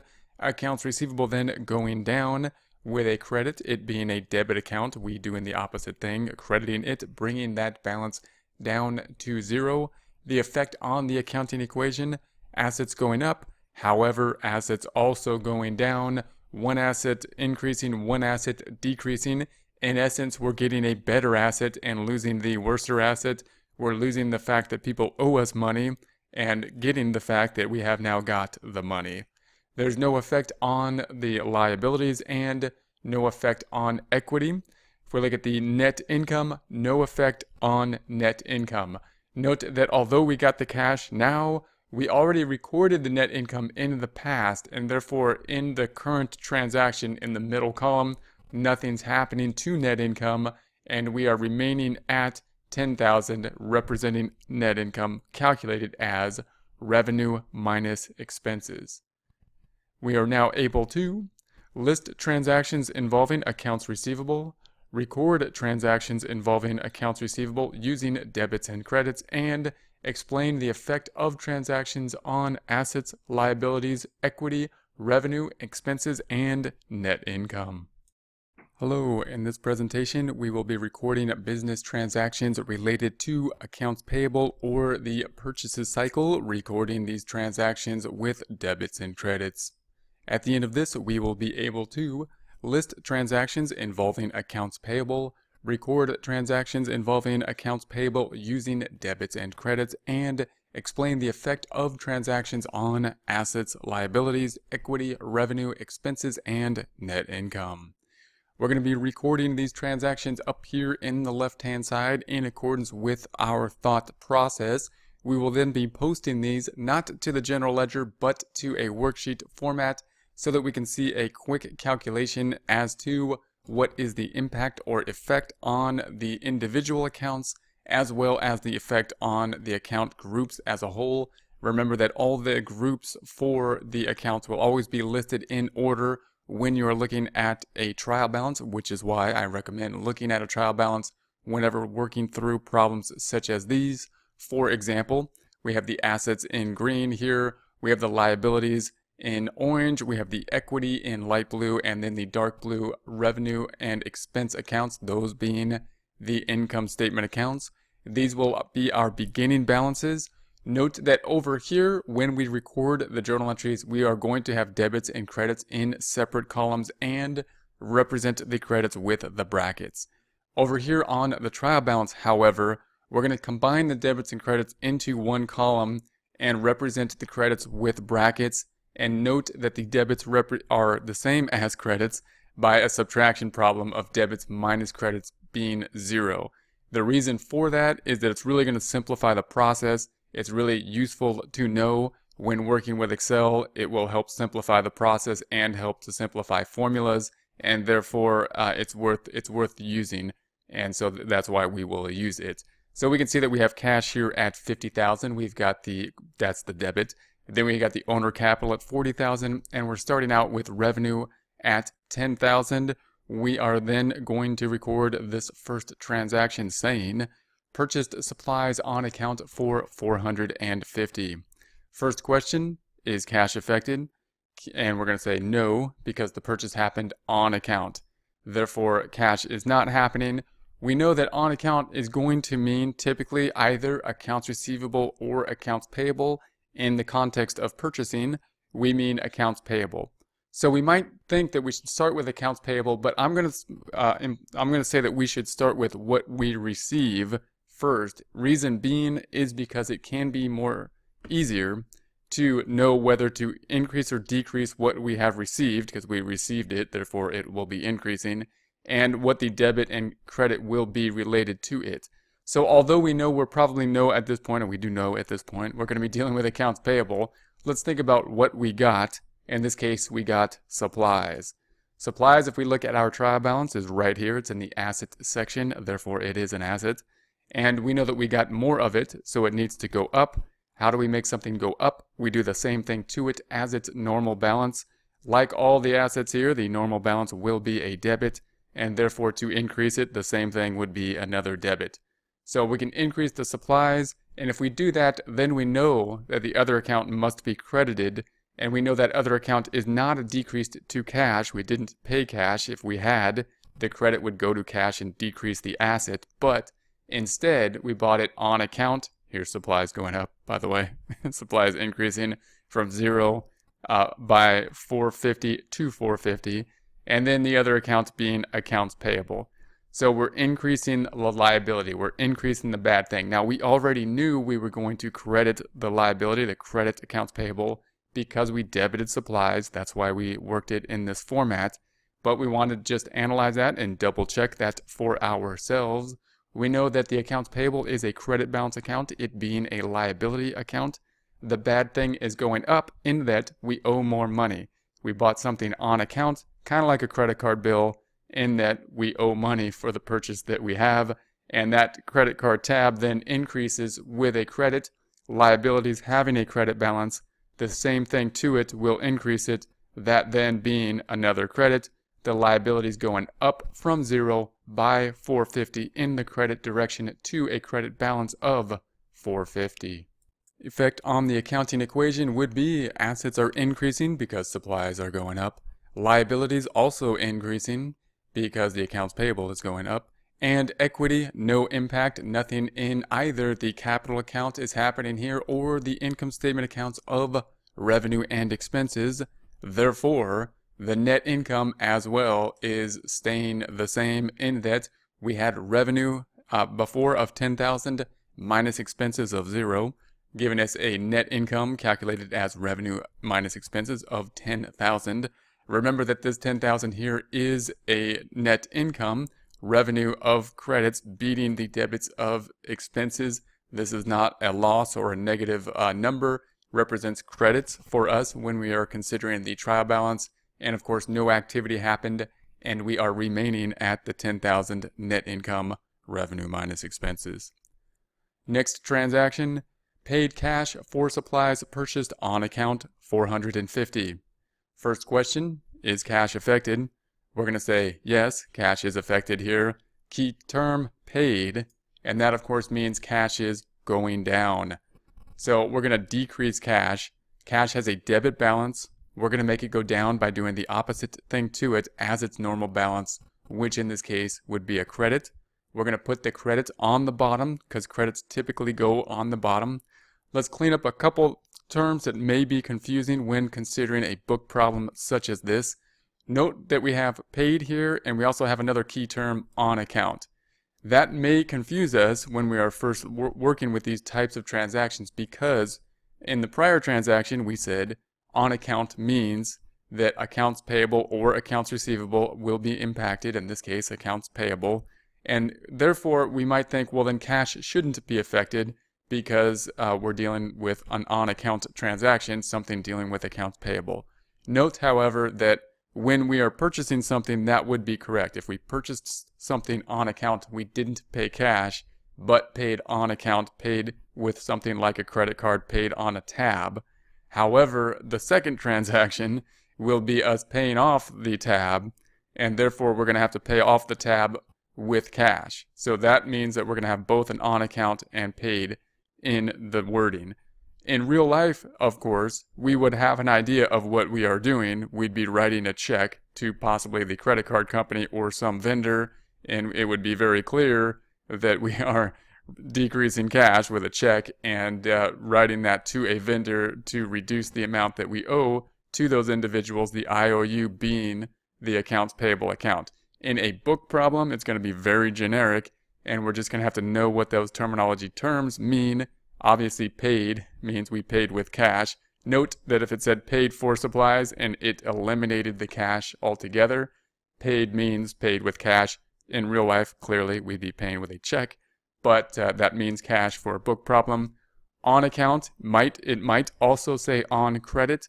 Many books will not include the term on credit because they're trying to separate the concept of credit from what is meant when we are debiting and crediting in terms of journal entries from other contexts, such as a tab, increasing and decreasing, which could imply slightly different things.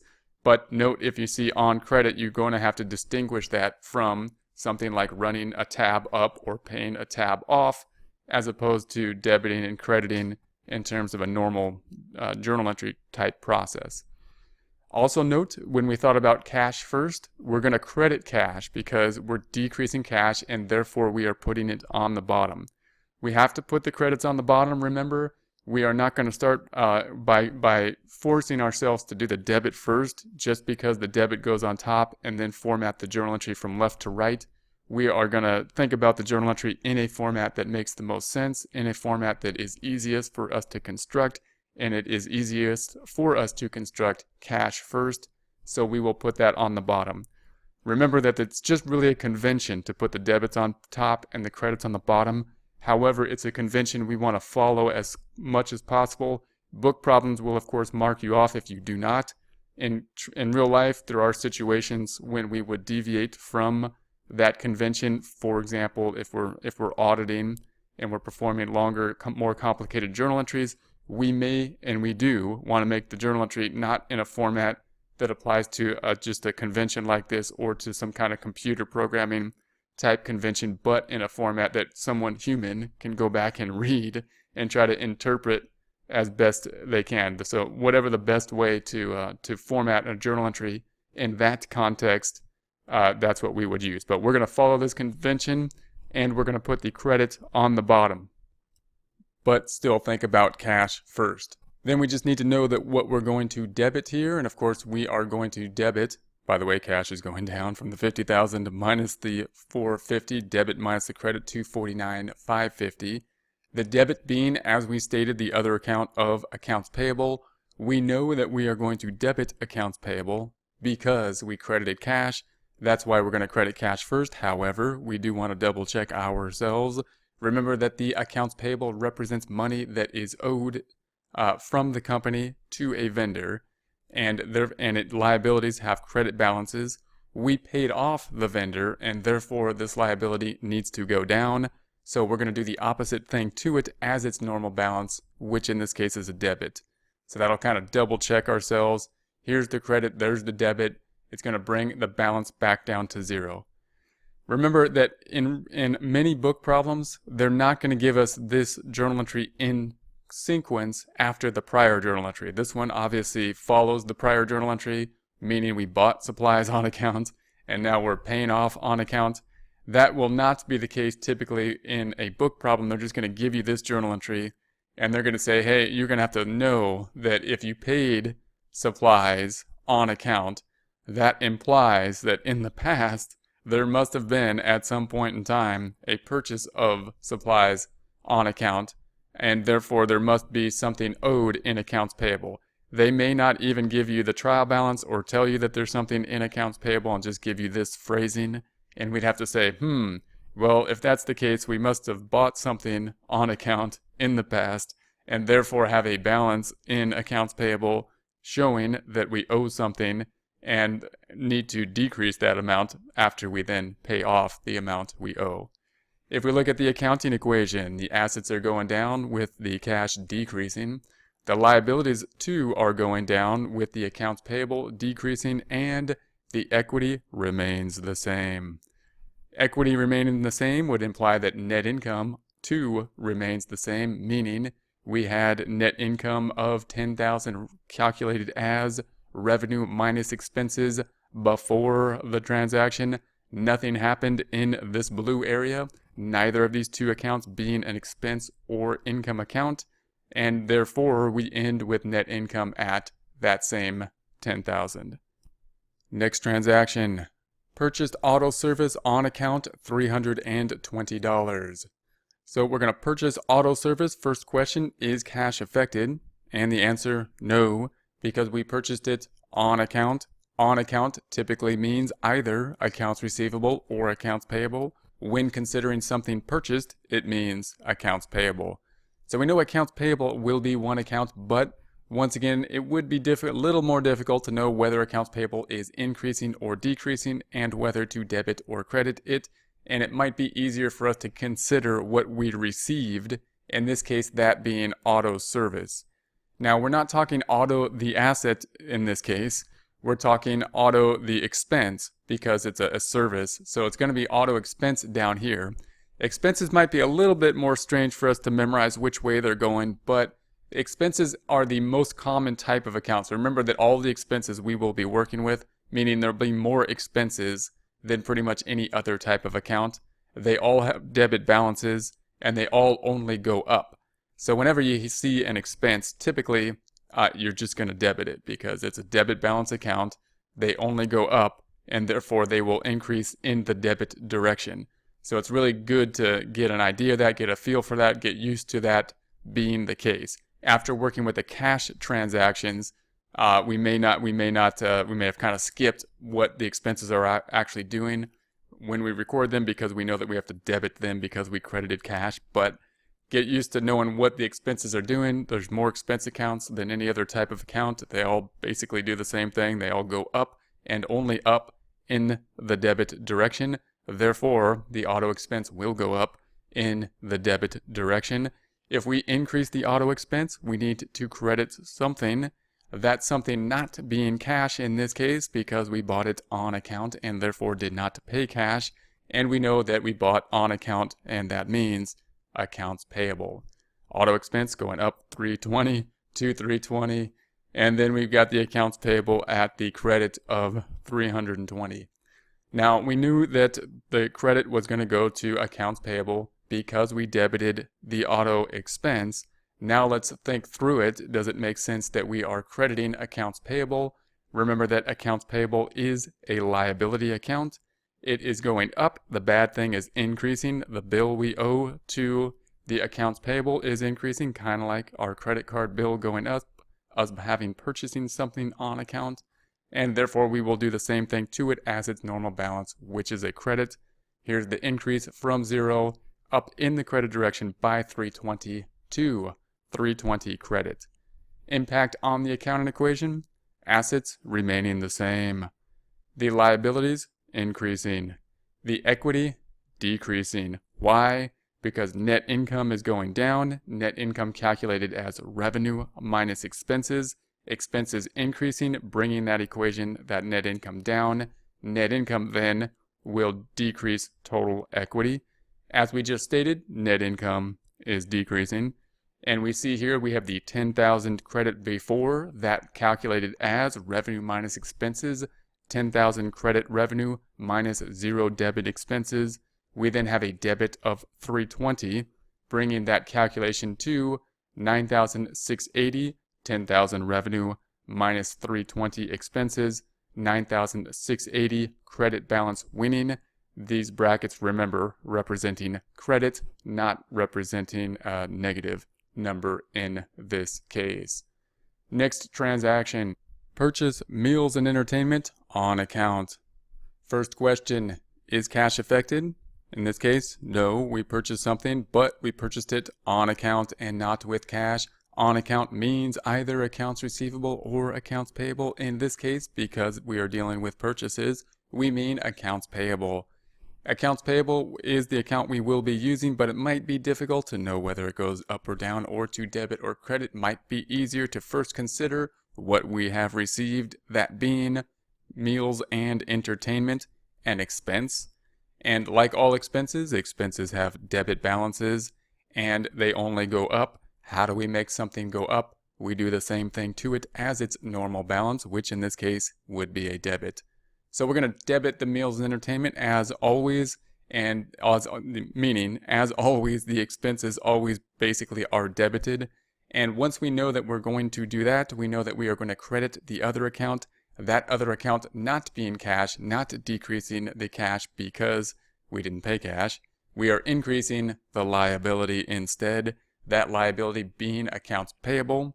We already know that we credit accounts payable because we debit the meals and entertainment expense, but we do want to double check that, and so let's do that now. Accounts payable has a credit balance. It needs to go up. The bad thing needs to go up. Our bill's going up, our credit card balance is going up, or our accounts payable is going up. How do we make something go up? We do the same thing to it as its normal balance, which in this case is a credit.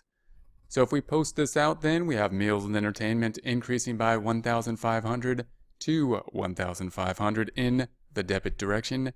We have accounts payable increasing from $320 by $1,500 in the credit direction to $1,820. Accounting equation, assets remain the same. Liabilities increasing due to accounts payable going up. And the equity decreasing due to expenses going up, meals and entertainment, the specific expense, and that brings down net income, calculated as revenue minus expenses, and net income going down means total equity is decreasing. Next transaction, we're going to say that paid cash for auto service done on account in the past, 320. First question, is cash affected? We're going to say yes. Keyword, paid, meaning cash is going down. Therefore, cash has a debit balance. How do we make it go down? Opposite thing to it, which in this case is a credit. So we would credit the cash. Remember that we have paid here, and we also have this on account. So don't let the on account throw you off thinking that the paid doesn't still mean cash. It does still mean cash. Cash is going down. Then we need to know what the debit will be after knowing we're going to credit cash. Also, remember, cash will go on the bottom because we are crediting it at this point, and we will think of cash first because it's the easy account to think of rather than trying to think of the debit first just because it's on top. Then we need to think what the debit will be, and in this case we purchased something, paid for something we had purchased, auto expense, that's something that we had purchased in the past on account. So remember, on account means accounts receivable or accounts payable. In this case, we're talking about purchasing, so we're talking about accounts payable.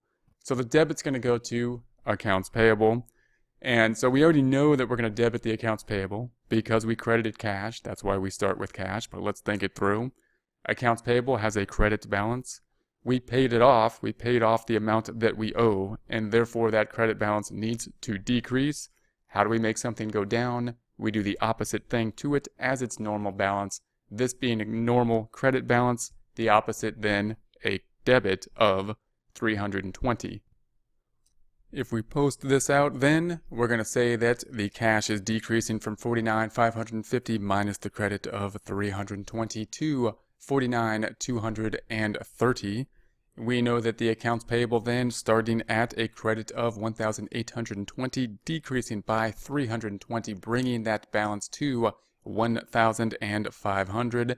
Effect on accounting equation is assets decreasing because cash went down, liabilities decreasing because accounts payable went down, and the equity remaining the same. The effect on the net income, none. Note that there's no neither of these accounts are revenue or expense accounts, even though cash is going down, no effect on net income, and we have the net income calculation still at the 10,000 credit minus the 1,500 meals and entertainment debit minus the auto expense debit for the credits winning, revenue beating, expenses, credits beating debits on the income statement of 8,180. That being the same in the beginning and ending of this transaction. We are now able to list transactions involving accounts payable, record transactions involving accounts payable using debits and credits, explain the effect of transactions on assets, liabilities, equity, revenue, expenses, and net income.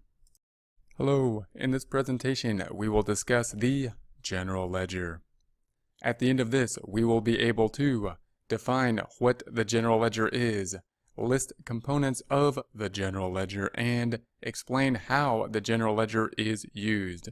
When looking at transactions in terms of journal entries and posting those journal entries in prior presentations, we were posting those journal entries mainly to a worksheet in order to see a quick computation of the beginning balance and what is happening to that balance, posting it to a format of a trial balance, then an adjusting column, and then an adjusted trial balance. Note, however, that we typically think of the journal entries being posted to a general ledger. The general ledger can be very complex when we look at it, which is why it is often useful to not look at it when we first start posting the transactions, but to see how those transactions affect individual accounts. But when we consider the general ledger, it's not as complex as it would first seem.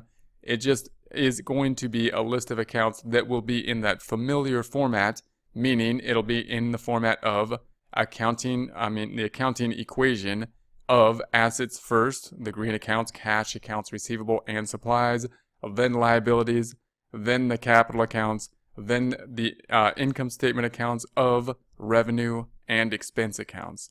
The reason it's such an intimidating looking thing is because it's also going to include detail within these particular accounts. So rather than just having a trial balance providing us with these ending balances, the ending balances then adding up to the debits equaling the credits, we're going to show the actual detail for a particular time period in order, typically by date or order of transactions as they occur within the general journal. So all the transactions that we posted in prior transactions, whether they be to the using cash or part of the accounts receivable cycle or part of the payable cycle, part of the sales cycle or purchasing cycle, they will then be posted to the general ledger, and we can think of the general ledger then being the thing that is used to construct the trial balance. So in this example, we're showing these two particular accounts that deal with cash that are then posted to the cash general ledger. We've got the cash GL, the GL often for short for general ledger, and we have the debit side and the credit side.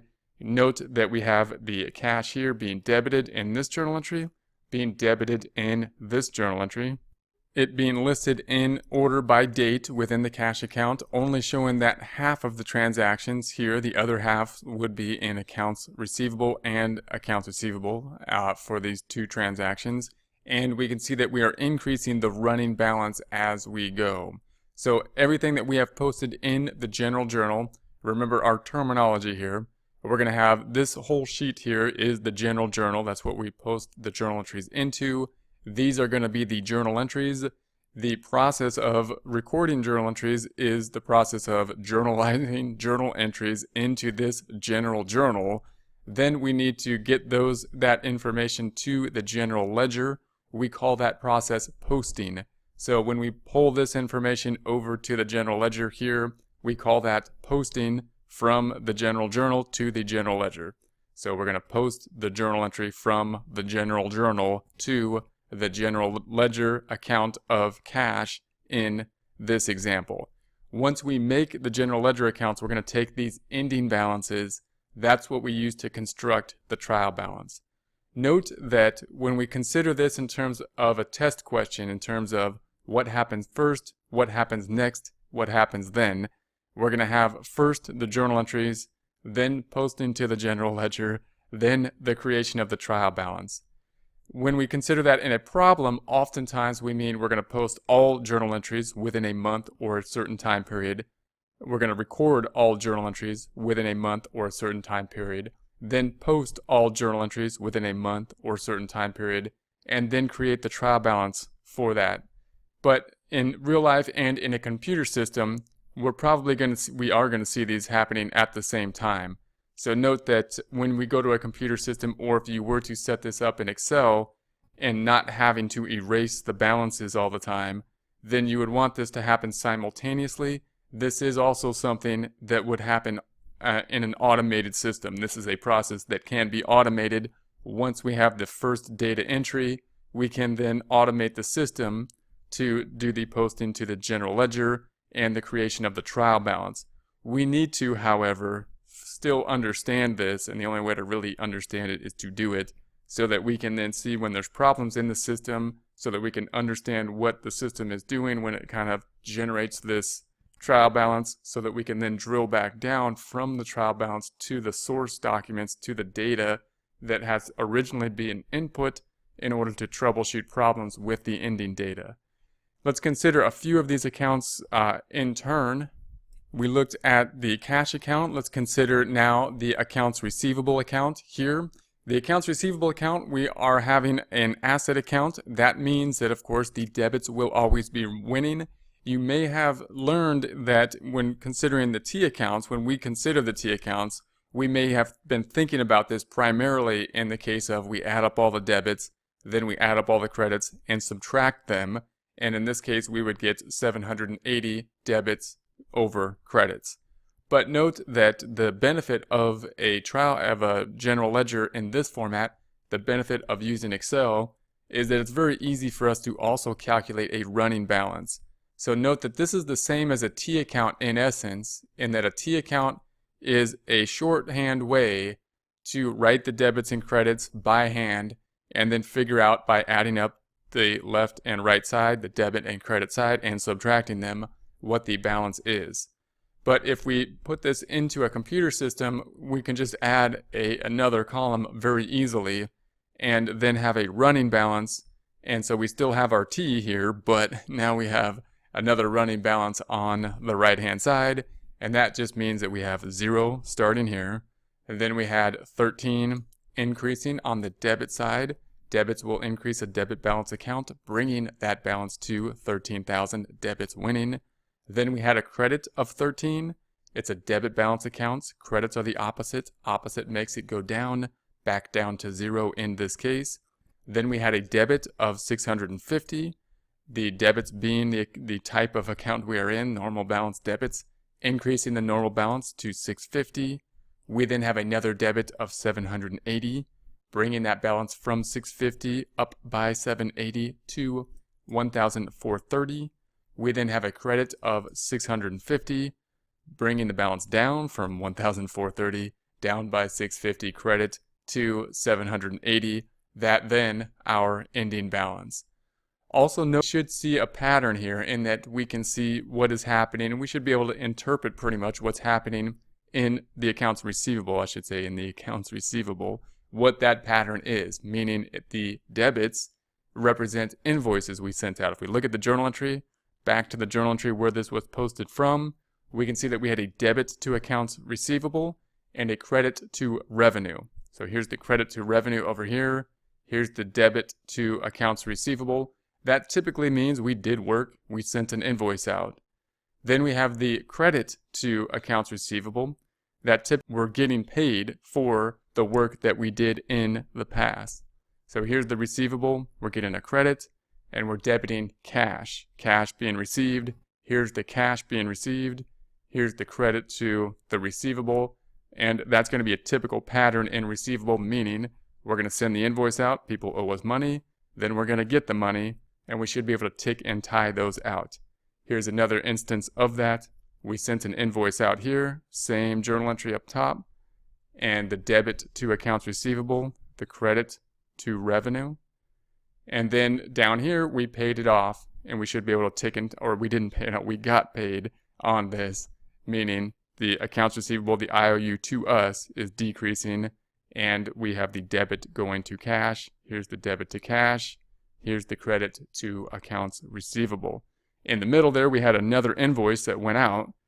This 780 increase in the receivable and increasing revenue. There's the increase to revenue. There's the increase to the receivable. Of course, that is what has not yet been paid. That is what still remains in the accounts receivable account.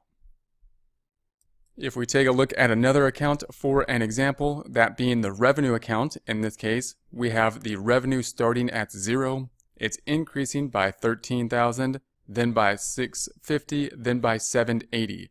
Note that the revenue account is representing credits. All of our accounts are representing credits with brackets, and we have the credit in the credit column when considering the general ledger account. Also note that revenue only has credits, meaning it's only going up. Revenue typically does not go down, and that will be the pattern then. When we look at revenue, we should just see a bunch of credits. Unlike when we looked at the accounts receivable, where we had debits and credits over here. The balance sheet of accounts receivable is a debit normal balance account, but we'll have credit transactions, the credit transactions reducing the account balance, the debit transactions increasing the account balance. On the revenue side, it's a credit normal balance account, and therefore credits increase, debits would decrease, but typically we won't see any debits because revenue only goes up, customers only pay us, we do not typically pay customers. What will the transaction be? It will usually be debiting accounts receivable, crediting revenue. If we're in the type of company that invoices clients, meaning we do work, then we invoice the client and expecting an IOU, expecting money, a check in the mail from the customer in the future. So you'll note that all these transactions related to the increase in revenue are a debit to receivable, credit to revenue. The second piece of that being the accounts receivable going down and the cash then being received.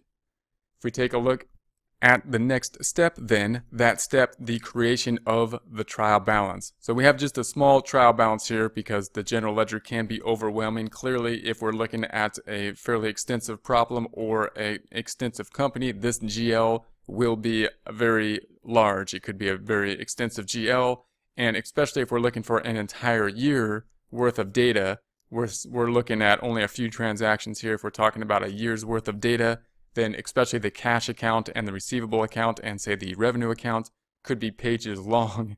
So just keep that in mind that we're kind of simplifying the data here, but the essence is the same. If you look at an extended, messy, huge general ledger, all you're looking for are those ending balances when constructing the trial balance. We're just pulling those ending balances here. In this case, those being cash being pulled over from the GL to the trial balance at $13,650, the accounts receivable being pulled over at $780 from the GL to the accounts receivable.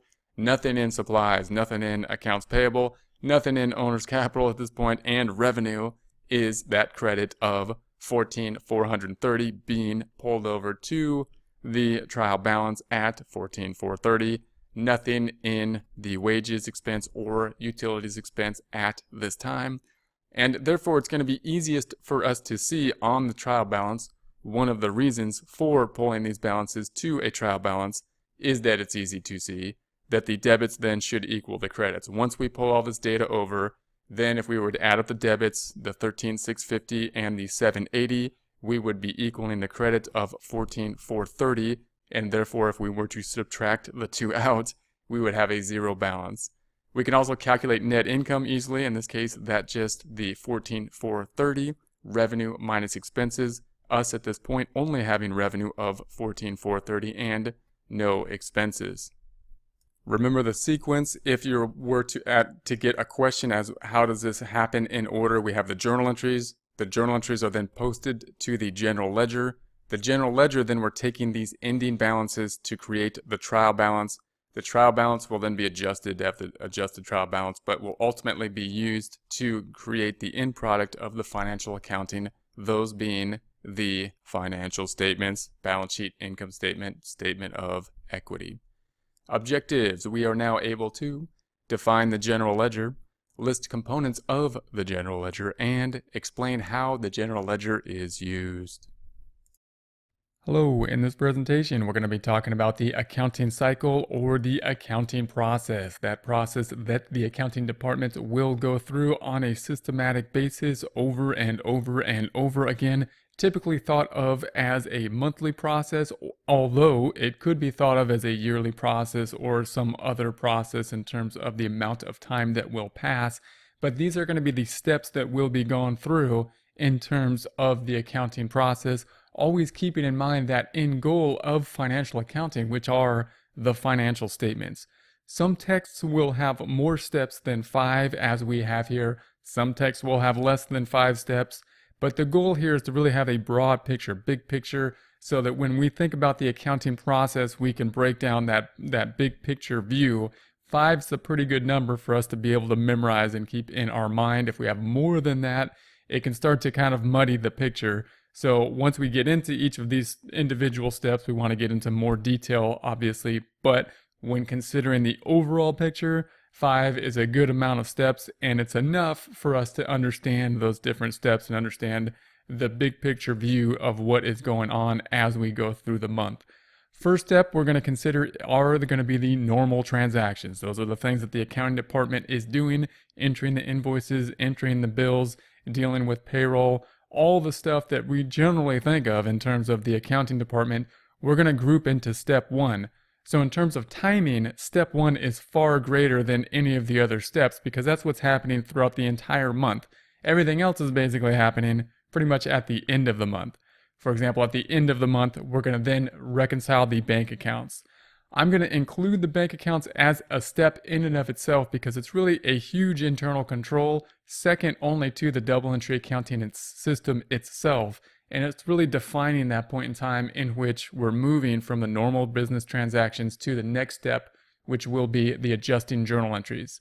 The adjusting journal entries will then be used to create the adjusted trial balance, which will be on an accrual basis or as close to one as possible. And all of this happens again as of the end of the time period, as opposed to what happens for most of the time period, which are those normal transactions. Once the adjusting entries have been done, we can finally make the financial statements. This is the end goal. We have the asterisks here because this is the end product that we're really looking for. This is what the external users of the financial statements and most of the reports for managerial accounting are wanting, those financial statements. But notice it's step 4 of 5. It's not the end, although that's the main event. We still have the cleanup process, the closing process, and that's going to be our final process. We'll have to close things up to get us ready for this whole system to start again, at which time it will start again.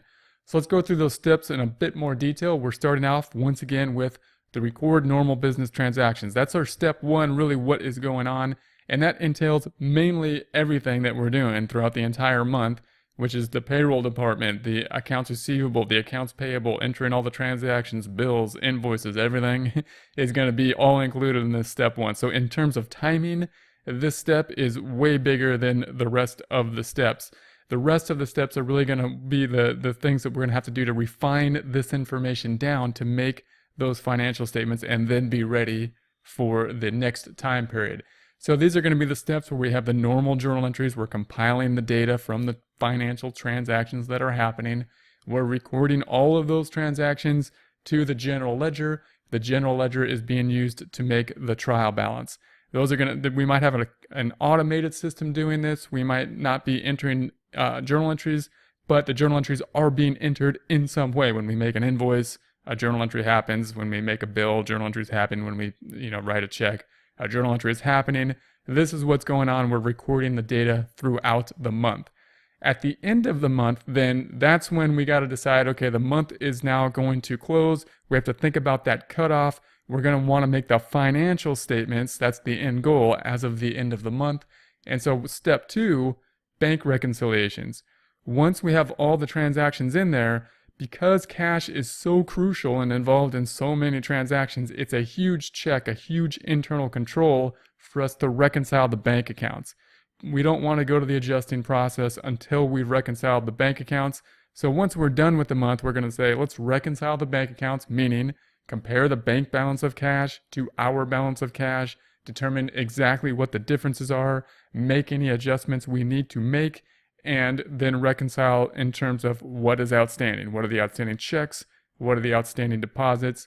That gives us assurance that our transactions are in there correctly, both our cash transactions, and because so many other entries are involving cash, it's a huge check on our entire financial system.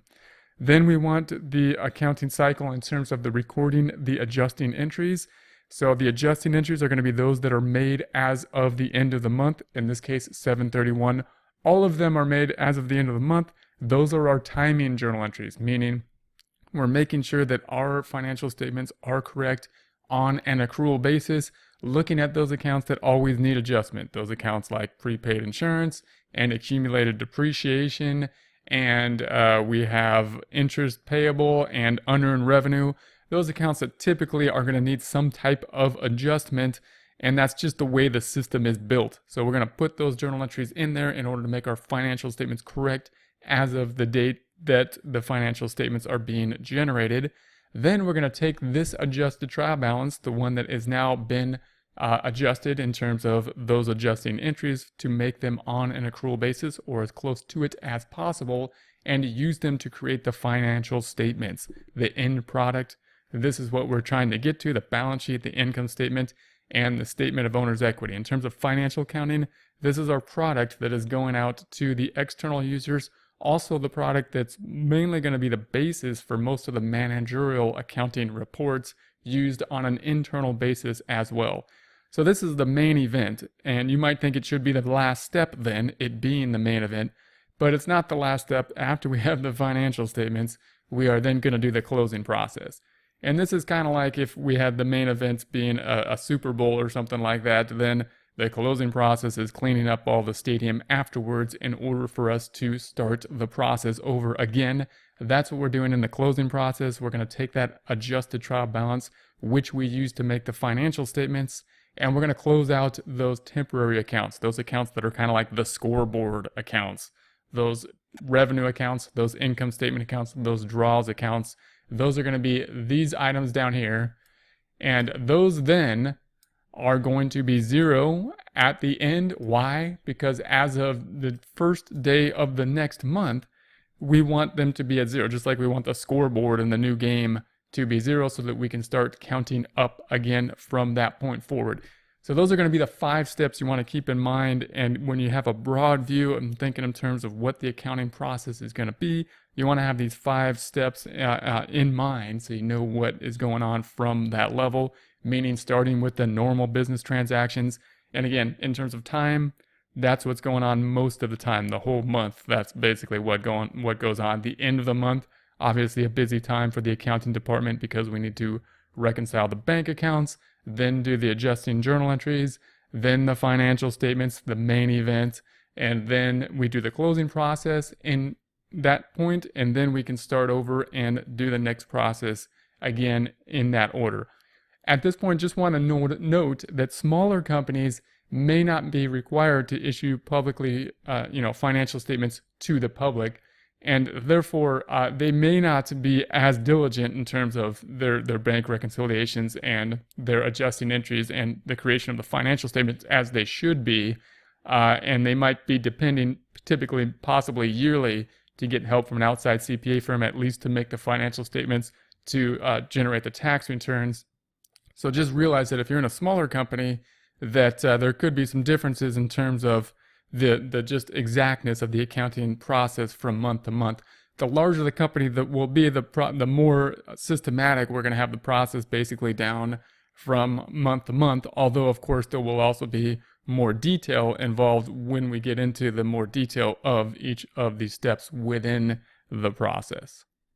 If you would like more information about the accounting cycle and related topics, we recommend Accounting Instruction reference number 300, which will provide the topics in a relevant order. So you can zero in on those topics you would like to get more information on and look at the references and materials needed in order to get more information on them. Within the text, as you zero in on what you want to look into, we also are going to have links in just about every image, which will give more free information about that topic, including instructional videos, more text, games, and puzzles.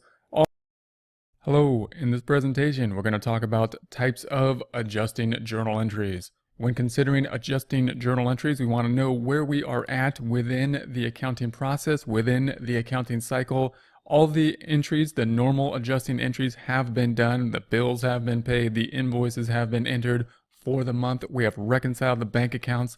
Now we are considering the adjusting process. Those adjusting journal entries needed in order to make the adjusted trial balance so that we can create the financial statements from them. The adjusting journal entries being used to be as close to an accrual basis as possible. Those categories of adjusting journal entries, which will then have more types of adjusting entries within each category, will include prepaid expense, unearned revenue, accrued expenses, and accrued revenue. Let's consider each of these. We have the types of adjusting entries. First type, prepaid expenses. Prepaid expenses are items paid in advance. Although we have the word expenses in prepaid expenses is an asset. That can be confusing considering we have the word expenses, but the prepayment means we paid for the expense. We paid for something which will eventually be an expense. However, it's not an expense under the matching principle, the accrual principle of matching, until we have consumed it in order to help us generate revenue in the same time period. Meaning, in this case, we paid for it in some way. Either we bought it on like a credit card or on account, or we paid cash, but we haven't yet consumed it, therefore we can't consider it an expense. Most common example is prepaid insurance. Whenever you think of prepaid expenses, first one you want to consider is insurance, because by its nature, insurance is always prepaid. We always pay for insurance before we get coverage from the policy. Now, it could be possible that we pay month to month and we're pretty close in time, but more likely, most of the time, most businesses pay for more than just 1 month of coverage at a time. Half a year, a full year, multiple years. And in those cases, we have clearly paid for something before consuming it, and we want to have an even allocation of those expenses throughout the use of the insurance rather than putting it all at the time of the payment. When we pay for it, then it's going to be an asset. Other types of prepayment could be anything that we pay for in advance. So this is going to be anything that we pay for that we will have an eventual expense, we will prepay it. A common one that you'll see in textbooks is going to be prepaid rent, because that's another one where we oftentimes might set up an arrangement for whatever reason that we're going to pay for multiple months now and pay before we actually consume the use of a rental property, and in so doing we're going to end up with prepayment. You can consider this happening with anything. We can happen with the utility bill or any other expense that we have. It's possible for us to pay for it before consuming it and make an agreement, an arrangement for that. If that were the case, it would be an asset. Other types of prepayments that aren't quite as clear include supplies. Doesn't have the word prepayment in it, but it's the same concept. Supplies is our introduction to inventory, and what we're doing is we're paying for something that we're going to consume in the future as we consume the supplies in order to help us generate revenue. Therefore, it's a prepayment because we bought something we haven't yet consumed. It's an asset until that time that it is consumed to help us generate revenue. We also have depreciation. Now, we put depreciation here in the slide. It could also just be called property, plant, and equipment. Depreciation is typically what we call the adjusting journal entry related to depreciation and accumulated depreciation. But really, we're talking about the prepayment happened when we bought property, plant, and equipment. When we buy something like equipment, just as a similar way as when we bought the supplies, we bought something that's going to help us generate revenue in the future. According to the matching principle, we cannot use that or show it as an expense until it has been consumed. We do that because we need an estimate, not with equipment expense, but with depreciation expense. So depreciation expense is integrally related to property, plant, and equipment. Property, plant, and equipment, when being purchased, is an asset for the same reason as supplies. The type of adjusting entry would be something like this. Always going to be a balance sheet account and an income statement account for all adjusting transactions. This one is an example for prepaid insurance, the most common prepayment. And we're going to have insurance on the books here at $12,000 in this case. And we're typically going to write down the insurance because we're writing down the portion of that insurance that has been consumed over the time period now being reported, bringing the prepayment down to whatever it is. So the typical accounting department's going to just put everything in the prepayment. We're going to write it down and record what has been consumed by lowering the prepayment and recording the related expense. When we do that, it will typically bring down the net income. Same idea will be for when we record accumulated depreciation. It's going to decrease the net book value of the equipment, and we're going to record the related expense, increase in expenses, bringing down net income. Supplies is on the books as an asset. We're going to decrease the supplies, and we're going to record the related expense, which will increase the expenses and decrease net income.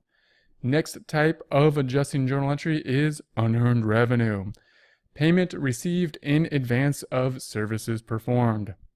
This is a case where we're talking about the revenue side rather than the expense side, and therefore we're going to be considering the revenue recognition principle, the accrual principle related to revenue. And we're talking about revenue we got paid for before we do the work. Unearned revenue can be a little bit confusing because we're talking about something that many businesses don't often have, meaning most businesses get paid at the same time they do the work, or they do the work before they get paid. For example, a bookkeeper or a law firm, they're going to do work, bill the client, then get paid in the future. For a food service, a restaurant, we typically do the work, we get paid at close to the same time. But some companies are going to get paid beforehand, like a newspaper company going to get subscriptions before delivering the newspaper. Anything that's on subscription now, so something like Netflix, or everything that's going to be subscription based, typically will get paid before the service is performed, and therefore we're going to have to record those payments not as revenue under the revenue recognition principle, them not having yet been earned, and therefore we're going to have to record it on the books as a liability. So we got unearned revenue. It's going to be the account we will be using for that. That's kind of like the generic name for revenue, and it's going to be a liability account, revenue that had not yet been earned, and it's going to be a liability account, not a revenue account, not an income statement account. We also might have a down payment, which is kind of a type of an unearned revenue. And that if we sell a big product or we have a big project, if we have a construction project coming up, we might get money up front, even though typically we would get paid at the end of the job. We might say, hey, we need money now before the job is done.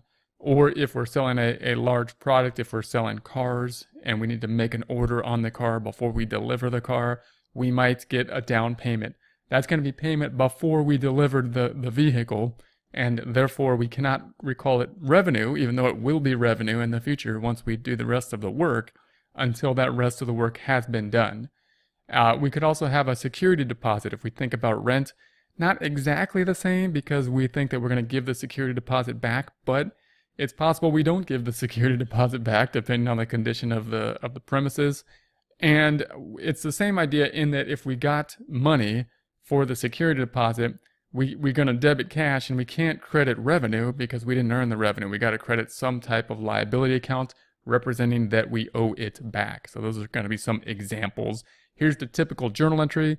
We've got unearned revenue on the books that the bookkeeper put on the books because when we're going to record the money, they're going to put it on the books as a debit to cash and a credit to the liability unearned revenue. That's how we set up the system.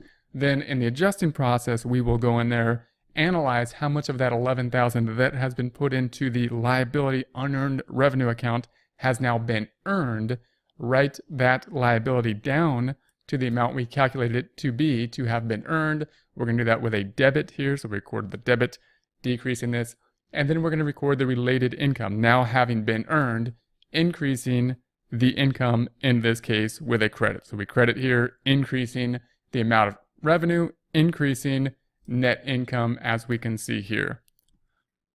Next type of adjusting journal entry is going to be accrued expenses. So accrued expenses are both unpaid and unrecorded as of the cutoff date. And remember, we're always thinking about as of the cutoff date, trying to make the financial statements correct as of that final day of the month. Could include accrued wages. This is going to be the most typical example of accrued expenses, and we're going to call it accrued wages. We could call it wages payable, that being the liability account. And what this means is that there's going to be some accounts, and wages is going to be one of them, that it just does not make sense for us to record wages on a perfectly accrual basis. Instead, we're going to basically record the payroll transaction closer to when we actually pay the payroll. Otherwise, to be in a perfectly accrual system, we would have to accrue the fact that we owe money and people have worked for us every hour, every minute, or even every second if we wanted to be on a perfectly accrual system. That would not make sense. Therefore, we're just going to say, hey, let's be closer to a cash basis. Let's let payroll do what payroll can do in order to make things easy for payroll, because payroll is difficult enough already. And then at the end of the month, we're just going to make everything correct on an accrual basis as of the cutoff date. So wages payable always going to be something that the cutoff date will not always land. It will never pretty much land on the same date as the payroll. And therefore, there's going to be some days that have been worked by the employees that have not been recorded as expenses, and we're going to have to record them. Same idea for accrued taxes. So taxes are going to accrue as we earn money. If we're thinking income taxes, every dollar we earn, we have the silent partner wanting their share, Uncle Sam, and therefore we're going to have to record that expense at some point as well. And there's nothing that really triggers that, so we're just going to have to make that part of our adjusting journal entry process and figure out how much is owed based on how much we have earned. Accrued interest is typically another form. Interest is something that we're going to have to pay periodically based on any agreement within the loan terms that we have made. Those loan terms might be that the payments are right close to the end of the year or the end of the month, and they might line up perfectly, meaning we make the payment, we record the interest at the time we made the payment, and everything lines up. But very often, that's not the case. The interest payment schedule, the amortization schedule, the way the loan is set up, the accrued interest, those are going to be some interest that we've accrued, meaning we've used money through a loan and have not yet recorded the rent on that money, the interest expense, and we'll have to record that as part of our adjusting process.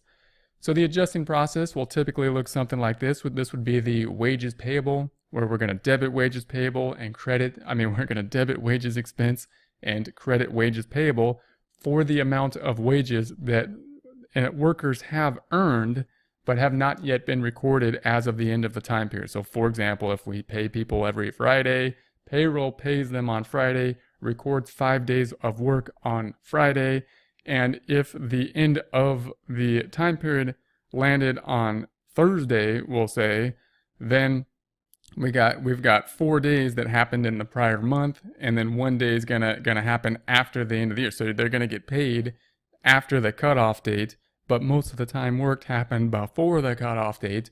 Therefore, we got to represent as of the cutoff date, the date of the financial statements, that there's a liability and an added related expense, increase in the liability, increase in the expenses for the days worked that have not yet been paid as of the cutoff date, last day of the month or year. We then have next type of adjusting journal entry, accrued revenue. Revenue earned but not recorded.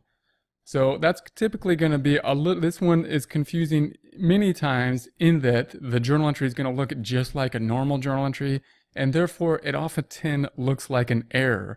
It's not an error. It could be a typical part of the process of the accounting process, meaning that something like we could think of a law firm or a bookkeeping firm that has to basically compile information before they send out the invoice. Just like with payroll, we don't want to mess with that process. It's difficult enough already. Just let the process be what it is. The invoice goes out when it goes out. We record the revenue at that time. Then in the adjusting process, we're going to say, hey, all those invoices that went out the first, week after the cutoff date, when was the work done? Was it work done before the cutoff date?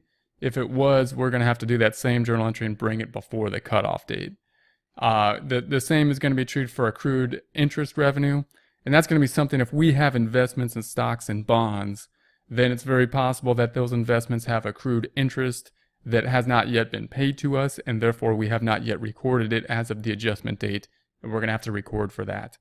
So here's the journal entry, typical journal entry. We're going to debit accounts receivable and credit revenue. And for a service company, that's just the normal transaction when we give out an invoice and we just do work. So again, it looks normal. We increase the amount of people owing us money with the debit, and we increase revenue. When we invoice a client, that's just our normal journal entry. So the question often is, why didn't the accounting department do this? Why is this an adjusting entry? What's the difference between this as an adjusting entry and just the normal journal entry that looks just like this? The only difference is timing. The only difference is this invoice that we recorded was sent out after the cutoff date, even though the work was done before the cutoff date. And again, may not be an error on the accounting department's side, but in the adjusting process, we have to bring that back and we got to record it as of the end of the financial statement, and therefore we're doing the same journal entry as of the end of the financial statement. By the way, you might be saying, hey, that's going to cause a problem later on. And as of the financial statement dates, we're just trying to make them correct on an accrual basis, and we'll talk about how to fix the problem of having this recorded twice as of the date of the invoice here, and with payroll and some of the other entries that you might be asking that question about. Right now, we're just trying to get the financial statements right, and we're going to have to deal with that kind of tension between the adjusting process and the normal accounting process later. So the types of adjusting journal entries are going to include prepaid expense, unearned revenue, accrued expenses, and accrued revenue. If this has been helpful to you and you want to know more about the adjusting process, we suggest taking a look at Accounting Instruction Reference Number 300. One of the principal advantages being that it's going to list out the topics in a logical order, so you can find what you're looking for and you can find related topics and then be guided to free resources related to those topics, including instructional videos, more reading, other games, and test banks that could help to get this stuff down. Also, it's going to have links that will link to some of these other resources, so you can have an easy guide to get to what you need. Hello, in this presentation we're going to talk about adjusting entry rules. In order to talk about adjusting entry rules, we first want to distinguish what adjusting entries are from normal journal entries. Normal journal entries being those transactions we will be recording throughout the month, including the payment of the utility bill, paying of wages, purchasing something on account, the things that the accounting department typically does. Within the adjusting process, we're going to draw a line in our head and say the adjusting department is done in a separate department or is a separate process, have a separate set of rules, some of those rules being the same as for every journal entry, some differing. The adjusting process is going to adjust accounts such as prepaid insurance, depreciation, unearned revenue, those types of accounts that need to be adjusted as of the end of the time period, as is the financial statement date, in order to make the accounts on an accrual basis as of that date. The rules for every transaction, including adjusting journal entries or normal journal entries, will include every transaction has at least 2 accounts affected. So if this is our chart of accounts, we would need at least 2 of these accounts involved in every transaction, maybe more, but the minimum would be 2. Why? Because we need an equal number of debits and credits in each journal entry. So each journal entry would need at least 2 accounts in order to achieve the goal of every transaction having an equal number of debits and credits. Then we have rules that are going to be specific to adjusting journal entries. These are going to be really important because we're going to construct our thought process based on these rules. Slightly different thought process in constructing the adjusting journal entries than we have when constructing just normal journal entries. Rules for adjusting journal entries, again, these only apply to adjusting journal entries, include dated end of the period. So if it's the end of the year, we're going to say 12/31, or the end of the month. The date of the financial statements, the balance sheet date, that point in time, generally will be the date of the financial statements. We have no cash involved when we are making journal entries for adjusting journal entries. This is important because cash is involved in just about every or many transactions for the normal journal entry process, and it's one of the first accounts that is the first account we typically think of when trying to construct a normal journal entry. Not going to be there for the adjusting journal entries. Cash is going to be done as far as what needs to be done to cash. The bank account will generally be reconciled before the adjusting process. No change to cash within then the adjusting process. We're going to have one balance sheet account and one income statement account. So in our trial balance, the balance sheet accounts, it's going to include the capital, but typically everything above the capital account, we're going to pick one of those accounts related to the transaction, the adjusting entry we are working on, and we're going to have one income statement account, the accounts below the capital account of the drawings here, revenue or expense accounts. They're typically going to be one of each. Why? Because those are the timing accounts down here, and when we do the adjusting entries, we're dealing with timing. We'll talk more about the reasons for these rules in a future presentation, however. So the rules recapped here are going to be rules for all transactions, including adjusting journal entries. Every transaction has at least 2 accounts affected. Every transaction will have an equal number of debits and credits. Rules for the adjusting entries only that we want to keep separate in our minds for the adjusting entry process, dated at the end of the period, no cash involved, one balance sheet account, and one income statement account. We're going to use these rules to construct a new thought process, one that will be used for the adjusting entries. Will really help us to create the adjusting entries even if we don't know exactly what the journal entry is doing. So we can actually put it together, and it'll help us to start through that process even if we don't know exactly why we are doing what we are doing. Then of course we'll think about more why we are doing what we're doing when we construct the adjusting journal entries.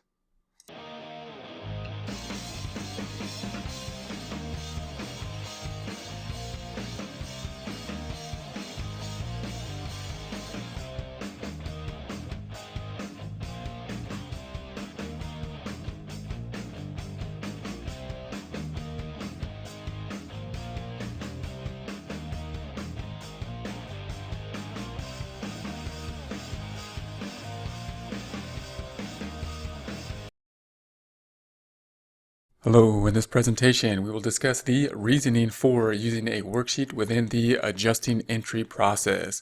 A worksheet like the one on the right where we have an unadjusted trial balance, adjustments, and then an adjusted trial balance. We typically think of this worksheet as outside of the normal journal entry process, meaning the normal journal entries that we are going to input will be in the general journal, posted to the general ledger, giving us more detail, and then posted to the trial balance. In this case, we're going to use a worksheet which will go straight to this adjusted column and then show us the unadjusted balance, the change, and then the adjusted balance. If we were using accounting software like QuickBooks, then we would have the normal data input in the system. We would produce then the unadjusted trial balance and put that into a worksheet such as this, and then work through this process to have our worksheet show the balances here. Idea being that the worksheet in the adjusting process is going to be outside of the normal system. When we think of the adjusting process, of course, we're thinking of the process after the normal accounting journal entries. So normal checks, normal bills, normal invoices have been entered. Then we have we can think of a separate department or even an outside CPA firm who will be doing the adjusting process, and therefore we will generate from our system a trial balance, which we will then within the adjusting process put into our worksheet and call the unadjusted trial balance, then make the adjustments, and then have the adjusted trial balance finally ready for the use of the financial statements. So why use this worksheet? Why not just put it into the database system or it through the normal process? Few benefits. A worksheet helps provide immediate feedback. So the worksheet's going to give us the immediate input in terms of what's going to happen to this account, what's going to happen to the 2 accounts affected, what's happening to net income, and it gives it that immediate feedback, which we don't see as easily when we have to post it to the general ledger and then to the trial balance. So when there's only a few type of journal entries, it's really helpful to have a little worksheet like this that will give us a nice everything in one snapshot, which we'll see in a bit. A worksheet allows the adjusting journal entries to be tested before being entered into the normal accounting system. If we enter this information into the adjusting process is a little bit more complex because it does deal with the accrual entries, and therefore we do want to test it before we enter it into the system, and this worksheet can help us to provide that. A worksheet helps to separate the adjusting process from the normal accounting transactions. We do want to keep the worksheet or the adjusting process separate in our minds from the normal journal entry process, so that we have the normal day-to-day journal entries, and then we have these adjusting journal entries. If we keep them separate, it really helps us to understand how the adjusting journal entries will work, and it helps us to basically have these two processes, these two systems, which kind of run on a different kind of spectrum. That the accounting department does what it does, and then the adjusting entries do what they do, and it's easier many times to have the accounting department not be interrupted by some of the adjustments in the adjusting department.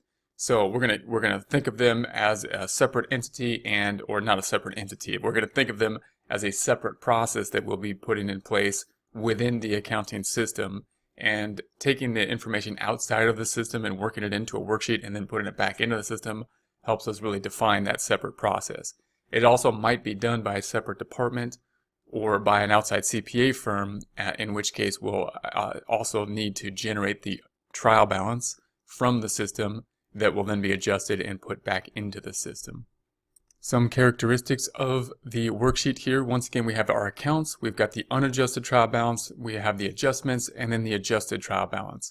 This will show us very quickly, if we put this information into our trial balance, we can see very quickly that it is in balance. Now, our system here is showing debits as positives, credits as negatives, rather than having two columns for each of these. If we had two columns for each, it would be 6 columns long and a bit more complex to use Excel formulas. This brings it down to a really 3 columns, which is really nice to see, and the formulas actually help. So in this case, we're going to have positive numbers being debits, negative numbers being credits. Then if we were to say debits minus the credits, we end up with 0, and we get that quick check to see that we are in balance in the unadjusted trial balance. We can also see that we are in balance in our adjustments. And it's really nice that we only have a few adjustments that are going to happen typically. We're going to adjust basically 5 to 10 accounts possibly. And because there's only a few accounts, we can post those to this center column rather than post them to the general ledger. And this allows us to see the effect very quickly. So we can see, for example, the landscaping supplies started here at the 325, changed by the 275 to the 50 at the end of the day.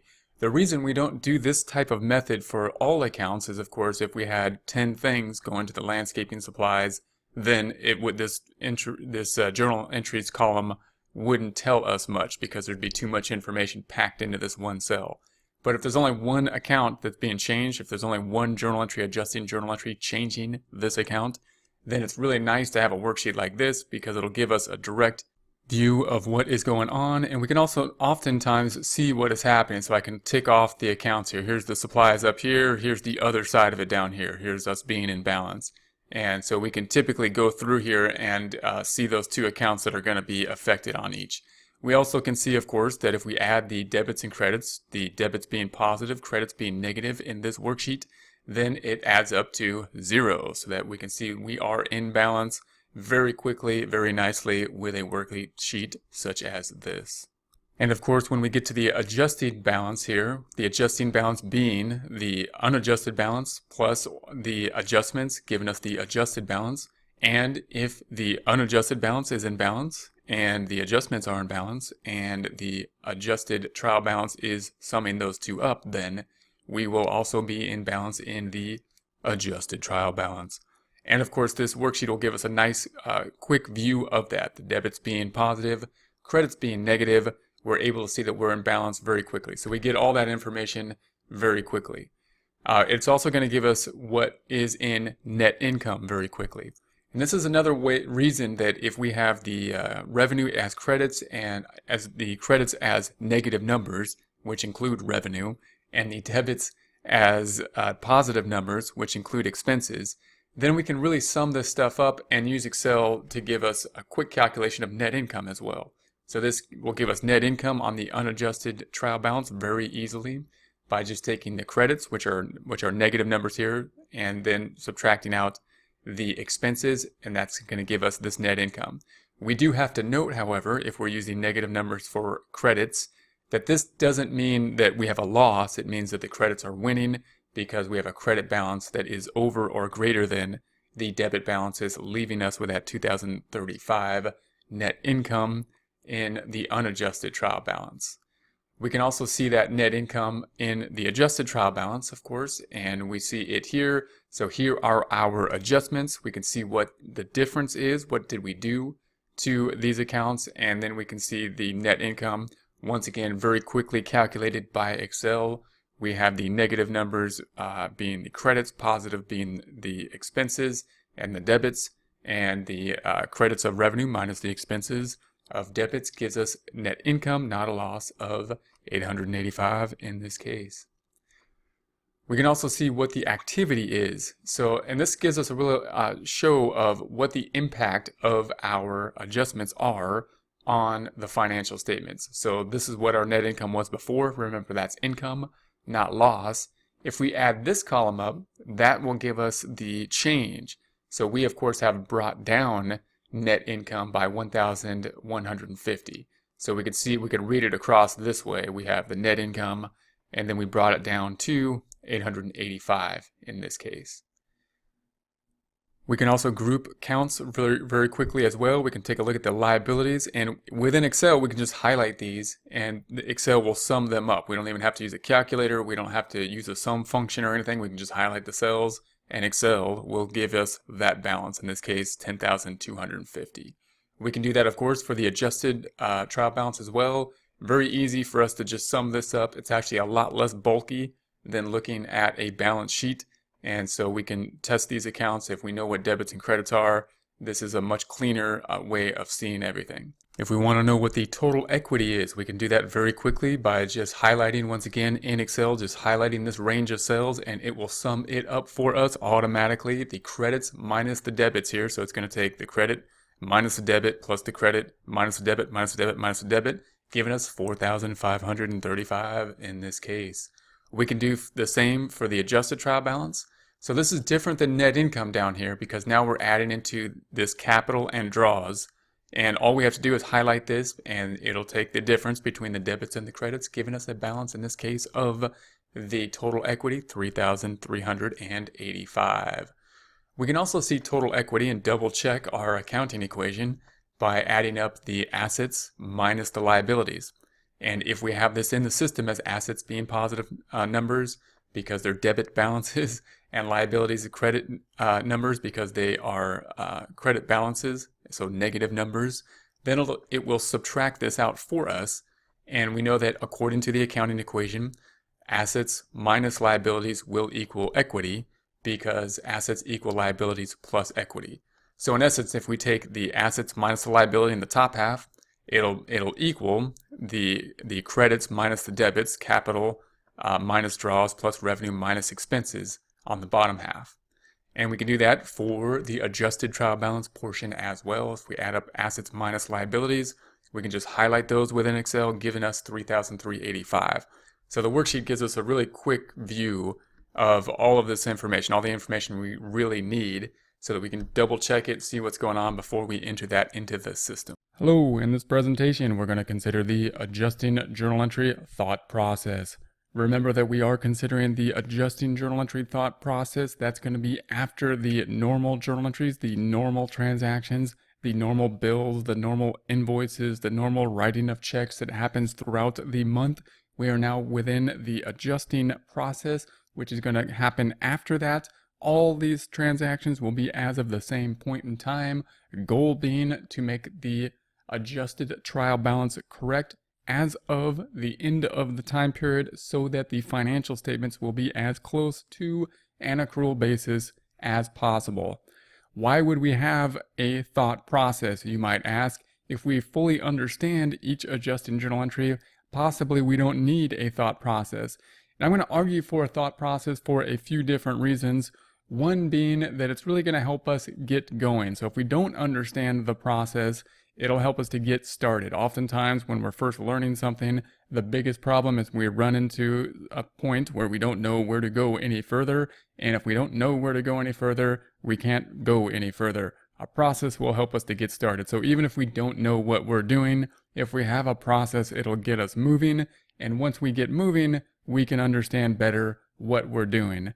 Even if we fully understand the process, we can have that same problem where we just hit somewhere where our head's just not working, we're not moving forward. If we implement a process for moving forward, we will get moving forward. It's also going to make it more efficient. If we know how we're going to do things in a systematic way, a system that works best and is most time efficient, and I believe this system is working best and most time efficient, even when we get proficient at journal entries and fully understand them, we're going to want to continue with the thought process at that point in time. Also, when we are learning something new, the process will normally be that we have to do it through rogue memory and just go through the steps of learning something. Even if we don't fully understand the reasoning, once we learn those steps, then we can better analyze and have something to analyze in order to understand the reasoning.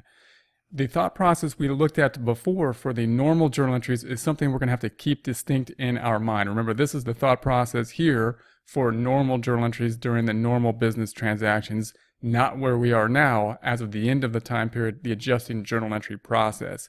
This, in contrast, is mainly dealing with the first item of cash, cash being a major focal point for many of the journal entries in the normal journal entry process.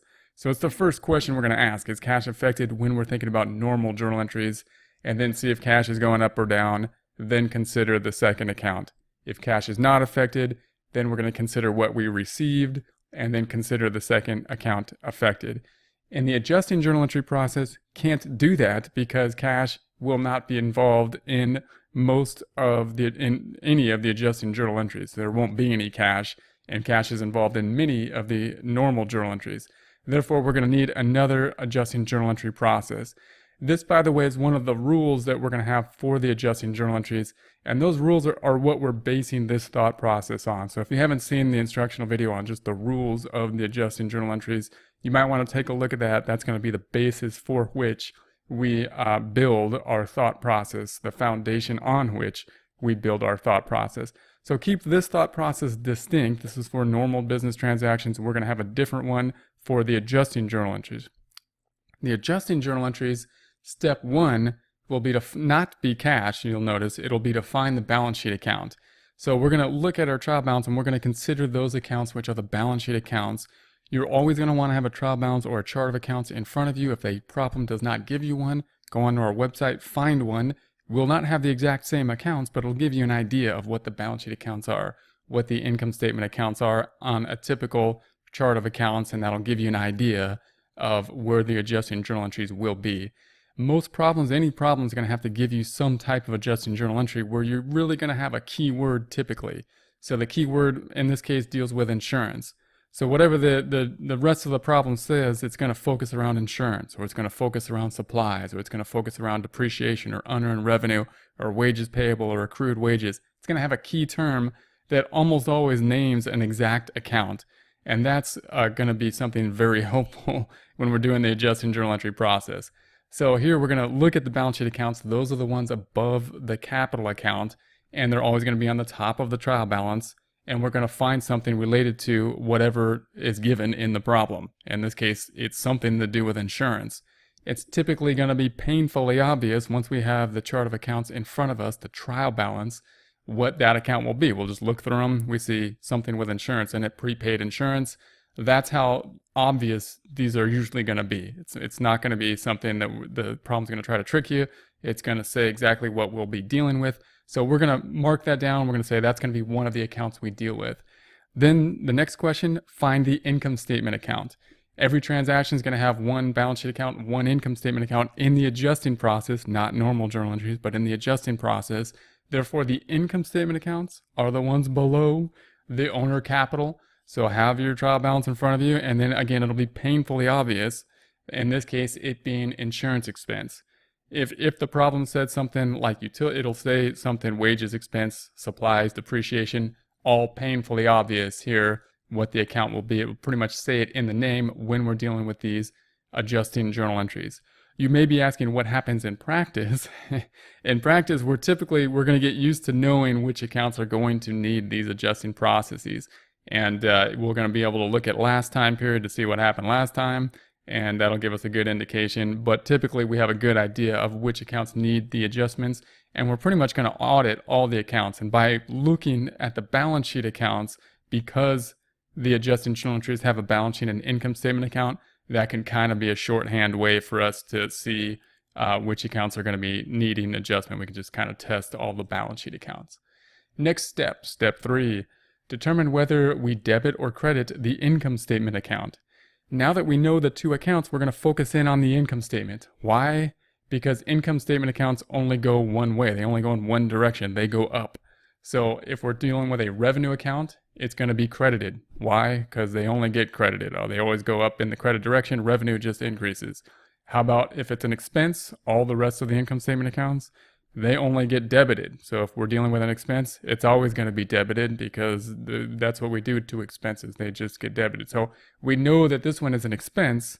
Therefore, we're going to debit it by its nature of being an expense. That's why we're going to focus on the income statement account first. Then we can start constructing our journal entry. We can put the expense on top. We already knew the two accounts before this, but we didn't know which one was going to be debited or credited. Now we do. We indicate that by putting this account on top.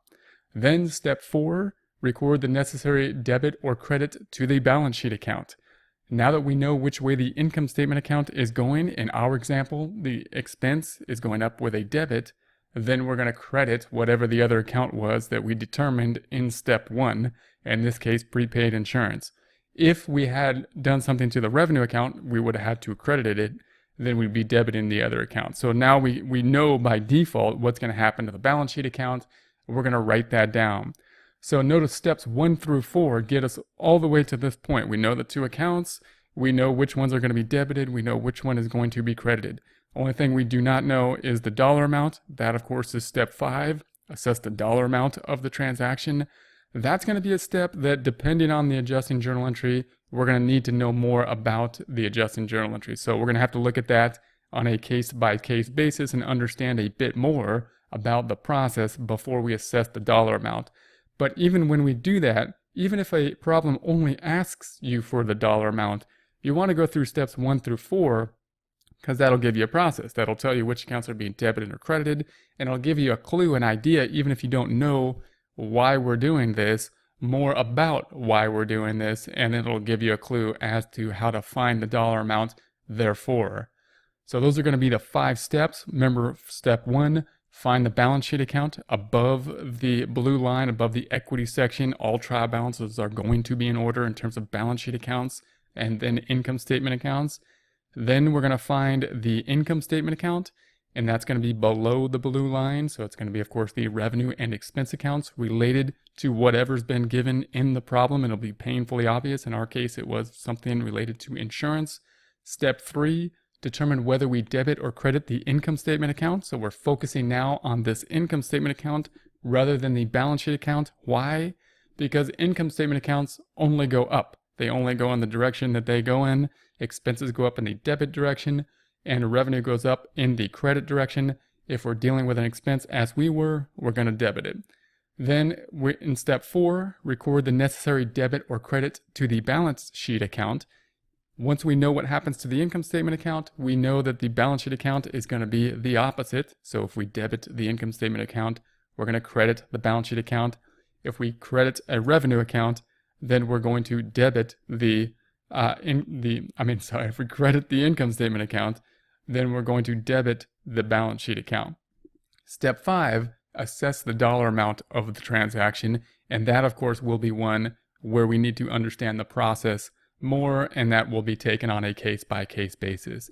If this has been helpful and you want to learn more about the adjusting journal entry process, recommend taking a look at the book, Accounting Instruction, reference number 300. One of the key components that will be helpful to you is just a list of the material in a relevant order to allow you to zero in on what you need, provide, of course, reading for what you need, as well as links to resources in a relevant format, many of them free resources, including instructional videos and games, as well as test banks that are all related to the topics in which you are zooming in on and concentrating in a relevant form. Hello, in this lecture we're going to record an adjusting entry related to supplies. Remember that adjusting entries are going to have their own set of rules. You want to keep them separate in your head. They are still journal entries and they follow the journal entry rules, but if we know that we are dealing with adjusting entries, we can apply an additional set of rules to help us to understand what the journal entry will be. For example, the adjusting entries will all be at the end of the time period, the end of the month, or the end of the year. And if we take a look at the supplies account, we also know that typical adjusting entries will always have an account in the balance sheet section. In terms of the trial balance, that's going to be somewhere up above this owner's capital account. So if we look for an account on the trial balance related to this supplies on the balance sheet, we could say, how about supplies? And we also note that the supplies, the adjusting entries will have an account below the equity section, below the owner's capital in the income statement, revenue, and expenses. In this case, if we look for a trial balance and look for an account related to supplies, we see supplies expense. Note that if we go through that series of questions, we can see which accounts are going to be impacted without even really knowing what we're doing. And we can also see which accounts are going to be going which way by thinking about the idea that supplies expense is an expense. Expenses are debit balance accounts. They only go up in the debit direction. Therefore, we can say that expenses are going to be debited. And if we debit the expense and the other account is the asset, up here supplies the asset, we're going to credit supplies the asset. So we can go through all that. We can see what we're going to debit. We can see what we're going to credit without even really knowing what's going on, just knowing it's an adjusting entry related to supplies. And now let's talk about what's going on. If we have supplies, when we put supplies on the books, we have $3,975 worth of supplies.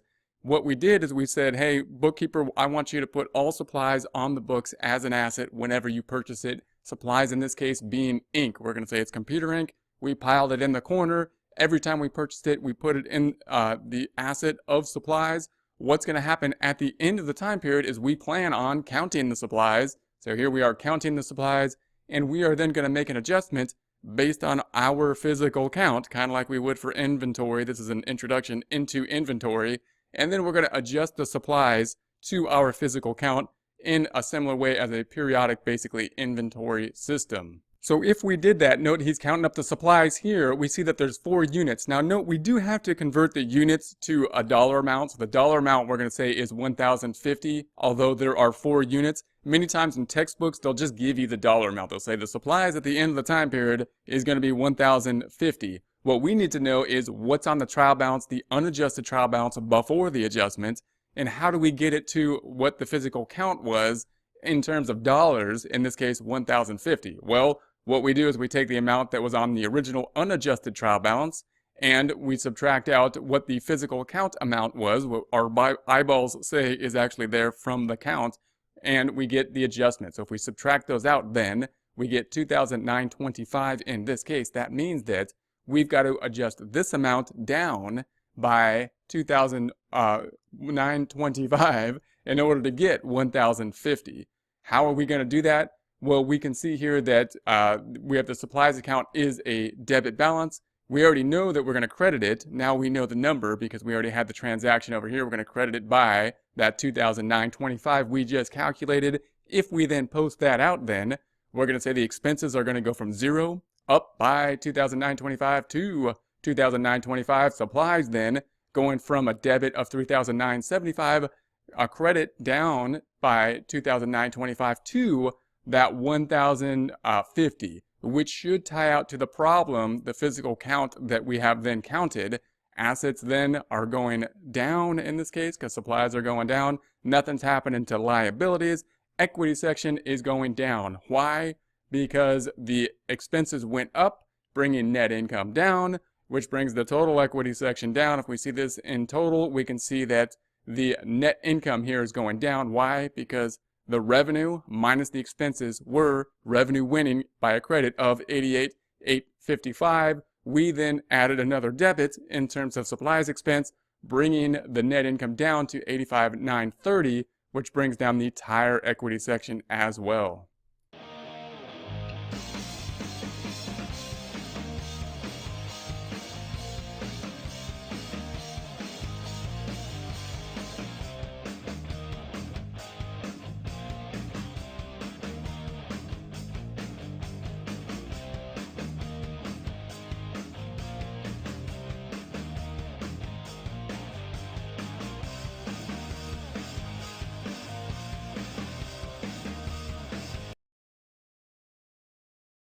Hello, in this lecture we're going to record the adjusting entry related to unearned revenue. Remember that the adjusting entry is going to be a separate process. It'll have the same rules as every journal entry, but we can add some added rules when we know that we are working with the adjusting entry process. For example, all adjusting entries will be as of the end of the time period, the end of the month, or the end of the year. In this case, we have the unearned revenue. We know that all adjusting entries, for the most part, will have an account above the owner's capital, meaning and balance sheet account. So if we look at our trial balance, looking for an account related to unearned revenue, we see here unearned revenue. So we know that that's going to be part of our journal entry. We have unearned revenue. What's going to be the account below? We know that there's also going to be an account below the owner's capital on the income statement. So if we look at a trial balance, look for an account related to unearned revenue, we might say, how about revenue?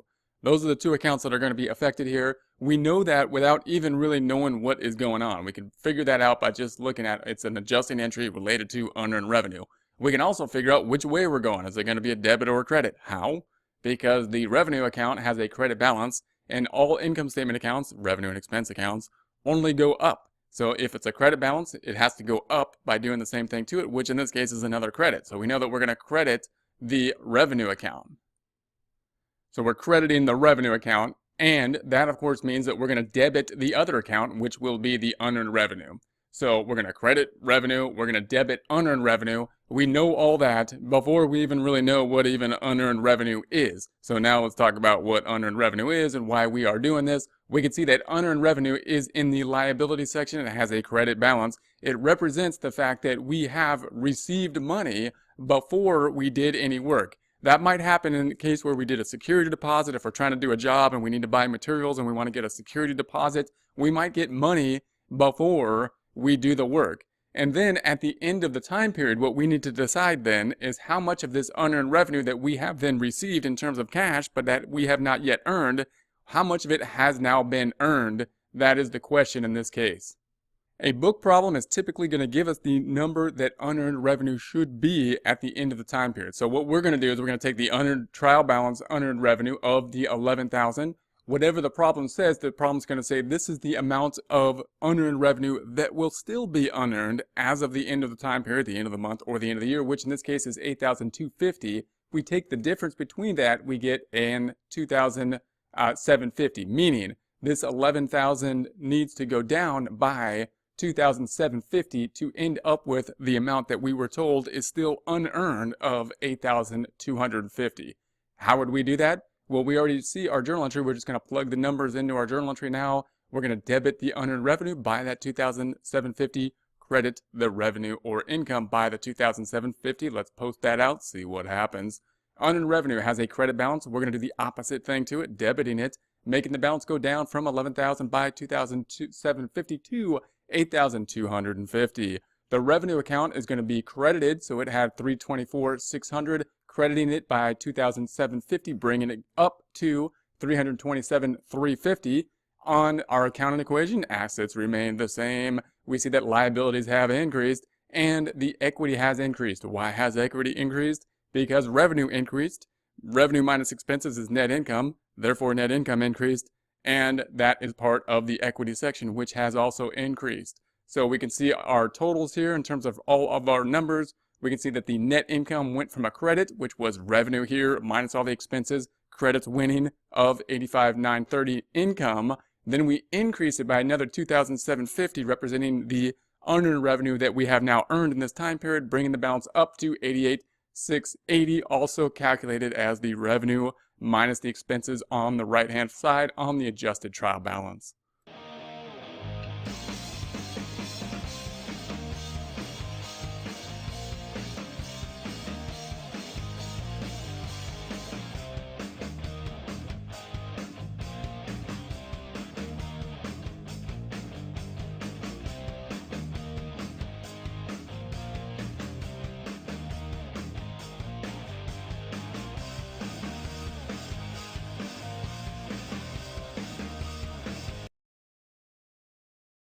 Hello, in this lecture we're going to record the adjusting entry related to payroll. We're going to record the journal entry up here on the left-hand side and post that to the trial balance over on the right-hand side. Trial balance in terms of assets, then liabilities, then equity and the income statement, including revenue and expenses, all blue accounts, including the income statement being part of equity.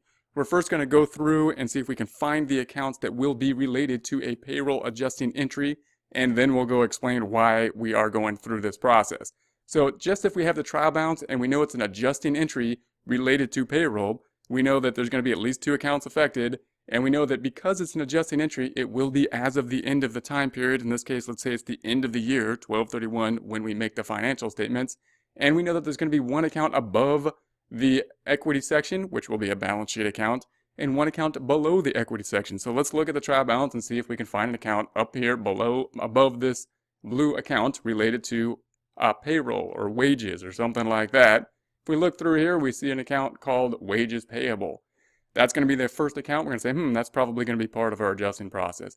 There's going to be 1 income statement account below the blue line here. So we got revenue and expenses. We're looking for something related to wages or payroll. And we see, of course, wages expense. So before we even know what's going on, we can say, it looks like wages expense is going to be affected. It looks like wages payable will be affected.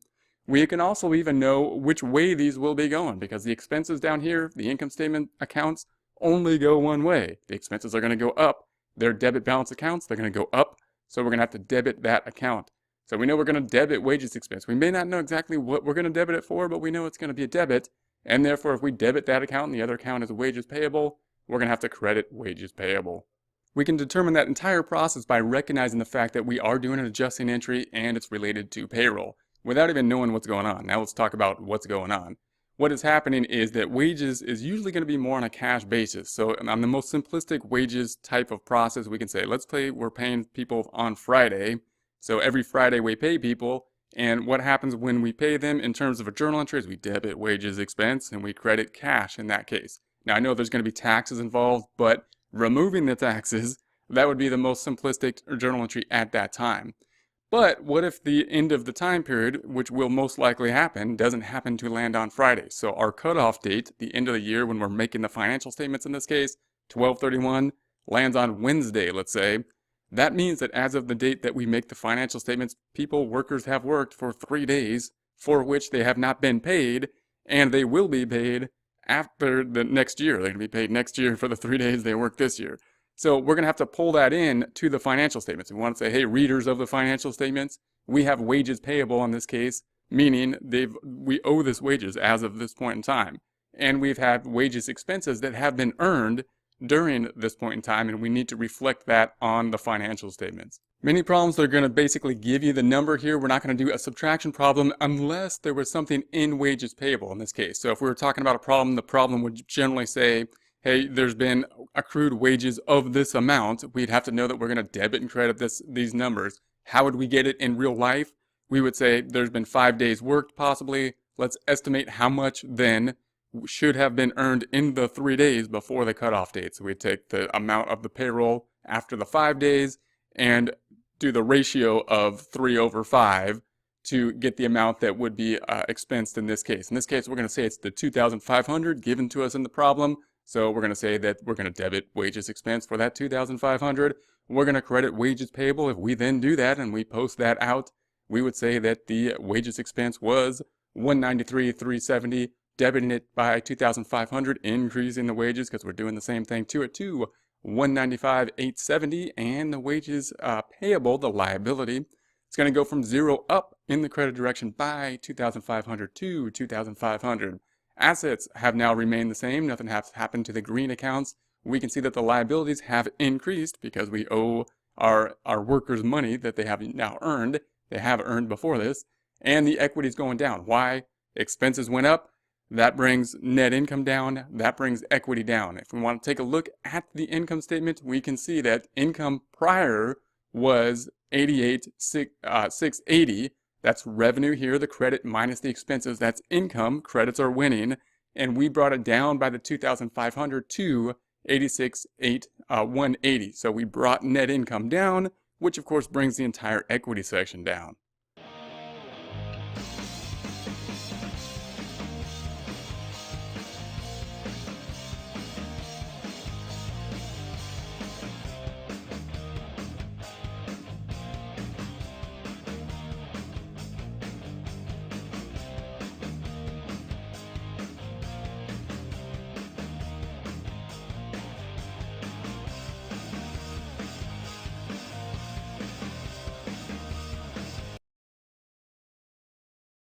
Hello, in this lecture we're going to record an adjusting transaction related to accounts receivable. We're going to record the journal entry over here on the left hand side and then post it to the trial balance on the right hand side. Trial balance in format of assets in green, liabilities in orange, equity in the light blue, and the income statement in the darker blue, including revenue and expenses. We'll first walk through which accounts will be affected and then explain why that is the case. So we know that it is an adjusting entry, and knowing that it's an adjusting entry means it's slightly different than a normal journal entry in that it does have two accounts like normal journal entries, but it also generally has one income statement account below the blue line and one balance sheet account above the blue line, the light blue line. So it's going to be one account above owner's equity, one account below owner's equity. If we know that and we have the trial balance, we can kind of look for those accounts first and then work from there. So we're going to say, okay, what account's going to be related to accounts receivable in this case? How about accounts receivable? And then on the income statement, the account below the blue line, we're going to say what account's going to be related to accounts receivable.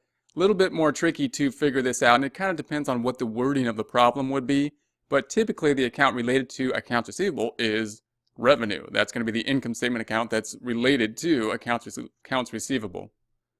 So note, we can figure that out just by knowing it's an adjusting entry and knowing it's related to accounts receivable. We can even know which way the accounts are going. How? Well, this is an income statement account down here. Income statement accounts only go one way. They go up. Revenue has a credit balance represented by the bracket. Therefore, in order to make it go up, we're going to do the same thing to it, which in this case would be a credit. So we're going to credit revenue, and if we're going to credit revenue, then we're going to have to debit the other account, which of course we said is accounts receivable. So we know all that just by knowing it's an adjusting entry related to accounts receivable without knowing really what's going on. Now let's talk about what's really going on.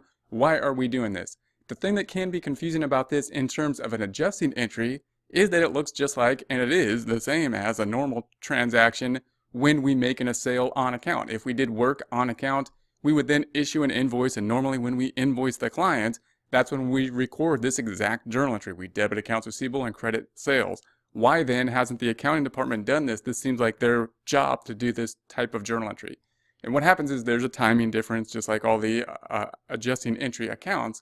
And you can think about this in terms of like a legal office or a CPA office, where we have to gather the time together before we enter the invoice. We got to go through all the people in the office that worked on billable hours and put them together and then multiply that times the rate in order to get the invoice together to be sent out. Therefore, it's very possible that the invoice went out, for example, in January next year, even though we're making the financial statements as of 12/31 and the work was done in December. So the work may have been done in December, but we didn't bill it until January, and we're not going to receive the cash until sometime after that, of course, because we sent the bill out and then we're going to receive the cash. Therefore, the accounting department did it right. It's just that it took some time in order to issue the invoice, and we've got to pull that back into this time period because we need to recognize revenue when it has been earned under the revenue recognition principle. So that's going to be the idea here. Now, they're going to usually just give us the number here, so I'm just going to give us the number. We're going to say that it's going to be that $4,900. And what happened, of course, what we're saying here, that invoice did not yet go out. It went out next month. So that's what is happening.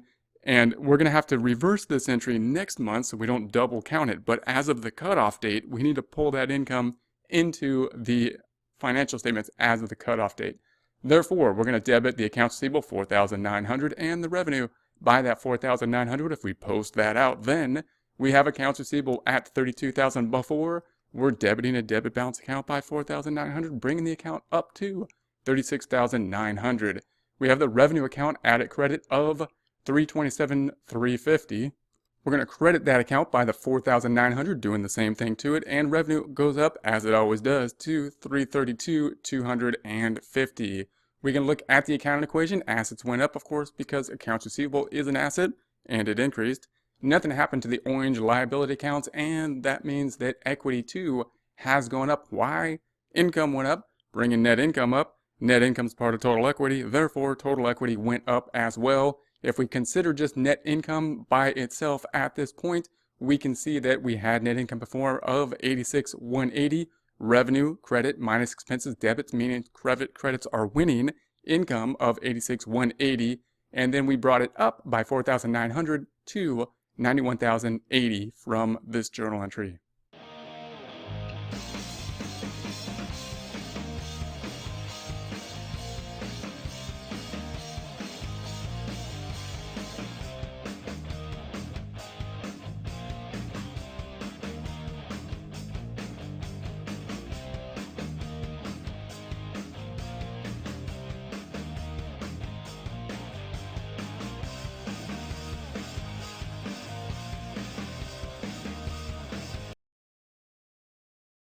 Hello, in this lecture we're going to record the adjusting entry related to insurance. We're going to record the transaction up here on the left hand side and then post that to the trial balance on the right hand side. The trial balance being in the format of assets in green, liabilities in orange. Then we have the equity section in light blue and the income statement including revenue and expenses in the darker blue. We will start off by just identifying the accounts that will be affected and then talk about why they will be affected. So we know that we have the adjusting entries. Remember that adjusting entries should be kept separate in your head in that they do have the same characteristics of having debits and credits in at least two accounts affected. However, they're also all as of the end of the time period, either the end of the month or the end of the year. We're going to say the end of the year 12/31 in this case. And they all have one balance sheet account in terms of the trial balance. That means an account above the owner's capital account, and one income statement account, at least. That means the accounts below the capital account, revenue and expenses. If we know that and we look at the trial balance, we can then determine which accounts will be affected, even if we don't really know what's going on. For example, we're talking about an insurance expense, and if we look above this blue line for something related to insurance, we can see how about prepaid insurance. That looks like one of the accounts that will be in our adjusting entry. How about an account related to insurance in the income statement in the dark blue area? How about insurance expense? We can see those two accounts are going to be the ones that will be included in the journal entry, even if we don't really know what's going on. We can even know which way they are going just by the fact that this is an income statement account, insurance expense, and income statement accounts only go one way. They go up. Expenses go up with debits. Therefore, we're going to have to debit insurance expense. So we know we're going to debit the insurance expense. We may not know the amount yet that we're going to debit it for, but we know that that's going to be the debit, and therefore, if this is the other account, it must then be the account that we will credit. Just by knowing that we are recording and adjusting entry, we can do all that work without really knowing why we're doing all that work. Now let's talk about why we're doing all that work. What is prepaid insurance? How did it get there? Prepaid insurance means that when we purchase the insurance, we have not yet consumed it. By definition, when we buy the insurance, we haven't consumed it. There's no such thing as getting in, say, a car accident and then buying insurance to cover the car accident that we got into now. What happens is the insurance is going to cover us in the future.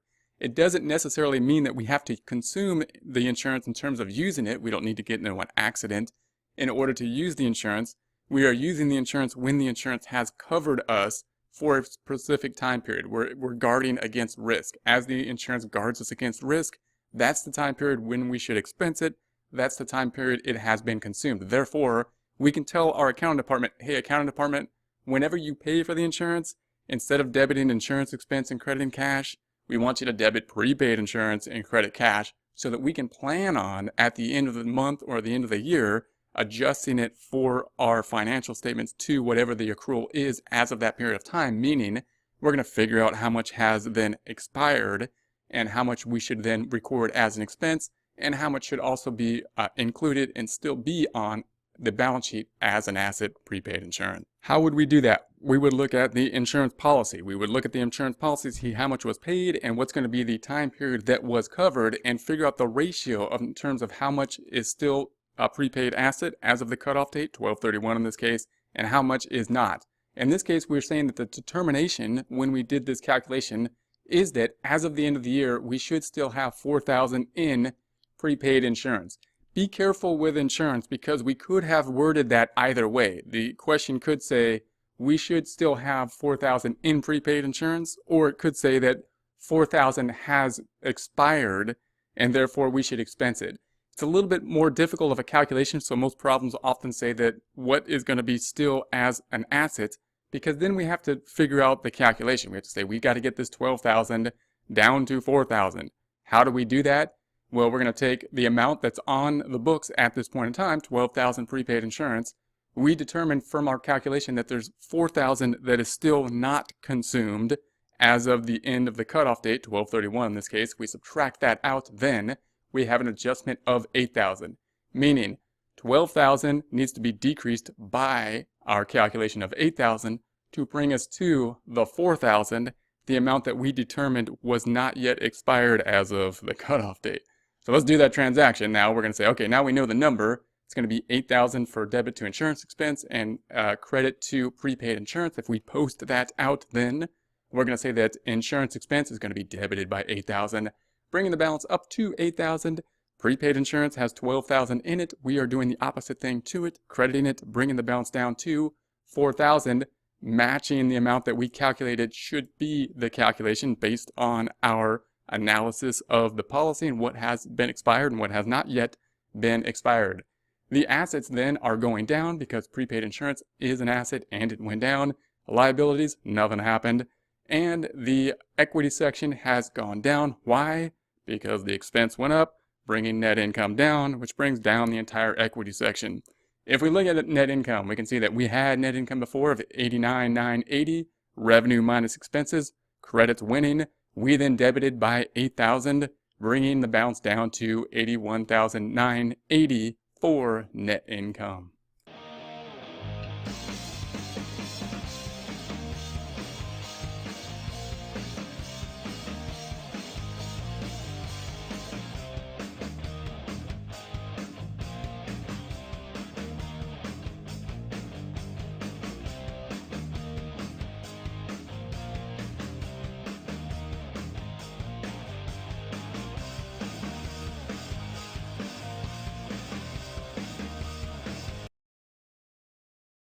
Hello, in this lecture we're going to record the adjusting entry related to depreciation. We're going to record it on the left hand side, that's where the journal entry will go, and then we'll post that to the trial balance on the right hand side, trial balance being in the format of assets in green, liabilities in the orange. Then we have the equity section in the light blue and the income statement, including revenue and expenses in the darker blue.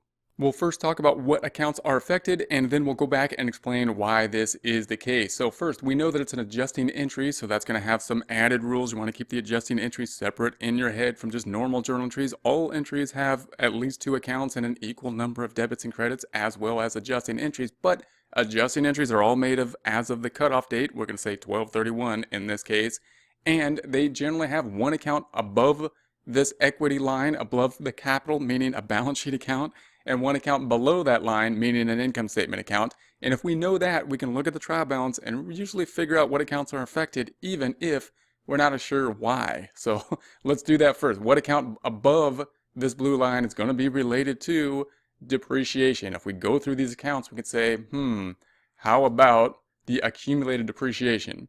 And then we can look at the accounts below the blue line, including revenue and expenses, look for something related to depreciation, and we see depreciation expense. So we can see those 2 accounts just by knowing that it's an adjusting entry and it's related to a depreciation.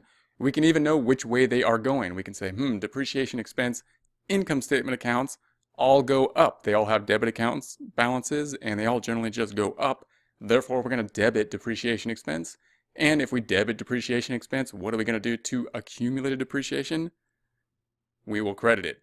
Then we can know all this without really even understanding what is going on here. Now let's talk about what's really going on here. What is depreciation? Why are we doing this? Remember that depreciation is an account that's accumulated depreciation is an account that's going to be related to the equipment account here. We can see the equipment account, what is happening to equipment. It's going to go down in value in a similar way as supplies. In a previous lecture, we talked about supplies. We put supplies on as an asset, and then we reduced the supplies as we consumed them in accordance with our physical count.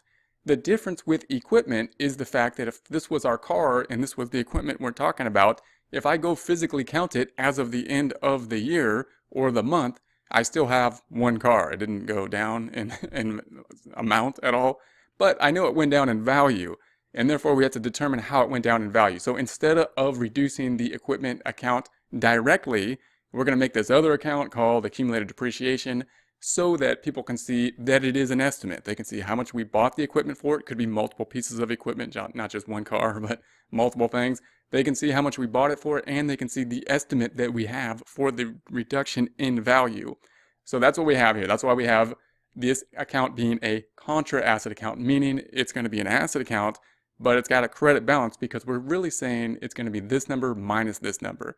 And then we're going to depreciate it, meaning we're expensing it over time in a similar way that we expensed basically the supplies, but we're really depreciating or expensing the equipment.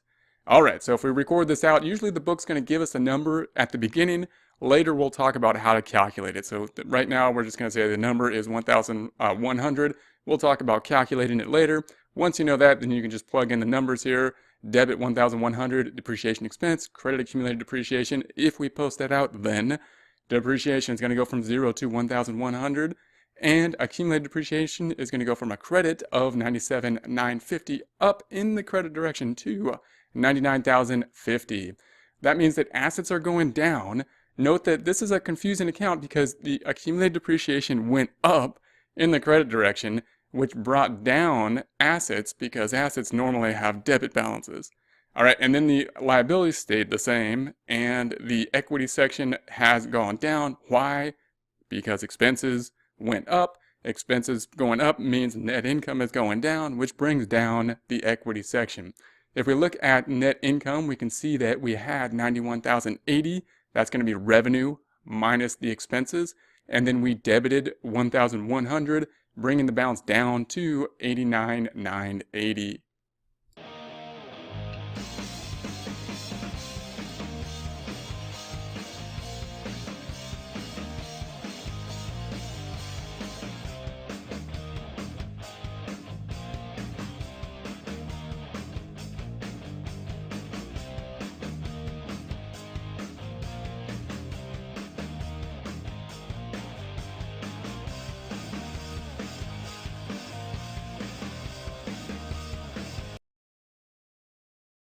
Hello, in this presentation we're going to talk about reversing journal entries as they are related to accrued revenue. When considering reversing journal entries, we're talking about those journal entries made after the financial statements have been generated, after the adjusting process has been done.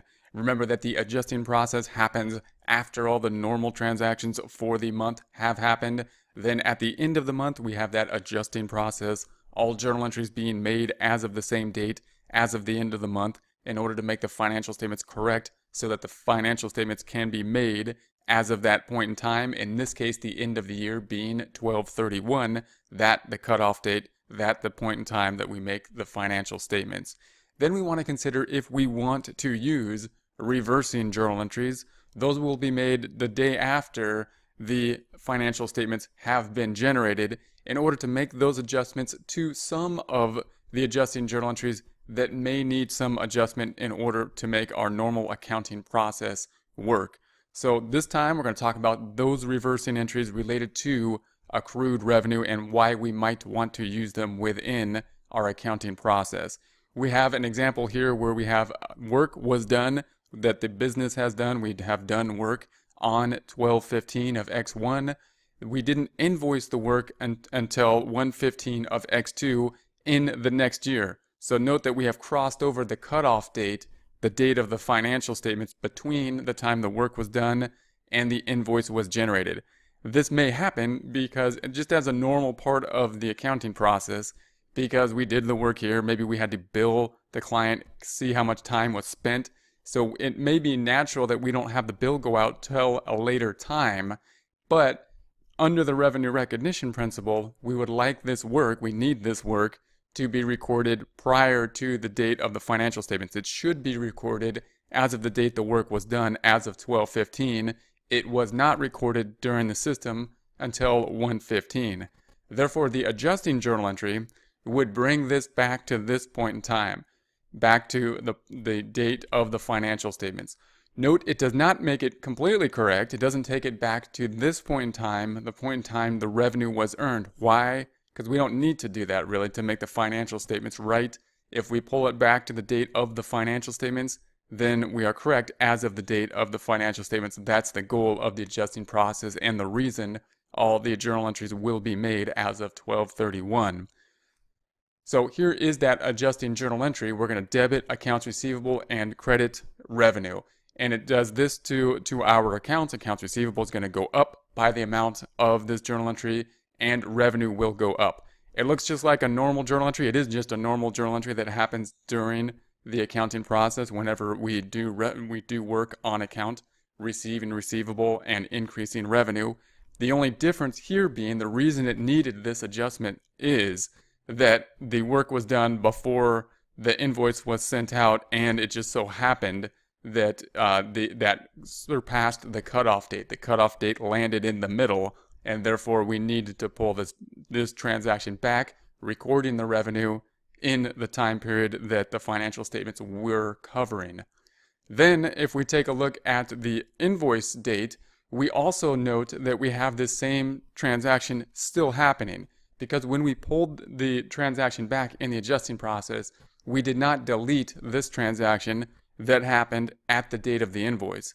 Therefore, at this point in time, we also recorded accounts receivable, increasing accounts receivable, and we had the revenue increasing at this point in time. Therefore, as of 1/15, this same journal entry has been entered 2 times due to the adjusting process, due to making our financial statements right as of 12/31. How can we deal with this? One, you might think, well, we should be deleting this journal entry happening on 1/15 because it really should have happened back here on 12/15. And that would be a reasonable assumption. However, we don't typically want to do that, because this is actually, even though it happened at a later point in time in terms of when the date was entered into the system, it actually happened at an earlier point in time in terms of when the actual transaction was entered into the system. So it was this transaction was entered into the system with a date of 12/31, but it actually happened, it was entered into the system at a later date. And we don't normally want to delete the invoice. One reason is because we want the paper trail, and we almost never delete anything so that we have that audit trail. Another reason is because this journal entry here is typically more of a bare bones journal entry, just a journal entry, whereas this often has more of the detail in terms of the full invoice backing up the journal entry that gives possibly more detail in terms of a subsidiary ledger and whatnot. Therefore, typically do not want to delete this entry. We could also have a reversing entry basically as of this date, or we can just do a normal reversing entry process and just put that in as a normal part of the system, as we basically have with the adjusting process. So at this point in time, here's our problem with the adjusting journal entry, and this is the tension that happens between the adjusting journal entries and the normal accounting processes. These types of things can happen, and we have to put together a system to deal with them. And that would be that the adjusting journal entry created this journal entry being pulled back and recorded as of the date of 12/31. However, it's also being recorded as of the date of 1/15. Neither of these are necessarily wrong. Neither the accounting department or the adjusting department did something necessarily wrong. They both did what they had to do in terms of their system, but we need to figure out how we're going to adjust this. Then if we have the reversing journal entry, note the date of the reversing journal entry as of 1/1/X1. So we're just going to do the exact opposite. We're going to debit the revenue, decreasing the revenue, and credit accounts receivable. So what happened is we put it into accounts receivable, we increased revenue as of 12/31, made the financial statements with that, and then right after that, the day after the financial statements are generated, we are then going to do this, just reverse it out, reduce the revenue, reduce the accounts receivable the day after.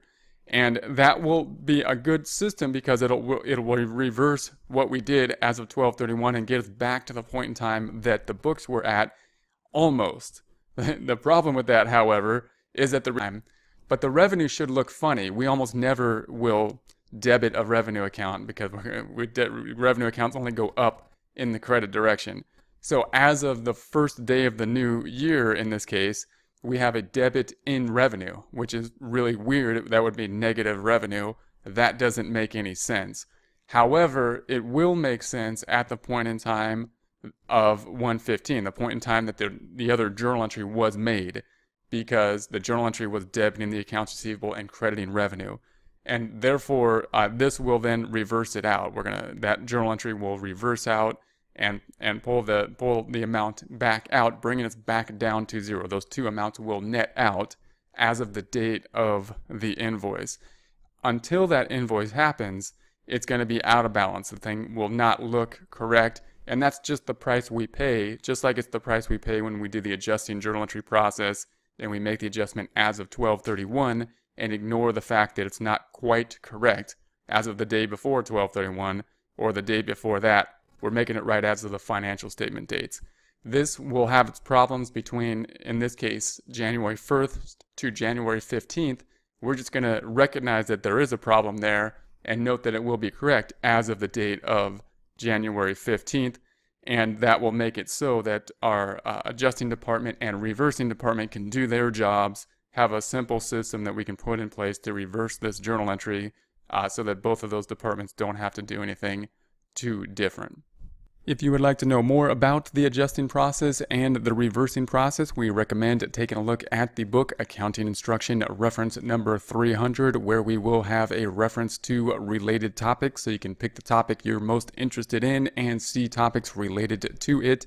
We also have links to instructional resources such as more instructional videos and games and test banks, as well as other resources related to the text, so it can really act kind of as a guide to help you through some of these resources, many of them being free.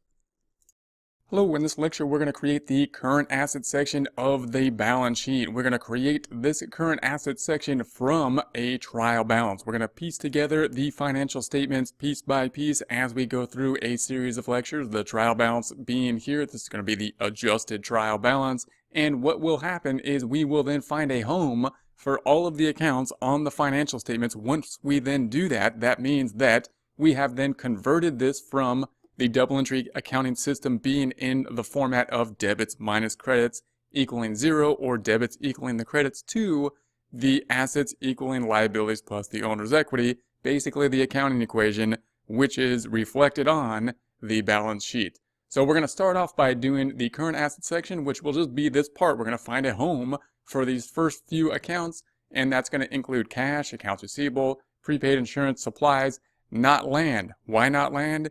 Land is not a current asset because it's going to be a long-term asset. Difference being, current assets are things that are going to be more liquid, things that we are going to readily use soon or is close to cash, and that's because it's more comparable to the liabilities. We want to know what's close to cash. Those are going to be the things that we can more readily use to pay the current liabilities, the things that will be due relatively soon. In order to do that, we're going to say, okay, we're in the assets section, and all we're going to do is just pull these numbers over. We're going to say current assets, colon. Look at the format, because the format's going to really tell you a lot about how to create the financial statements as well as how to read the financial statements. So we're going to say this is going to be an asset section, another subsection represented by the colon. Then we're going to indent. So we're just going to pull over these accounts. Notice it's slightly indented here. We're just pulling over the cash account. We're going to pull that into the inside and then sum them up on the outside. This doesn't represent debits and credits. What we're doing is taking the building blocks of debits and credits over here and then transposing those to a plus and minus format over here, transforming that process from the double entry accounting system in terms of debits and credits to the same double entry accounting system, which now will be in terms of assets equal liabilities plus equity. Then we're going to do the same for accounts receivable. We're just pulling this number here. Here's the accounts receivable. We're just pulling that number over. We're putting it in the inner column, not a debit column. It's just going to be the inner column that we're subtotaling. We're going to do the same for the prepaid insurance. We're just pulling the prepaid insurance over into our balance sheet. And we will do the same for the supplies. We will stop there, not including land. Land is not a current asset. Then we will put an underline under here, and we will then sum that up. Notice again the format, colon here, that means it's a subcategory. We then indented these items here, then we indented again, and now we're putting the subcategory on the right hand side. How is that calculated? It's just going to be the 568,000 plus the 36,900 plus the 11,000 plus the 1,050. We are now summing it up on the right hand side. That's going to be the format that we will repeat as we go through all the financial statements. We can now see that this has been recreated from our trial balance being the current asset section of the balance sheet. We're going to move on to next time property, plant, and equipment, then on to the rest of the balance sheet and the income statement and the statement of owner's equity, and then discuss how these financial statements fit together.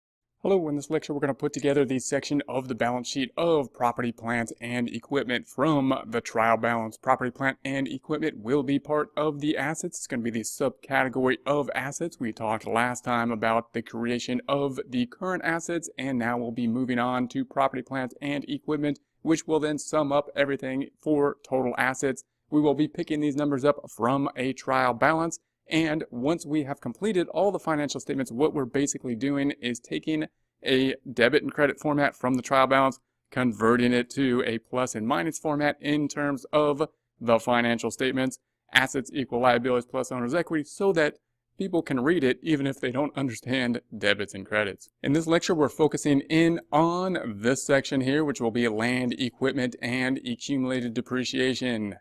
So we're going to start off with the subcategory. Remember that it's going to be part of the assets. We're going into the subcategory of property, plant, and equipment. Those are going to be the longer lived assets. It's going to include the depreciable assets, assets that have a longer life. We're going to list this out by saying property, plant, and equipment, then having a colon, and then we're going to indent. So we're going to pull in the land, the first section. Everything above that was in the prior category, current assets. And note that we are indenting and we're putting it in the inner column. Not because it's a debit, but because we want to list them on the inner column and then sum them up on the outer column when we're talking about financial statement preparation. So we're going to do the same with the equipment. We're going to list that, indent it, list it on the enter column, and that number, of course, is coming straight from the trial balance. Then the kind of tricky one is we have accumulated depreciation. Now, this is a credit balance account even though it's an asset. It's called a contra asset account because it's an asset account which normally have debit account balances. But this one has a credit account balance, contra to the norm, hence the name contra account. And when we pull that over here, what that means is we're not going to put debits and credits. We want to remove the credit factor of it. But because it's a credit and it's contra to the norm, it's going to subtract from the normal debit balance account. So when we take it to a plus and minus format, we need to tell our reader, hey, we're subtracting that number out. It's going to be a subtraction problem. We could do that with a minus sign. But oftentimes it's done with words. We'll just say less this number. So notice that if it does not have a credit here, we need to represent it's a subtraction because it's reducing the asset accounts. Then what we're going to do is we're going to sum this up, and that, well, we won't sum it up, we'll calculate it, and that's going to be the land of $112,500 plus the $135,300 equipment minus the $99,050. That will give us the total property, plant, and equipment of the $148,750. Notice again the format. We've got the colon, subcategory of assets. Then we list the assets. We indent them, pull them to the inner column, not because it's a debit, but because we want to list on the inner column. And then we're going to sum them up in the outer column in this format, not because it's a credit, just because that's the format of the financial statements.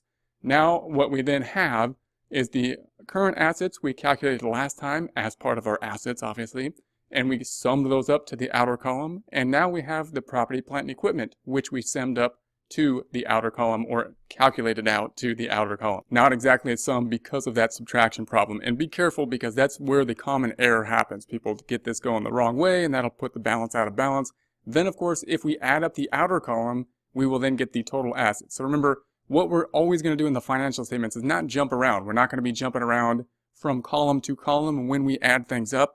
Now that we're down here, it's not like we're going to jump from this column back to this column adding things up. We're only adding up the outer column numbers, which is total current assets plus property, plant, and equipment. That'll give us the total assets for as a whole at this point in time. We could double check that by adding up these accounts. We could say this plus this plus this plus this plus this plus this minus this, the debits minus the credits for the assets.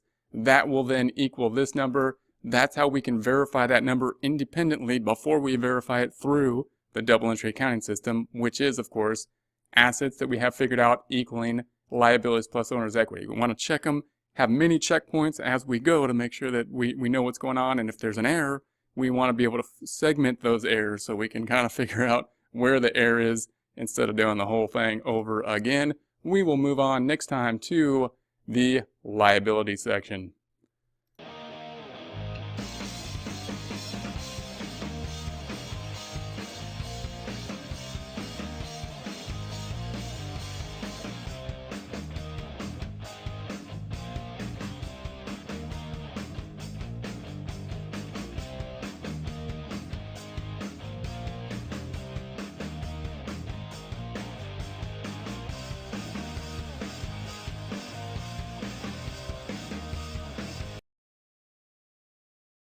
Hello, in this lecture we're going to create the liabilities section of the balance sheet. In prior lectures we have taken a look at the assets in terms of first current assets and then property, plant, and equipment, giving us the total assets at that time. Then we are now going to move on to liabilities, and that will be part of the second part of the balance sheet, meaning it'll then sum up to total liabilities and owner's equity.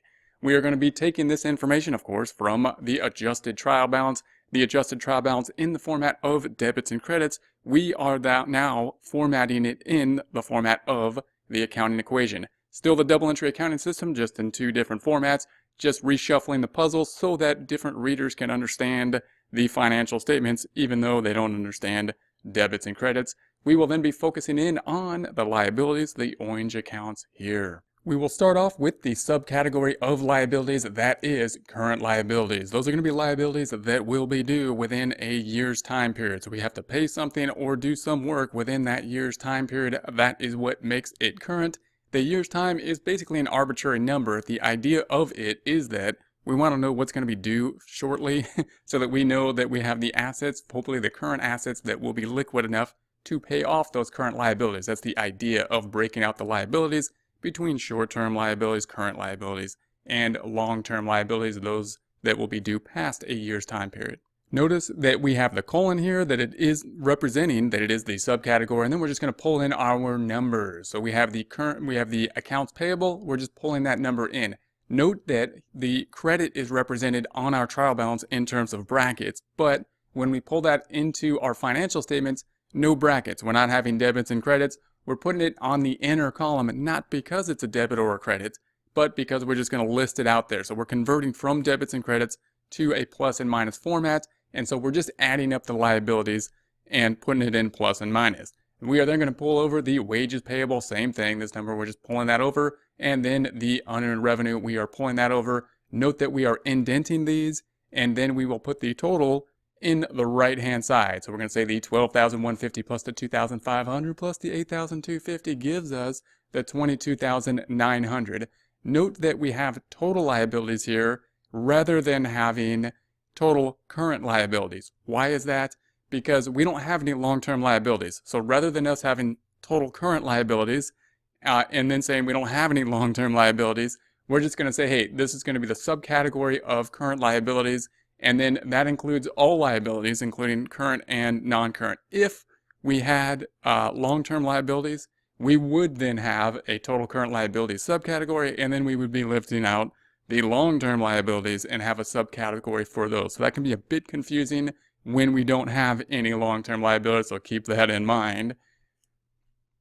If we plug that back into the balance sheet, we now have the liabilities section. We have created the current assets, the property, plant, and equipment. We have the total assets. Then we have the liabilities. We now will be moving to the owner's capital section, the owner's equity section, and that will then give us the total liabilities and equity, finishing out the balance sheet, and then we'll dive into some more detail about this number in the capital account.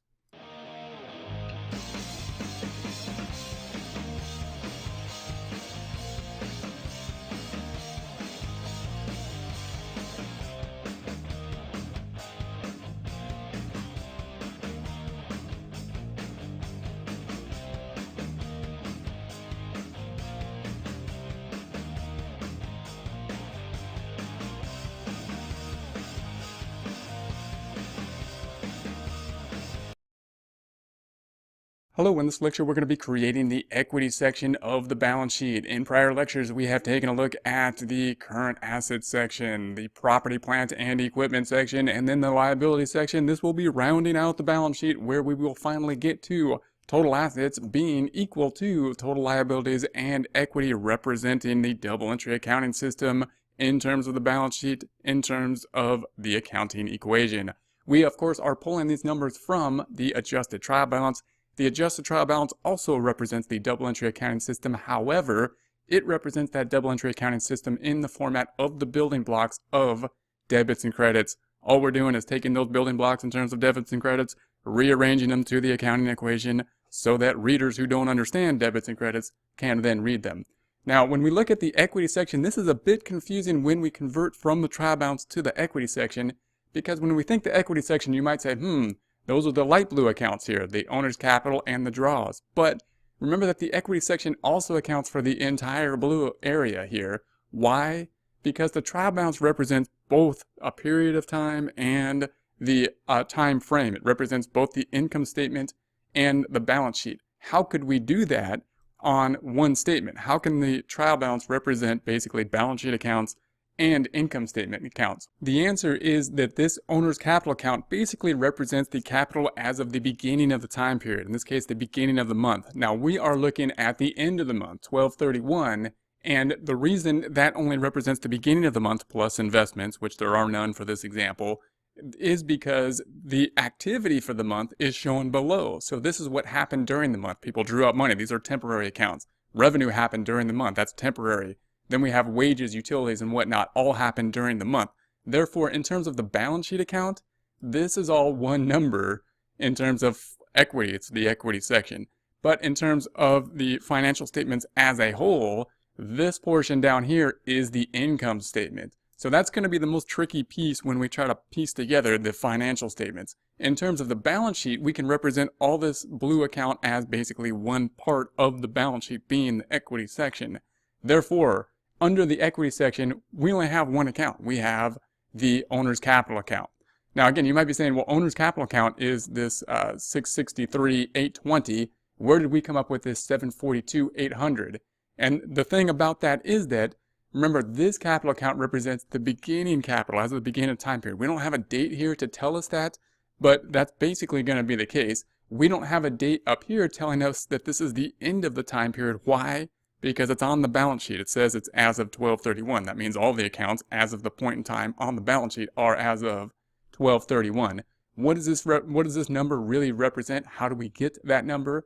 All we're doing is taking all these accounts. You can think of that in a few different ways. You could think of it as the credits minus the debits, meaning the capital account's a credit. Credits are going to win for the entire capital accounts, meaning we have the credit minus the debit plus the credit of income minus the debit of all the expenses. That will give us this $742,800. You can also think of it as the capital account section, the light blue section, meaning the $663,820 minus the draws, and then simply add net income to it, which is basically what we will do when we create the financial statements. Or we can list it out in terms of the equity section being the owner's capital account, just being a positive number in terms of total equity. And then we're going to subtract out draws. Draws decreases the equity. We're going to add to it revenue. And then we're going to subtract out the wages, the utilities, the insurance expense, the supplies, the depreciation. So all we're doing is summing these up in terms of credits minus debits, or the things that increase the total equity minus the things that decrease it. And that's what we're getting with this $742,800. The point we want to get to here is that the balance sheet represents everything in terms of it has total assets, it has the liabilities, and it has the total equity section. However, the equity section has crammed in all this information, meaning it's included all the timing accounts into this one number. So we can look at the double entry accounting system without basically the income statement or the statement of owner's equity, the timing statements, because we're basically looking at the accounting equation as of a point in time.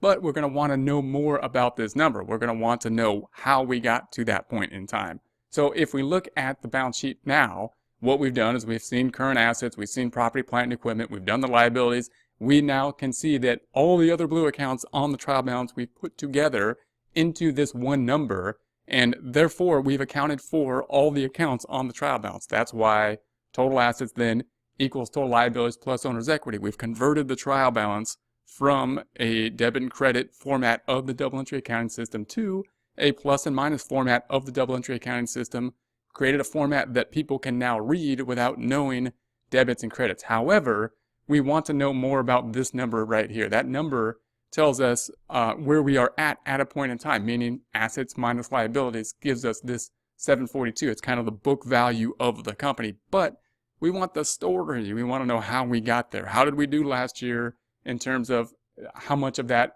was contributed to this book value of the company? That, of course, will include the timing statements, the income statement, and the statement of the equity. So we're going to reconstruct the blue accounts, reconstruct this number with the income statement and the statement of owner's equity.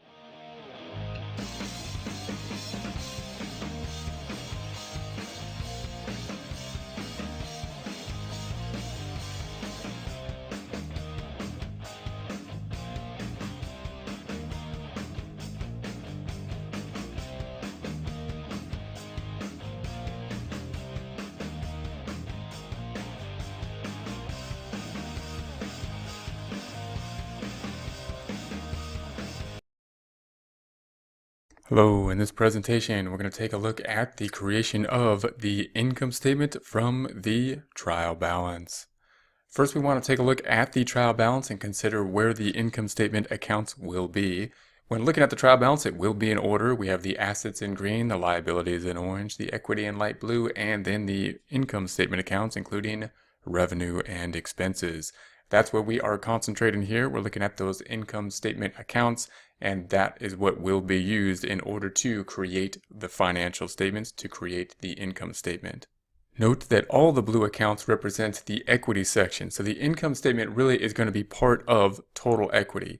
If we consider that on the balance sheet, then we're really looking at a component of this capital account, and it's important to keep that in mind because we want to see where the income statement fits in with regards to the double entry accounting system, with regards to the accounting equation being represented here on the balance sheet, where we have assets, we have liabilities, and we have the equity.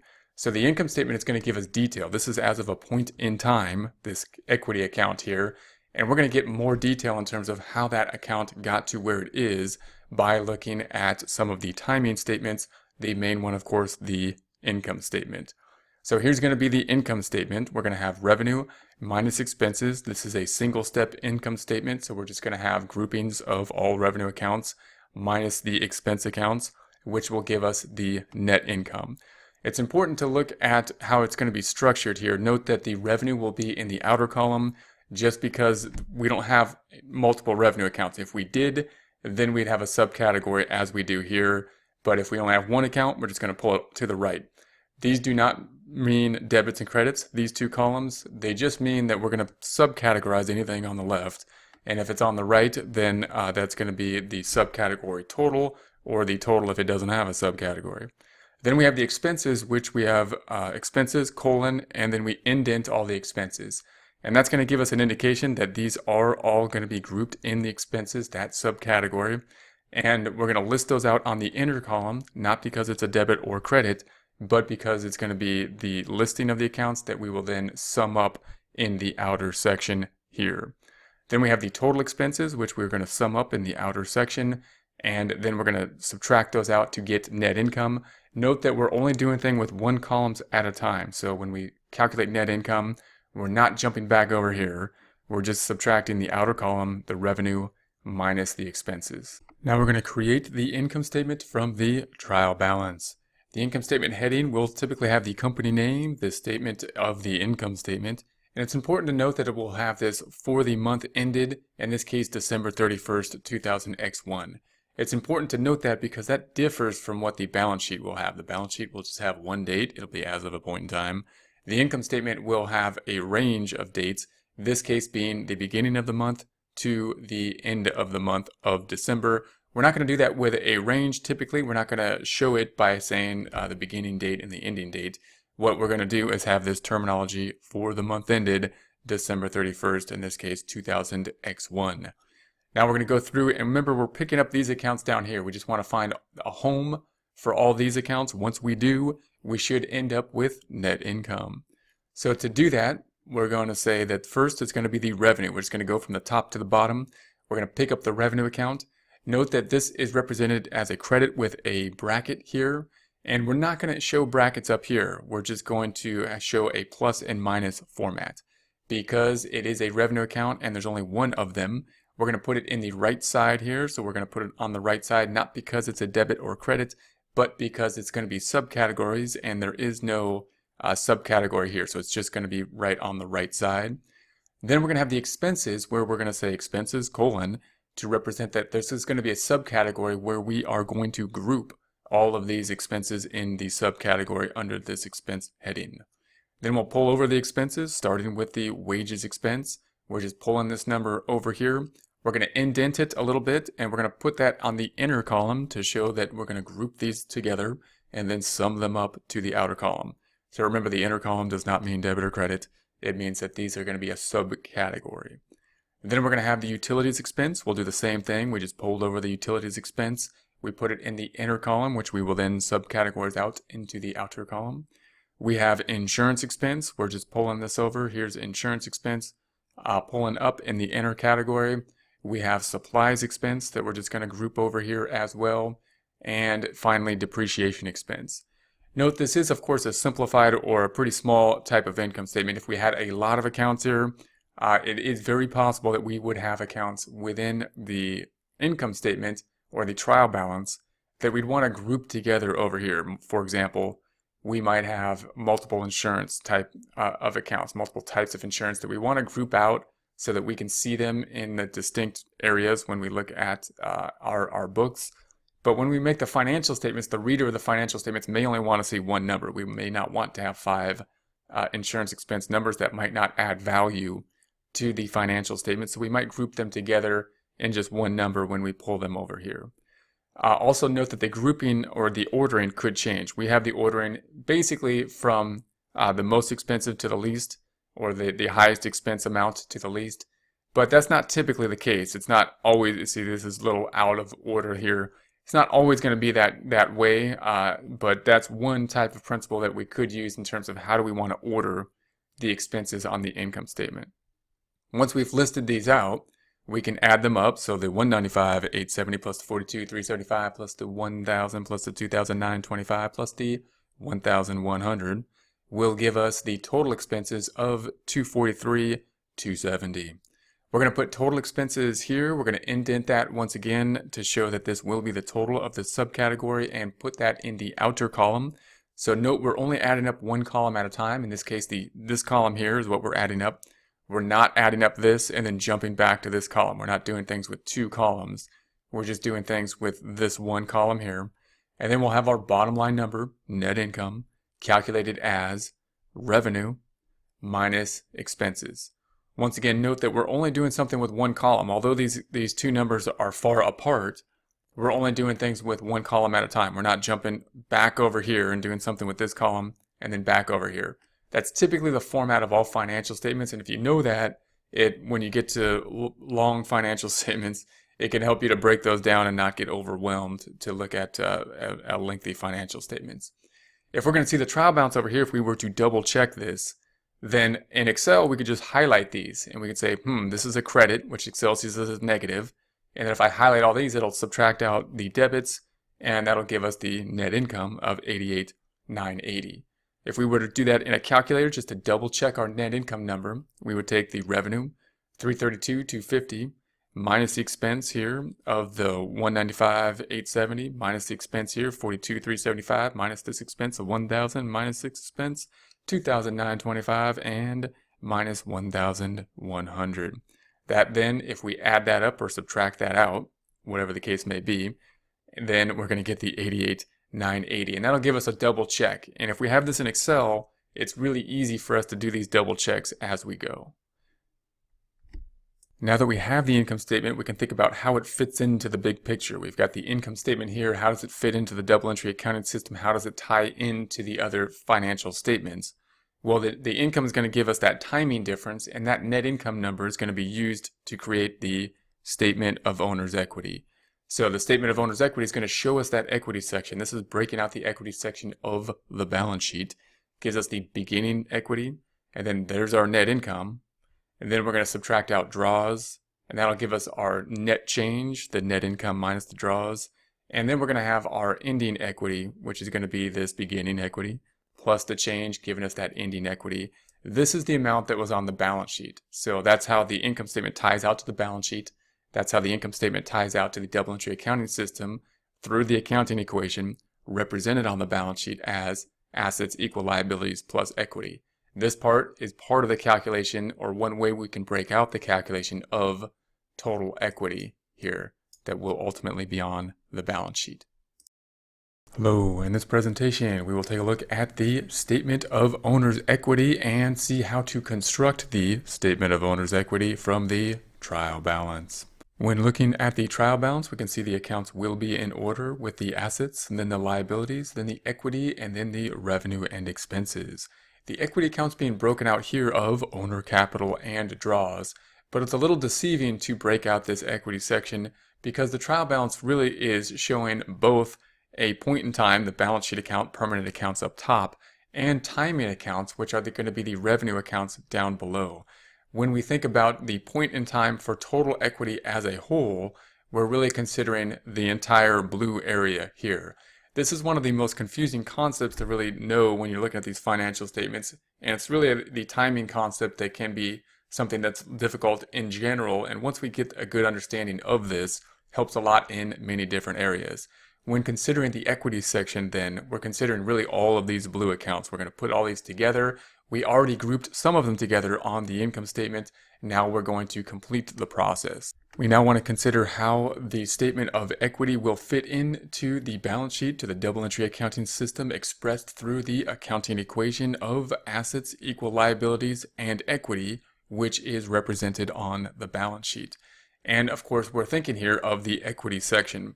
So we have this number in the equity section, and this is for a sole proprietor. If it was a partnership, it would be partnership equity. If it's a corporation, it'll include retained earnings or shareholders' equity will be involved here.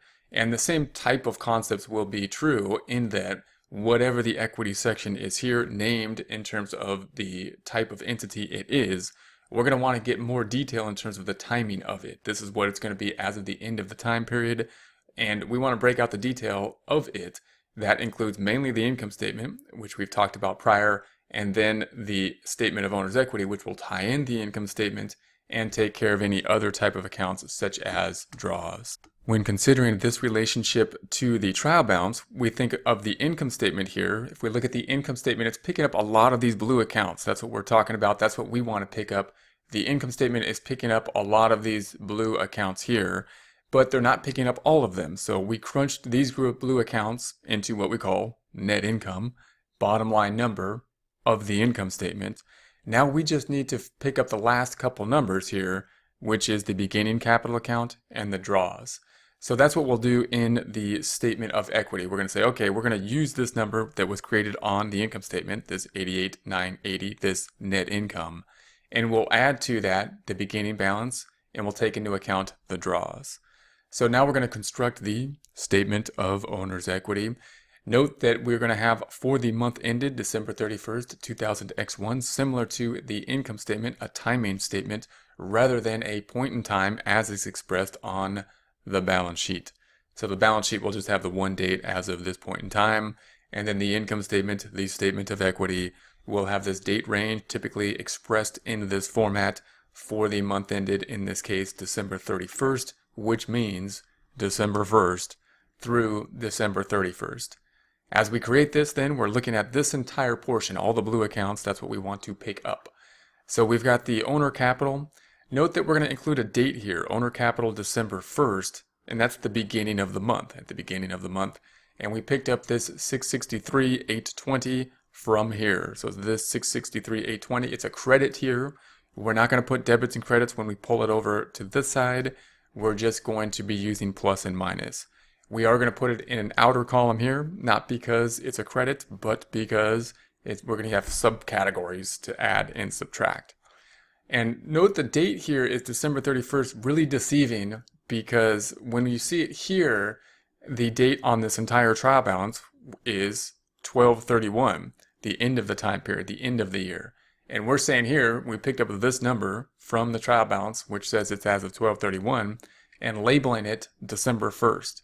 And that's because, this label on the trial balance isn't exactly accurate entirely, because it's representing both timing accounts and permanent accounts as if they're all permanent with one date, but they're not, because these accounts down here represent timing accounts. They represent what happened from the first to the end of the month.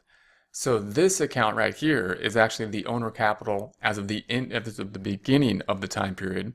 And if there's any activities such as draws or investments, it would also be in there. How would we know that?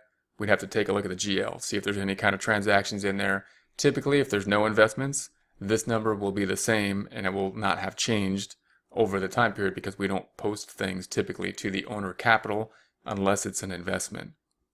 Then we're going to have the detail that will be included, which will be everything underneath it. In essence, we're going to be crunching all these blue numbers into one number, giving us the true point in time as of 12/31/X1, our total equity. Next thing we're going to have is going to be the net income. Where's the net income going to come from? The income statement. So the income statement has been created. We have net income. and we pulled that over. In essence, what we did is we just took all these numbers here and we broke them out into the income statement, meaning we took the revenue minus the expenses, giving us the one number, 88,980. That's given in net income. So we have the 88,980 here, crunching all these numbers into here. So we just basically took care of all these numbers and found a home for them.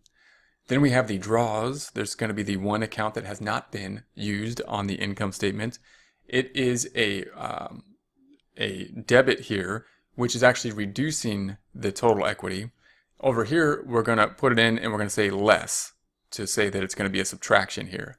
Now this can be a little confusing to know which way the signs are going, how to adjust the signs to a plus and minus format. Over here, we know that the credits are going to be winning. So we have a credit balance minus the debit balance plus the credit balance minus all the debits will give us our ending number. Over here, we just have to reflect that same thing. We got to say, well, the owner's capital as a credit, it's going to be winning. So here's the credit balance. We're going to add to it net income, and then we're going to subtract draws. We got to reduce it by draws because, of course, draws represent something that's being pulled out of the company to the owner. Therefore, the amount owed to the owner as of the end of the time period has then gone down. We could represent that with a sign, like a negative sign or brackets, but oftentimes it'll be expressed with words. We'll just say less here to express a subtraction problem. Then we're going to pull that out to the outer column. So we have an increase in owner's equity. That's really kind of a net increase. It's typically just called an increase, but what we're doing is subcategorizing these two numbers.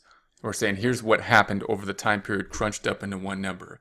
We had net income bringing the equity up. Then we had draws bringing it down. Subtracting those two gives us the increase in the equity. So here's the increase in the equity. We're breaking that out into the outer column, not because of debits and credits, but because of a subcategory type of function where we have the two items here being calculated together in the outer column there. Then we're finally going to get to the owner capital as of December 31st, 2000 X1. So here's the ending owner capital. Once again, we're not jumping back and forth between different columns. We're not going to calculate in here and then calculate in here. We're just calculating the outer column here. So we've got the 663,820 minus the 78,980, bringing us to that 742,800 for our ending number. This ending number is what we will find on the balance sheet. This ending number is how the statement of equity will fit into the double entry accounting system represented by the accounting equation, this being part of course, the equity section, assets equal liabilities plus equity. So if you consider the relationships now between the financial statements, we know that the income statement is used to create the statement of equity, and we know that the statement of equity balance is used to create the equity portion of the balance sheet. Hello, in this presentation, we're going to take a look at financial statement relationships.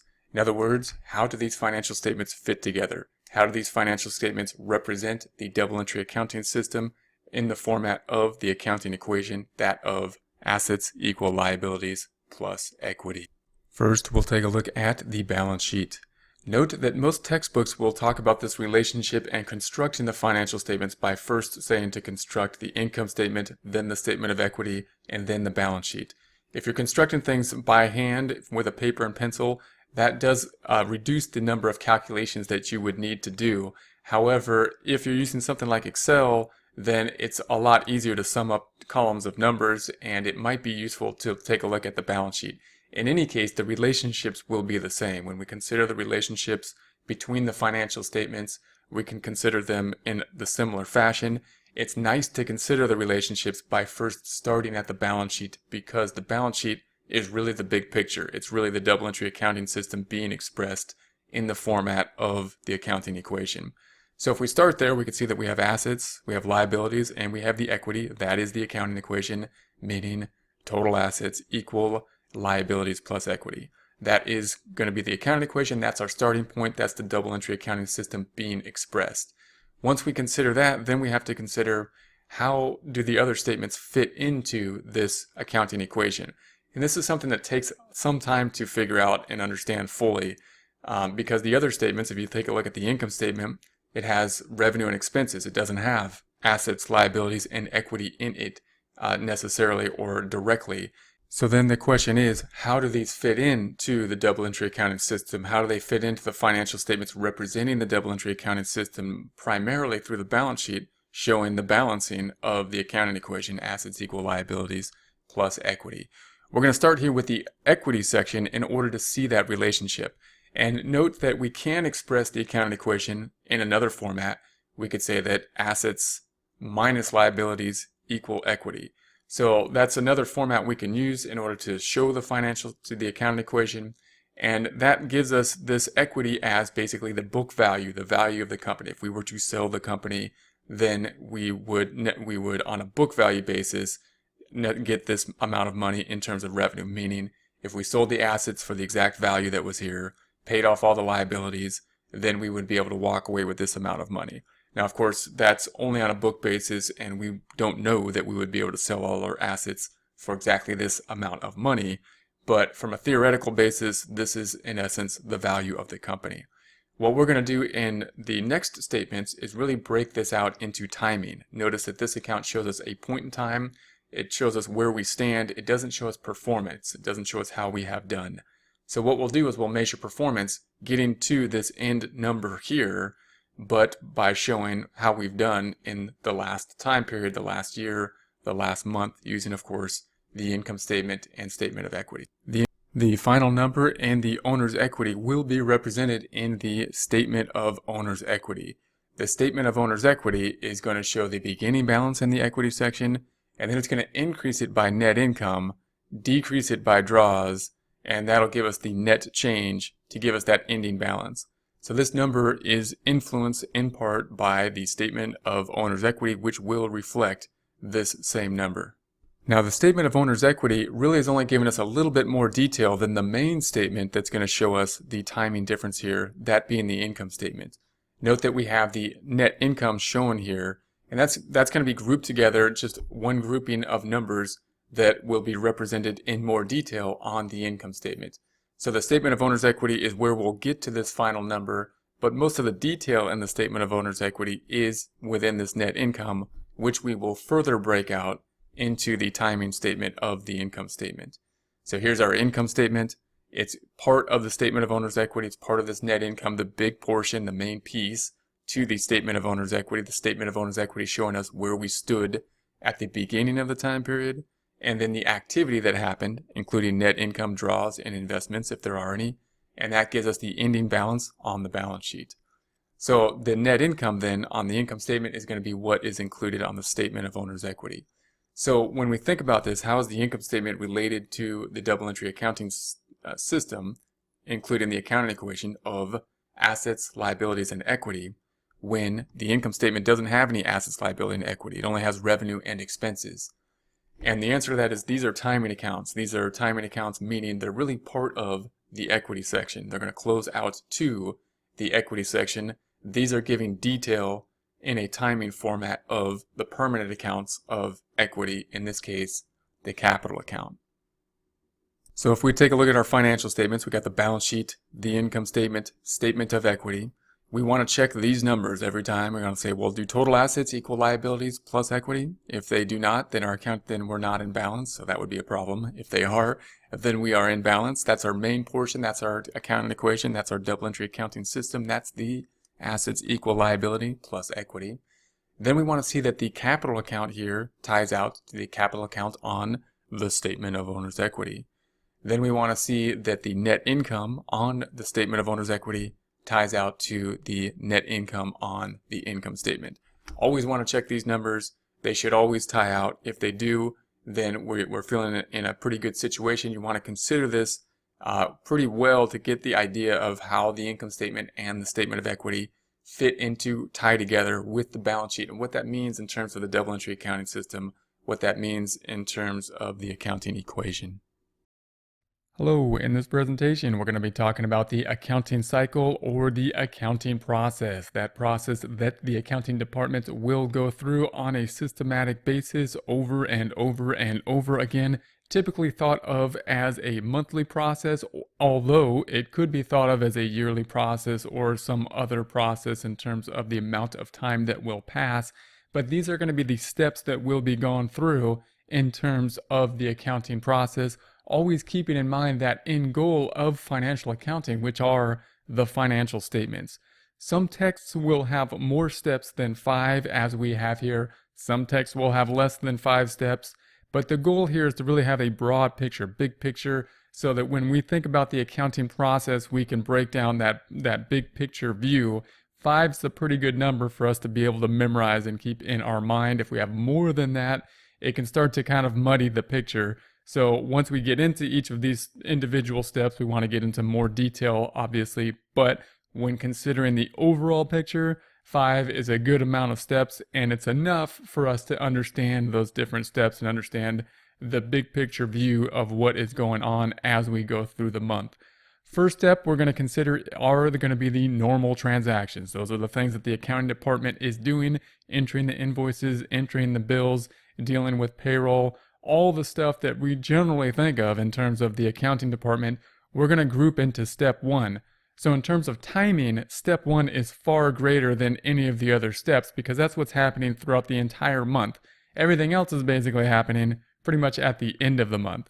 For example, at the end of the month, we're going to then reconcile the bank accounts. I'm going to include the bank accounts as a step in and of itself because it's really a huge internal control, second only to the double entry accounting system itself. And it's really defining that point in time in which we're moving from the normal business transactions to the next step, which will be the adjusting journal entries. The adjusting journal entries will then be used to create the adjusted trial balance, which will be on an accrual basis or as close to one as possible. And all of this happens again as of the end of the time period, as opposed to what happens for most of the time period, which are those normal transactions. Once the adjusting entries have been done, we can finally make the financial statements. This is the end goal. We have the asterisks here because this is the end product that we're really looking for. This is what the external users of the financial statements and most of the reports for managerial accounting are wanting, those financial statements. But notice it's step 4 of 5. It's not the end, although that's the main event. We still have the cleanup process, the closing process, and that's going to be our final process. We'll have to close things up to get us ready for this whole system to start again, at which time it will start again. So let's go through those steps in a bit more detail. We're starting off once again with the record normal business transactions. That's our step 1, really what is going on, and that entails mainly everything that we're doing throughout the entire month, which is the payroll department, the accounts receivable, the accounts payable, entering all the transactions, bills, invoices, everything is going to be all included in this step 1. So in terms of timing, this step is way bigger than the rest of the steps. The rest of the steps are really going to be the things that we're going to have to do to refine this information down to make those financial statements and then be ready for the next time period. So these are going to be the steps where we have the normal journal entries. We're compiling the data from the financial transactions that are happening. We're recording all of those transactions to the general ledger. The general ledger is being used to make the trial balance. Those are going to, we might have an automated system doing this. We might not be entering journal entries, but the journal entries are being entered in some way. When we make an invoice, a journal entry happens. When we make a bill, journal entries happen. When we, write a check, a journal entry is happening. This is what's going on. We're recording the data throughout the month. At the end of the month, then that's when we got to decide, okay, the month is now going to close. We have to think about that cutoff. We're going to want to make the financial statements. That's the end goal as of the end of the month. And so step 2, bank reconciliations. Once we have all the transactions in there, because cash is so crucial and involved in so many transactions, it's a huge check, a huge internal control for us to reconcile the bank accounts. We don't want to go to the adjusting process until we've reconciled the bank accounts. So once we're done with the month, we're going to say, let's reconcile the bank accounts, meaning compare the bank balance of cash to our balance of cash, determine exactly what the differences are, make any adjustments we need to make, and then reconcile in terms of what is outstanding. What are the outstanding checks? What are the outstanding deposits? That gives us assurance that our transactions are in there correctly, both our cash transactions, and because so many other entries are involving cash, it's a huge check on our entire financial system. Then we want the accounting cycle in terms of the recording the adjusting entries. So the adjusting entries are going to be those that are made as of the end of the month, in this case 7/31. All of them are made as of the end of the month. Those are our timing journal entries, meaning we're making sure that our financial statements are correct on an accrual basis, looking at those accounts that always need adjustment. Those accounts like prepaid insurance and accumulated depreciation, and we have interest payable and unearned revenue. Those accounts that typically are going to need some type of adjustment, and that's just the way the system is built. So we're going to put those journal entries in there in order to make our financial statements correct as of the date that the financial statements are being generated. Then we're going to take this adjusted trial balance, the one that has now been adjusted in terms of those adjusting entries, to make them on an accrual basis or as close to it as possible, and use them to create the financial statements, the end product. This is what we're trying to get to: the balance sheet, the income statement, and the statement of owner's equity. In terms of financial accounting, this is our product that is going out to the external users, also the product that's mainly going to be the basis for most of the managerial accounting reports used on an internal basis as well. So this is the main event, and you might think it should be the last step then, it being the main event, but it's not the last step. After we have the financial statements, we are then going to do the closing process. And this is kind of like if we had the main event being a Super Bowl or something like that, then the closing process is cleaning up all the stadium afterwards in order for us to start the process over again. That's what we're doing in the closing process. We're going to take that adjusted trial balance, which we use to make the financial statements, and we're going to close out those temporary accounts, those accounts that are kind of like the scoreboard accounts, those revenue accounts, those income statement accounts, those draws accounts. Those are going to be these items down here, and those then are going to be zero at the end. Why? Because as of the first day of the next month, we want them to be at zero, just like we want the scoreboard in the new game to be zero, so that we can start counting up again from that point forward. So those are going to be the 5 steps you want to keep in mind. And when you have a broad view and thinking in terms of what the accounting process is going to be, you want to have these 5 steps in mind, so you know what is going on from that level, meaning starting with the normal business transactions. And again, in terms of time, that's what's going on most of the time, the whole month. That's basically what goes on. The end of the month, obviously a busy time for the accounting department, because we need to reconcile the bank accounts, then do the adjusting journal entries, then the financial statements, the main event, and then we do the closing process in that point, and then we can start over and do the next process again in that order. At this point, just want to note that smaller companies may not be required to issue publicly, financial statements to the public, and therefore they may not be as diligent in terms of their bank reconciliations and their adjusting entries and the creation of the financial statements as they should be, and they might be depending typically, possibly yearly, to get help from an outside CPA firm, at least to make the financial statements, to generate the tax returns. So just realize that if you're in a smaller company, that there could be some differences in terms of the just exactness of the accounting process from month to month. The larger the company that will be, the more systematic we're going to have the process basically down from month to month, although of course there will also be more detail involved when we get into the more detail of each of these steps within the process. If you would like more information about the accounting cycle and related topics, we recommend Accounting Instruction reference number 300, which will provide the topics in a relevant order, so you can zero in on those topics you would like to get more information on and look at the references and materials needed in order to get more information on them. Within the text, as you zero in on what you want to look into, we also are going to have links in just about every image, which will give more free information about that topic, including instructional videos, more text, games, and puzzles. Hello, in this lecture we're going to talk about the objectives of the closing process. The closing process will happen after the financial statements have been created, so we will have done the journal entries, we will have compiled those journal entries into a trial balance, and then we will have made the financial statements. And then as of the end of the period, in this case we're going to say as of December, when we move into the next time period, January, what we need to do is close out some of the temporary accounts, those accounts including the income statement and the draws account, so that we can start the new period from start in a similar way as if we were trying to see how many miles we could drive, say, in a month.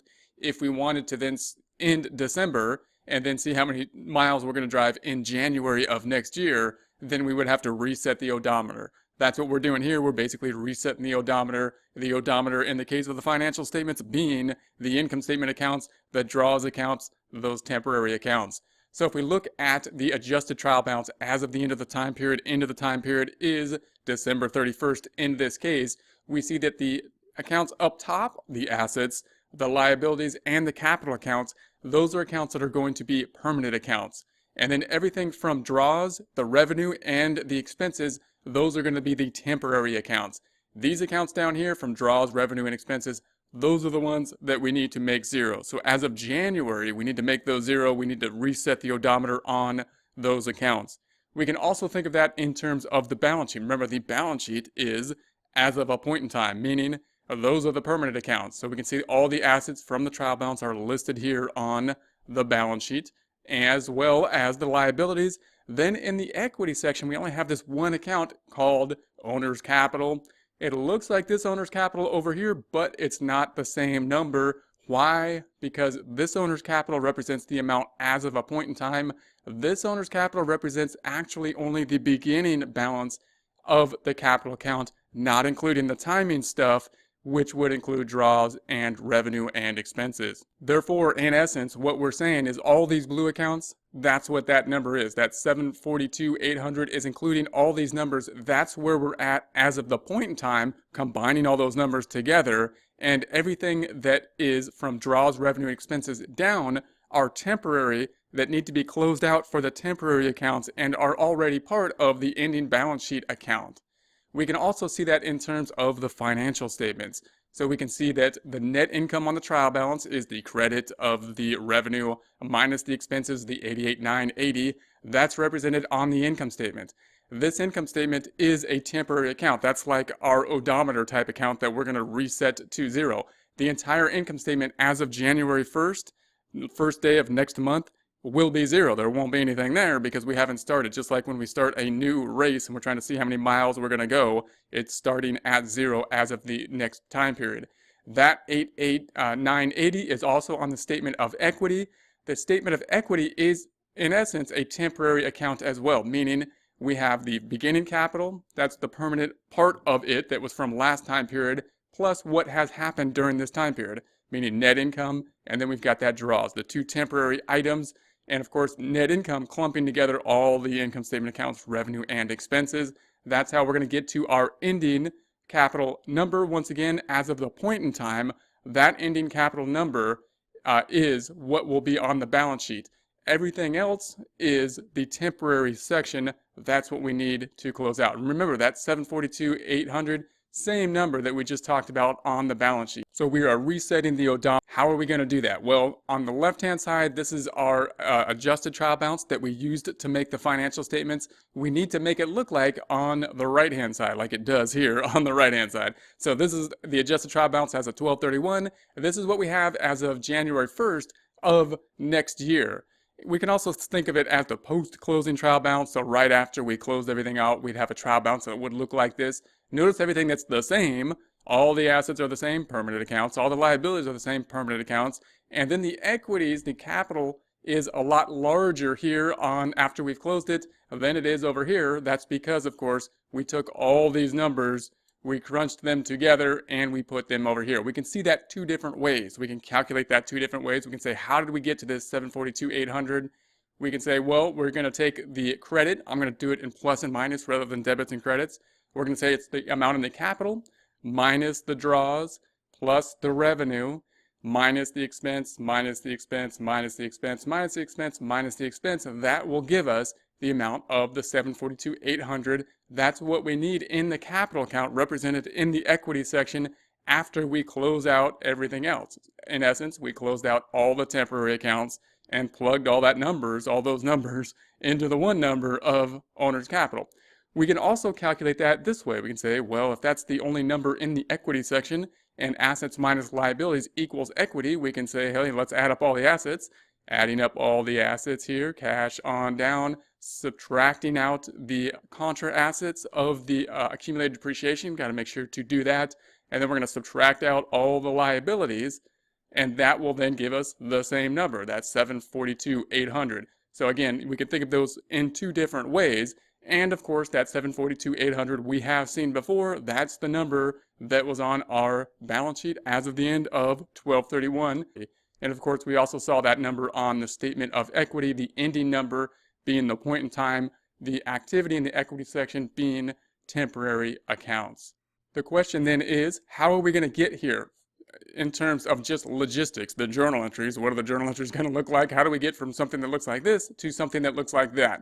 Well, we're going to do a 4-step process traditionally. We're going to say first, we're going to step 1, close out income to the income summary. We'll have a journal entry to do that. Then step 2, we're going to close out the expenses to an income summary, which is a new clearing account we'll talk about. Step 3 is going to be to close out the income summary to the capital account, and step 4 will be to close out draws to the capital account. In essence, what we're doing is making a journal entry. We could make one large journal entry basically closing out this trial balance to the capital account. However, it's traditional to do in this kind of 4-step process, and we'll discuss why next time.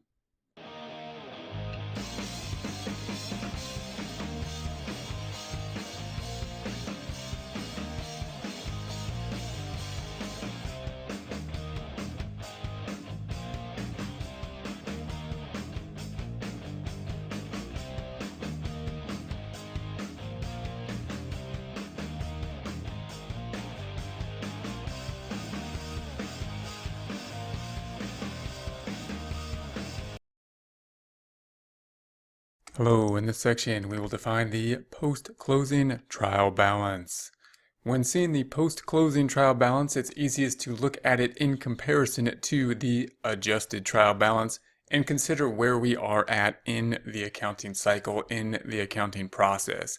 When we see these terms such as the adjusted trial balance and post-closing trial balance, as well as an unadjusted trial balance, we're really talking about the same type of thing. We're talking about a trial balance, meaning we're going to have the accounts with balances in them, and we're going to have the amounts related to them, and of course the debits and the credits will always remain in balance if it is a trial balance, no matter the name, whether it be just a trial balance, an unadjusted trial balance, an adjusted trial balance, or a post-closing trial balance. We're really talking about the time period in which the trial balance was prepared when we're talking about these different names of the trial balance. So in order to think about that, first we want to look at the accounting cycle. Recall the accounting cycle in broad strokes is basically that we have the normal day-to-day accounting entries, that stuff that happens most of the time period throughout the month, which would be bills, invoices, checks. And then at the end of the month, we're going to prepare the trial balance from the system to the adjusting department, giving it to the adjusting department, and the adjusting department will put it into the worksheet calling it an unadjusted trial balance. Then we'll do the end of period adjusting entries, and once those are done, we will be ending up with the adjusted trial balance. This is the one that we're going to be working with. We typically see this in a worksheet type format, but we will enter that information back into the accounting system and have the data there that would be the adjusted trial balance numbers within the system as well. We're going to use this adjusted trial balance in order to create those financial statements. After they have been created, we then will want to close out the temporary accounts. Now it's important to note that this does happen automatically in most accounting software, but we need to know what the software is doing in order to see how the reports are changing as we change date ranges. And so that's the change once we do the closing entries will be to the post-closing trial balance. So this trial balance represents the first time period of the next month that will be set up. And this trial balance is often represented without any temporary accounts, meaning these accounts down here will just be left off given the fact that they are zero balances. But in any case, the post-closing trial balance will have the same assets and then liability accounts as the adjusted trial balance, but The equity account will be different. In our case, the owner's equity, because we're talking about a sole proprietorship, and all the temporary accounts will then be closed out to that owner's capital account.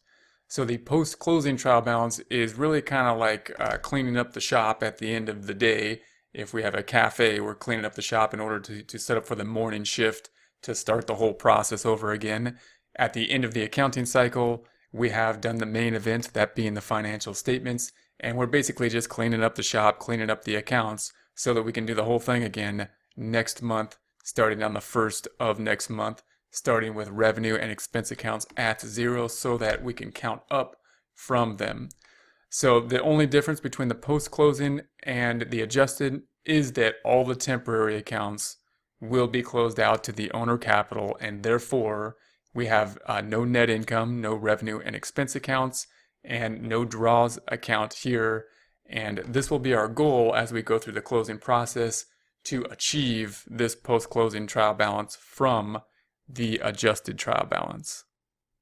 Hello, in this presentation we will be looking at a one-step closing process. In other words, we will be closing out temporary accounts using one journal entry. There's a few different ways that we can perform the closing process, and there's benefits and cons to each way of doing it. The one-step closing process is the simplest way to do it, and it's also a way that we can imagine what is happening within the closing process as easily as possible, a skill useful when considering what's happening from time period to time period and how the financial statements are working. So here we're going to look at a one-step closing process. Remember what the closing process is. It's going to be a process at the end of the time period that we will be performing. It's kind of the last step in the accounting cycle. It's really preparing for the next time period. So we had our adjusted trial balance. This happens right after we have our normal day-to-day journal entries, which are bills, invoices, checks. Then we have the unadjusted trial balance. Then we make our end-of-period adjustments to create the adjusted trial balance, and we use this to generate the financial statements. That's the end result. Once we have those financial statements, then we have the closing process, which is set up to set up the next time period. So we can think of the closing process, and it's a good idea to think of it in this one-step process intuitively, because a lot of software will actually do the closing process for us. So it will be an automated format, but when we print report to report, we need to understand when we see these reports doing things, what is happening in terms of that closing process. And it's easiest to think of that in one big journal entry, this kind of one-step process. So the unadjusted trial balance looks like this. It's got the temporary accounts down here. And what we're trying to do is get to the post-closing trial balance, meaning we're trying to close out all the temporary accounts and close them out to the owner capital account. Therefore, the adjusting journal entries and the post-closing trial balance, the adjusted trial balance and the post-closing trial balance, are exactly the same all the way down from assets to liabilities, and differ when we get to the equity section in the case of a sole proprietor here, in the case of capital account. Our capital account in the post-closing is including all of these accounts down here, which are broken out on the adjusted trial balance. And so that's what our goal is when we do the closing process. We're just trying to get from this point to this point, and that's what we can imagine. We can say, that's what we're trying to do, and we want to see that, we want to visualize that, we want to understand that. And it's easy to do so when we see the trial balance, because we can see that all the temporary accounts are below the equity account. Those are all the accounts we need to make go to 0. So when you're remembering all temporary accounts, you can kind of say, that's going to be everything from the income statement down, plus draws or dividends if it was a corporation. So to do that, we can just start building our journal entry. We could say, here's our adjusted trial balance. And we could say, what do we need to do in order to get this adjusted trial balance, all the temporary accounts, down to 0? All the accounts below the capital account, we need to make 0. So I'm just going to start creating a journal entry based on this information. So this first draws has a debit balance. Therefore, I'm just going to start making our journal entry. We're going to credit the draws here. And if we post that as we go, we're not completed with the journal entry. We only have one transaction, one account so far. But if we credit 5,000, then if we post that 5,000, we will bring that account down. So that's what we're going to do. We're just going to do whatever we need to do to make all these temporary accounts go down to 0. and then we'll figure out what to do from there. Note, as we go through this process, that we're not really thinking about putting the debits first right now. We will go back and decide if we want to put all the debits on top and the credits on the bottom. At this point in time, we're making the journal entry to best be able to make it in the most efficient and quickest way. And we're also want to be able to go back to it and understand it in the best, most efficient way. So we're out of balance, of course, now by the 5,000 until we complete recording this. Next account is revenue or income. It has a credit of $332,250 represented by the brackets. We need to do the opposite thing to it to make it go down, which in this case will be a debit. So we're just going to be creating our journal entry as we go. We made a second account here. We're going to debit revenue for whatever we need to, whatever is in there, to make it go down to zero. Once we then post that, we'll have the credit here, the debit matching out to it, bringing the balance down to zero. We're still out of balance, but we are achieving our goal. We're just building our big journal entry, our big one-step journal entry up top. Next, we have the wages expense, which has the $195,870. It is an expense. All expenses will have a debit balance. We need to make it go down by doing the opposite thing to it, which in this case will be a credit. So it's a debit represented by not having any brackets. We're going to do the opposite thing to it in our journal entry. We're going to put the wages, indent it, put a credit, $195,870. When we then post that, it'll bring the $195,870 down by $195,870, debit and a credit being the opposite, bringing the balance down to zero. So we're just creating whatever we need to do in order to make these accounts go down to zero. We're still out of balance. We're going to move on to utilities now.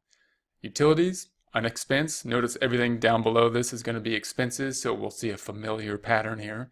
It's got $42,375 in it. It's a debit represented by no brackets. We're going to do the opposite thing to it in order to make it go down. Therefore, we're going to credit utilities expense. So here's utilities expense. We're going to post it here, and that's going to credit it, bringing the balance down to zero. Just building our journal entry. Next, we're going to go to insurance. Here's insurance expense up top. Here's insurance expense down here. It's got $1,000 in it, also an expense, also therefore a debit balance. We need to make it go down, so within our journal entry, we're going to do the opposite thing to it, and we're going to credit the expense for the $1,000. By the way, you might be wondering, note that throughout prior presentations, we said that expenses only go up with a debit, and income only goes up with a credit, typically, meaning revenue really only goes one way. We earn revenue. We don't typically earn negative revenue. And expenses only go one way. All these things like wages, utilities, insurance, we only pay them. They don't typically pay us. The exception to that rule, or then kind of like the resetting, it's not really an exception, is that when we do the closing process, of course, we need to make these go down to zero. But it's not like they're going down. Really what's happening is we're just resetting the clock. We're trying to set the timer to set a different time period that we are recording to. So that's why we are doing these should look funny, because we never really credit wages expense or utilities expense or insurance expense or debit revenue, only during the closing process or some unusual circumstance. So that's going to bring this down to zero. Next, we're going to go to supplies. So here's supplies. It's got $2,925 in it. We're going to make it go down by doing the opposite thing to it, which in our case is a credit. So we're going to credit the supplies account with a bracket in the credit column, post that over here, and that's going to make the balance go down to zero. Last one, depreciation expense, got $1,100 in it. It's an expense, therefore having a debit balance. We're going to do the opposite thing to it, a credit. So we're going to credit depreciation expense by that $1,100. Posting that out brings the balance down to zero, and there we have this information. So now, of course, we're still out of balance, meaning our debits do not equal the credits. We got to think about, what do we want to do next? If we see that from a journal entry format, this is what we have. We've got debits. If we sum up the debits, they add up to $332,250. If we add up the credits, $5,000 plus $195,870 plus $42,375 plus $1,000 plus $2,925 plus $1,100 is $248,270. So the $332,250 minus the $248,270, the debits minus the credits mean we have a difference of $83,980. That's what we need, in other words, in order to make the debits equal the credits. So if we put that on the credit side, we'll be in balance. So now we've got these credits will add up to the debits of $332,250 each. So of course, then we just need to know what account that will be. And what we're going to be doing is closing all of this out to the capital account. So we're closing everything out to the capital account. That's going to be our final journal entry. Let's see if we post that, then the plug here that we just put in was to the capital account. And it's going to go to the owner's capital here, increasing the owner's capital. Now, this is the step that's a little bit confusing to us because when we look at a two-step or a four-step type process, we'll see what exactly is being included here in steps, meaning we'll see net income going in here and then draws. So what does this include? It includes the entire income statement, which is revenue minus expenses.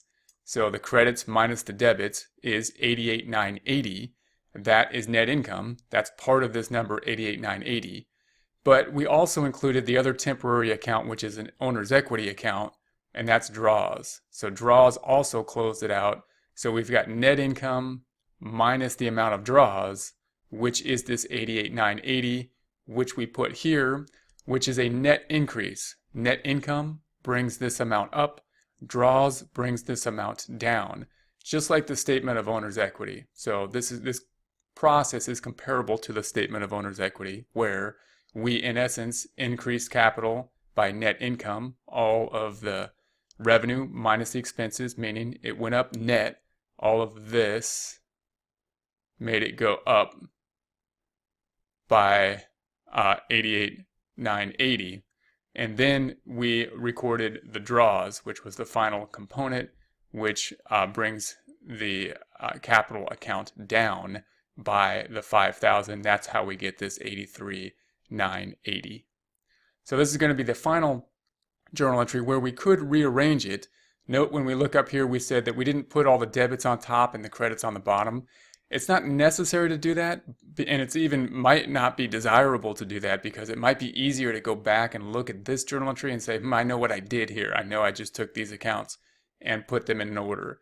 But if we want the debits on top just for formatting purposes, then we can just put the revenue on top and then start with the draws going down. The reason we didn't do that up here is because we just started in order. We said draws first and just went straight down. And that's the easiest way to think about it when posting to a worksheet. And then we can go back and just reformat this and put the revenue on top, then draws, then all the expenses, followed by the capital account. Hello, in this presentation we will take a look at a two-step closing process. In other words, we will perform the closing process using two journal entries. There's a couple different ways we can see the closing process, each of them having pros and cons.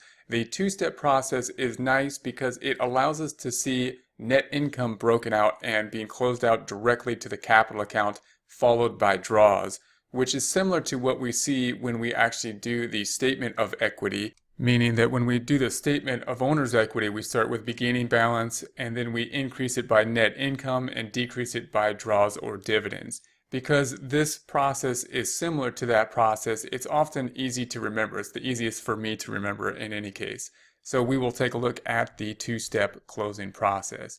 First, our goal, once again, we're going to go from the adjusted trial balance to the post-closing trial balance. It's important to know where we stand in the process.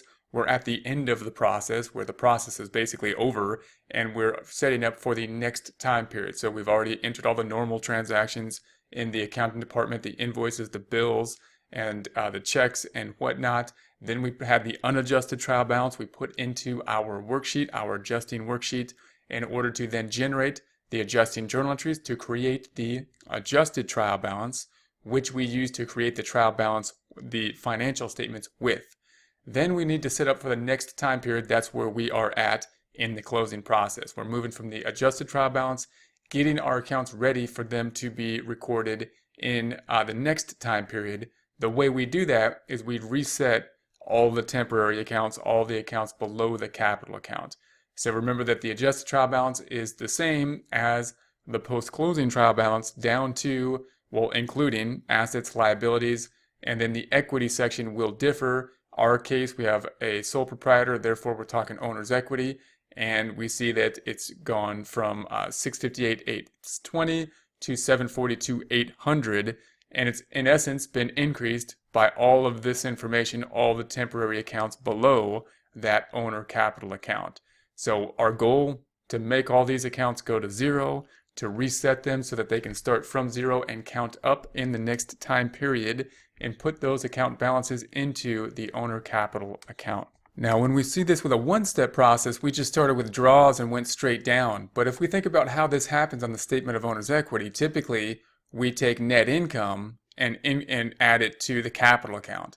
That's what we're going to do first. We're going to close out the income statement accounts, revenue, expenses, and we will then close that out, that 88,980 that will result from closing those accounts out to the capital account here in a similar fashion as we see in the statement of owner's equity. So we're just going to build this as we go. We're going to start with the revenue. We can see that the revenue has a credit balance. We're just going to start with all the income statement accounts, and of course revenue is the first income statement account. We can see that it has a credit balance here by the fact that it has brackets. We're going to do the opposite thing to it to make it go down. We're just going to do whatever we need to do to make these accounts zero, and then we'll see what to do once we get there. So we're just building our journal entry as we go. We're going to start with a debit to the revenue or income or sales, whatever we call it, depending on the type of business and what they decide to call their revenue account. And we will debit it the opposite of what it is to make it go down. Once we then post it to our worksheet, we have a credit, and then the debit will bring it down to zero. So we're just building our transaction as we go. We're going to build our journal entries as we go. The second piece, of course, will be wages expense. It has a debit balance. We're going to do the opposite thing to it to make it go down. So the opposite then is, of course, a credit. So we're going to take wages expense. We're going to credit it by that 195,870.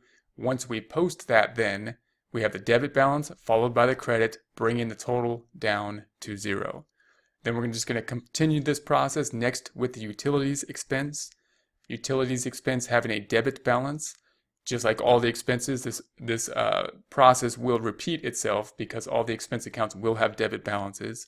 We're going to bring it down by doing the opposite thing to it. Therefore, we're going to create another piece to our journal entry, just creating the journal entry as we go, crediting, in this case, utilities expense for that 42,375. Once we then post that, we've got the debit 42,375, the credit 42,375, bringing the balance down to zero. Next, we're going to do the rest of them all together here. They're all the same. So we got insurance, supplies, depreciation, debit, debit, debit, because expense, expense, expense. And therefore, we are going to bring those down by doing the opposite thing to them. So here is the expenses that we're just adding to our journal entry. It's a long journal entry, but we're just building it as we go. And if we see this side by side as we post it, we can see why we're doing it and how we're just going to construct this thing. So we're just going to put a credit to the 1,000 to insurance expense, a credit to supplies expense 2,925, a credit to depreciation of 1,100. And then if we post these three out, that will then do what we wanted to do, closing those account balances down to zero. Once we do that, we've done what we needed from the first of two journal entries. We've closed all of the income statements down to zero, but we're out of balance. We're out of balance here, and we need to do something to fix that. What are we out of balance by? We're out of balance by net income, because we closed out all the revenue and expense accounts, leaving us with that net income amount we need to record somewhere. If we calculate that on the journal entry, we can say, well, all the debits, I'm just adding up all the debits, and I'm going back up to this journal entry we just made. If we just add up all the debits, it's, of course, 332, 250. If we add up all the credits, it's 243, 270, leaving a difference of 88,980. That then is net income, and we're going to post that to the credit here capital account. So here's our completed first of two journal entries, debiting revenue for whatever we need to do to make it go to zero, crediting all the expenses for whatever we need to do, making it go to zero, and then we're left with this credit of 88,980, which should be equivalent to net income. That giving us kind of a check. it's equivalent to the net income we had posted on the financial statement before the closing process. It's equivalent to net income that could be calculated on the adjusted trial balance before we closed it out. Then if we post that, then we have the credit to the capital account. So we got the owner capital, then we're going to credit it by that amount, and that brings the balance up to $747,800. Now this should kind of make sense. You should see the parallel here, or think about the parallel here between calculating the statement of owner's equity, which starts with the beginning equity account, then increases by net income to get and then it decreases by draws, which we'll do next time, to get to the ending capital account. Here, instead of doing it with plus and minuses, we're doing it with debits and credits. We have a beginning amount of $658,870 because it's not including all of this stuff, which is really part of the equity section, not included in the capital account until we do this process. Then we increase it by doing the same thing to it, a credit to a credit, making the end balance $747,800. Now we're left with just one temporary account, that being a draws account, not an income statement account, not affecting net income, but one that is temporary, goes up with time, one that needs to be reset at the end of the time period. That will be our second journal entry. It's an easy one because it's short, but it's often confusing to know whether draws has a debit or credit balance. If you have the trial balance in front of you, it's a lot easier because we can look at the trial balance and we can see that this is going to be a debit balance here because it doesn't have brackets. So anytime you can have the trial balance in front of you, if you're doing multiple choice questions, and if you can have a mock trial balance in front of you, I recommend doing that. It'll answer a lot of questions. So we've got this 5,000. We're going to do the opposite thing to it to make it go down, which is a credit. And we don't have the other side yet, but if we just build this as we go, we're going to credit draws. So we'll credit draws, bringing the account balance down. And then the other side is going to go to capital. And this should seem familiar as well if we think about the statement of owner's equity. Remember what happened. We started with the beginning balance, not including all this information here. We increased it by net income, which was this first journal entry. And then we decrease it by the draws, which is the second journal entry. And that's going to be the same process we see in the statement of owner's equity. We're left with $742,800, and we achieved our goal of zeroing out all the temporary accounts, now being ready for the next time period to start counting at zero. That $742,800 also found here on the statement of owner's equity. So when we see the adjusted trial balance, note that you'd have to add all of this up to get to that ending number, that $742,800 that we see now on the post-closing trial balance. So we only have this number here now because we crunched all this up to that one number. When we saw the statement of owner's equity, note the process is much the same. We had the beginning balance, $658,820, this number here. Net income, $88,980, that number there. We're increasing it. Less, minus, draws, 5,000, 5,000. That is the difference. This minus this, 83,980. So our beginning balance here, plus the difference, which is net income minus draws, gives us our ending number, 742,800. That is similar to what we did in our closing process. Beginning balance plus the net income minus the draws, giving us the 742,800. 742,800.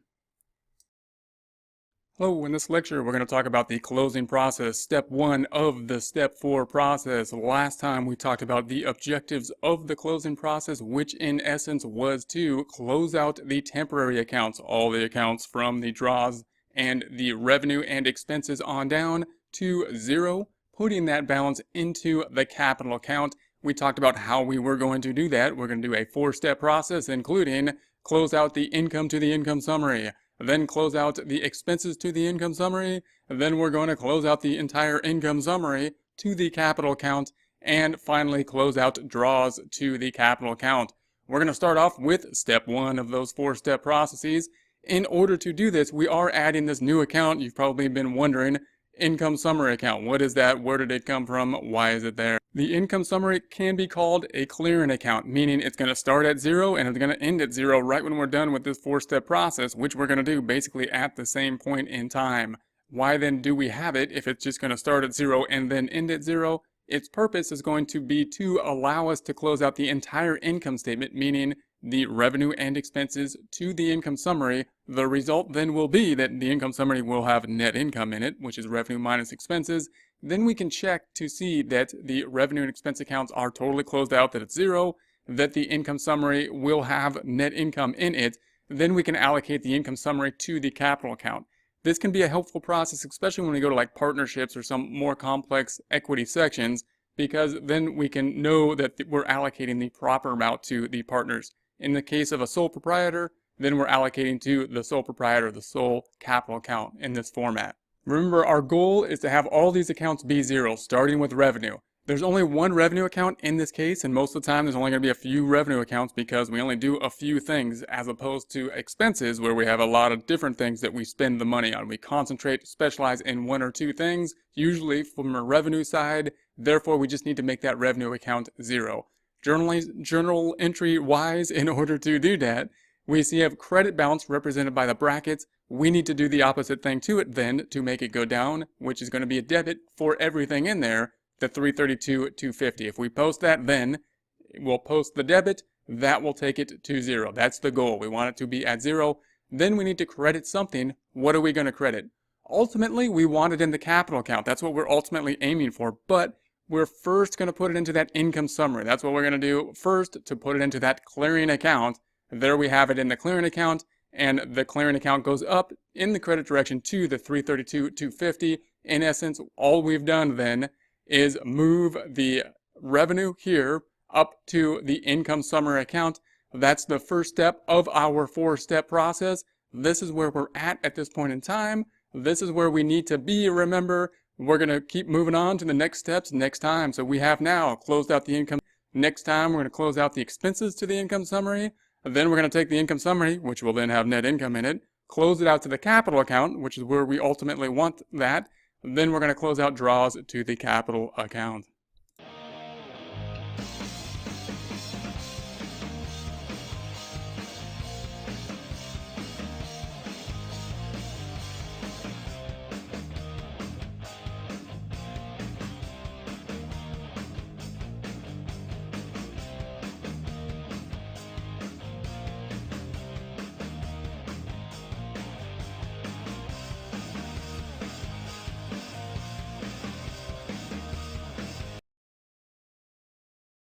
Hello, in this lecture we're going to talk about the closing process, step 2 of the 4-step process being closing the expense accounts to the income summary.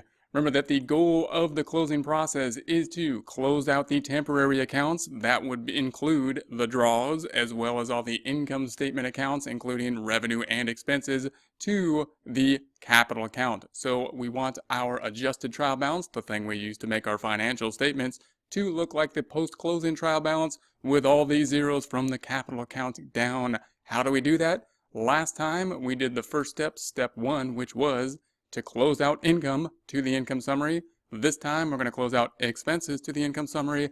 Next time we're going to close out the income summary to the capital account. And finally, close out draws to the capital account. This is step 1.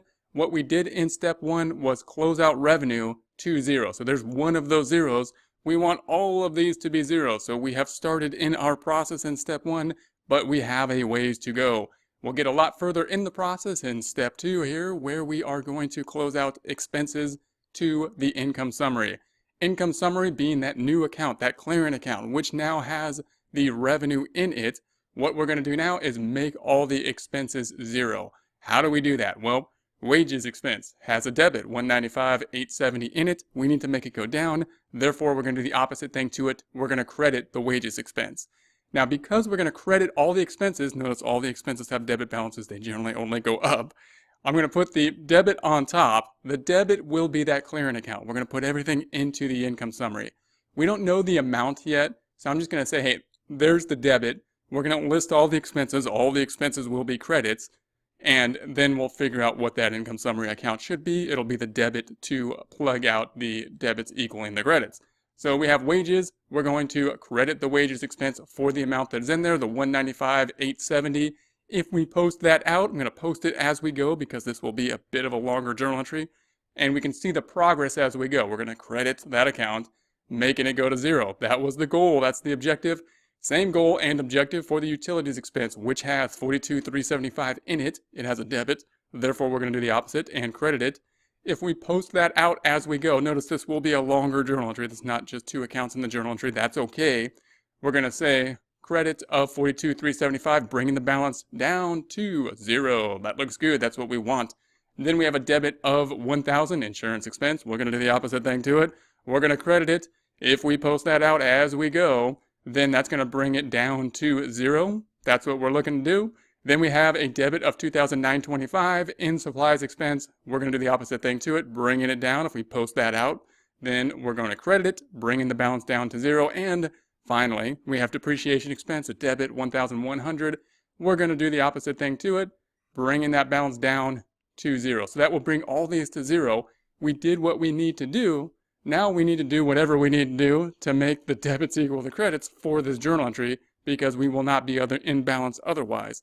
Ultimately, remember, we want it to go to the capital account, but we're putting it first into the income summary. So we're going to debit the income summary, which has at this point $332,250, which was revenue or income. Now what we're going to do is take all the expenses that we put into this one number, all the expenses being included in this $243,270, and post that to the income summary. So now we have the revenue that was in there, the $332,250, then the expenses that we have now closed into the income summary, $243,270, giving us, if we subtract those out, the $88,980. What is that number?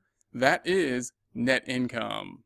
Remember that we ultimately want this number into the capital account, but this is kind of our check figure before we do that last process. We can ask the question now. We can say, okay, is it the case that all the income statement accounts are 0 at this point? Let's take a look here. Yes, they're all 0. Everything from the revenue on down to the expenses are 0. And is the amount in the income summary equal to net income, which was reported on our income statement as of the end of 12/31?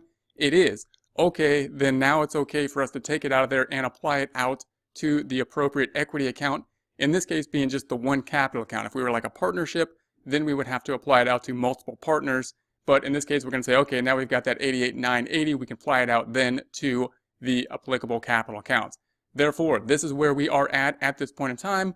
We have all these zeros down here. We're close. That's what we're getting close to. We want everything from the capital account on down, including draws and the income summary, to be 0. What have we done so far? We've closed out income to the income summary. Now we just closed out all the expenses to the income summary. And next time, we're going to close out the income summary, now having net income in it, to the capital account. Then we're going to do that last step where we see this $5,000. That too needs to be closed out, draws to the capital account.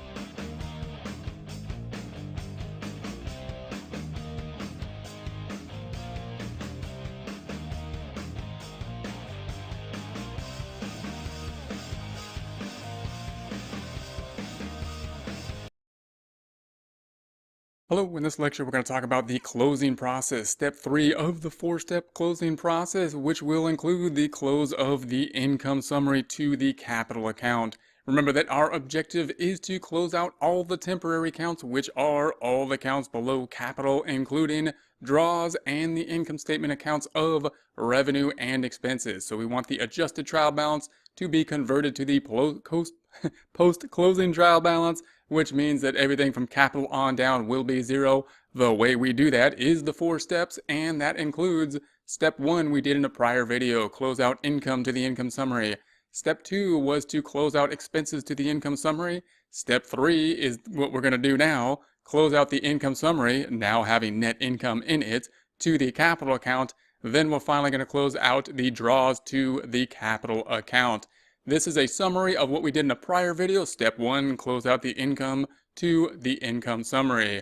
So here we have income that was now 0. We basically just move that up to our clearing account, being the income summary account. Then step 2, we closed out all of the expenses to the income summary account. Now we have everything 0 on the income statement. All revenue and expense accounts are 0. And what's in the income summary? Net income. It's important to recognize that before we close out the income summary to the equity section, and after we have closed out the income and expenses to the income summary now has net income in it. Why is that important? Many test questions will actually ask the question in terms of what is in income summary when asking how the allocation should be allocated to things like partnerships. And therefore we need to know that the income summary has net income in it, so we know how to allocate that out in a lot of test questions. It's also an important process because what we're saying is that it's a check figure. Everything on the revenue section is 0 now. Income and expenses are now 0. Net income is now in the income summary.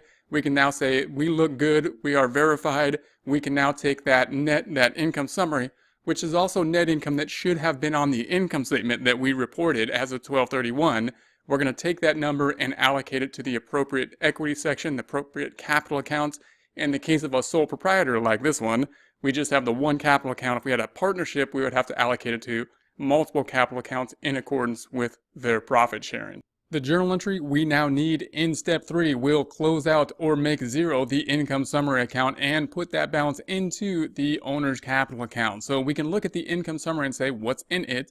We see net income's in it. It's got a credit because it's net income. Credits are winning, meaning credits minus the debits, revenue minus expenses has that credit balance. We need to make it go to 0 now. We're going to clear out the clearing account. Therefore, we're going to do the opposite thing to it, which in this case will be a debit. So we're going to debit for whatever's in there, 88,980 in this case. If we post that out as we go, we can see that it will then go to 0. And then we're going to have to credit something. And of course, we're finally going to credit what we wanted to credit this entire time, which is to put the entire income statement into one number into the capital account. So we're going to credit the capital account. If we post that out, what will happen? Well, we have a credit balance in the capital account of $658,820. We're crediting it again, $88,980. A credit and a credit will be the same thing, making the credit go up in the credit direction. Does that make sense for that to happen? It does, because what we're saying is that this is the credit balance that was owed to the owner, or the assets minus the liabilities, as of the beginning of the time period, or at least before net income was allocated to it. Now we're saying that net income was earned by the business. This is the owner of the business represented by the equity section, and therefore the equity section needs to go up by the amount that was generated, revenue minus the expenses, in order to help generate that. That's the allocation of the net income to the owner's capital account. That is step 3, and you can see that we have a lot of zeros down here. What was our objective again? We want to get to this post-closing trial balance where everything from the owner's capital on down is 0. We're really close right now, meaning the entire income statement is 0, revenue and expenses, and we closed out that income summary, so that is now 0. That was part of the goal, and we just now need to close out this draws. Draws being the only thing that's really not on the income statement that is a temporary account. It's going to be on the equity statement of owner's equity, and that's what we need to close out next time. What we've done so far is close out income to the income summary, and then we close out the expenses to the income summary, then we closed out this time net income, or the income summary, which had net income in it, to the capital account. Now next time we're just going to finish this off by closing out draws to the capital account.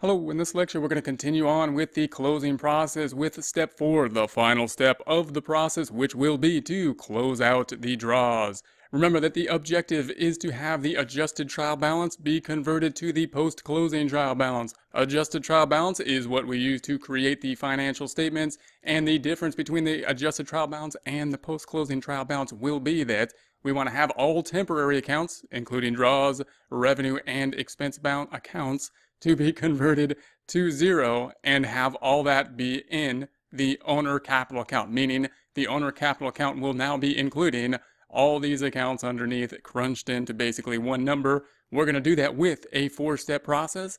We have in the past done step 1, close out income to the income summary. Then we closed out the expenses to the income summary. Then we closed out the income summary, that temporary account now having net income in it, to the capital account. Now we're doing that last step, which is to close the draws out to the capital account. Let's recap what we've had done so far. Step 1, we closed out revenue. Here's the income. We closed it out, making it zero. We put it into that income summary account. Then in step 2, we closed out all of the expenses so that all the income statement account, revenue and expenses, were now zero at this point, is now zero at this point, and we had the entire amount, $88,980 net income, in the income summary. Important to note that within the income summary at that point, we now have net income. Why would we do that? It's that check figure. It gives us a check to tell us that all of the income statement accounts are zero, and that amount in the income summary is equivalent to net income that was reported on the income statement as the end of the last time period. Then we're going to take that net income, we're going to allocate it to the appropriate capital accounts. That's what we did in step 3, taking it out of income summary, allocating it to the capital account. Only one capital account in this case. If we were a partnership, there would be multiple accounts to allocate to. Now we have this draws here. So now we're on step 4. Everything is zero. All we have is this one draws account. The draws account's a little bit funny though, because we can see that it's not an income statement account. All other temporary accounts for the most part are income statement accounts. This is an account that on financial statements is on the statement of equity. And it also is kind of a contra equity account. Note that the equity account represents what the company owes to the owner. If we take a step back and say we're like the piece of paper, we're the company separate from the owner, this owner's capital represents what is owed to the owner. That's what the owner's equity section is. It has a credit balance, kind of like the liabilities do, and the draws has a debit balance, meaning it's the opposite, meaning it's kind of like a contra equity account, similar to the accumulated depreciation being a contra asset account, because assets have debits and the accumulated depreciation is contra to it. Why would that be the case? Because draws represents the amount of money that the owner took out. So if we think of ourselves as the business, as the piece of paper separate from the owner, and we think about the capital account representing what that piece of paper owes to the owner, if that piece of paper paid the owner the $5,000, then it no longer owes that $5,000 to it, and therefore the capital account should be going down by that amount. Let's see if that's what happens when we post out this final entry to the closing process. We see that there's a debit balance in the draws account. And if we have a trial balance, it really helps us to see if it has a debit or credit. If we don't look at the trial balance, we don't have that cheat sheet, we could easily go the wrong way. I would always have the trial balance to take a look at it. We want to do the opposite thing to it because we want to make it zero. Therefore, we're going to credit it. And if we post that out, we would credit it. And the other account is going to go to the capital. We're closing it out to the capital. So the debit then will go to the capital account. If we post that debit to our trial balance, then we have the $747,800 credit. We did the opposite thing to it, debiting it. That will make it go down to, in this case, $742,800. So this is what we have at this point in time. We have all of the income statement accounts zero, as well as that clearing account income summary being zero, and the draws being zero, and the $742,800 now should be the number that we reported on the balance sheet as of the end of the last time period, which was 12/31 in this case. So the post-closing trial balance we can think about as right after, as of 12/31, right after we closed it, or we can think about it as the first thing that happened January, period 1, where we have nothing in any of the temporary accounts, including the entire income statement. It's important to note also that although we are posting all of this as of 12/31, the cutoff date after the close of the last period, we're not actually doing it at that time period in time, because obviously we would have to make the financial statements, which would take some time after the year end. We're posting everything as of 12/31. We're not actually doing it as of 12/31. It's also important to note that the closing process could take different forms in different companies. For example, some types of software will actually do the closing process just based in terms of the date range, meaning if you use something like QuickBooks and you make the different date range, it will actually do basically the closing process for you. but we still could have some formal closing process in there to restrict us from posting things to a period that had been closed, because the problem with that is if anything gets backdated, then our beginning balance will get out of balance. So whatever system we are using, we do want to understand the closing process, and we want to understand that if we're moving from a report that is going from the prior period to a trial balance that's going to another period that was after the closing process, that it's going to show that all the income statement was closed as of the closing time period and then was rolled over to the equity section. We need to basically realize that as we analyze the reports, as well as understand it if we are doing the closing process, as well as understand that when we are making journal entries or making adjustments after a closed time period, we need to be very careful to be posting things to the prior time period, because you'll notice all those accounts have been closed out. If we post anything to 12/31 or prior, then to a temporary account, that's going to cause us some problems in the future. So we have now converted the adjusted trial balance to the post-closing trial balance, closing out all the temporary accounts. How did we do that?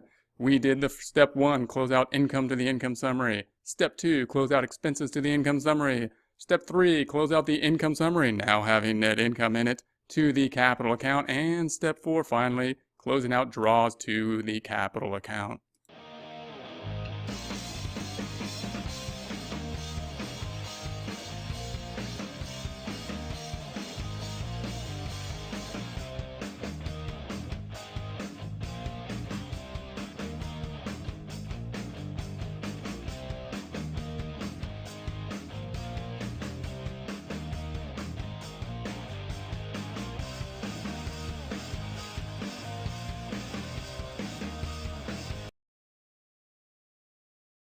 Hello, in this presentation we will discuss the post-closing trial balance and financial statements. When considering the financial statement relationship to the trial balance, we typically think of the adjusted trial balance, that being used to create the financial statement. It's important to note, however, that any trial balance that we use can be generated into financial statements. It's just that the adjusted trial balance is the one that we have totally completed and prepared and ready in order to create the financial statements to be as correct as possible as of the date we want them, which is usually the end of the month or the end of the year. Note that the names of the unadjusted trial balance, the adjusted trial balance, and the post-closing trial balance are really a convention. They're all basically trial balances. The name of adjusted or unadjusted or post-closing have to do with when we have generated the trial balance. So the unadjusted trial balance happened before we made the adjustments. The adjusted trial balance is happening right before we make the financial statements. And then the post-closing trial balance is what's happening after we do the adjusting journal entries. We typically only see the financial statements made from the adjusted trial balance, but sometimes it's useful to go through this process of creating the financial statements from a post-closing trial balance just to see what those differences are and to get a better understanding of those differences. So we can see here that the adjusted trial balance has balances in the assets, liabilities, equity, revenue, and expense accounts. The post-closing trial balance has the same amounts for assets and liabilities. However, the equity section here includes something different, and all the temporary accounts, including all income statement account and draws, have now been zero and closed out to the capital account. So this portion on down is different, and that's because the temporary accounts are now gone. If we were to create the financial statements as we have seen from the adjusted trial balance, and then we'll compare that to creating financial statements from the post-closing, we'll see what this looks like from a debit and credit as it's shown here to a plus and minus format as shown on the financial statements. So here's the adjusted trial balance. Here's our normal process of changing the adjusted trial balance from the debit and credit to the financial statements. Here's the balance sheet. We're just pulling these numbers over into the balance sheet. We are in balance. Note that this number represents all of the blue accounts here, basically put together into one number into this capital account. All the other accounts on the balance sheet have been pulled from the assets and liabilities and put into the respective categories on the balance sheet. If we look at the income statement and the statement of equity, those are the accounts that deal with timing. So the income statement is dealing with these accounts here. So we got revenue and the expenses put from a debit and credit format to a plus and minus format, resulting in bottom line number of net income shown here, same as this number here. Then we have the statement of equity. Statement of owner's equity is going to take into account those last two accounts here. One, the capital account, the main account or main equity account, and then the drawings account, the other timing account that we're going to need to close out in the closing process. So we've got a 0 for the beginning balance. We've got the net income drawn from the income statement, which is also just all of these accounts. And then we have the owner investment in this case, which is included here. That's the investment from the owner, less draws, which is there. That gives us our change in the balance. So it went from 0 up to 3,975 to 3,975. That's the normal process. If we see the same thing with the post-closing trial balance, just to have the comparison, again, note that we don't typically do this. We're not going to make the financial statements from the post-closing, although we could, because anything that's in balance here, anything with the debits and credits, can be generated into the financial statements. The post-closing happens right after we make the closing entries, and therefore the timing accounts are all at 0 because we're looking to go to the next month or the next year and count up from 0. So the permanent accounts, note, are all here. So the permanent accounts, the balance sheet, same thing. We have the exact same balance sheet. We have all the assets are still here. All the liabilities are still here, just being drawn from the post-closing trial balance. And we have the capital account is the same number as well. The capital account last time being the sum of all these numbers, and it's still being the sum of all these numbers on the post-closing, except these are all 0 now. These are all 0, and they've been closed out to this capital account, which we can see is this number on the balance sheet. Now, when we look at the detail, however, in the statement of income statement and the statement of owner's equity, we have none in essence. So note the detail is now gone because we have no income statement accounts or statement of equity accounts at this point in time. So this is just to show that we can create the financial statements from a post-closing trial balance. We just won't have any information in the timing accounts, that being the income statement and the statement of owner's equity. It's important to note when we look at the statement of owner's equity created from the adjusted trial balance, this is from the adjusted trial balance, we see that we have the ending numbers of 3,972. That's what's going to be on the post-closing trial balance as well after we do the closing entry. Why?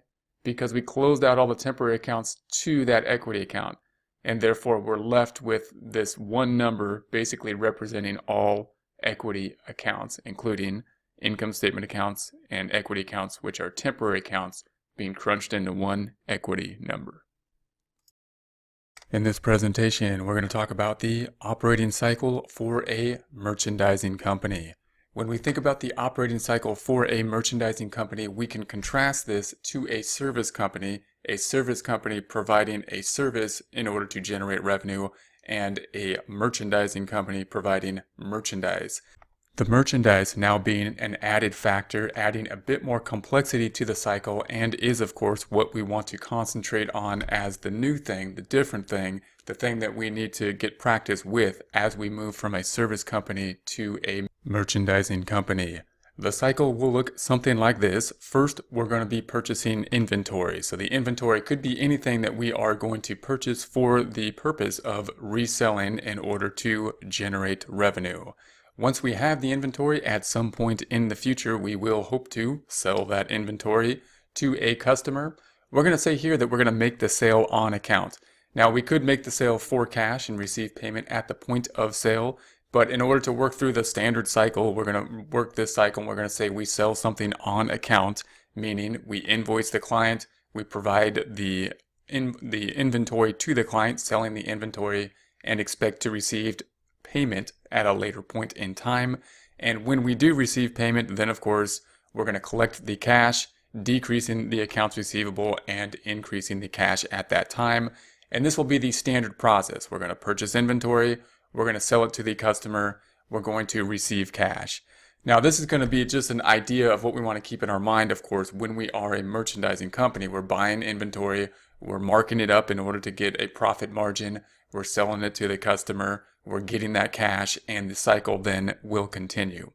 Don't mix this up with the other cycles that we have talked about, which are going to be the standard purchasing cycle, where we can think of just the purchasing in and of itself. In other words, we may not be purchasing just for cash, we might be purchasing on account and have a similar cycle in this process as well, meaning we're going to purchase inventory on account, and at a later time we're going to pay what we owe, pay off the account.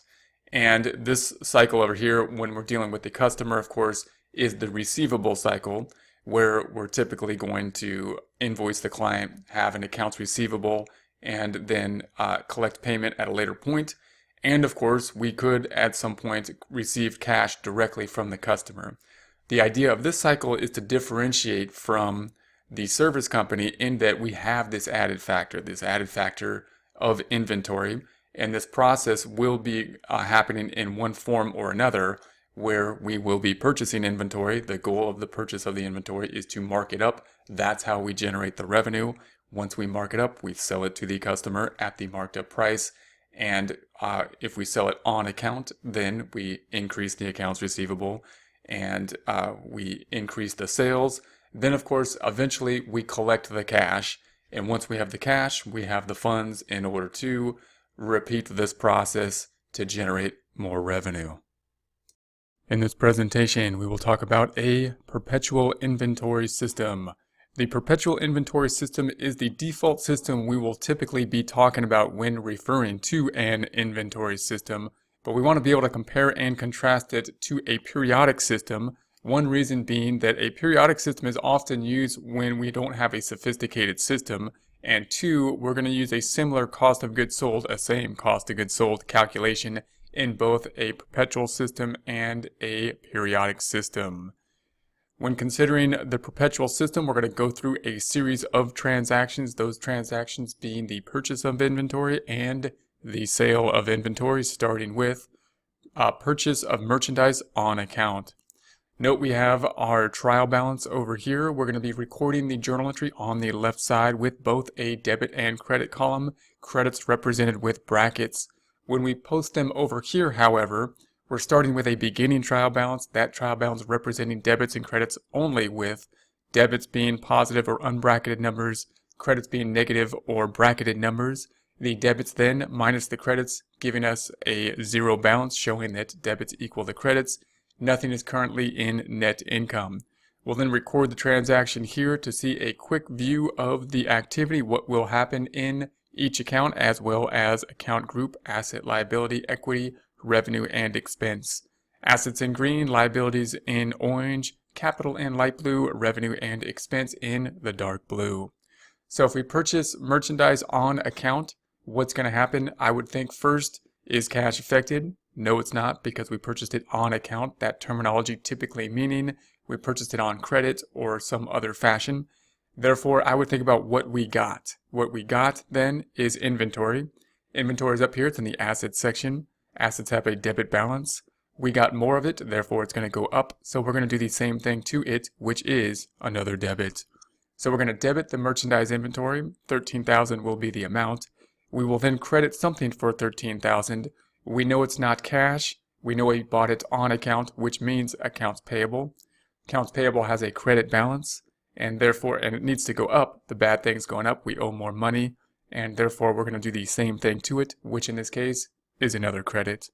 So we'll credit the accounts payable. If we post this out, then we're going to post this to our worksheet. We started with $10,000, increasing $13,000 to merchandise inventory to a total of $23,000.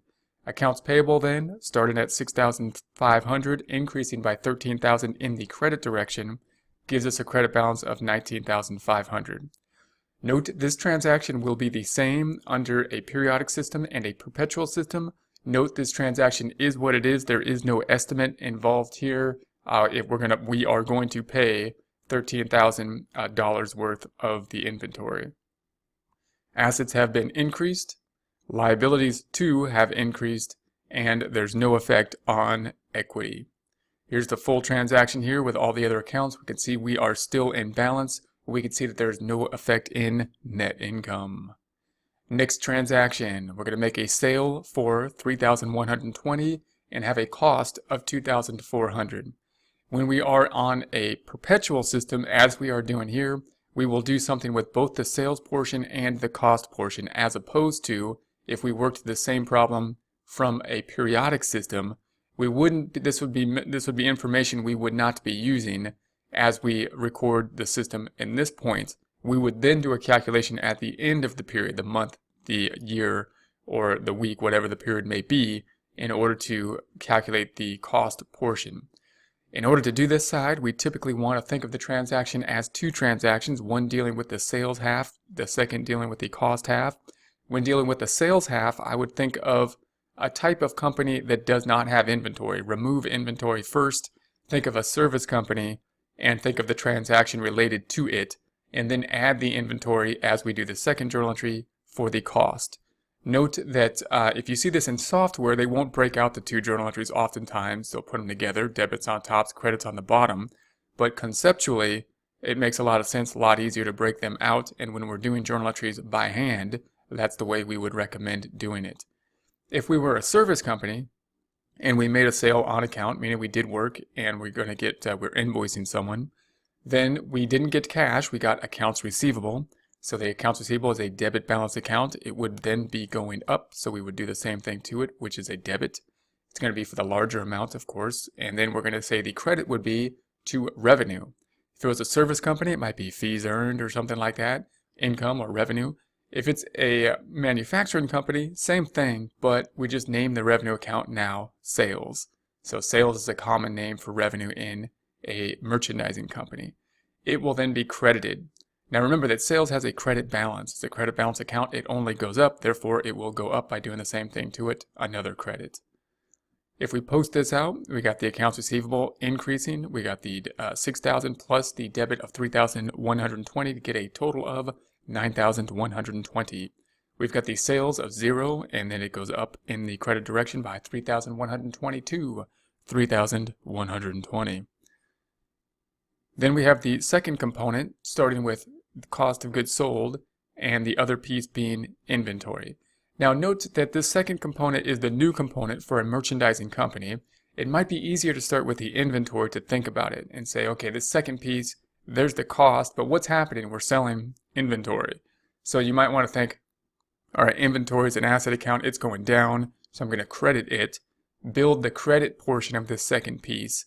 Then we know we're going to debit something, and we know we can then remember or figure out or see that we're going to debit the new account, cost of goods sold, the account new in that it's an account that's on a merchandising company, not in a service company.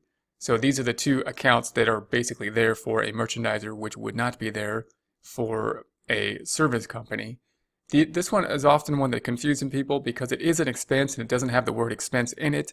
And when we expense it, we never do anything to cash as we do it. So sometimes that's confusing to people. Cost of goods sold is an expense because we're consuming the merchandise in order to help generate revenue. And that's what the expense will be. So cost of goods sold and merchandise inventory. If we post the merchandise inventory first, we're going to say that the $23,000 is going to be credited by that $2,400, bringing the balance down to $20,600. Cost of goods sold is going to go up from 0 to $2,400. Accounting equation effect. Assets are going up. Now, with both of these journal entries, notice it went up by the accounts receivable and then down by merchandise inventory for a net increase. Liabilities stay the same, and equity went up by revenue and down by the increase in expenses because the net income is calculated by revenue minus expenses, and the equity includes all of the income statement accounts. To see all the accounts, here we have everything lined up. We can see we're back in balance here. We can see the effect on net income being these two items being the effect on net income. It increased by the sales, and then it decreased by the cost of goods sold. Revenue minus expenses, 720 is the net increase in the net income. Same for the assets. It increased by 3,120, the AR. It decreased by the inventory we gave up, a difference of that same 720. Next transaction, we're going to say we have another purchase on account for 6,000. We're purchasing merchandise, and so is cash affected? No. What did we get then? We got merchandise. Merchandise is an asset, has a debit balance, therefore we will do the same thing to it, which in this case is another debit, to increase it. Then we're going to credit something, won't be cash, we didn't pay cash, instead it will be accounts payable. Accounts payable has a credit balance indicated by the brackets in this case. We need to make it go up, the bad thing's going up, we owe more money, therefore we do the same thing to it, another credit. If we post this out then, we're going to say this 6,000 in merchandise inventory will be going here to merchandise inventory, the 20,600, and that 6,000 will be increasing merchandise inventory to 26,600. The accounts payable here will be increasing the accounts payable, credit balance 19,500, increasing by 6,000 to 25,500. Accounting equation is increasing because the asset account of inventory is going up. The liabilities are increasing because the accounts payable liability is increasing. No effect on equity.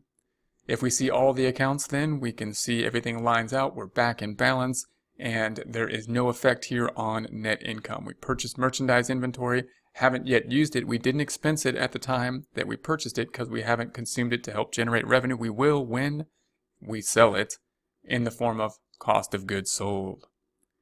Next transaction, we're going to have another sale. It's going to be a sale for 3,120 and a cost of 2,400. Remember, this is the journal entry that will be differentiated from the periodic system. The periodic system will not be recording the cost, will only be recording the sales half. We're going to break this out once again into the sales portion and then the cost portion, focusing first on those accounts that would pretty much be there if it was not an inventory company or not a merchandising company. So let's remove the merchandising type transactions. Think of it as if it's a service company. Prepare that transaction and then add to it the new accounts if it was a merchandising company. So first, if we made a sale and we were a service company, we would say we made it on account, we didn't get cash, we got instead an IOU, that being accounts receivable. It has a debit balance. We're going to make it go up by doing the same thing to it, another debit. So we're going to debit accounts receivable, we're going to credit something, that something being revenue. Would be called revenue, income, it could be called fees earned in a service company. Here it's going to be called sales because we're a manufacturer. It's just a name that will change depending on the type of company we are in, but it is a revenue account. Revenue accounts have credit balances. They only go up. We're going to increase it, doing the same thing to it, another credit. So that's going to be the first half. If we post it, accounts receivable has a debit balance, 9,120, and then we're posting this 2,440 here, increasing the amount to 11,460. The sales starts out with 3,120. We're going to increase it by this credit there by 2,340 to 5,460. Next component we're going to have here to our journal entry will be that we're going to be recording the merchandise inventory going down, cost of goods sold. Now, I usually think of the merchandise inventory first because I think it's easier that it's an asset and the asset has a debit balance and we need to make it go down, so we credit merchandise inventory. And then the other side of it, the debit then, would be the cost of goods sold. So cost of goods sold debit, merchandise inventory credit. Again, it might be easier to think about the credit first because most people conceptually just have a little bit harder time knowing exactly what cost of goods sold is. Merchandise, we can visualize merchandise, whatever that may be. We know it's going down. We know merchandise is an asset like cash. We probably have a lot of practice with cash, and therefore we can say merchandise is going down. We need to credit it, so we credit that, debit something else, and then we just have to know it's going to be the new account that we're adding to the income statement portion, cost of goods sold. Then you want to think about that. You want to remember, okay, cost of goods sold is an expense. It's an expense related to the merchandise inventory being consumed. All expenses have debit balances. We need to make it go up because expenses typically only go up. Therefore, we will do the same thing to it. In this case, another debit. If we post this out, then we're going to say the merchandise inventory here. Here's the merchandise inventory here. It's got 26,600 in it. We're posting this credit.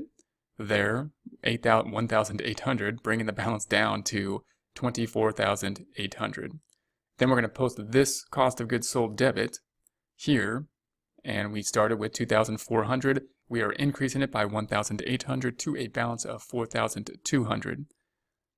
The assets are going up because the accounts receivable went up, merchandise went down, but the net is an increase. And then the liabilities stay the same, and the equity is going up because revenue is going up, although the expenses are going up as well, bringing down net income. It's a net increase to net income, and therefore also an increase to total equity. If we see everything playing out here, this is all the accounts. We can see we are back in balance. We can see the effect on net income is an increase in revenue, an increase in expense, resulting in the difference between those being the net increase in net income of 5,540, that being also the increase in equity. The increase in assets being the increase in the receivable minus the decrease in merchandise inventory, also tying out to that same 540. Now, it's important to note that even though we did a perpetual system and we basically have the merchandise inventory and the cost of goods sold numbers here that should be correct because we've been recording them as we make the sale, meaning every time we make a sale, we don't just record the sale, we record the decrease in the inventory and the related cost of goods sold at that point in time. In a periodic system, we might wait until the end and then count how many are left in order to do that calculation. Now, in the perpetual system, it's important to note that although we are tracking these items perpetually, we still need to do the same calculation. We still need to count ending inventory and double check what it is, and it's still important to know the cost of goods sold calculation. So we're going to take a look at that. If we said that we counted the ending inventory and it came out to be 24,800, then we know that we didn't lose anything. Basically, we had the perfect ending inventory. We'll talk about a scenario that's very common, which we do lose something, which there's some type of shrinkage in inventory, which would be theft or spoilage or breaking or lost or something like that happening. But we're going to tie this out perfectly right now and just be able to see this formula so that we can see how it works.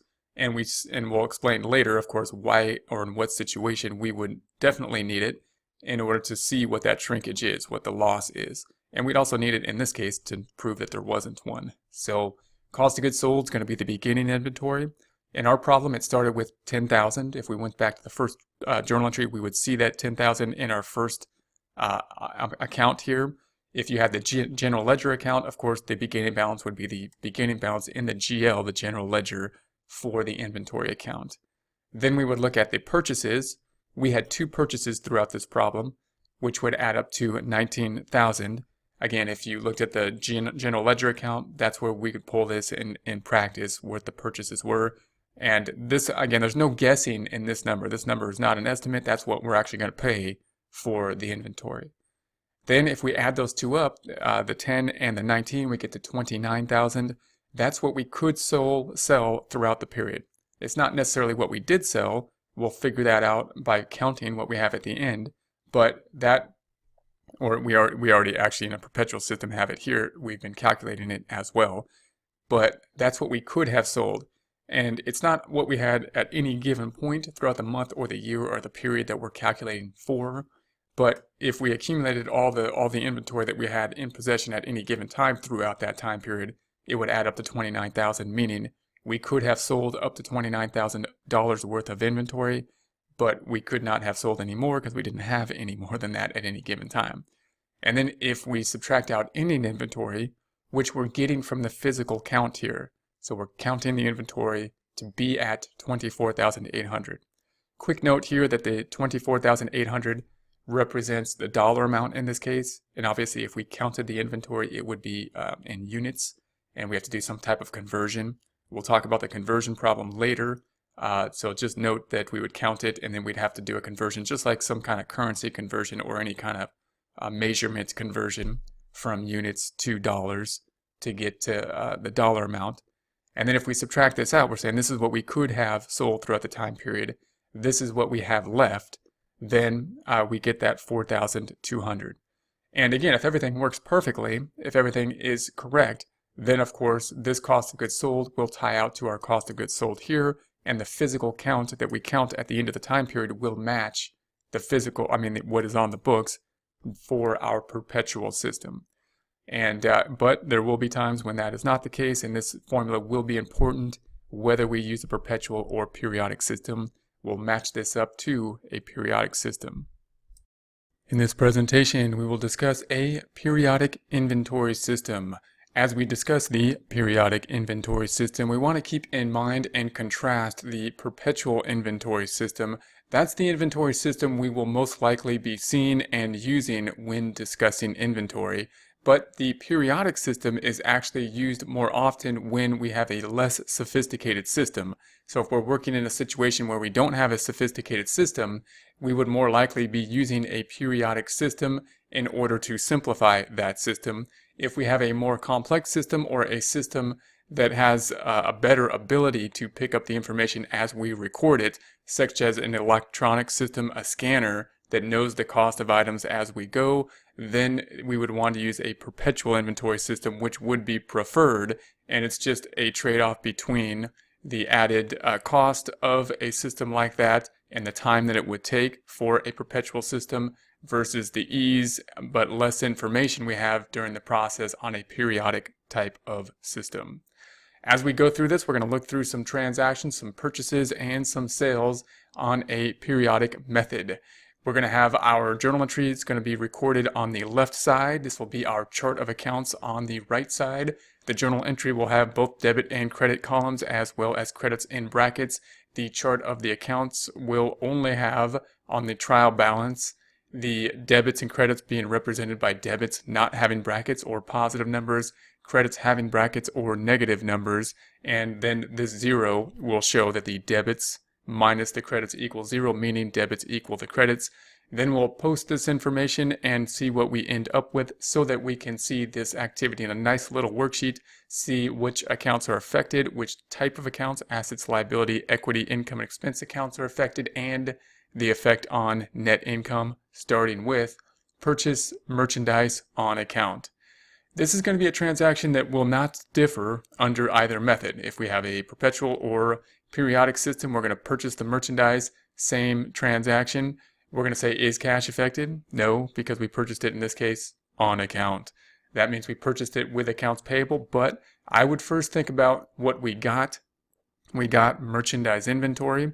Inventory is an asset, has a debit balance. We need to make it go up. We're going to do, therefore, the same thing to it, another debit. So here's the debit to merchandise inventory. We're going to credit something now, and now we can say, okay, it's accounts payable, and we already know that we're going to credit it having done the merchandise inventory first. Then, so we're going to say we're going to credit the accounts payable. That makes sense because accounts payable has a credit balance indicated by the brackets here. The bad thing is going up. We owe more money because we purchased something on an account. Therefore, we do the same thing to it, another credit.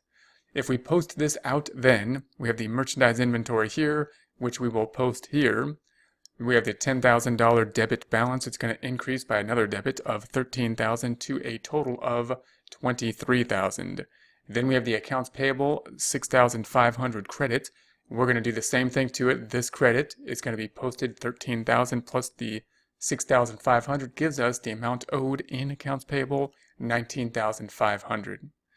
The effect on the accounting equation, assets are going up, inventory is going up, the liabilities are going up because the accounts payable is going up, and the equity remains the same. If we see all the accounts here, we can see the transaction here. We can see that we're still in balance and no effect on net income. We purchased inventory. We didn't expense the inventory because we have not yet used it. We will expense it at the point it is used, at the point of sale, in the form of cost of goods sold. So note one more time, this journal entry is the same under either method, perpetual or periodic. Next transaction, sale for $3,120, cost $2,400. This will be a transaction that will differ under the periodic and perpetual system. The perpetual system, what we're not doing here, would record both the sales portion and the cost portion. Under a periodic system, what we are doing here, we will record just the sales portion, recording the cost at the end, at the end of the time period, month, week, year, whatever we're doing here, and we're going to do that by doing a physical count.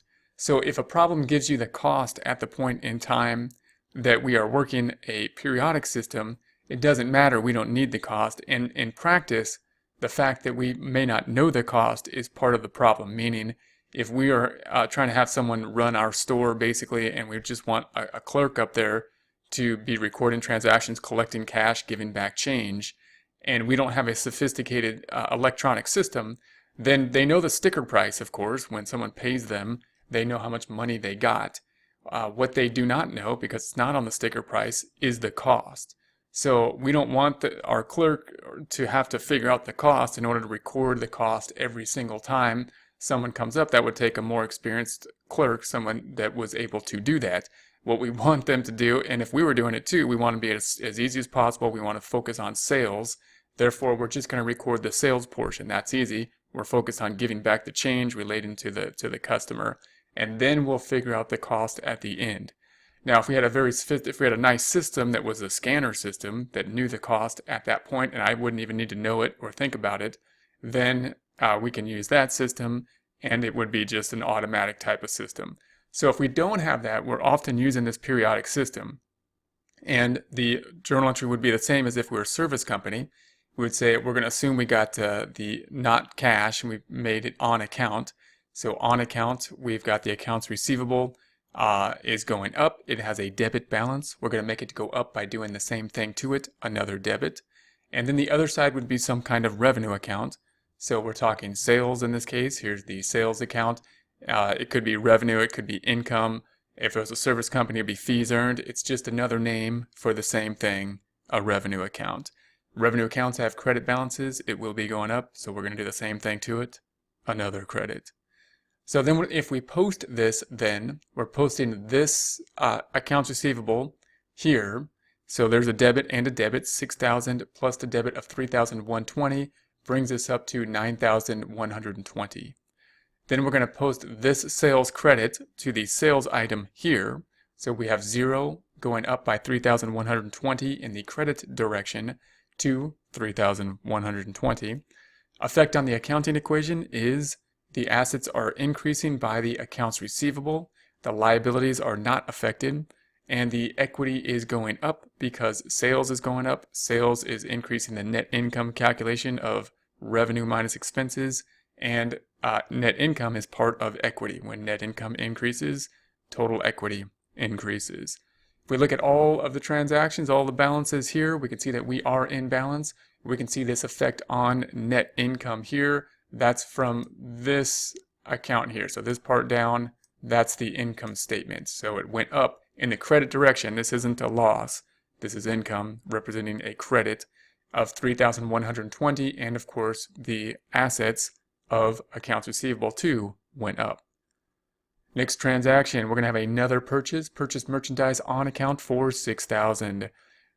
Just to mention here, obviously if this was a perpetual system, we would have the other side of this too, being cost of goods sold and merchandise inventory. That's what we're leaving out in a periodic system. That's what we do at the end of the time period. That's what will get done through a physical count. Now we're going to go back to another purchase. We purchase merchandise on account. Remember that the purchases will be the same under the two method. It is what it is. We're going to pay what we pay. We got what we got under the purchase item. So we're going to purchase on account, meaning we're not going to pay cash. We are instead going to be paying with accounts payable. But first, to think about the debits and credits, which might be more easy, to think about what we got. What we got, merchandise inventory, which is an asset. Got more of it, therefore goes up. How do we make something go up? We do the same thing to it, another debit in this case. So we're going to debit merchandise inventory. Then we know we're going to credit something for 6,000 because we have a debit there, and we know that that then is going to be accounts payable. So by thinking about merchandise inventory first, it might help us to know that the credit is going to be going to accounts payable. And the reason I think that's a benefit is because we deal with cash a lot, so we probably have more experience increasing and decreasing asset accounts than possibly liability accounts, which we don't work with quite as often. So if we do that, then if we double check that, we'll say this is a credit balance in accounts payable. We need to make it go up. The bad thing's going up because we bought something and didn't pay for it, therefore owe on it. So we do the same thing to it, which in this case is another credit. Posting this out then, we've got the merchandise inventory at 6,000 debit. We're going to post that here to the merchandise inventory account. We have 23,000 starting. We do the same thing to it, another debit, bringing the merchandise inventory to a balance of 29,000. Then the accounts payable, we're going to post this to accounts payable. 19,500 credit represented by the brackets. We're posting this, we're just bringing this over and posting the 6,000 there, bringing the balance up to 25,500. Accounting equation, we see that the assets are going up as merchandise is going up. The liabilities are going up because we owe more money in accounts payable. Equity, not affected. If we see all the accounts, then we see that we are in balance by the green zeros, debits equaling the credits, and we see that there's no effect on net income. No effect on net income, which are going to be these accounts. We did buy inventory. We have not yet used it, therefore put it on the books as an asset, not as an expense. It will be expense when we sell it in the form of cost of goods sold, a form of expense. Next transaction, another sale. So we're going to have a sale on account. This will be the transaction that differs when we're going from a perpetual to a periodic system. How does it differ? Well, it'll be the same on the sales half of it, and we will be eliminating the cost half of this transaction in a periodic system, picking it up at the end of the process when we do a physical count, as opposed to a perpetual system where we would record this as we go. So note what we're doing here on a periodic system. We're only going to be recording pretty much the same thing we would if we were not a merchandising company, if we were just a service company with no inventory. Meaning we're going to record the sale, and so if we did work and we got money, we didn't get money yet, but we got accounts receivable. The accounts receivable is going up. It's a debit balance account, so we're going to do the same thing to it, which is another debit. So there's the debit to accounts receivable. The other side then would be some type of sales account, and if it was a service company, fees earned possibly just an account called income or revenue. When it's a merchandising company, all we do is change the name to sales. Typically, that's a normal name that often we will see in a merchandising company. Has a credit balance. We're going to do the same thing to it, which in this case is another credit. So here's our journal entry. It's a more simplified method. That's all we need to do. What we are eliminating in the periodic method that we would be including if it were a perpetual method is the inventory going down and the cost of goods sold going up, bringing net income down. We will do that at the end when we do a physical count of the inventory. Posting this out, we're going to say the receivable has a debit here. We're going to increase it here, so the debit of 9,120 in accounts receivable goes up by this 2,340 to a balance of 11,460. The sales has a credit here, 2,340. We're going to increase this sales here, 3,120, by that credit of 2,340 to a balance of 5,460. Accounting equation, the assets are going up because receivables went up, the liabilities remain the same, and the equity is going up because sales went up, revenue went up, bringing the net income calculation of revenue minus expenses up. Net income will affect the total equity in the same way that it is affected, meaning if net income goes up, total equity goes up. Here's the full transaction with all the other accounts. We can see we are in balance by the green zeros. We can see that net income is increasing. That's this part of the calculation here. The sales are increasing. Net income, that's not a loss. That's revenue going up. And of course, the assets are going up with the accounts receivable. Then we're going to see the ending inventory. So we're saying we're at the end of the time period now. We're at the end of the time period. And we're trying to figure out, okay, so it's the end of the month and we have accounts receivable and sales, but the periodic system is not very accurate until the end of the period when we do the physical count.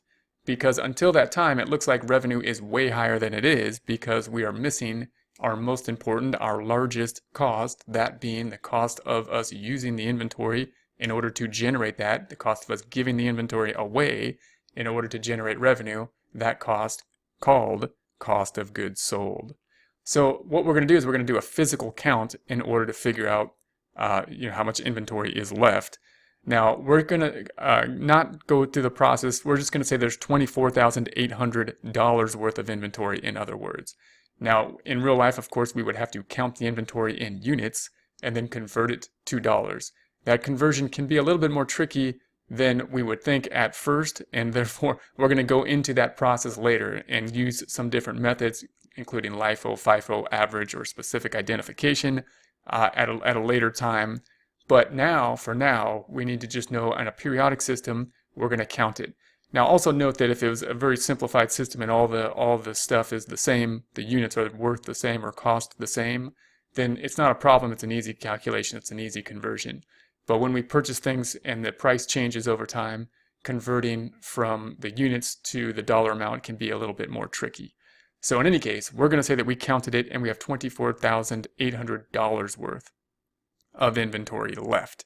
We're going to use that fact in order to adjust our ending inventory to the correct amount, because note what we did not do through the time period. We never reduced the inventory even though we were selling it, meaning we recorded the beginning balance plus purchases but had not decreased it as we sold the items. And so that's what we need to account for in our periodic system now. So we're going to do the cost of goods sold calculation, very important calculation, whether it be using the perpetual or periodic system.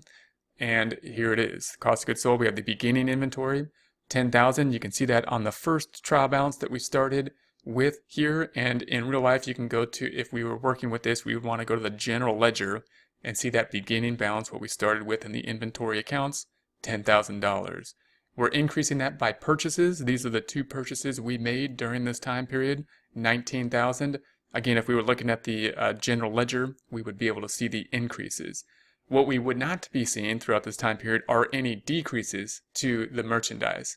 So that's going to give us our 29,000, which is that matches what we have on our books right now. And what we haven't done is, of course, record the decrease. Now, we don't know exactly what the decrease was. What we do know is we counted our inventory and we have 24,800 left. This number represents what we could have sold during the time period in dollar amount, meaning we didn't have this at any given time, but throughout the month we had $29,000 worth of different inventory going in and out throughout that time period, meaning throughout the month we could have sold a maximum of $29,000 worth of inventory, could not sell more because we didn't have more than that. That's the max that we could have sold. And then if we compare that then to our ending inventory, which we got through a physical count, the 29,000 minus the 24,800 ending inventory gives us the cost of the goods that we sold, 4,200. So this is what we're missing here. We're missing this 4,200, and we're missing the fact that this merchandise inventory went down by 4,200.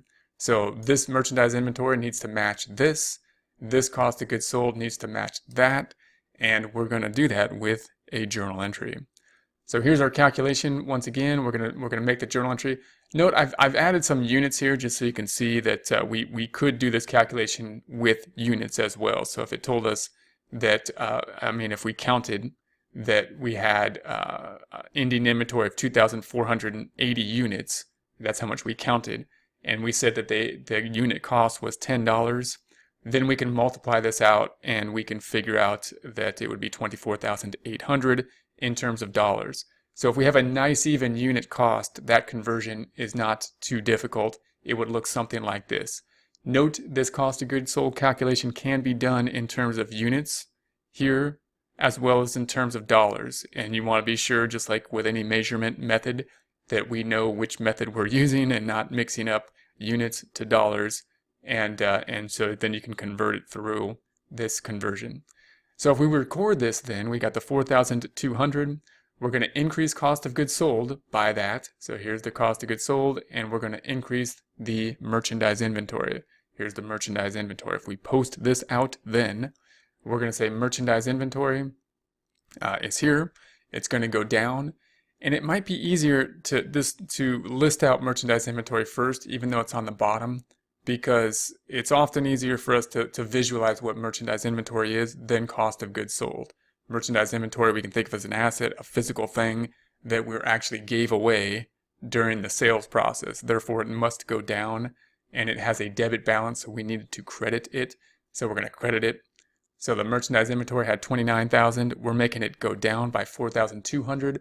The amount of the cost of goods sold we calculated, or the difference, in other words, between what we had on the books, the amount available for sale, and what we counted the ending inventory to be, giving us that 24,800, what we counted the ending inventory to be. And then the other side of it, this cost of goods sold, is going to be calculated here, starting at 0, going up by 4,200 in the debit direction, bringing us to an ending balance of 4,200. If we take a look at the full transaction, we can see that we are back in balance. We can see that the total assets are decreasing because we decreased the merchandise inventory for the amount that we sold. We can see that the cost of goods sold is going up. That's going to decrease net income. Net income started here. That's not a loss. That's the revenue here minus the expenses. And the contra accounts, these two are actually contra accounts, and cost of goods sold is the expense. And then what we did is we had the 4,200 cost of goods sold, which we put in place, which is the cost of goods sold not just for this day, of course, but the cost of goods sold for the entire period, whatever we're doing this over a day, a month, a week, probably not a year, day, month, or week. We have the 4,200. So our ending result then, we had 5,460 over this time period, but now we're recording the fact that we had to expend, not in terms of dollars at the point of time of sale, but in terms of merchandise, $4,200 worth of merchandise. The difference now being 5,460 minus the 4,200, giving us the 1,260. Note that the perpetual system and the periodic system will end up result in the same location. So we should be at the same point at the end of the time period. The perpetual system, however, has the benefit of tracking it as we go, so it should be basically correct throughout the system.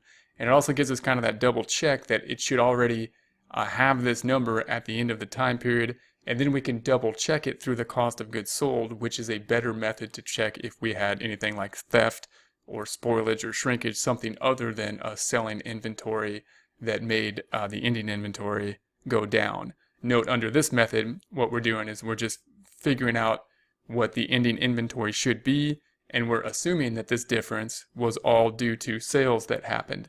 But it is quite possible that the ending inventory went down for some reason other than sales, and that could have been theft or spoilage or lost or breakage or something like that, and the perpetual system makes it easier for us to track that. In this presentation, we will compare a perpetual inventory system and a periodic inventory system, comparing and contrasting the two. It's important to know both of the systems. The perpetual system is the one we will probably be focusing on most and the one most seen when working problems. However, the periodic system is used when we have a small or less sophisticated type of software or type of process that we are using, and it's useful to know for that reason, and also because the cost of good calculation that we use and the counting of ending inventory we use for a periodic system is something that we will need to use for a perpetual system as well. So the basic between the two of them will be that the periodic system will be used when we have a less sophisticated system. The perpetual system will be used typically when we have a more sophisticated system. Let's see some comparisons as we go. We'll take a look at a few different transactions in order to demonstrate the difference. We're going to record the transactions here on the left side where we have both a debit and credit column. Credits being represented by a credit column and with the bracketed or negative numbers. When we post those to the trial balance, however, the debits will be positive, the credits will be negative. The 0 at the bottom shows that the debits minus the credits equal 0. In other words, they are in balance. And we have the net income down here. We're going to have the assets in green, the liabilities in orange, the light blue, the capital, the dark blue, the income statement accounts. We'll post our activity here and see a quick reference to the ending balance. First, we're going to take a look at a purchase of merchandise on account. We'll start here because this will be the same under either method. No matter which method, the perpetual or periodic, we will have the same purchasing journal entry. It's also not an estimate. So once we later get into different type of estimating methods like first in, first out, last in, first out, average, or using specific identification, it won't matter for the purchase. The purchase is what it is. We're going to purchase merchandise. We're going to say we purchase it on account, and therefore we're not going to pay cash. We're going to pay the accounts payable. I would first think about the merchandise inventory, however. That's what we are getting, and it has a debit balance. We're making it go up by doing the same thing to it, another debit. So we'll debit the merchandise inventory. The credit then will go to the accounts payable, which we already know because we credit merchandise inventory. We can also figure that by seeing that the payable is a credit balance represented with brackets. It needs to go up. The bad thing is increasing because we owe more money for purchasing something on account. We will therefore do that by doing the same thing to it as its normal balance, a credit. So here is the journal entry. If we were to post that out, we're going to post this debit in merchandise inventory right there to merchandise inventory, starting at 10,000, increasing by 13,000 to a total of 23,000. Then we have the accounts payable here. It has a credit balance. The accounts payable will be posted here to the accounts payable account, which also has a credit balance. The 6,500 credit plus the 13,000 credit gives us a total of 19,500 credit. The effect on the accounting equation is that the assets are increasing due to the inventory, an asset, increasing. Liabilities increasing due to the accounts payable, a liability, increasing. No effect on the equity section. Once again, this will be the same for both methods, both a perpetual and periodic method for tracking inventory. Here is the total transaction with all of our accounts here. Note that we are in balance by the green zeros, and there's no effect on net income, meaning neither revenue nor expenses or any contra revenue accounts are affected. We did buy inventory. We didn't expense the inventory because we have not yet used the inventory. We will expense it in the future at the point in time it is used to help generate revenue in the form of cost of goods sold. Next type of transaction will be the sale transaction, and this of course will be the one that will differ. We're going to differ when we sell things. In the periodic system, what we're going to do is just record the same half of the transaction we would see if we were a service company, meaning there's going to be a sales price that we will have and a cost to the merchandise we are purchasing. If we are in a periodic system, we're going to ignore the cost. If they give that to us in a problem, we're going to ignore it when we first record it because we are just going to record the sales half. We will get to the cost in the recording of the second component, but not until we count the inventory at the end of the time period and record it at that point in time. So we're going to say the periodic system then will be an increase to accounts receivable, assuming we sold it on account, and it's going to be an increase to the revenue account, the income account, in this case called sales. So this is just a revenue account for a merchandising company, often called sales. That's where we stop for the periodic system, and we will move to the second component later when we count the inventory at the end. Then we have the perpetual system. The perpetual system has the same first journal entry, but then we also include the next journal entry, the one dealing with merchandising accounts, which will be the merchandise inventory and cost of goods sold. So the cost represents them, as of course, and the merchandise inventory has a debit balance. We would make it go down with a credit. Then the related cost of goods sold is an income statement account. It's an expense account, and they would go up with a debit. So this is going to be the difference between the two. Why would we record them differently? Well, under a periodic system, we might want to simplify the process, meaning if we have a lot of sales in one time period and or we have a clerk that's running the sale and they need to concentrate on selling the items and or giving back change, we only want them to be concerned really with the sales price, which will be on the sticker price. It'll be known, and we'll be able to say, hey, here's the price, and we can record the sale very easily at that point in time. What we don't know from the sticker price is the cost. The cost isn't going to be on the sticker when we go to the store. We don't know what the cost is. And therefore, if we don't really want to have to deal with that much complexity at the point of sale, if we have more of a manual system that we need to record the sale with. However, if we have a more sophisticated system like a scanner or something like that, then the scanner will know the cost and we won't even have to think about it. It'll record it perpetually. Therefore, if we have a more sophisticated system, we can use the perpetual system. If we don't, and we just want to concentrate on making the sale, we use a periodic, we record this, and then we'll show how we're going to record the second component all at one point in time at the end of the period, at the end of the month or week, as we do a physical count. Under a perpetual system, of course, it would be a better system if we have the capability of doing this more information, this added work, as we go through the process, often being done with software to make that process more simple. Then we can track the inventory going down and the related cost of goods sold as we go. This process showing us where we stand at any given point in time. This process really only giving us some information, not giving us a full picture of where we stand until we do the adjustment at the end of the month, week, or whatever period we are working with. The periodic system would look then something like this. Here's the periodic system journal entry where we just record the first half. We're going to say we made a sale and therefore we increase the accounts receivable. So accounts receivable here starts at $6,000. It increased by $3,120 to an ending balance of $9,120. The second component would be the revenue or sales starting at 0. It's going up in the credit direction by the $3,220 to the $3,220. So there's just recording this here. That increases the net income. So the net income is increased by this amount. This isn't a loss. It's increasing in the credit direction. Now this is deceiving because of course it looks like our revenue is way higher than it is because we haven't recorded the cost here, which would bring it down. So this is not really correct until we do that adjustment, and we will do it at the end of the time period. If we do the perpetual system, on the other hand, we still have this first transaction. So we still have the increase in accounts receivable and the increase in sales, but now we have this new transaction, this new component, cost of goods sold, going from 0 up to 2,400. And there's the cost of goods sold. That increase or decreases the net income. So net income went up by the sales component, $3,120, and it goes down by the cost of goods sold, the $2,400. The difference between the two is a net increase in net income of $720. Again, this is not a loss. The brackets mean it's a credit balance. The other side then, the merchandise inventory is here.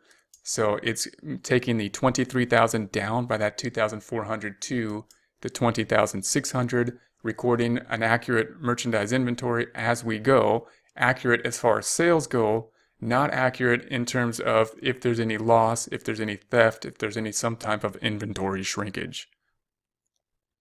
No matter which method we use, we still need to do a physical count at the end of the time period, and we still need to know the cost of goods sold calculation. So at the end of the time period, we're going to do a physical count. We'll count the inventory. In this case, we're saying the physical count is coming to 24,800. So we're saying, now note we're estimating this because in real life, of course, we would count the units and then convert it to dollar amount.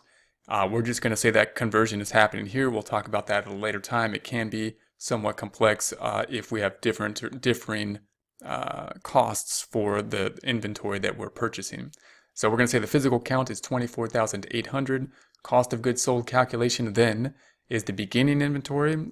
It's 10,000. We would get this on the general ledger. This would be the start of our transactions. We see we started with 10,000 at the beginning of the period. Then we purchased the 19,000, and this again we could find in the general ledger, the increases, and that would give us the 29,000. Now note that this 29,000 is what we have in merchandise inventory under a periodic system. So when we do a periodic system, we have to do this cost of goods sold calculation in order to figure out the cost of goods sold and to adjust the merchandise inventory down, because we've recorded here just what we had at the beginning plus purchases. What we have not recorded is the decrease, the decline that we have when we make the sale. So this would be the goods available for sale. This is what we could have sold during the time period. It's how much inventory went into our business at any given time during the period, during the week or the month that we are covering here. And therefore, it's the amount that we could have sold during that time period. What we will then do is do the physical count and say that we have 24,800 worth of inventory left, given the count that we have. If we could have sold and we 29,000 and we still have the 24,800 left at the end of the time period, our cost of goods sold is the difference, the 29,000 minus the 24,800, giving us the 4,200. So this then is going to be the cost of goods sold and the ending inventory. So the ending inventory, if we're in a periodic system, needs to be reduced from the 29,000 to the 24,800, with the 4,002 being the difference, and the 4,002 needs to be recorded in the cost of goods sold. Recording this transaction, we know the merchandise inventory is going to go down by that 4,002, and we know that the cost of goods sold is going to go up, bringing net income down. So the journal entry would be a debit to cost of goods sold. Cost of goods sold is an expense account, goes up, generally only goes up in the debit direction. We would increase that. Then the merchandise inventory being the credit. Merchandise inventory is an asset account. Asset accounts having debit balances would then be going down in the credit direction. So if we post this out, we're posting this item here. We got the 29,000 debit. We are decreasing it, doing the opposite thing to it, making it go down to the 24,800. Then we have the cost of goods sold, 4,200, and that's going to go here. We've got the 0. It's going up by the 4,200 to 4,200. Note here also that we have a little bit more detail. We're showing the units and the unit cost and the total. So we could still do the same calculation we did over here when we had the 24,000 ending inventory. But if we're given units, note that we can see this in terms of units too. If they gave us 2,480 in units, and if we assume they all cost the same $10 amount, then we can say the 22,480 times the 10 will give us the 24,800. Now, sometimes they're not all going to cost the same amount, and then we'll have a bit of a more complex problem. But on a simplification method, if they're all the same dollar amount, we can count the units, obviously multiply it times the dollar, and that would be our conversion method. If we see all of our accounts, we're going to say we're in balance by the zeros down here. We can see that net income now from this journal entry in the periodic system is going down. We increased the cost of goods sold. So here's our income accounts, the revenue and the expense and the contra revenue accounts. And we brought it down at the end of the time period. So the 5,460 revenue we had been recording during the time period minus the 4,200 we had determined was the cost of goods sold through that time period gives us the net income of 1,260. So note we're way off here in terms of net income until we do this final adjustment and we have the proper balance then at that point. We'll get to the proper balance, but it'll take some time. If we're doing a perpetual system and there's no inventory shrinkage, we'll be directly to that proper balance, meaning if we were to see the same information in terms of a perpetual system, we would already be there. If there was no inventory shrinkage or loss or theft or anything like that, we have been under this system recording the reduction of inventory with each sale and thereby making the inventory correct as we go in a perpetual way. And we've been recording the related cost of goods sold, so we're still at the 1,260 without this calculation. So you might think, well, then we don't need this calculation, but we still need to do the physical count because there could be loss, and oftentimes there is. We need to count the inventory to make sure that we haven't lost any inventory, or if we have, that we can then write down the inventory to the current physical count. So if we do this, we're still going to do our calculation. Beginning inventory plus purchases gives us the cost of goods sold, cost of goods available for sale, and then we're going to take that and compare it to the physical count, to 24,800, and that'll give us the cost of goods sold. Now in this case, we're going to say that there wasn't any loss, we didn't have any inventory shrinkage, we didn't have any theft, and therefore we come out to the same number that we had under a perpetual system. But note that if there was loss, we would need to do the physical count, and we'd still want to see the cost of goods sold calculation in order to figure out what the loss is, and then record that difference. We'll talk about that at a later time. How would we record it though? We would basically reduce the merchandise inventory to the physical count that we made. We're trusting our physical count more than the books, and then we would record the other side to the cost of goods sold. Hello, in this lecture we're going to talk about merchandising transactions, which will be the purchase and the sale of merchandise. We're going to look at this from both the selling aspect as well as the receiver, from the standpoint of the company or person that is selling the inventory and the company or person that is receiving the inventory. We're going to do this for a couple different reasons. One, it's good to know that there's two sides of any merchandising transaction. Two, we want to know who we are. Are we the seller or are we the purchaser? In real life, this is pretty obvious whether we are purchasing the inventory or selling it. In a book problem, it's not quite so obvious. That's the first question we want to answer to ourselves. Are we the purchaser of the inventory? Are we the seller of the inventory? And three, we want to just know what the other side of the transaction is doing. We would like to know what the other side of the table is doing.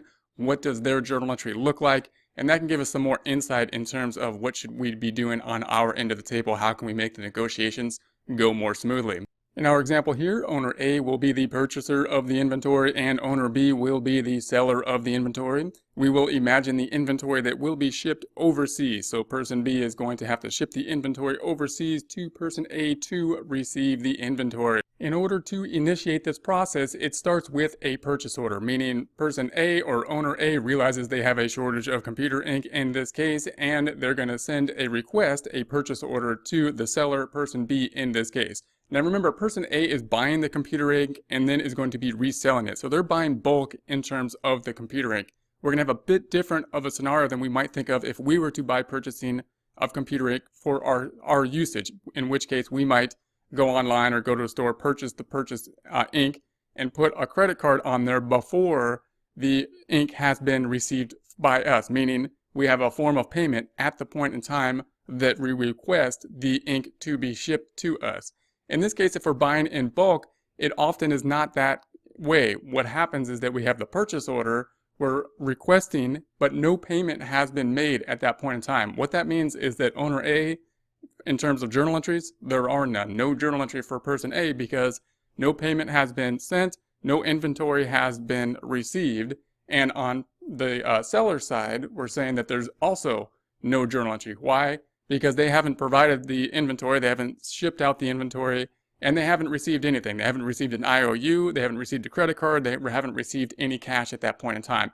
Bit unusual part in terms of the purchase orders, one of those accounting paperwork that really doesn't have a journal entry behind it, which is somewhat rare in terms of typical accounting paperwork, which is usually backed up by some type of journal entry. Then what's going to happen at some point, of course, is that the seller is going to sell the ink to the purchaser, and at that point in time, the purchaser, person A, journal entry would be then, inventory has now gone up. We now have inventory, and that means that we have accounts payable. So as this inventory is received by owner A, oftentimes it'll have an invoice along with it at that point in time, which basically is a bill to owner A, and owner A will now recognize the fact that the inventory has been received, going to count the inventory, and recognize the fact that money is now owed to owner B, the seller. On owner B's side, the journal entry would then be, accounts receivable is going up. Why is accounts receivable going up at this point in time? Because that's the point in time that the revenue has been earned. When has it been earned? Because the inventory was shipped. Under the revenue recognition principle, we'd recognize the revenue at that point in time. Also, inventory is going down because the inventory has been shipped, and cost of goods sold, the expense related to that inventory is going up. We'll take a deeper look at that journal entry later on, but that will be the essence of this journal entry. Now, there's going to be some question as to when this actual transaction is going to happen between A and B, because we're saying, well, should that transaction happen when the inventory goes on the boat? In which case, if that was the case, we would call it FOB shipping point, meaning the seller put it on the boat, and the purchaser now has responsibility for that inventory as it is on the boat, recording the fact that the inventory has been received at that point in time. And in essence, if the boat then got attacked by pirates or something and they lost the inventory, it would be on the purchaser's insurance in that case.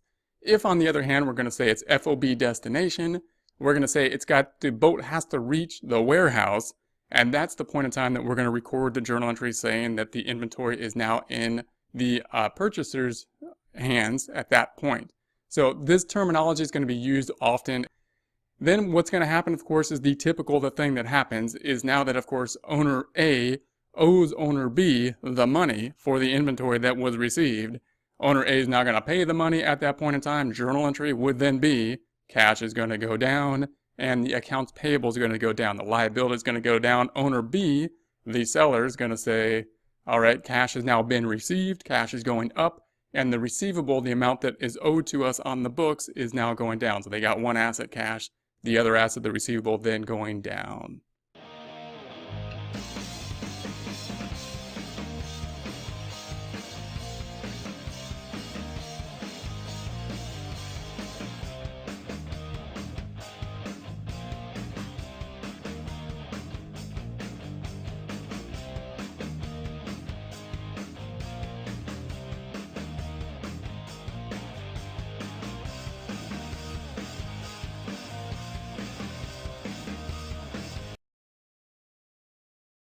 Hello, in this lecture we're going to record the merchandising transactions from the standpoint of the purchaser, recording the debits and credits related to the process.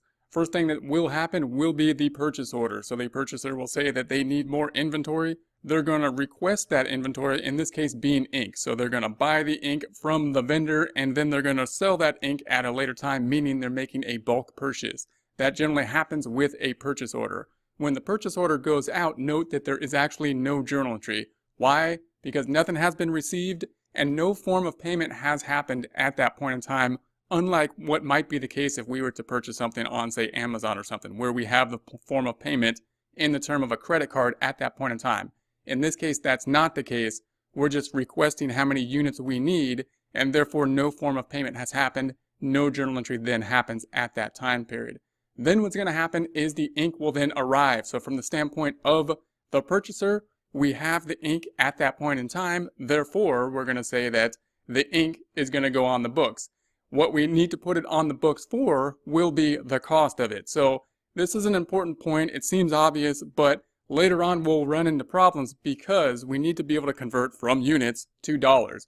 When we purchase the ink, not as much of a problem at that point, because we know exactly what we purchased it for, in this case $6,500. So we're going to record the inventory for that amount, $6,500, not for units of inventory. Although we will track the inventory, we'll talk about how to do that at a later point.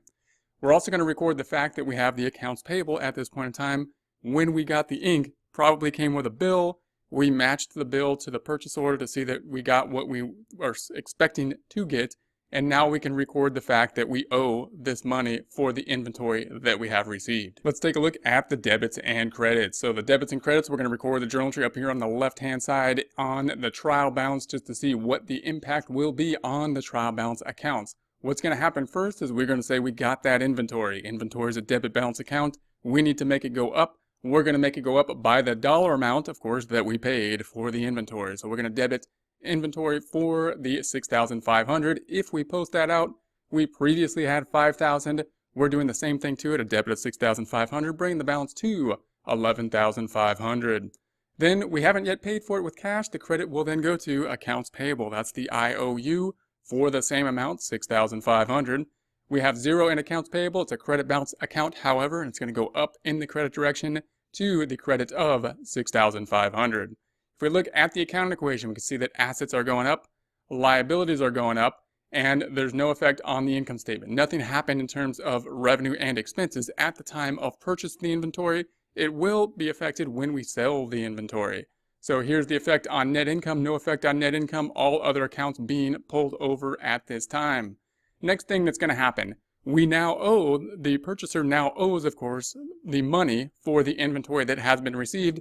At some point in the future, that money will then be paid. We now know what that amount will be, $6,500. Therefore, journal entry, cash is going to go down by that $6,500. And the accounts payable, the IOU, what we owe, is going to go down by the $6,500. Let's take a look at that. Journal entry up on the left-hand side. We're going to post it to the trial balance on the right-hand side, where we now have that inventory of $11,500 and that payable of $6,500 credit. So what we're going to say now is cash is going to go down. Therefore, cash has a $120,000 in it. We're going to do the opposite thing to it, crediting it. I'm going to think about cash first all the time because it's going to be the easiest way to know if it's going to be a debit or credit. If we post that out, we're going from $120,000 to a credit of $6,500 to $113,500. The debit will then be reducing the accounts payable account. So we've got the accounts payable, it's going to be the debit. We have 6,500 credit in it. We're going to do the opposite thing to it, which will be that debit, bringing the balance back down to zero. So we have assets going down for the cash decreasing. We got the accounts payable going down in terms of liabilities going down, and the equity section will remain the same. Here's the summary. Notice that there's no effect on net income for the purchasing transaction, either when we get the inventory or when we pay for the inventory. When will it have an impact on net income? On the income statement, when we sell it in the form of cost of goods sold and sales.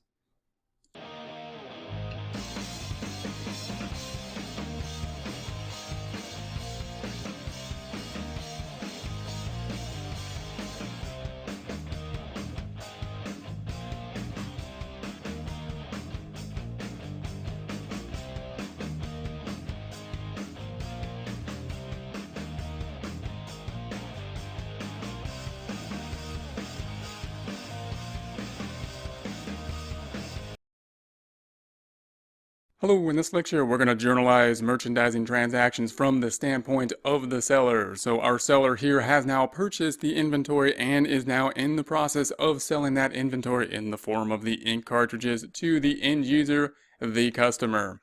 First thing that will happen here is that we're going to provide the ink cartridges to the customer. The customer is going to give us an IOU for those ink cartridges. We will record this journal entry in two parts. First part being the journal entry for the sales side of the transaction. When we have given the ink cartridges, we as the seller of merchandise have completed the job. When we complete the job, we can say that we have the IOU, the accounts receivable, going up at that point in time, the customer owing us money. We can also say that the sales happened. Sales is equivalent to revenue or income. So the income is going up at this point in time because we completed the job, just as if we were a service company, we completed whatever job we do on the service company side. We then have a separate part of this journal entry, or a separate journal entry, of the cost of goods sold side, because in order to complete the job, what did we have to do? We had to consume or give up the asset of the inventory. So the other side of the transaction is going to be that inventory is going down, and that consumption of that asset, the consumption by us using it, by us giving it away, is an expense. We consumed that asset. That expense is our most important expense, called cost of goods sold. Although there's not expense in the title, most important expense, let's look at these transactions one by one. We're going to start off with the sales type of the transaction. It's easier to think of this in terms of separate journal entries because the sales side of the transaction, very similar to what we have looked at in terms of a service company. Meaning we have completed the work, we have earned the revenue at that point in time, so we can then record the accounts receivable, what is owed to us at that point in time. Accounts receivable is a debit balance account. We're going to make it go up by doing the same thing in this case, which would be another debit, bringing it from zero up in the debit direction to that $8,450. Other side of the transaction is income or sales in this case. Income's always a credit balance account, therefore we're going to make it go up by doing the same thing to it. Another credit of that $8,450. So we're saying the $100,000 is going up by the $8,450 to the $108,450. The effect on the accounting equation will be assets have increased, liabilities remain the same, and equity has increased. If we look at the income statement, then of course income has gone up. We made the sale. The $100,000 is going up by the $8,450 to $108,450, as we can see here. However, that's not the only thing that happens when we are a merchandising company. The other side of this is the fact that we had to give up the asset in inventory in order to generate that revenue. So we're going to have to record the decrease in the asset of inventory. Note that the inventory is on the books for that $6,500. We sold it for that $8,450. Of course, we marked it up. That's why we're going to generate revenue. Therefore, we're going to decrease the merchandise inventory. So we're going to say the merchandise inventory has a debit balance. We're going to do the opposite thing to it, crediting it to make it go down. 18,000 debit minus the 6,500 credit brings it down to 11,500. The other side of the transaction will be the new account that we have, which will be the most important account for the expense side, cost of goods sold. It's going to be an expense. Expenses all have debit balances. They all generally go up. This is going to be no exception, meaning the cost of goods sold is going to go up by the 6,500 in the debit direction too. In this case, 6,500. Effect on the account equation. Assets are going down, liabilities are remaining the same, and the equity section is going down. Why? Because net income is going down. Note that the cost of goods sold is an expense. The expense is going up, bringing net income 108,450 minus the 6,005, income winning by 101,950.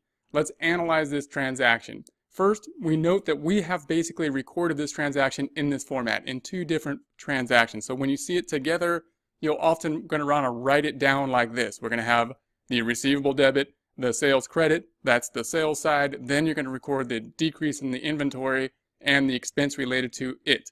Now, if you see it in a computer system, it often looks like this. It's happening at the same time, and a computer system is going to have that rule where it says the debits have to be on top. So we have the two debits on top and the two credits on the bottom.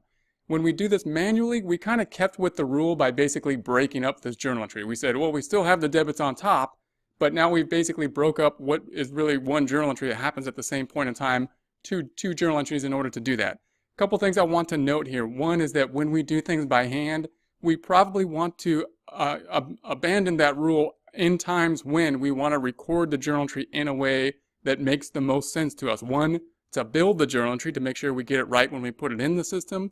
And two, to go back, if we go back and look at it, we want to put it in the best format so we have the best chance of looking at it and saying, why did we do this? And so that's a couple ways that when we build the journal entry, we might want to do it in this format rather than do it in this format. But when we look at a computer system or a textbook, we need to be able to look at this transaction and see what happened here. We sold merchandise on account. Also want to analyze this transaction as well and analyze the assets and the income statement accounts that are affected. So the balance sheet accounts that are affected, the income statement accounts. First, the balance sheet accounts. Note that accounts receivable is going up. That means that accounts receivable, the assets are going up. And then inventory is going down when we take into account these two transactions. The difference then means that there's a net increase in the assets, in this case of 1,950. On the income statement side, there's going to be some symmetry here in that income, sales, is going up by the 8,450. Expenses are going up by the 6,500, meaning net income is the same, 1,950. This should make sense if you spend some time and look at this. We're going to say, okay, yeah, when we record the sale on account, we're going to say that there's an increase and a decrease in assets, and it's going to be 1,950 in this case. There's going to be an increase and decrease in terms of the income statement accounts in terms of net income, meaning revenue goes up, expenses go up, revenue minus expenses go up by the same amount as the balance sheet accounts are going up by.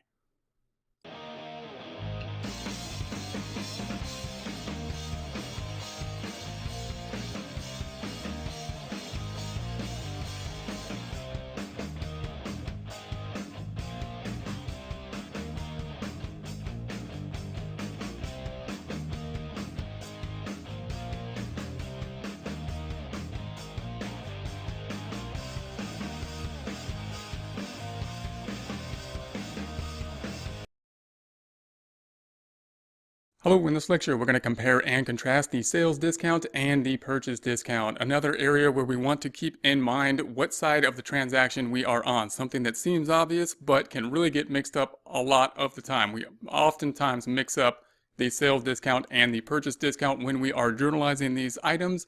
When we think about these items, we want to think whether we are the person providing the discount or the person that is receiving the discount.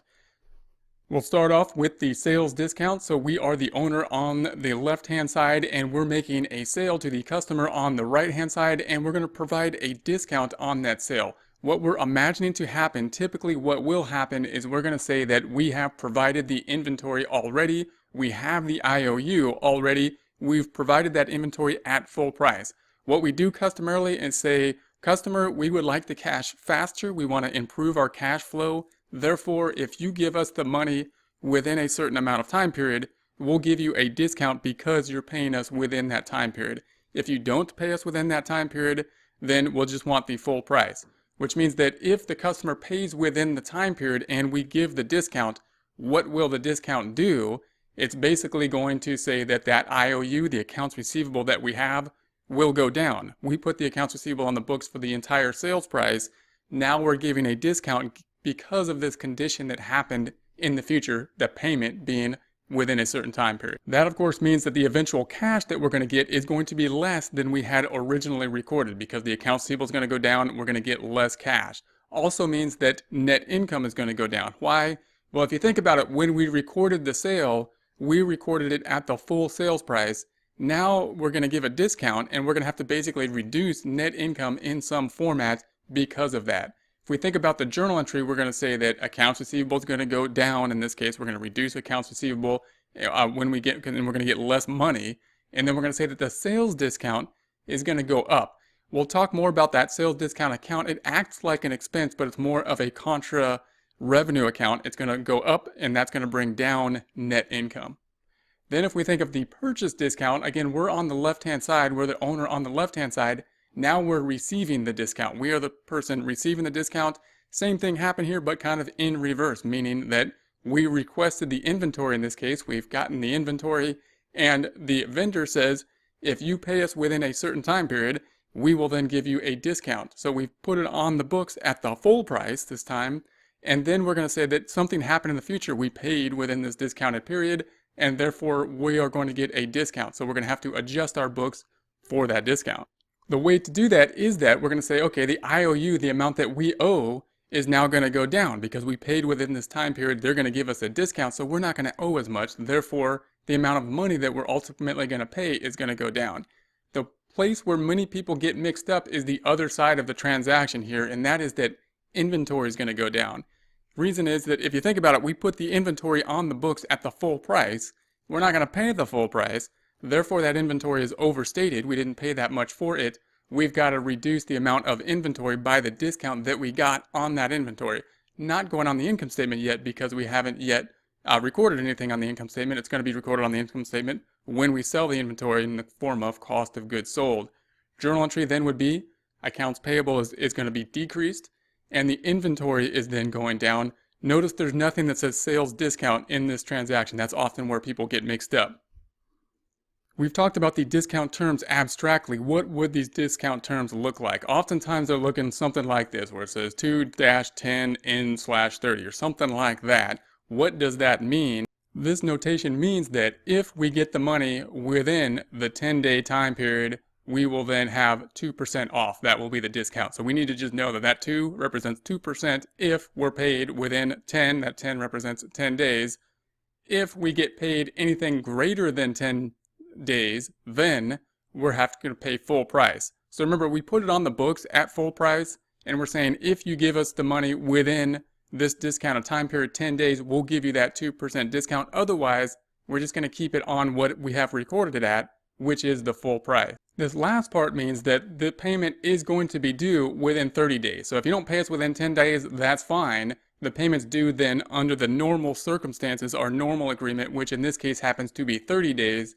And if it's not paid within 30 days, then we might take collective actions like the repo man or something trying to take the inventory back or something like that. But the essence of this is a 2% discount if you give it to us within the 10-day time period. Otherwise, it's due within 30 days. If you don't pay us within 30 days, then you're past the payment due period.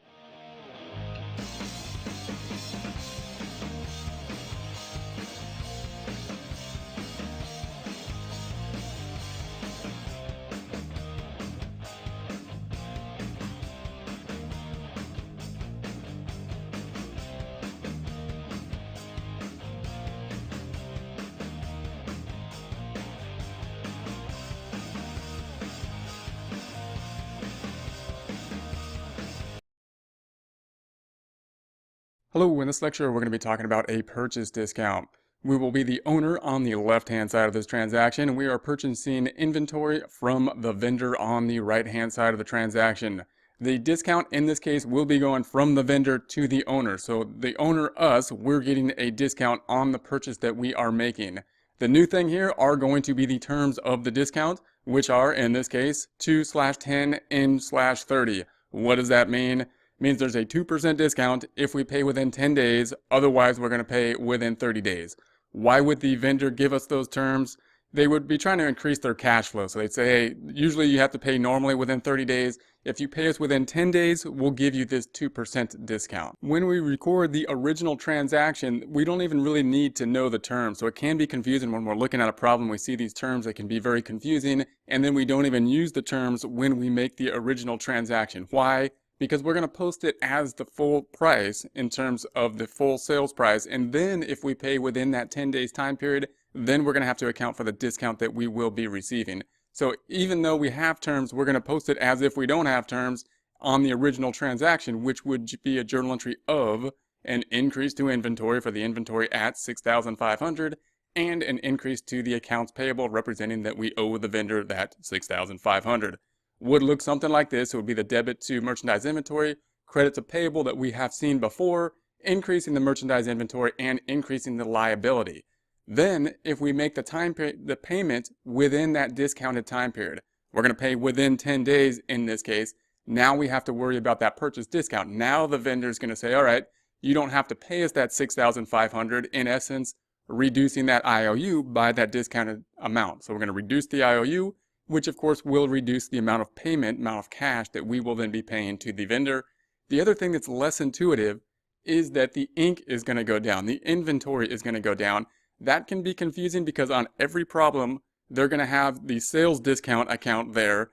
And that's the discount that we give to our customers, not the discount that we are receiving from the vendor. What happened here is that we overstated the amount that we reported on inventory at $6,500. It didn't cost us $6,500 because now we got a discount. So we got to reduce the inventory in this case. Journal entry, we're going to say that accounts payable is going to go down and we're going to reduce the inventory. So let's take a look at that. First, calculating what that discount will be. So let's calculate how much payment we will have to pay if after the discount. We have a 2% discount if we pay within 10 days. We paid within 10 days. Let's calculate the discount. Original amount, $6,500. The discount is 2%. Therefore, $6,500 times 2% means we're not going to pay $130, the discounted amount. That means that the sales price minus the discounted amount is what we will pay, $6,370. Now there's a quicker way to get to the $6,370, and this is very useful for normal kind of calculations if we go and we're calculating a sale on something and seeing how much we're going to pay in terms of a sale that we're making a purchase on. It would be $6,500, and then we're going to say minus or times 1 minus the discounted rate, or 100% minus the 2%, meaning that if we're not going to pay 2%, we are going to pay 100% minus 2%, or 98%.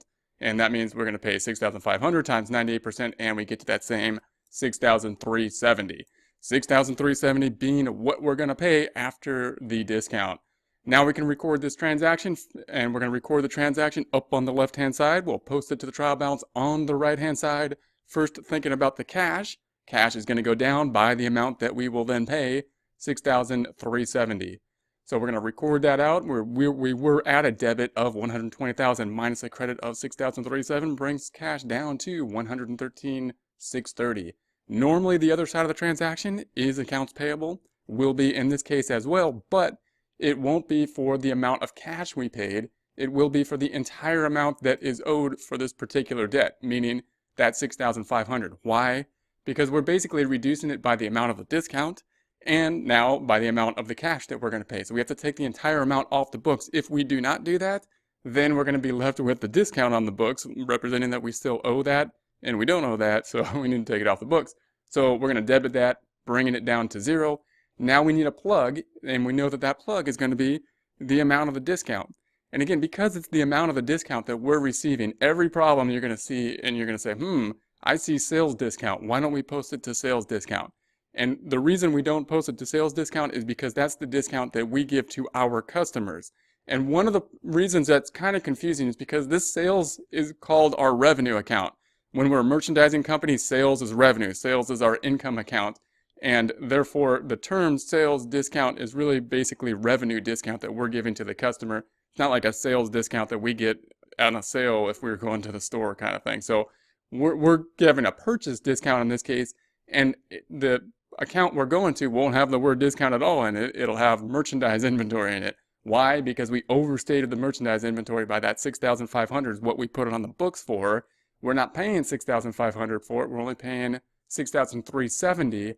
Therefore, we need to reduce it by that discounted amount of the 130. So that's the most confusing part, the place where most people get confused. We're reducing the inventory, bringing the inventory down to 11,370 in this case.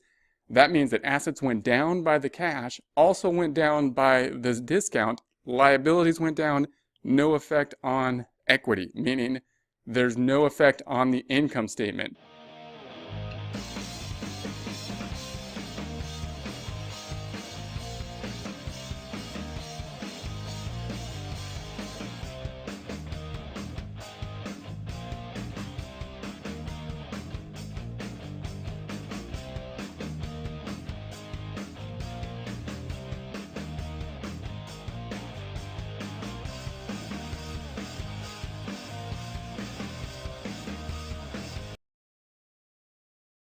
Hello, in this lecture we're going to record the journal entry related to a sales discount. So we have our owner here. The owner is going to provide a sales discount to the customer. First thing we want to do with this transaction is look at the original transaction. That would be that in this case we have our owner selling inventory, in this case ink, to the customer. The customer has not yet paid for it. They're going to pay with an IOU, sales price being $8,450. We'll often see in the terms of a problem like this, terms of 2/10 N/30. We saw last time what that means. This notation means, in this case, we have a 2% discount if the customer pays within 10 days. Otherwise, we want to receive it within 30 days. When we first put the recording of the journal entry on the books, this doesn't have an impact on that original journal entry, meaning we're going to put it on the books for the full $8,450. Then, if the customer does pay within 10 days, we will account for the discount at that time period. Therefore, the original journal entry will look something like this. We'll have two parts to it. The journal entry will include the sales side where accounts receivable is going to go up. We have the IOU from the customer of the full $8,450, and we have the sales going up. We have the cost of goods sold side, which means that we have inventory going down and the cost of goods sold going up. That means that we recorded sales at the full price, $8,450, and we recorded the receivable at $8,450. It's possible for the customer to pay less than that if the condition happens in the future that the payment is received within 10 days. If we think about what would happen if the customer then paid within the 10 days, that means that the owner will give the discount. The owner will provide the discount. The impact of the discount would be that the IOU would then go down. The owner would not owe the entire sales price of the $8,450 that is on our books as a receivable, and therefore the amount of cash that we would ultimately receive as the owner would be less than the original receivable of $8,450. Also, net income will go down. Let's take a look at the journal entry and see why. First, we're going to calculate the actual discount. We can do this a couple different ways. I'm going to do it the long way, the way most people tend to calculate it, and then have a shortcut way that might be a little bit quicker. This is important to know. It's really useful because this is the same way we can calculate a discount if we're just going to a store and calculating a sale. Meaning that if we have a 2/10 N30, 2% discount if we pay within 10 days, therefore what would the amount of cash we would receive in this case if there was payment within that 10-day period? Well, we got the original sales price of $8,450. If we multiply that times 2%, we then have the discount amount of $169. That would be the discount. Therefore, how much would we receive? Well, we have the sales price of $8,450 minus the discount that we calculated to be $169, means that we would get cash of $8,281. Original sales price, the money that we will actually receive after the discount. We can do that a lot quicker if we do a calculation such as sales price, and then we recognize, well, if we're not going to get 2% of the money, how much money are we going to get? 100% minus the 2%, or 98%. So if we just take that sales price minus 1 minus the discount, or 98% or 100% minus the 2%, we would then get the same $8,281. That's how much cash we are actually going to get. Knowing that, let's make the journal entry here. So here's our journal entry. It's going to be posted upper left-hand side. We'll record that to our trial balance on the right. First, we know that we're going to get cash. This is a normal transaction where we got paid. Just one more factor in that we're going to have to account for that discount at this time because we got paid within the 10-day period. So cash is received. We got $8,281. We got to calculate that with the calculation we did prior. If we then post that out, then cash is going to be debited, increasing cash from $113,500 by the $8,281 to $121,781. Then, if we get paid with cash, the credit usually goes to accounts receivable. However, it's not going to be credited for the amount of cash we got, $8,281, because it's on the books for $8,450. Therefore, we got to take the entire $8,450 down, decreasing accounts receivable by the entire amount that is on the books. If we do not, if we just decrease it by the $8,281, then we'll have the amount of the discount represented as still being owed, and it won't be owed. It shouldn't be owed. It needs to be down, in this case, to zero, bringing that entire amount down to zero, the entire amount off the books. So if we post that out, then we're going to say the accounts receivable is going to go down by the 8450. It's a debit balance. We're going to credit it, making it go down to zero. But of course, the debits do not equal the credits at this point. We need the plug, and what is that plug going to be? The discount that we calculated, which was the 8,450 times the 2%, or we can take the difference between the debits and the credits, the plug, to get this 169. We're going to put that to the sales discount. Now, this is a new account that we haven't seen in the service companies. Why do we have it there? You might think that we should be reducing sales. Why? Because we overstated sales. When we put the sale on the books, we recorded it at the full price of $8,450, and we're not getting that much. We're only getting $8,281. We didn't really sell it for $8,450. Why don't we reduce sales with that debit?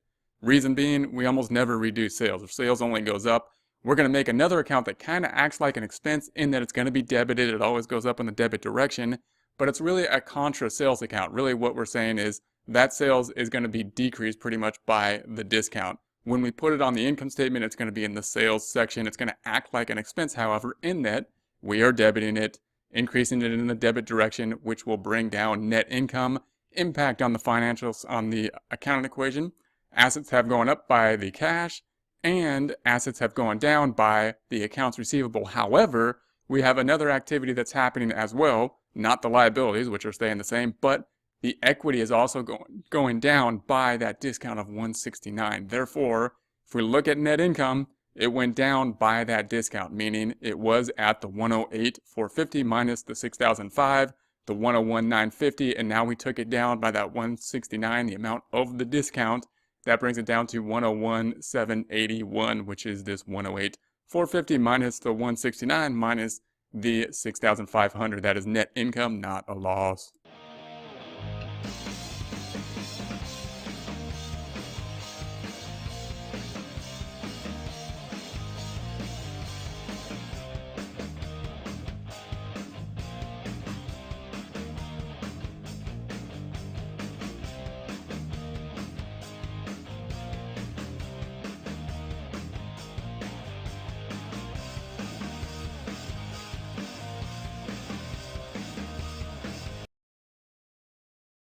In this presentation, we will talk about inventory shrinkage, the idea of the inventory going down for some reason other than the sale of inventory. So the inventory is decreasing for some reason, whether that be through spoilage or loss or theft.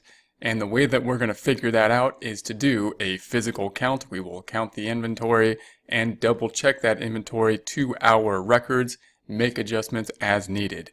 It's important to note that this physical count process will be necessary whether we do a periodic system of inventory or a perpetual system.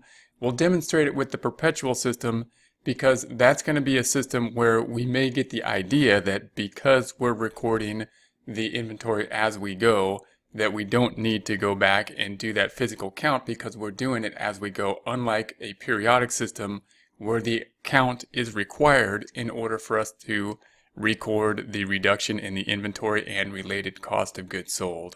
So in order to consider this, we're going to say that we have a physical count, and we're going to say at the end of the time period, the physical count is 23,000. Now we're talking $23,000 worth of inventory, and that's a bit of a step in that we obviously would be counting units of inventory and then converting them to dollars in some way. We're not going to get into that conversion at this point. We're just going to get the idea or the concepts that we want to adjust our books to the physical count. Once we see the physical count, we'll say, okay, if we look at our inventory on the books, it's 27,000, and which one are we going to believe, even if we're using a perpetual system where we record the inventory reduction and related cost of goods sold as we go, we're going to believe the physical count, meaning we're going to make our adjustment, agree to the physical count, and therefore we would have to write this down. Now we can see, of course, that we would have to make the difference here. We would have to credit this account in order to get it down to the 23,000.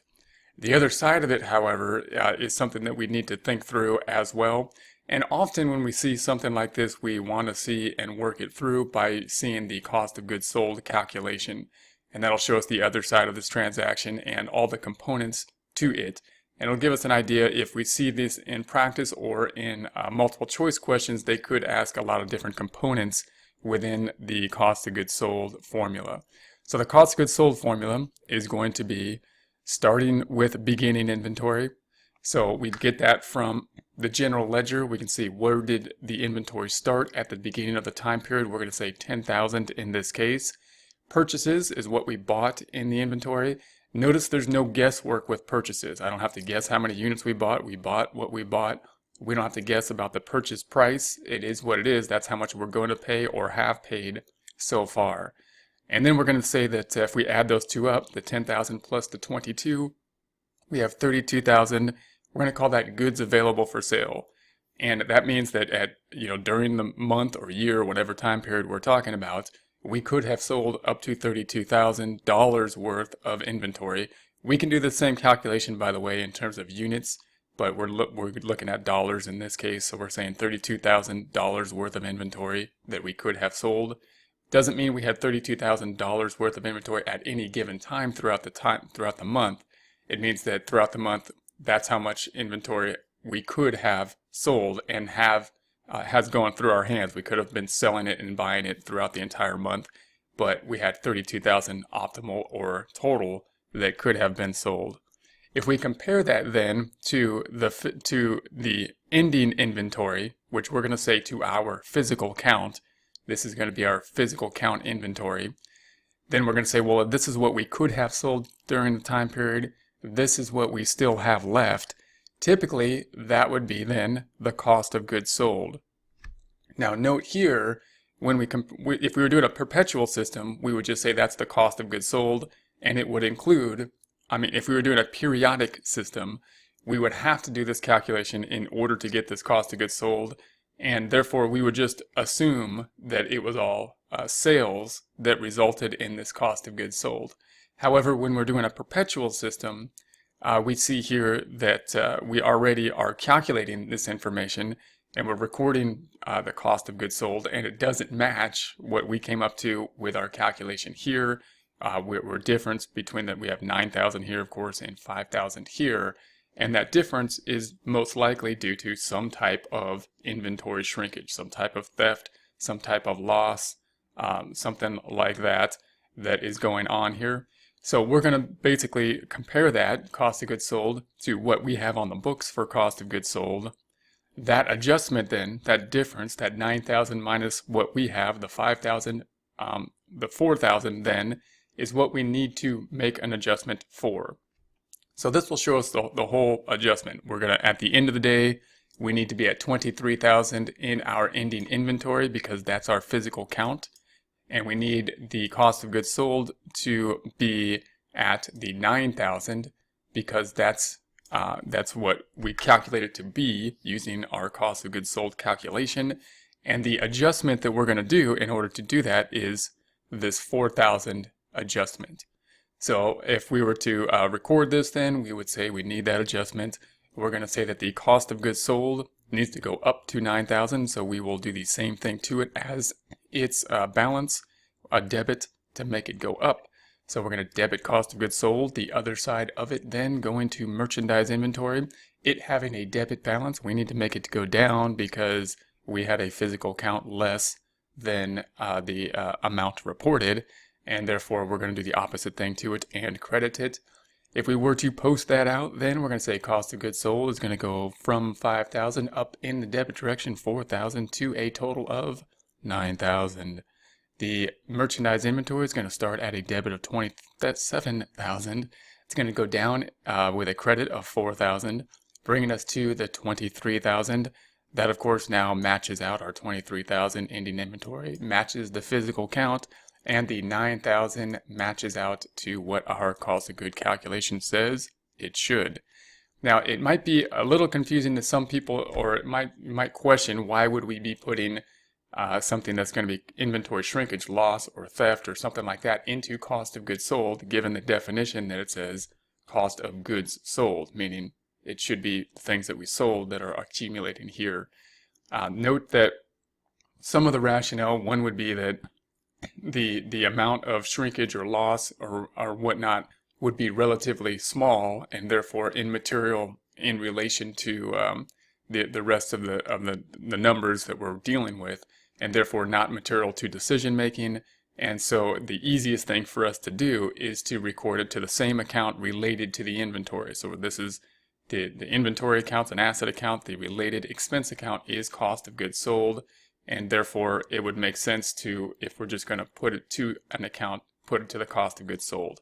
If it was significant to decision making, then we may want to put it in another account and say, hey, this is some significant loss that happened at this point in time, theft or shrinkage or some type of loss that we might want to break out. But most of the time, we're just going to say, hey, it's immaterial, it's related to inventory, we're going to write it off in some way with the account we normally use to write off the use of the inventory in order to help us generate revenue, that then cost of goods sold. Effect on the accounting equation: assets going down because inventory went down, liabilities staying the same, they haven't had any effect, and the equity is going down because the expense of cost of goods sold is going up, bringing the net income calculation down, also then bringing equity down. So the full, all the numbers would then look like this. So if we bring everything out, we're going to start it in balance. We entered something in balance. We end in balance. Here was our net income before this transaction. We are decreasing the net income by the $4,000 for the loss, for the shrinkage that we recorded in the expense account of cost of goods sold, bringing the net income down to $98,000. In this presentation, we will talk about sales returns and the transaction related to them, the debits and credits that will be recorded when the merchandise is returned. In order to do this, we first want to talk about the sale of merchandise and review that journal entry, because in essence, when the merchandise is returned, we want to start from this journal entry and then reverse it, making a few modifications with that reversal.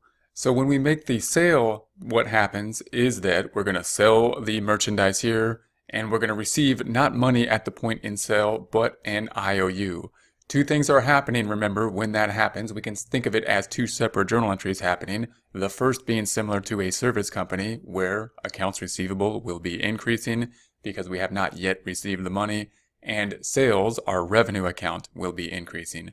And then the other side, the side that is different than what we see in a service company, will be that inventory will be decreasing because we sold it, and the cost of goods sold, the expense related to us selling that inventory, will be going up.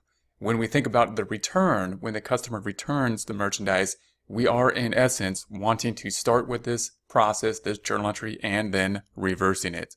Looking at that journal entry more fully, this is the first half of it, the sales half, where we said we're going to do the same thing as we would for a service company, in that we are increasing the accounts receivable and we're increasing the revenue account for a merchandiser that often is called sales. If we post that out, then the receivables are going up. Here's the debit increasing the receivable, and then here's the credit increasing the sales. Both receivable and sales are going up, increasing net income here. Then the other side of that transaction will be the reduction of the inventory, because this is a merchandising company where we have inventory, which must be reduced. So we're going to credit the inventory to make it go down and record the related cost of goods sold. And this is often the piece that most students have problems with. What is this expense? What is this cost of goods sold? That's the expense related to us consuming the inventory in order to help us generate revenue. So we are going to record that. That's going to increase the cost of goods sold, which will decrease the net income. And then we'll have the merchandise inventory going down. So these two journal entries related to the sale of inventory will of course be reversed in essence with a minor change when the inventory is returned. So if we go down to the return transaction, then we're going to say, okay, some of that inventory was now returned. The customer returned $300 worth of the sales price of the inventory, and that's received here. So what would the journal entry be? Well, we're going to have two components again, and we're going to basically reverse what we did last time. The accounts receivable is going to go down. The IOU is going to decrease because, of course, we never got payment in this case. What happened is they owed us money. They never paid us, but they gave the merchandise back. Therefore, we're just going to say, okay, you don't owe us money anymore. The accounts receivable will go down. Then the sales return is going to go up. Now, this is the minor tweak that we have to put in place here. We'll see this with the journal entry, but note that last time we had sales increasing. When we made the sale, sales or revenue or income account increased. This time, what's happening is we're not decreasing the sales account because the sales account typically only goes up. What we're going to do instead is create this contra account, the contra account called sales returns and allowances, and it's going to be increasing, acting like kind of a expense account. However, it's really kind of a contra sales account.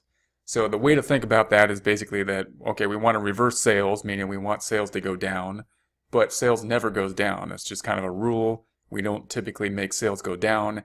Therefore, in order to make this happen, in order to make this sale not really happen, because it didn't really happen, because this $300 of sales that we recorded in the past was returned and we're never going to get paid for it, we're going to create a contra account, which is going to be called sales returns and allowances, netting out against the income account, and that's how we're going to reduce basically the sales. So that's the minor tweak that we need to make. Then the other side of it, cost of goods sold and the inventory. Inventory is probably easier to think about first. Inventory is going up because, of course, we got it back. We got the inventory back. Now, if the inventory was damaged or something, we might have to write it off as it was damaged. But if it's not, if it's just a return, then, of course, inventory is being received, and therefore inventory is going to go up. Now, it's not going to go up by the 300. We'll see the journal entry, so the numbers will change, but the 300 applies to our sales price here. And then the other side of it, the most confusing component most of the time for most students, is that cost of goods sold will be going down. And this should look unusual because cost of goods sold is an expense, and like sales, typically only goes up. But unlike sales, we're not going to make that a rule that we never break. In this case, we're pretty much breaking that rule. We're going to say the expense is going down because we didn't really incur the expense.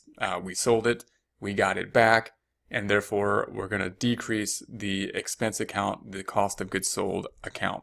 Let's see that in terms of journal entries.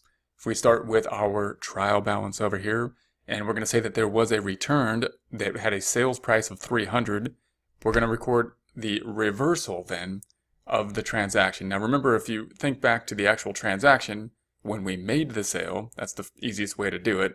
The first component of it, similar to a service company, would be debit accounts receivable and credit the sales or revenue account. So all we're going to do first, you want to think we're going to reverse that, meaning we're going to credit the accounts receivable to make it go down. That makes sense because we never got the money. The IOU is right here in receivables. This customer, we're saying they owe us money, but they don't anymore because they paid it, they gave the merchandise back. Therefore, we'll reduce the receivable. We'd also say this sales account is too high because we made a sale of $300 that didn't really happen because the merchandise was returned. So you would think we'd want to reduce that with a debit, which is what would be the exact reversal. But that's where the exception is. We don't decrease this account because there's basically a rule saying the revenue account never goes down. It just goes up until we close it out in the closing process. Instead, we're going to make this account right below it. It's going to be pretty much connected to this account. It's pretty much going to be the credit half of this account. And it's going to act like an expense going up in the debit direction, bringing down net income. But when we record it on the income statement, it will be in the sales section. It'll be recording net sales, not net income. Net sales, which will be sales minus these two contra sales accounts. So this will be the journal entry here. If we record that out then, we're going to say that the sales returns and allowances is going to be debited, and that's going to increase the sales returns and allowances. Once again, acting like an expense, kind of similar to the cost of goods sold expense, it going up in the debit direction, bringing net income down, but really it's kind of reversing the sales item here. And then we've got the receivable. So it's a debit balance. We're going to do the opposite thing to it. We're going to credit it, making it go down down to, in this case, $8,150. The effect on the accounting equation, assets going down, liabilities remaining the same, and the equity going down. Why? Because the contra account here is going to be increasing, and the contra sales account is increasing, decreasing net sales, which is decreasing net income, which decreases total equity.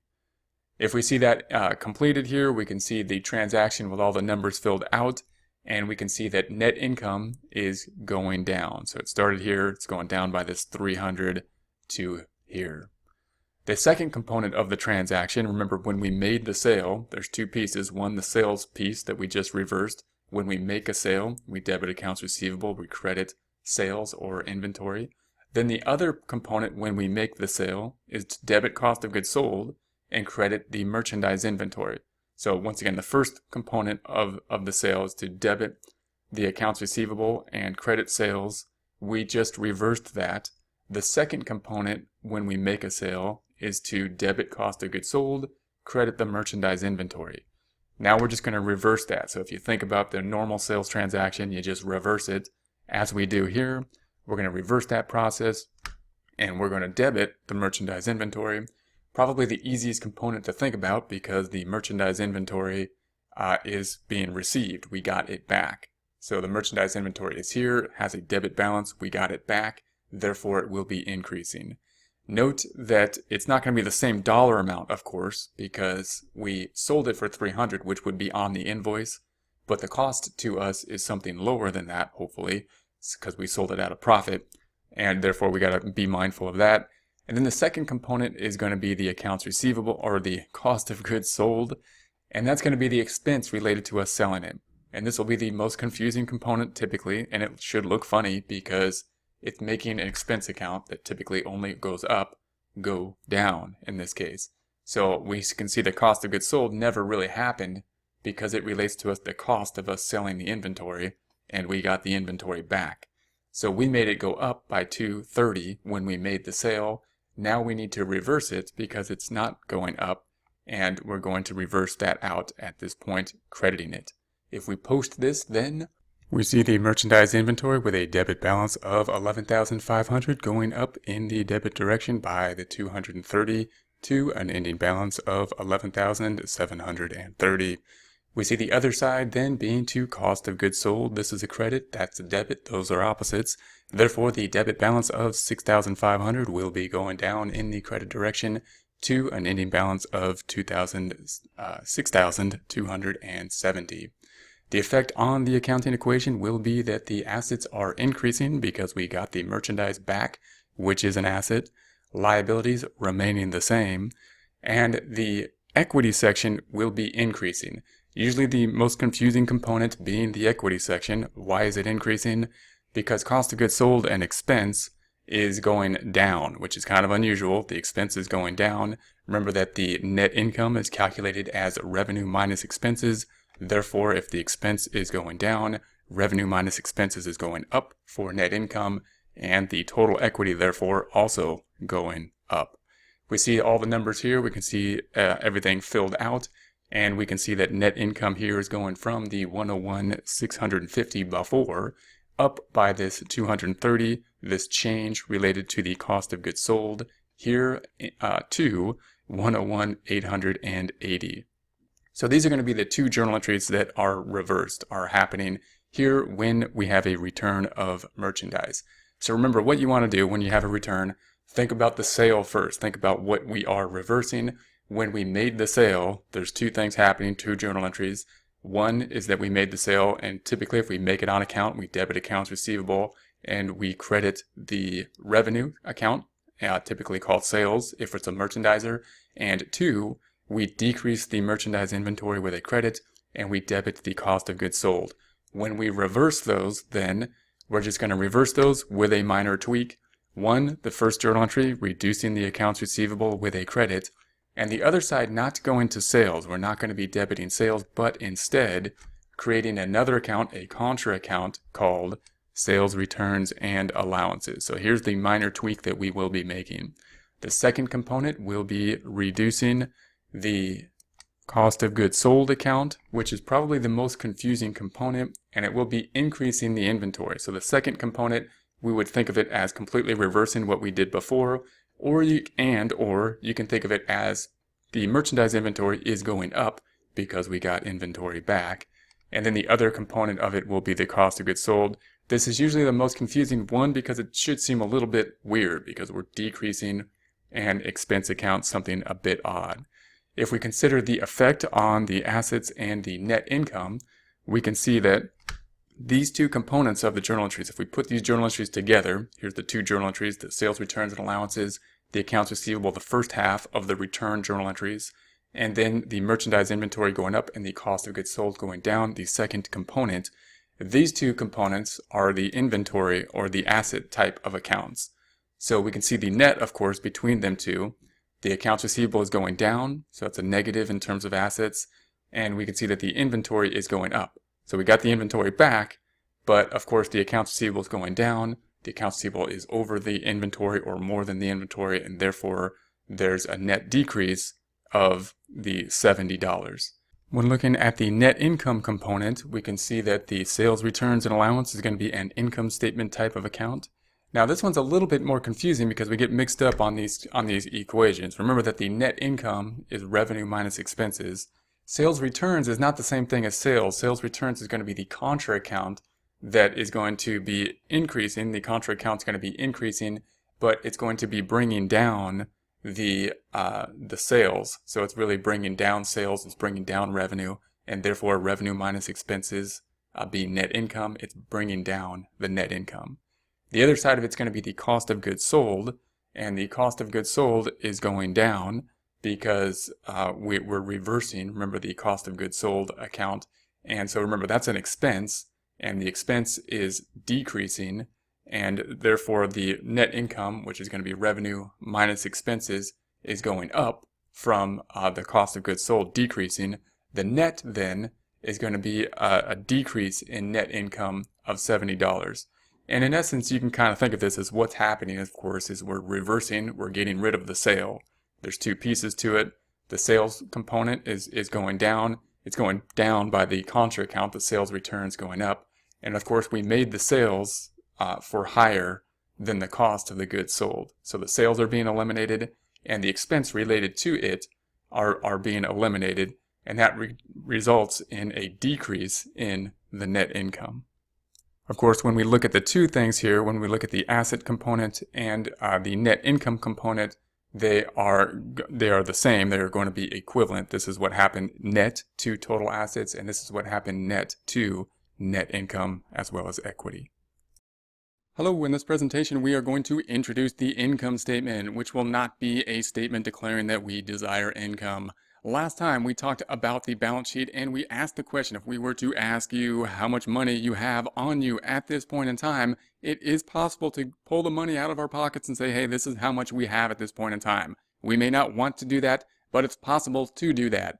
On the income statement, we're going to ask the question to introduce the topic of how much money do you make? When we ask that question, then we need to ask some other questions in order to answer that. We have to say, well, what do you mean? Do you mean a month, a year, a week? We need some type of time frame in order to answer that question. We often do that intuitively, make an assumption of the time frame, but we need some type of time frame. That's going to be the difference between the income statement and the balance sheet. The balance sheet as of a point in time, the income statement telling the story of how we got to that point in time.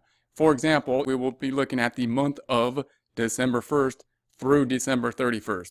You can think of it similar to trying to see how many miles you can drive within that same month's time period. What you would do is probably set the odometer to 0 and then drive upwards for a month and see how many miles that you drive. Well, that's what we're going to do with the income statement. We're saying as of December 1st, we have revenue of 0. As we drive through the month, we have revenue in this case that then ends at the end of the month, December 31st, at this case of $10,100. You might be asking, well, does that mean that we didn't make any money in November? Is this the first year of operations? And no, it's not the first year of operations necessarily. It means that as of the end of November, we reset the odometer. We said, hey, we drove this many miles in November. We want to see how many miles we're going to drive now next month. So just like resetting the odometer in something like a race like that to see how many miles we drive, we're going to reset the temporary accounts in terms of the income statement. All income statements are going to be 0 as of December 1st so that we can count from 0 upwards till the end of the month and see in this case that we're going to say revenue is going to be $10,000. That's how much we earned during this period of time. That's going to be the essence of the income statement, telling the story of how we're doing. Usually that's represented by saying it's going to be for the month ended, in this case December 31st. That phrasing can be a little deceiving because we see the end point, we just see December 31st, but we don't see the beginning point, we don't see December 1st. We have to assume that month ended means it began at the beginning of the month, which is December 1st, through December 31st. The income statement can be represented by a formula in its basic form, which would be revenue minus expenses equals net income. When we think about the revenue side of things, there are usually less revenue accounts. Hopefully revenue will be greater in dollar amount, but we usually specialize, meaning we're not doing a lot of different things. In this case, we're just going to be doing computer service. That's all we do. That's the only type of revenue that we have. As opposed to expenses, which is everything else that we consume in order to generate that revenue, is going to be an expense. For example, the phone could be an expense. We can have the auto expense. Not the auto itself, an asset, but the gas and the maintenance would be an expense. That's what we consumed. We could have wages expenses. We could have supplies expenses. Again, not the supplies themselves, but as we use them, as we consume them, then we are expensing them. We can have meals and entertainment. So we have the revenue, what we're going to generate over this certain time period, this month's time period. Expenses, the things that we had to then consume in order to help us generate that revenue. The revenue minus expenses is going to be the net income. That's going to increase the equity. So the owner here is receiving the net income. Doesn't mean that the owner's necessarily going to pull out the income, but what it does mean is that the company, the separate sheet of paper, now owes the owner more money by the revenue minus the expenses that was generated for that month, that time period. We are now going to apply some numbers to the revenue and the expenses and look at the income statement. So on the revenue side, again, there's only one type of thing we do. So we're going to say the revenue that we earned was $10,000. We don't need any subcategories. Sometimes some companies might have a couple different things they do for revenue, but typically not too many things. We specialize in a particular thing, and so we're just going to have one line item, revenue, $10,000. On the expense side, of course, we're going to have more things that we're going to have to expend in order to help generate that revenue. The dollar amount hopefully will be less, but the things that we spend that money on will vary more greatly. Therefore, we're going to have the expenses subcategorizing, and we'll list out the expenses as wages of $2,000, auto expense, we're going to say again that's the gas and the maintenance, $600. We're going to have the supplies, $400, that's what we consumed. We're going to have the telephone expense, $300, and we're going to have the meals and entertainment, $200. There's no particular order that the income statement has to be listed in, but we do want to list the expenses in some type of logical order. So oftentimes the most expensive expense or the largest cost being on top is a logical format to list the expenses in. But the important thing is that if we add up all the expenses, 2,000 plus the 600 plus the 400 plus the 300 plus the 200 means that we have total expenses, total things that we consumed in order to help us generate revenue of the 3,500 in this case. Therefore, our income statement, which will be stated for the month ended, meaning December 1st through December 31st, we have income, the one line item, the computer service, 10,000. Then we're going to subcategorize all the expenses, wages, auto, supplies, telephone, meals. That adds up to that 3,500. So in essence, our equation in terms of the income statement equation, in terms of the equation for net income, the bottom line of the income statement, was revenue minus expenses equals that net income. In this case, 6,500. That's how much the equity section has gone up. Again, the owner could pull that money out in terms of a draw, but doesn't have to if it remains in the business. That means the amount of money in terms of the point in time, in terms of the balance sheet, has gone up for the period December 1st through December 31st by 6,500 revenue minus expenses.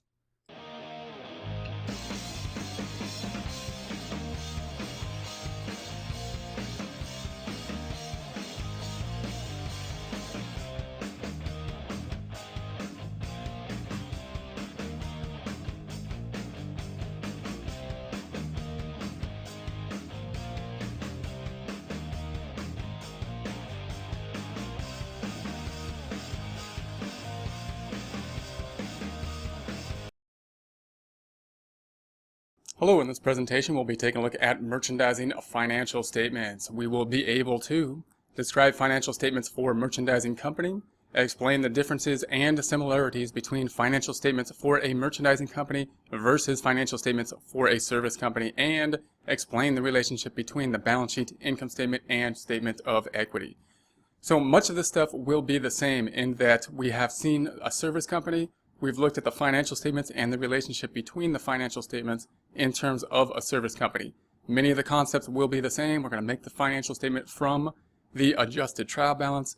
The financial statements will have a balancing concept. We will be able to see the accounting equation within the balance sheet, and we will be able to relate the balance sheet to the income statement, to the equity section or the equity statement in very similar ways. We want to refresh ourselves and be able to understand those concepts. And then on top of that, we're going to take a look at what will be different from a service company, which does not sell merchandise, to a company which does. And of course, those differences will focus around the sale of merchandise. So the sale of merchandise will be a very substantial part of the reporting clearly to a merchandising company. Just remember that everything else will be similar. So it's very important to look at the prior stuff as we move forward as well. We will not be emphasizing it as much because we're going to build on the new material, but you always want to go back and refresh the concepts as we go, and this will be a good exercise to refresh some of those concepts.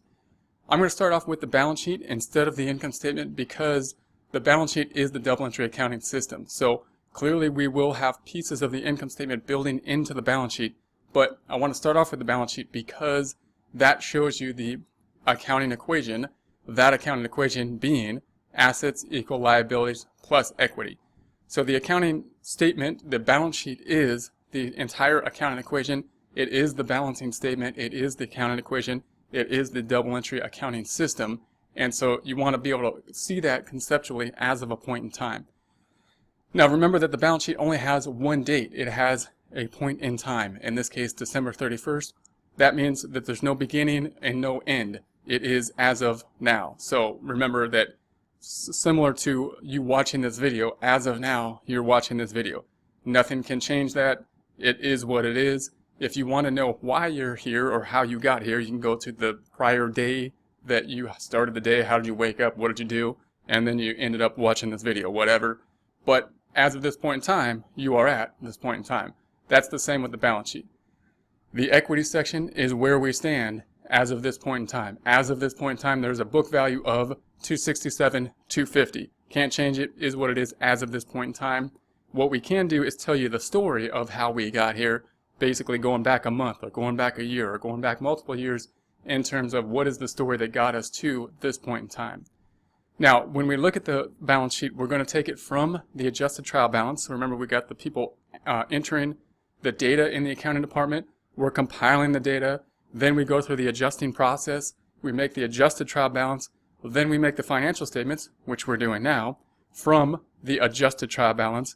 And then we're going to do the closing process. That's the same cycle that we're going to have no matter what type of accounting, what type of business we're in within the normal accounting cycle. If we look at the trial balance, remember how these trial balances are formatted. We are representing the debits in green. They generally have debit balances. We're representing the assets in green.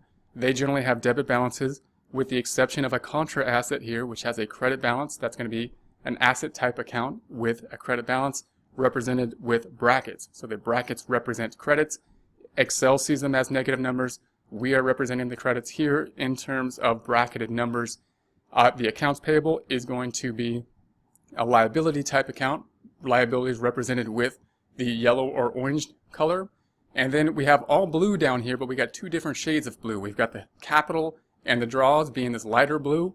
Those are going to be part of the equity statement or the equity section versus the darker blue, which is part of the income statement. So remember that capital account has a credit balance. Draws is kind of like a contra capital account, means the money that was drawn out from the owner, and it has a debit balance because it's going to bring the total capital down. Sales has a credit balance, and it's represented by the brackets. And then we have two kind of new accounts in terms of the statement for merchandising companies, being the sales returns and allowance and the sales discount. And of course they're new because they have to do with the inventory. Also note that the sales is an income account, just like fees earned under a financial statement for a service company. We can name it whatever we want, but notice it's under the equity section in terms of the order, assets, liabilities, equity, and then income, then types of expenses generally under that. So the sales account is going to be an income account. All income accounts, no matter if they're called income, whether they're called revenue, whether they're called fees earned, if that's what our income account is, or sales, will have a credit balance. Now everything under that has generally a debit balance, and they all act like basically expenses in that they bring down net income being calculated as sales, less sales being a credit, less all the expenses being debits, bringing us to net income in this case of 34,069.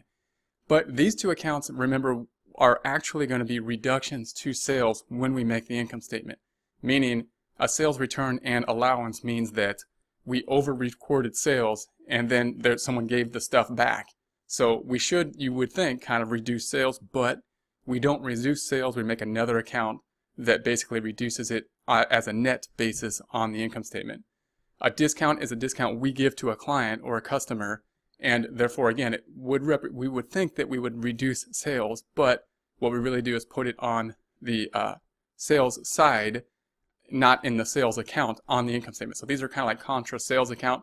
Cost of goods sold, our most important expense account down here, meaning it's the cost of the goods that we sold. So whenever we sell inventory, we report the expense of cost of goods sold, which is something that we use in order to help us generate revenue in the same time period. Note that it is generally our largest expense, and so that's one of our most important things. Of course, if we are a merchandiser, then we've got all the other expenses down here, and net income being sales minus the expenses.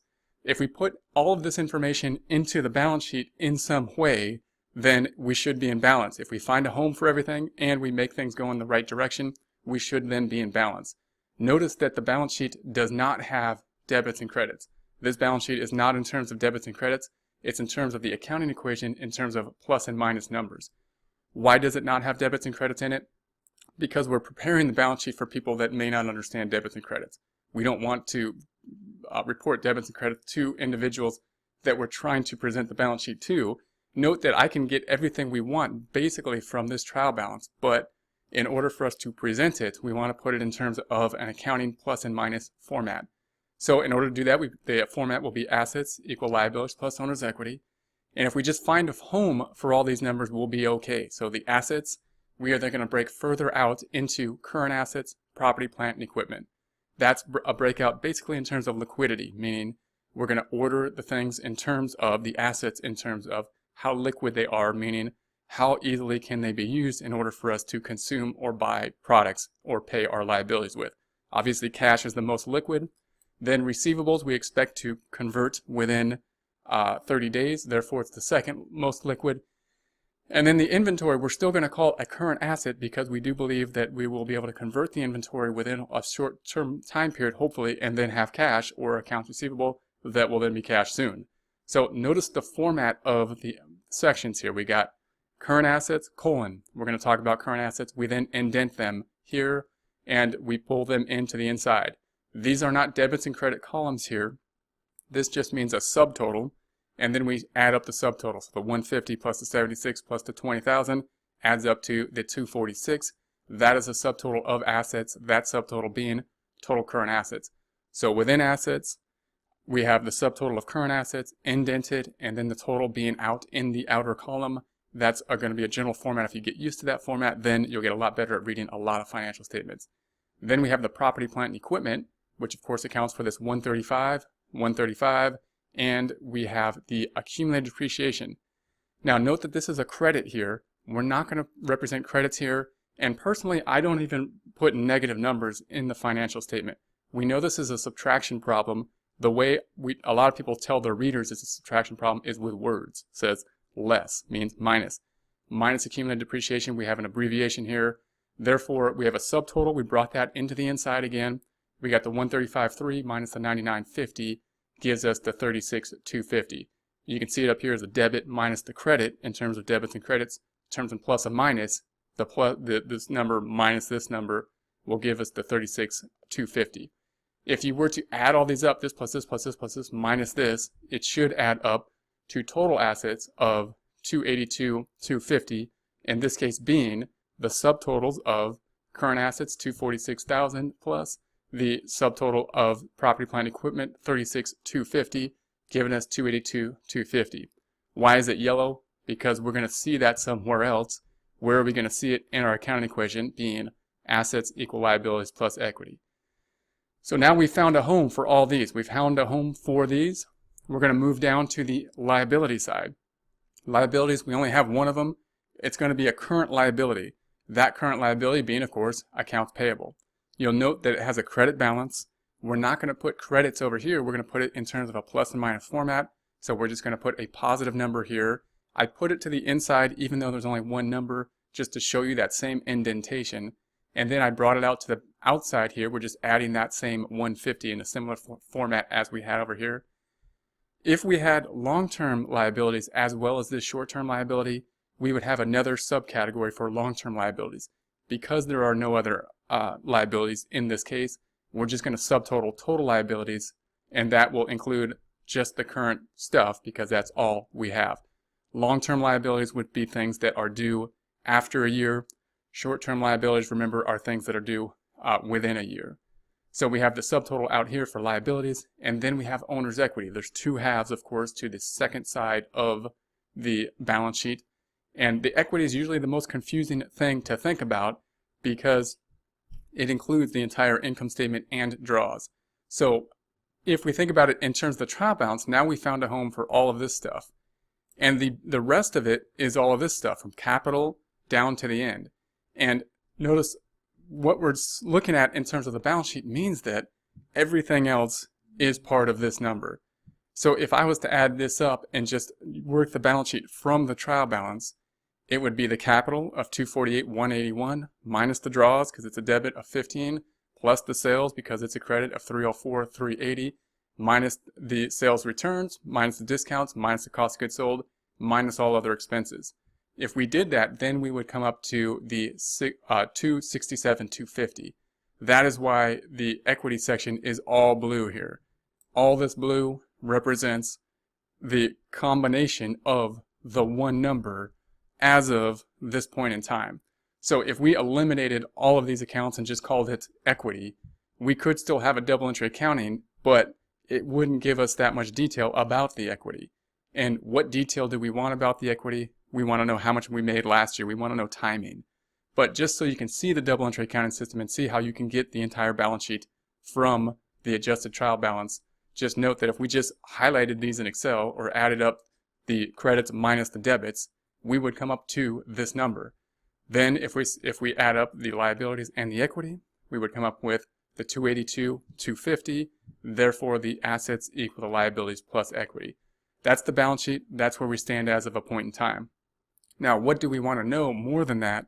If we're decision makers, we probably want to know more about how we got here. This is basically where we're standing, meaning that if I want to know what the value of this company is on a book basis, we could take the accounting equation assets equal liabilities plus owner's equity, change it mathematically to assets minus liabilities equals equity.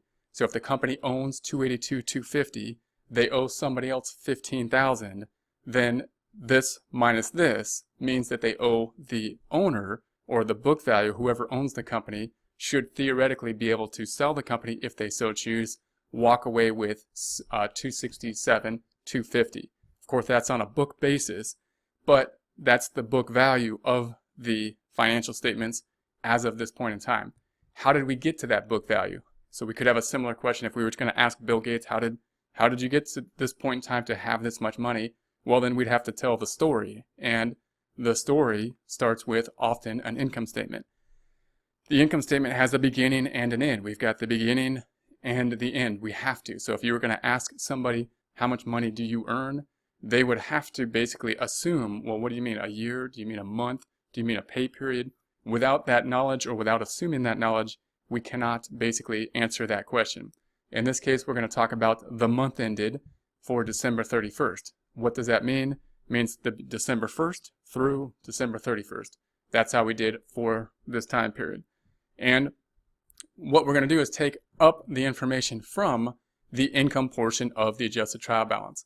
So that's these numbers. So this number on down, the ones that are the darker color of blue, starting with sales. So note that in a single step income statement and or in an income statement for a service company, it's really very basic. We have less subcategories, meaning we're just going to have income minus all the expenses, and that'll be the end number. This statement looks a lot more complex because now we're going to group it by other subcategories. Why are we doing that? Because we want to know more about these subcategories and how they affect our net income. So here's the bottom line, 34,069, same bottom line here with just this simple set of numbers. But note that this income statement is much longer because we're adding subgroups. Why? Because they're going to help our reader make certain decisions. Now, if we have a very simplified reader and they just want the bottom line, we might just make a single step income statement, say, hey, here's sales, here's the net income. That's what you want to know. If we want someone who needs more detail, such as these types of relationships, we'll do a multi-step income statement, which will look something like this. So of course, sales will be up here. Sales is a credit. We're not going to have credits on this side because we're in terms of a plus and minus statement. We've got the sales represented with this 304, 380. Then we're going to reduce those kind of contra sales accounts. Contra sales accounts are going to be the sales returns and allowances and discounts. They act like expenses here, but they're really things that could have easily been seen as a reduction to sales. Sales was overstated by the fact that we sold stuff that then people returned. Sales was overstated by the discount that we didn't report here. We reported it at full price, then gave a discount. Therefore, we're going to pull these in, and I'm going to say less sales return, less discount. So we're not going to show a subtraction sign in this case with a negative number. Some financial statements may. Many financial statements will report it with words. It's a subtraction problem. If we add those two up, notice they've been pulled into this side. This plus this adds up to the 24,745. So these are two reductions, and then that will give us net sales. That's a subcategory. Note that net sales is not the same as net income. So keep that very handy in mind because that'll help with a lot of problems. Net sales means sales less returns and allowances, which is way different than net income, which is after all sales returns and allowances and all expenses. So that will give us net sales, which is the 279. That's a subtotal. You don't see that here. That's this minus these two. Then we're going to subtract out the most important expense, that expense being cost of goods sold. It doesn't have the word expense in it, but it is an expense. Why? It's the fact that we had to consume inventory, an asset, in order to help us generate this revenue in the same time period. It's the most important expense because if we sell just inventory, the relationship between the sales price and the cost of the stuff we sold is the most important relationship. That's what can really affect the income statement the most. Therefore, we're going to make a separate subcategory, cost of goods sold. Notice this number is pulled in here. We have the subcategory of net sales less cost of goods sold. I'm not going to say less in this case because it's fairly assumed or it's fairly standard. That will give us what we call gross profit. Again, new terminology for a merchandising company, because this gross profit, this relationship between the sales and the gross profit, the sales and the cost of goods sold, is such a big relationship. We want to break that up. So that's going to give us gross profit. Then we're going to have to do everything else, and we're going to have two more subcategories here because we could have selling type expenses, and we could have general and administrative type expenses. And again, oftentimes we want to separate those two. We want to say, hey, what's the store doing? How are they doing in terms of cost? And how is the office doing in terms of like the accounting department and the people running the office situation? So we have expenses here. Notice we have the colon again.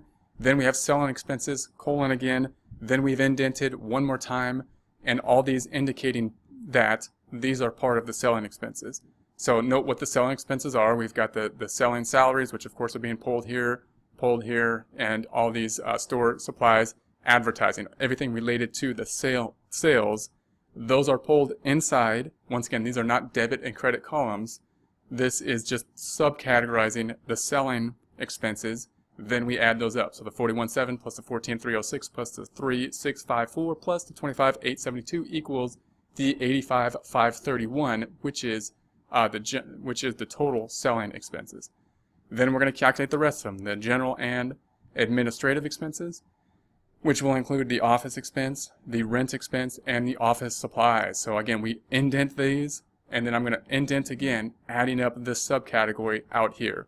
So we can now see that this subcategory, and this subcategory represent all numbers under sales and below. We found a home for all these numbers. We know that the credit minus all these debits equals this 34,069. If we do this correctly over here, it should also equal 34,069. We're going to add the outer column, or do something to the outer column, actually subtract it at this point. Notice we're not jumping from column to column. We're only going to do things with one column in this case, and in this case we added up the expenses, being the 85,531 plus the 42,919 gives us the 128,450. That's going to be the expenses other than the cost of goods sold. Then we're going to take the gross profit, 162,519, minus the 128,450 gives us the net income finally of 34,69.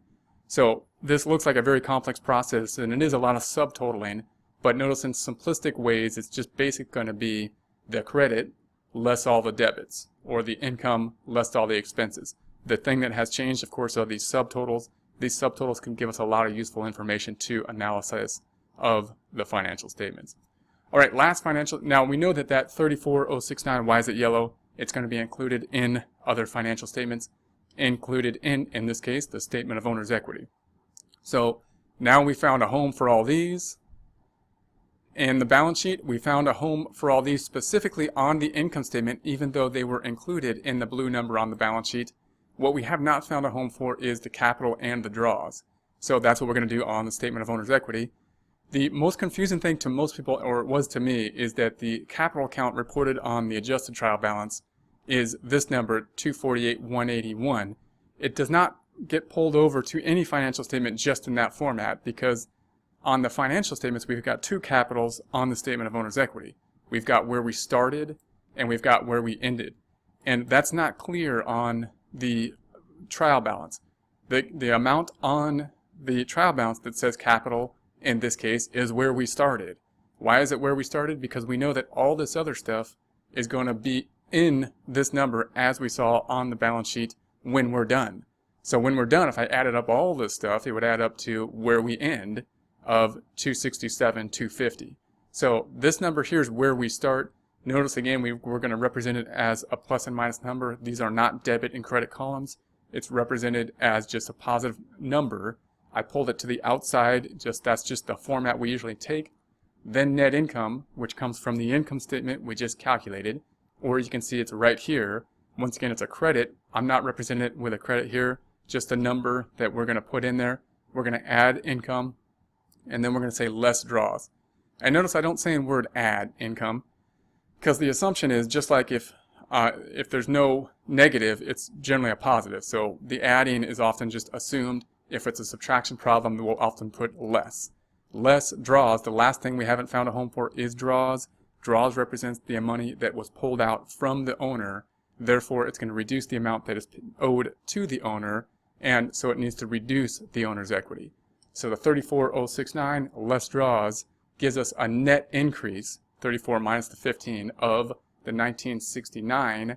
Therefore, the 248,181 beginning capital minus basically everything else that happened. Notice these two numbers represent everything else. This is represented by the yellow number, the net income, and of course draws is represented by draws. So this represents all blue numbers, and therefore the 248 plus the 1969 gives us the ending balance of 267,250, which we already calculated on the balance sheet. So here it is on the balance sheet right there. So where does this number come from? Well, we know it should tie out to the statement of owner's equity. So there's the statement of owner's equity. If we look at the numbers that will tie out, we see that the assets, of course, must equal the liability and owner's equity. And then you might be saying, well, how does this tie into the other statements? Well, we know that the capital account is going to be one number that is coming from the statement of owner's equity. And in order to get to the capital account on the statement of owner's equity, it's going to be the beginning equity plus the activity for the year. How did we do? That's called net income. So net income should tie out to the statement of owner's equity minus the draws. So this is how the statements are related. Remember that the entire balancing statement, though, is as of a point in time on the balance sheet. Total assets equal liabilities plus owner's equity. All right, so we are now able to describe financial statements for a merchandising company, explain the differences and similarities between financial statements for a merchandising company versus financial statements for a service company, and explain the relationship between the balance sheet, income statement, and statement of equity.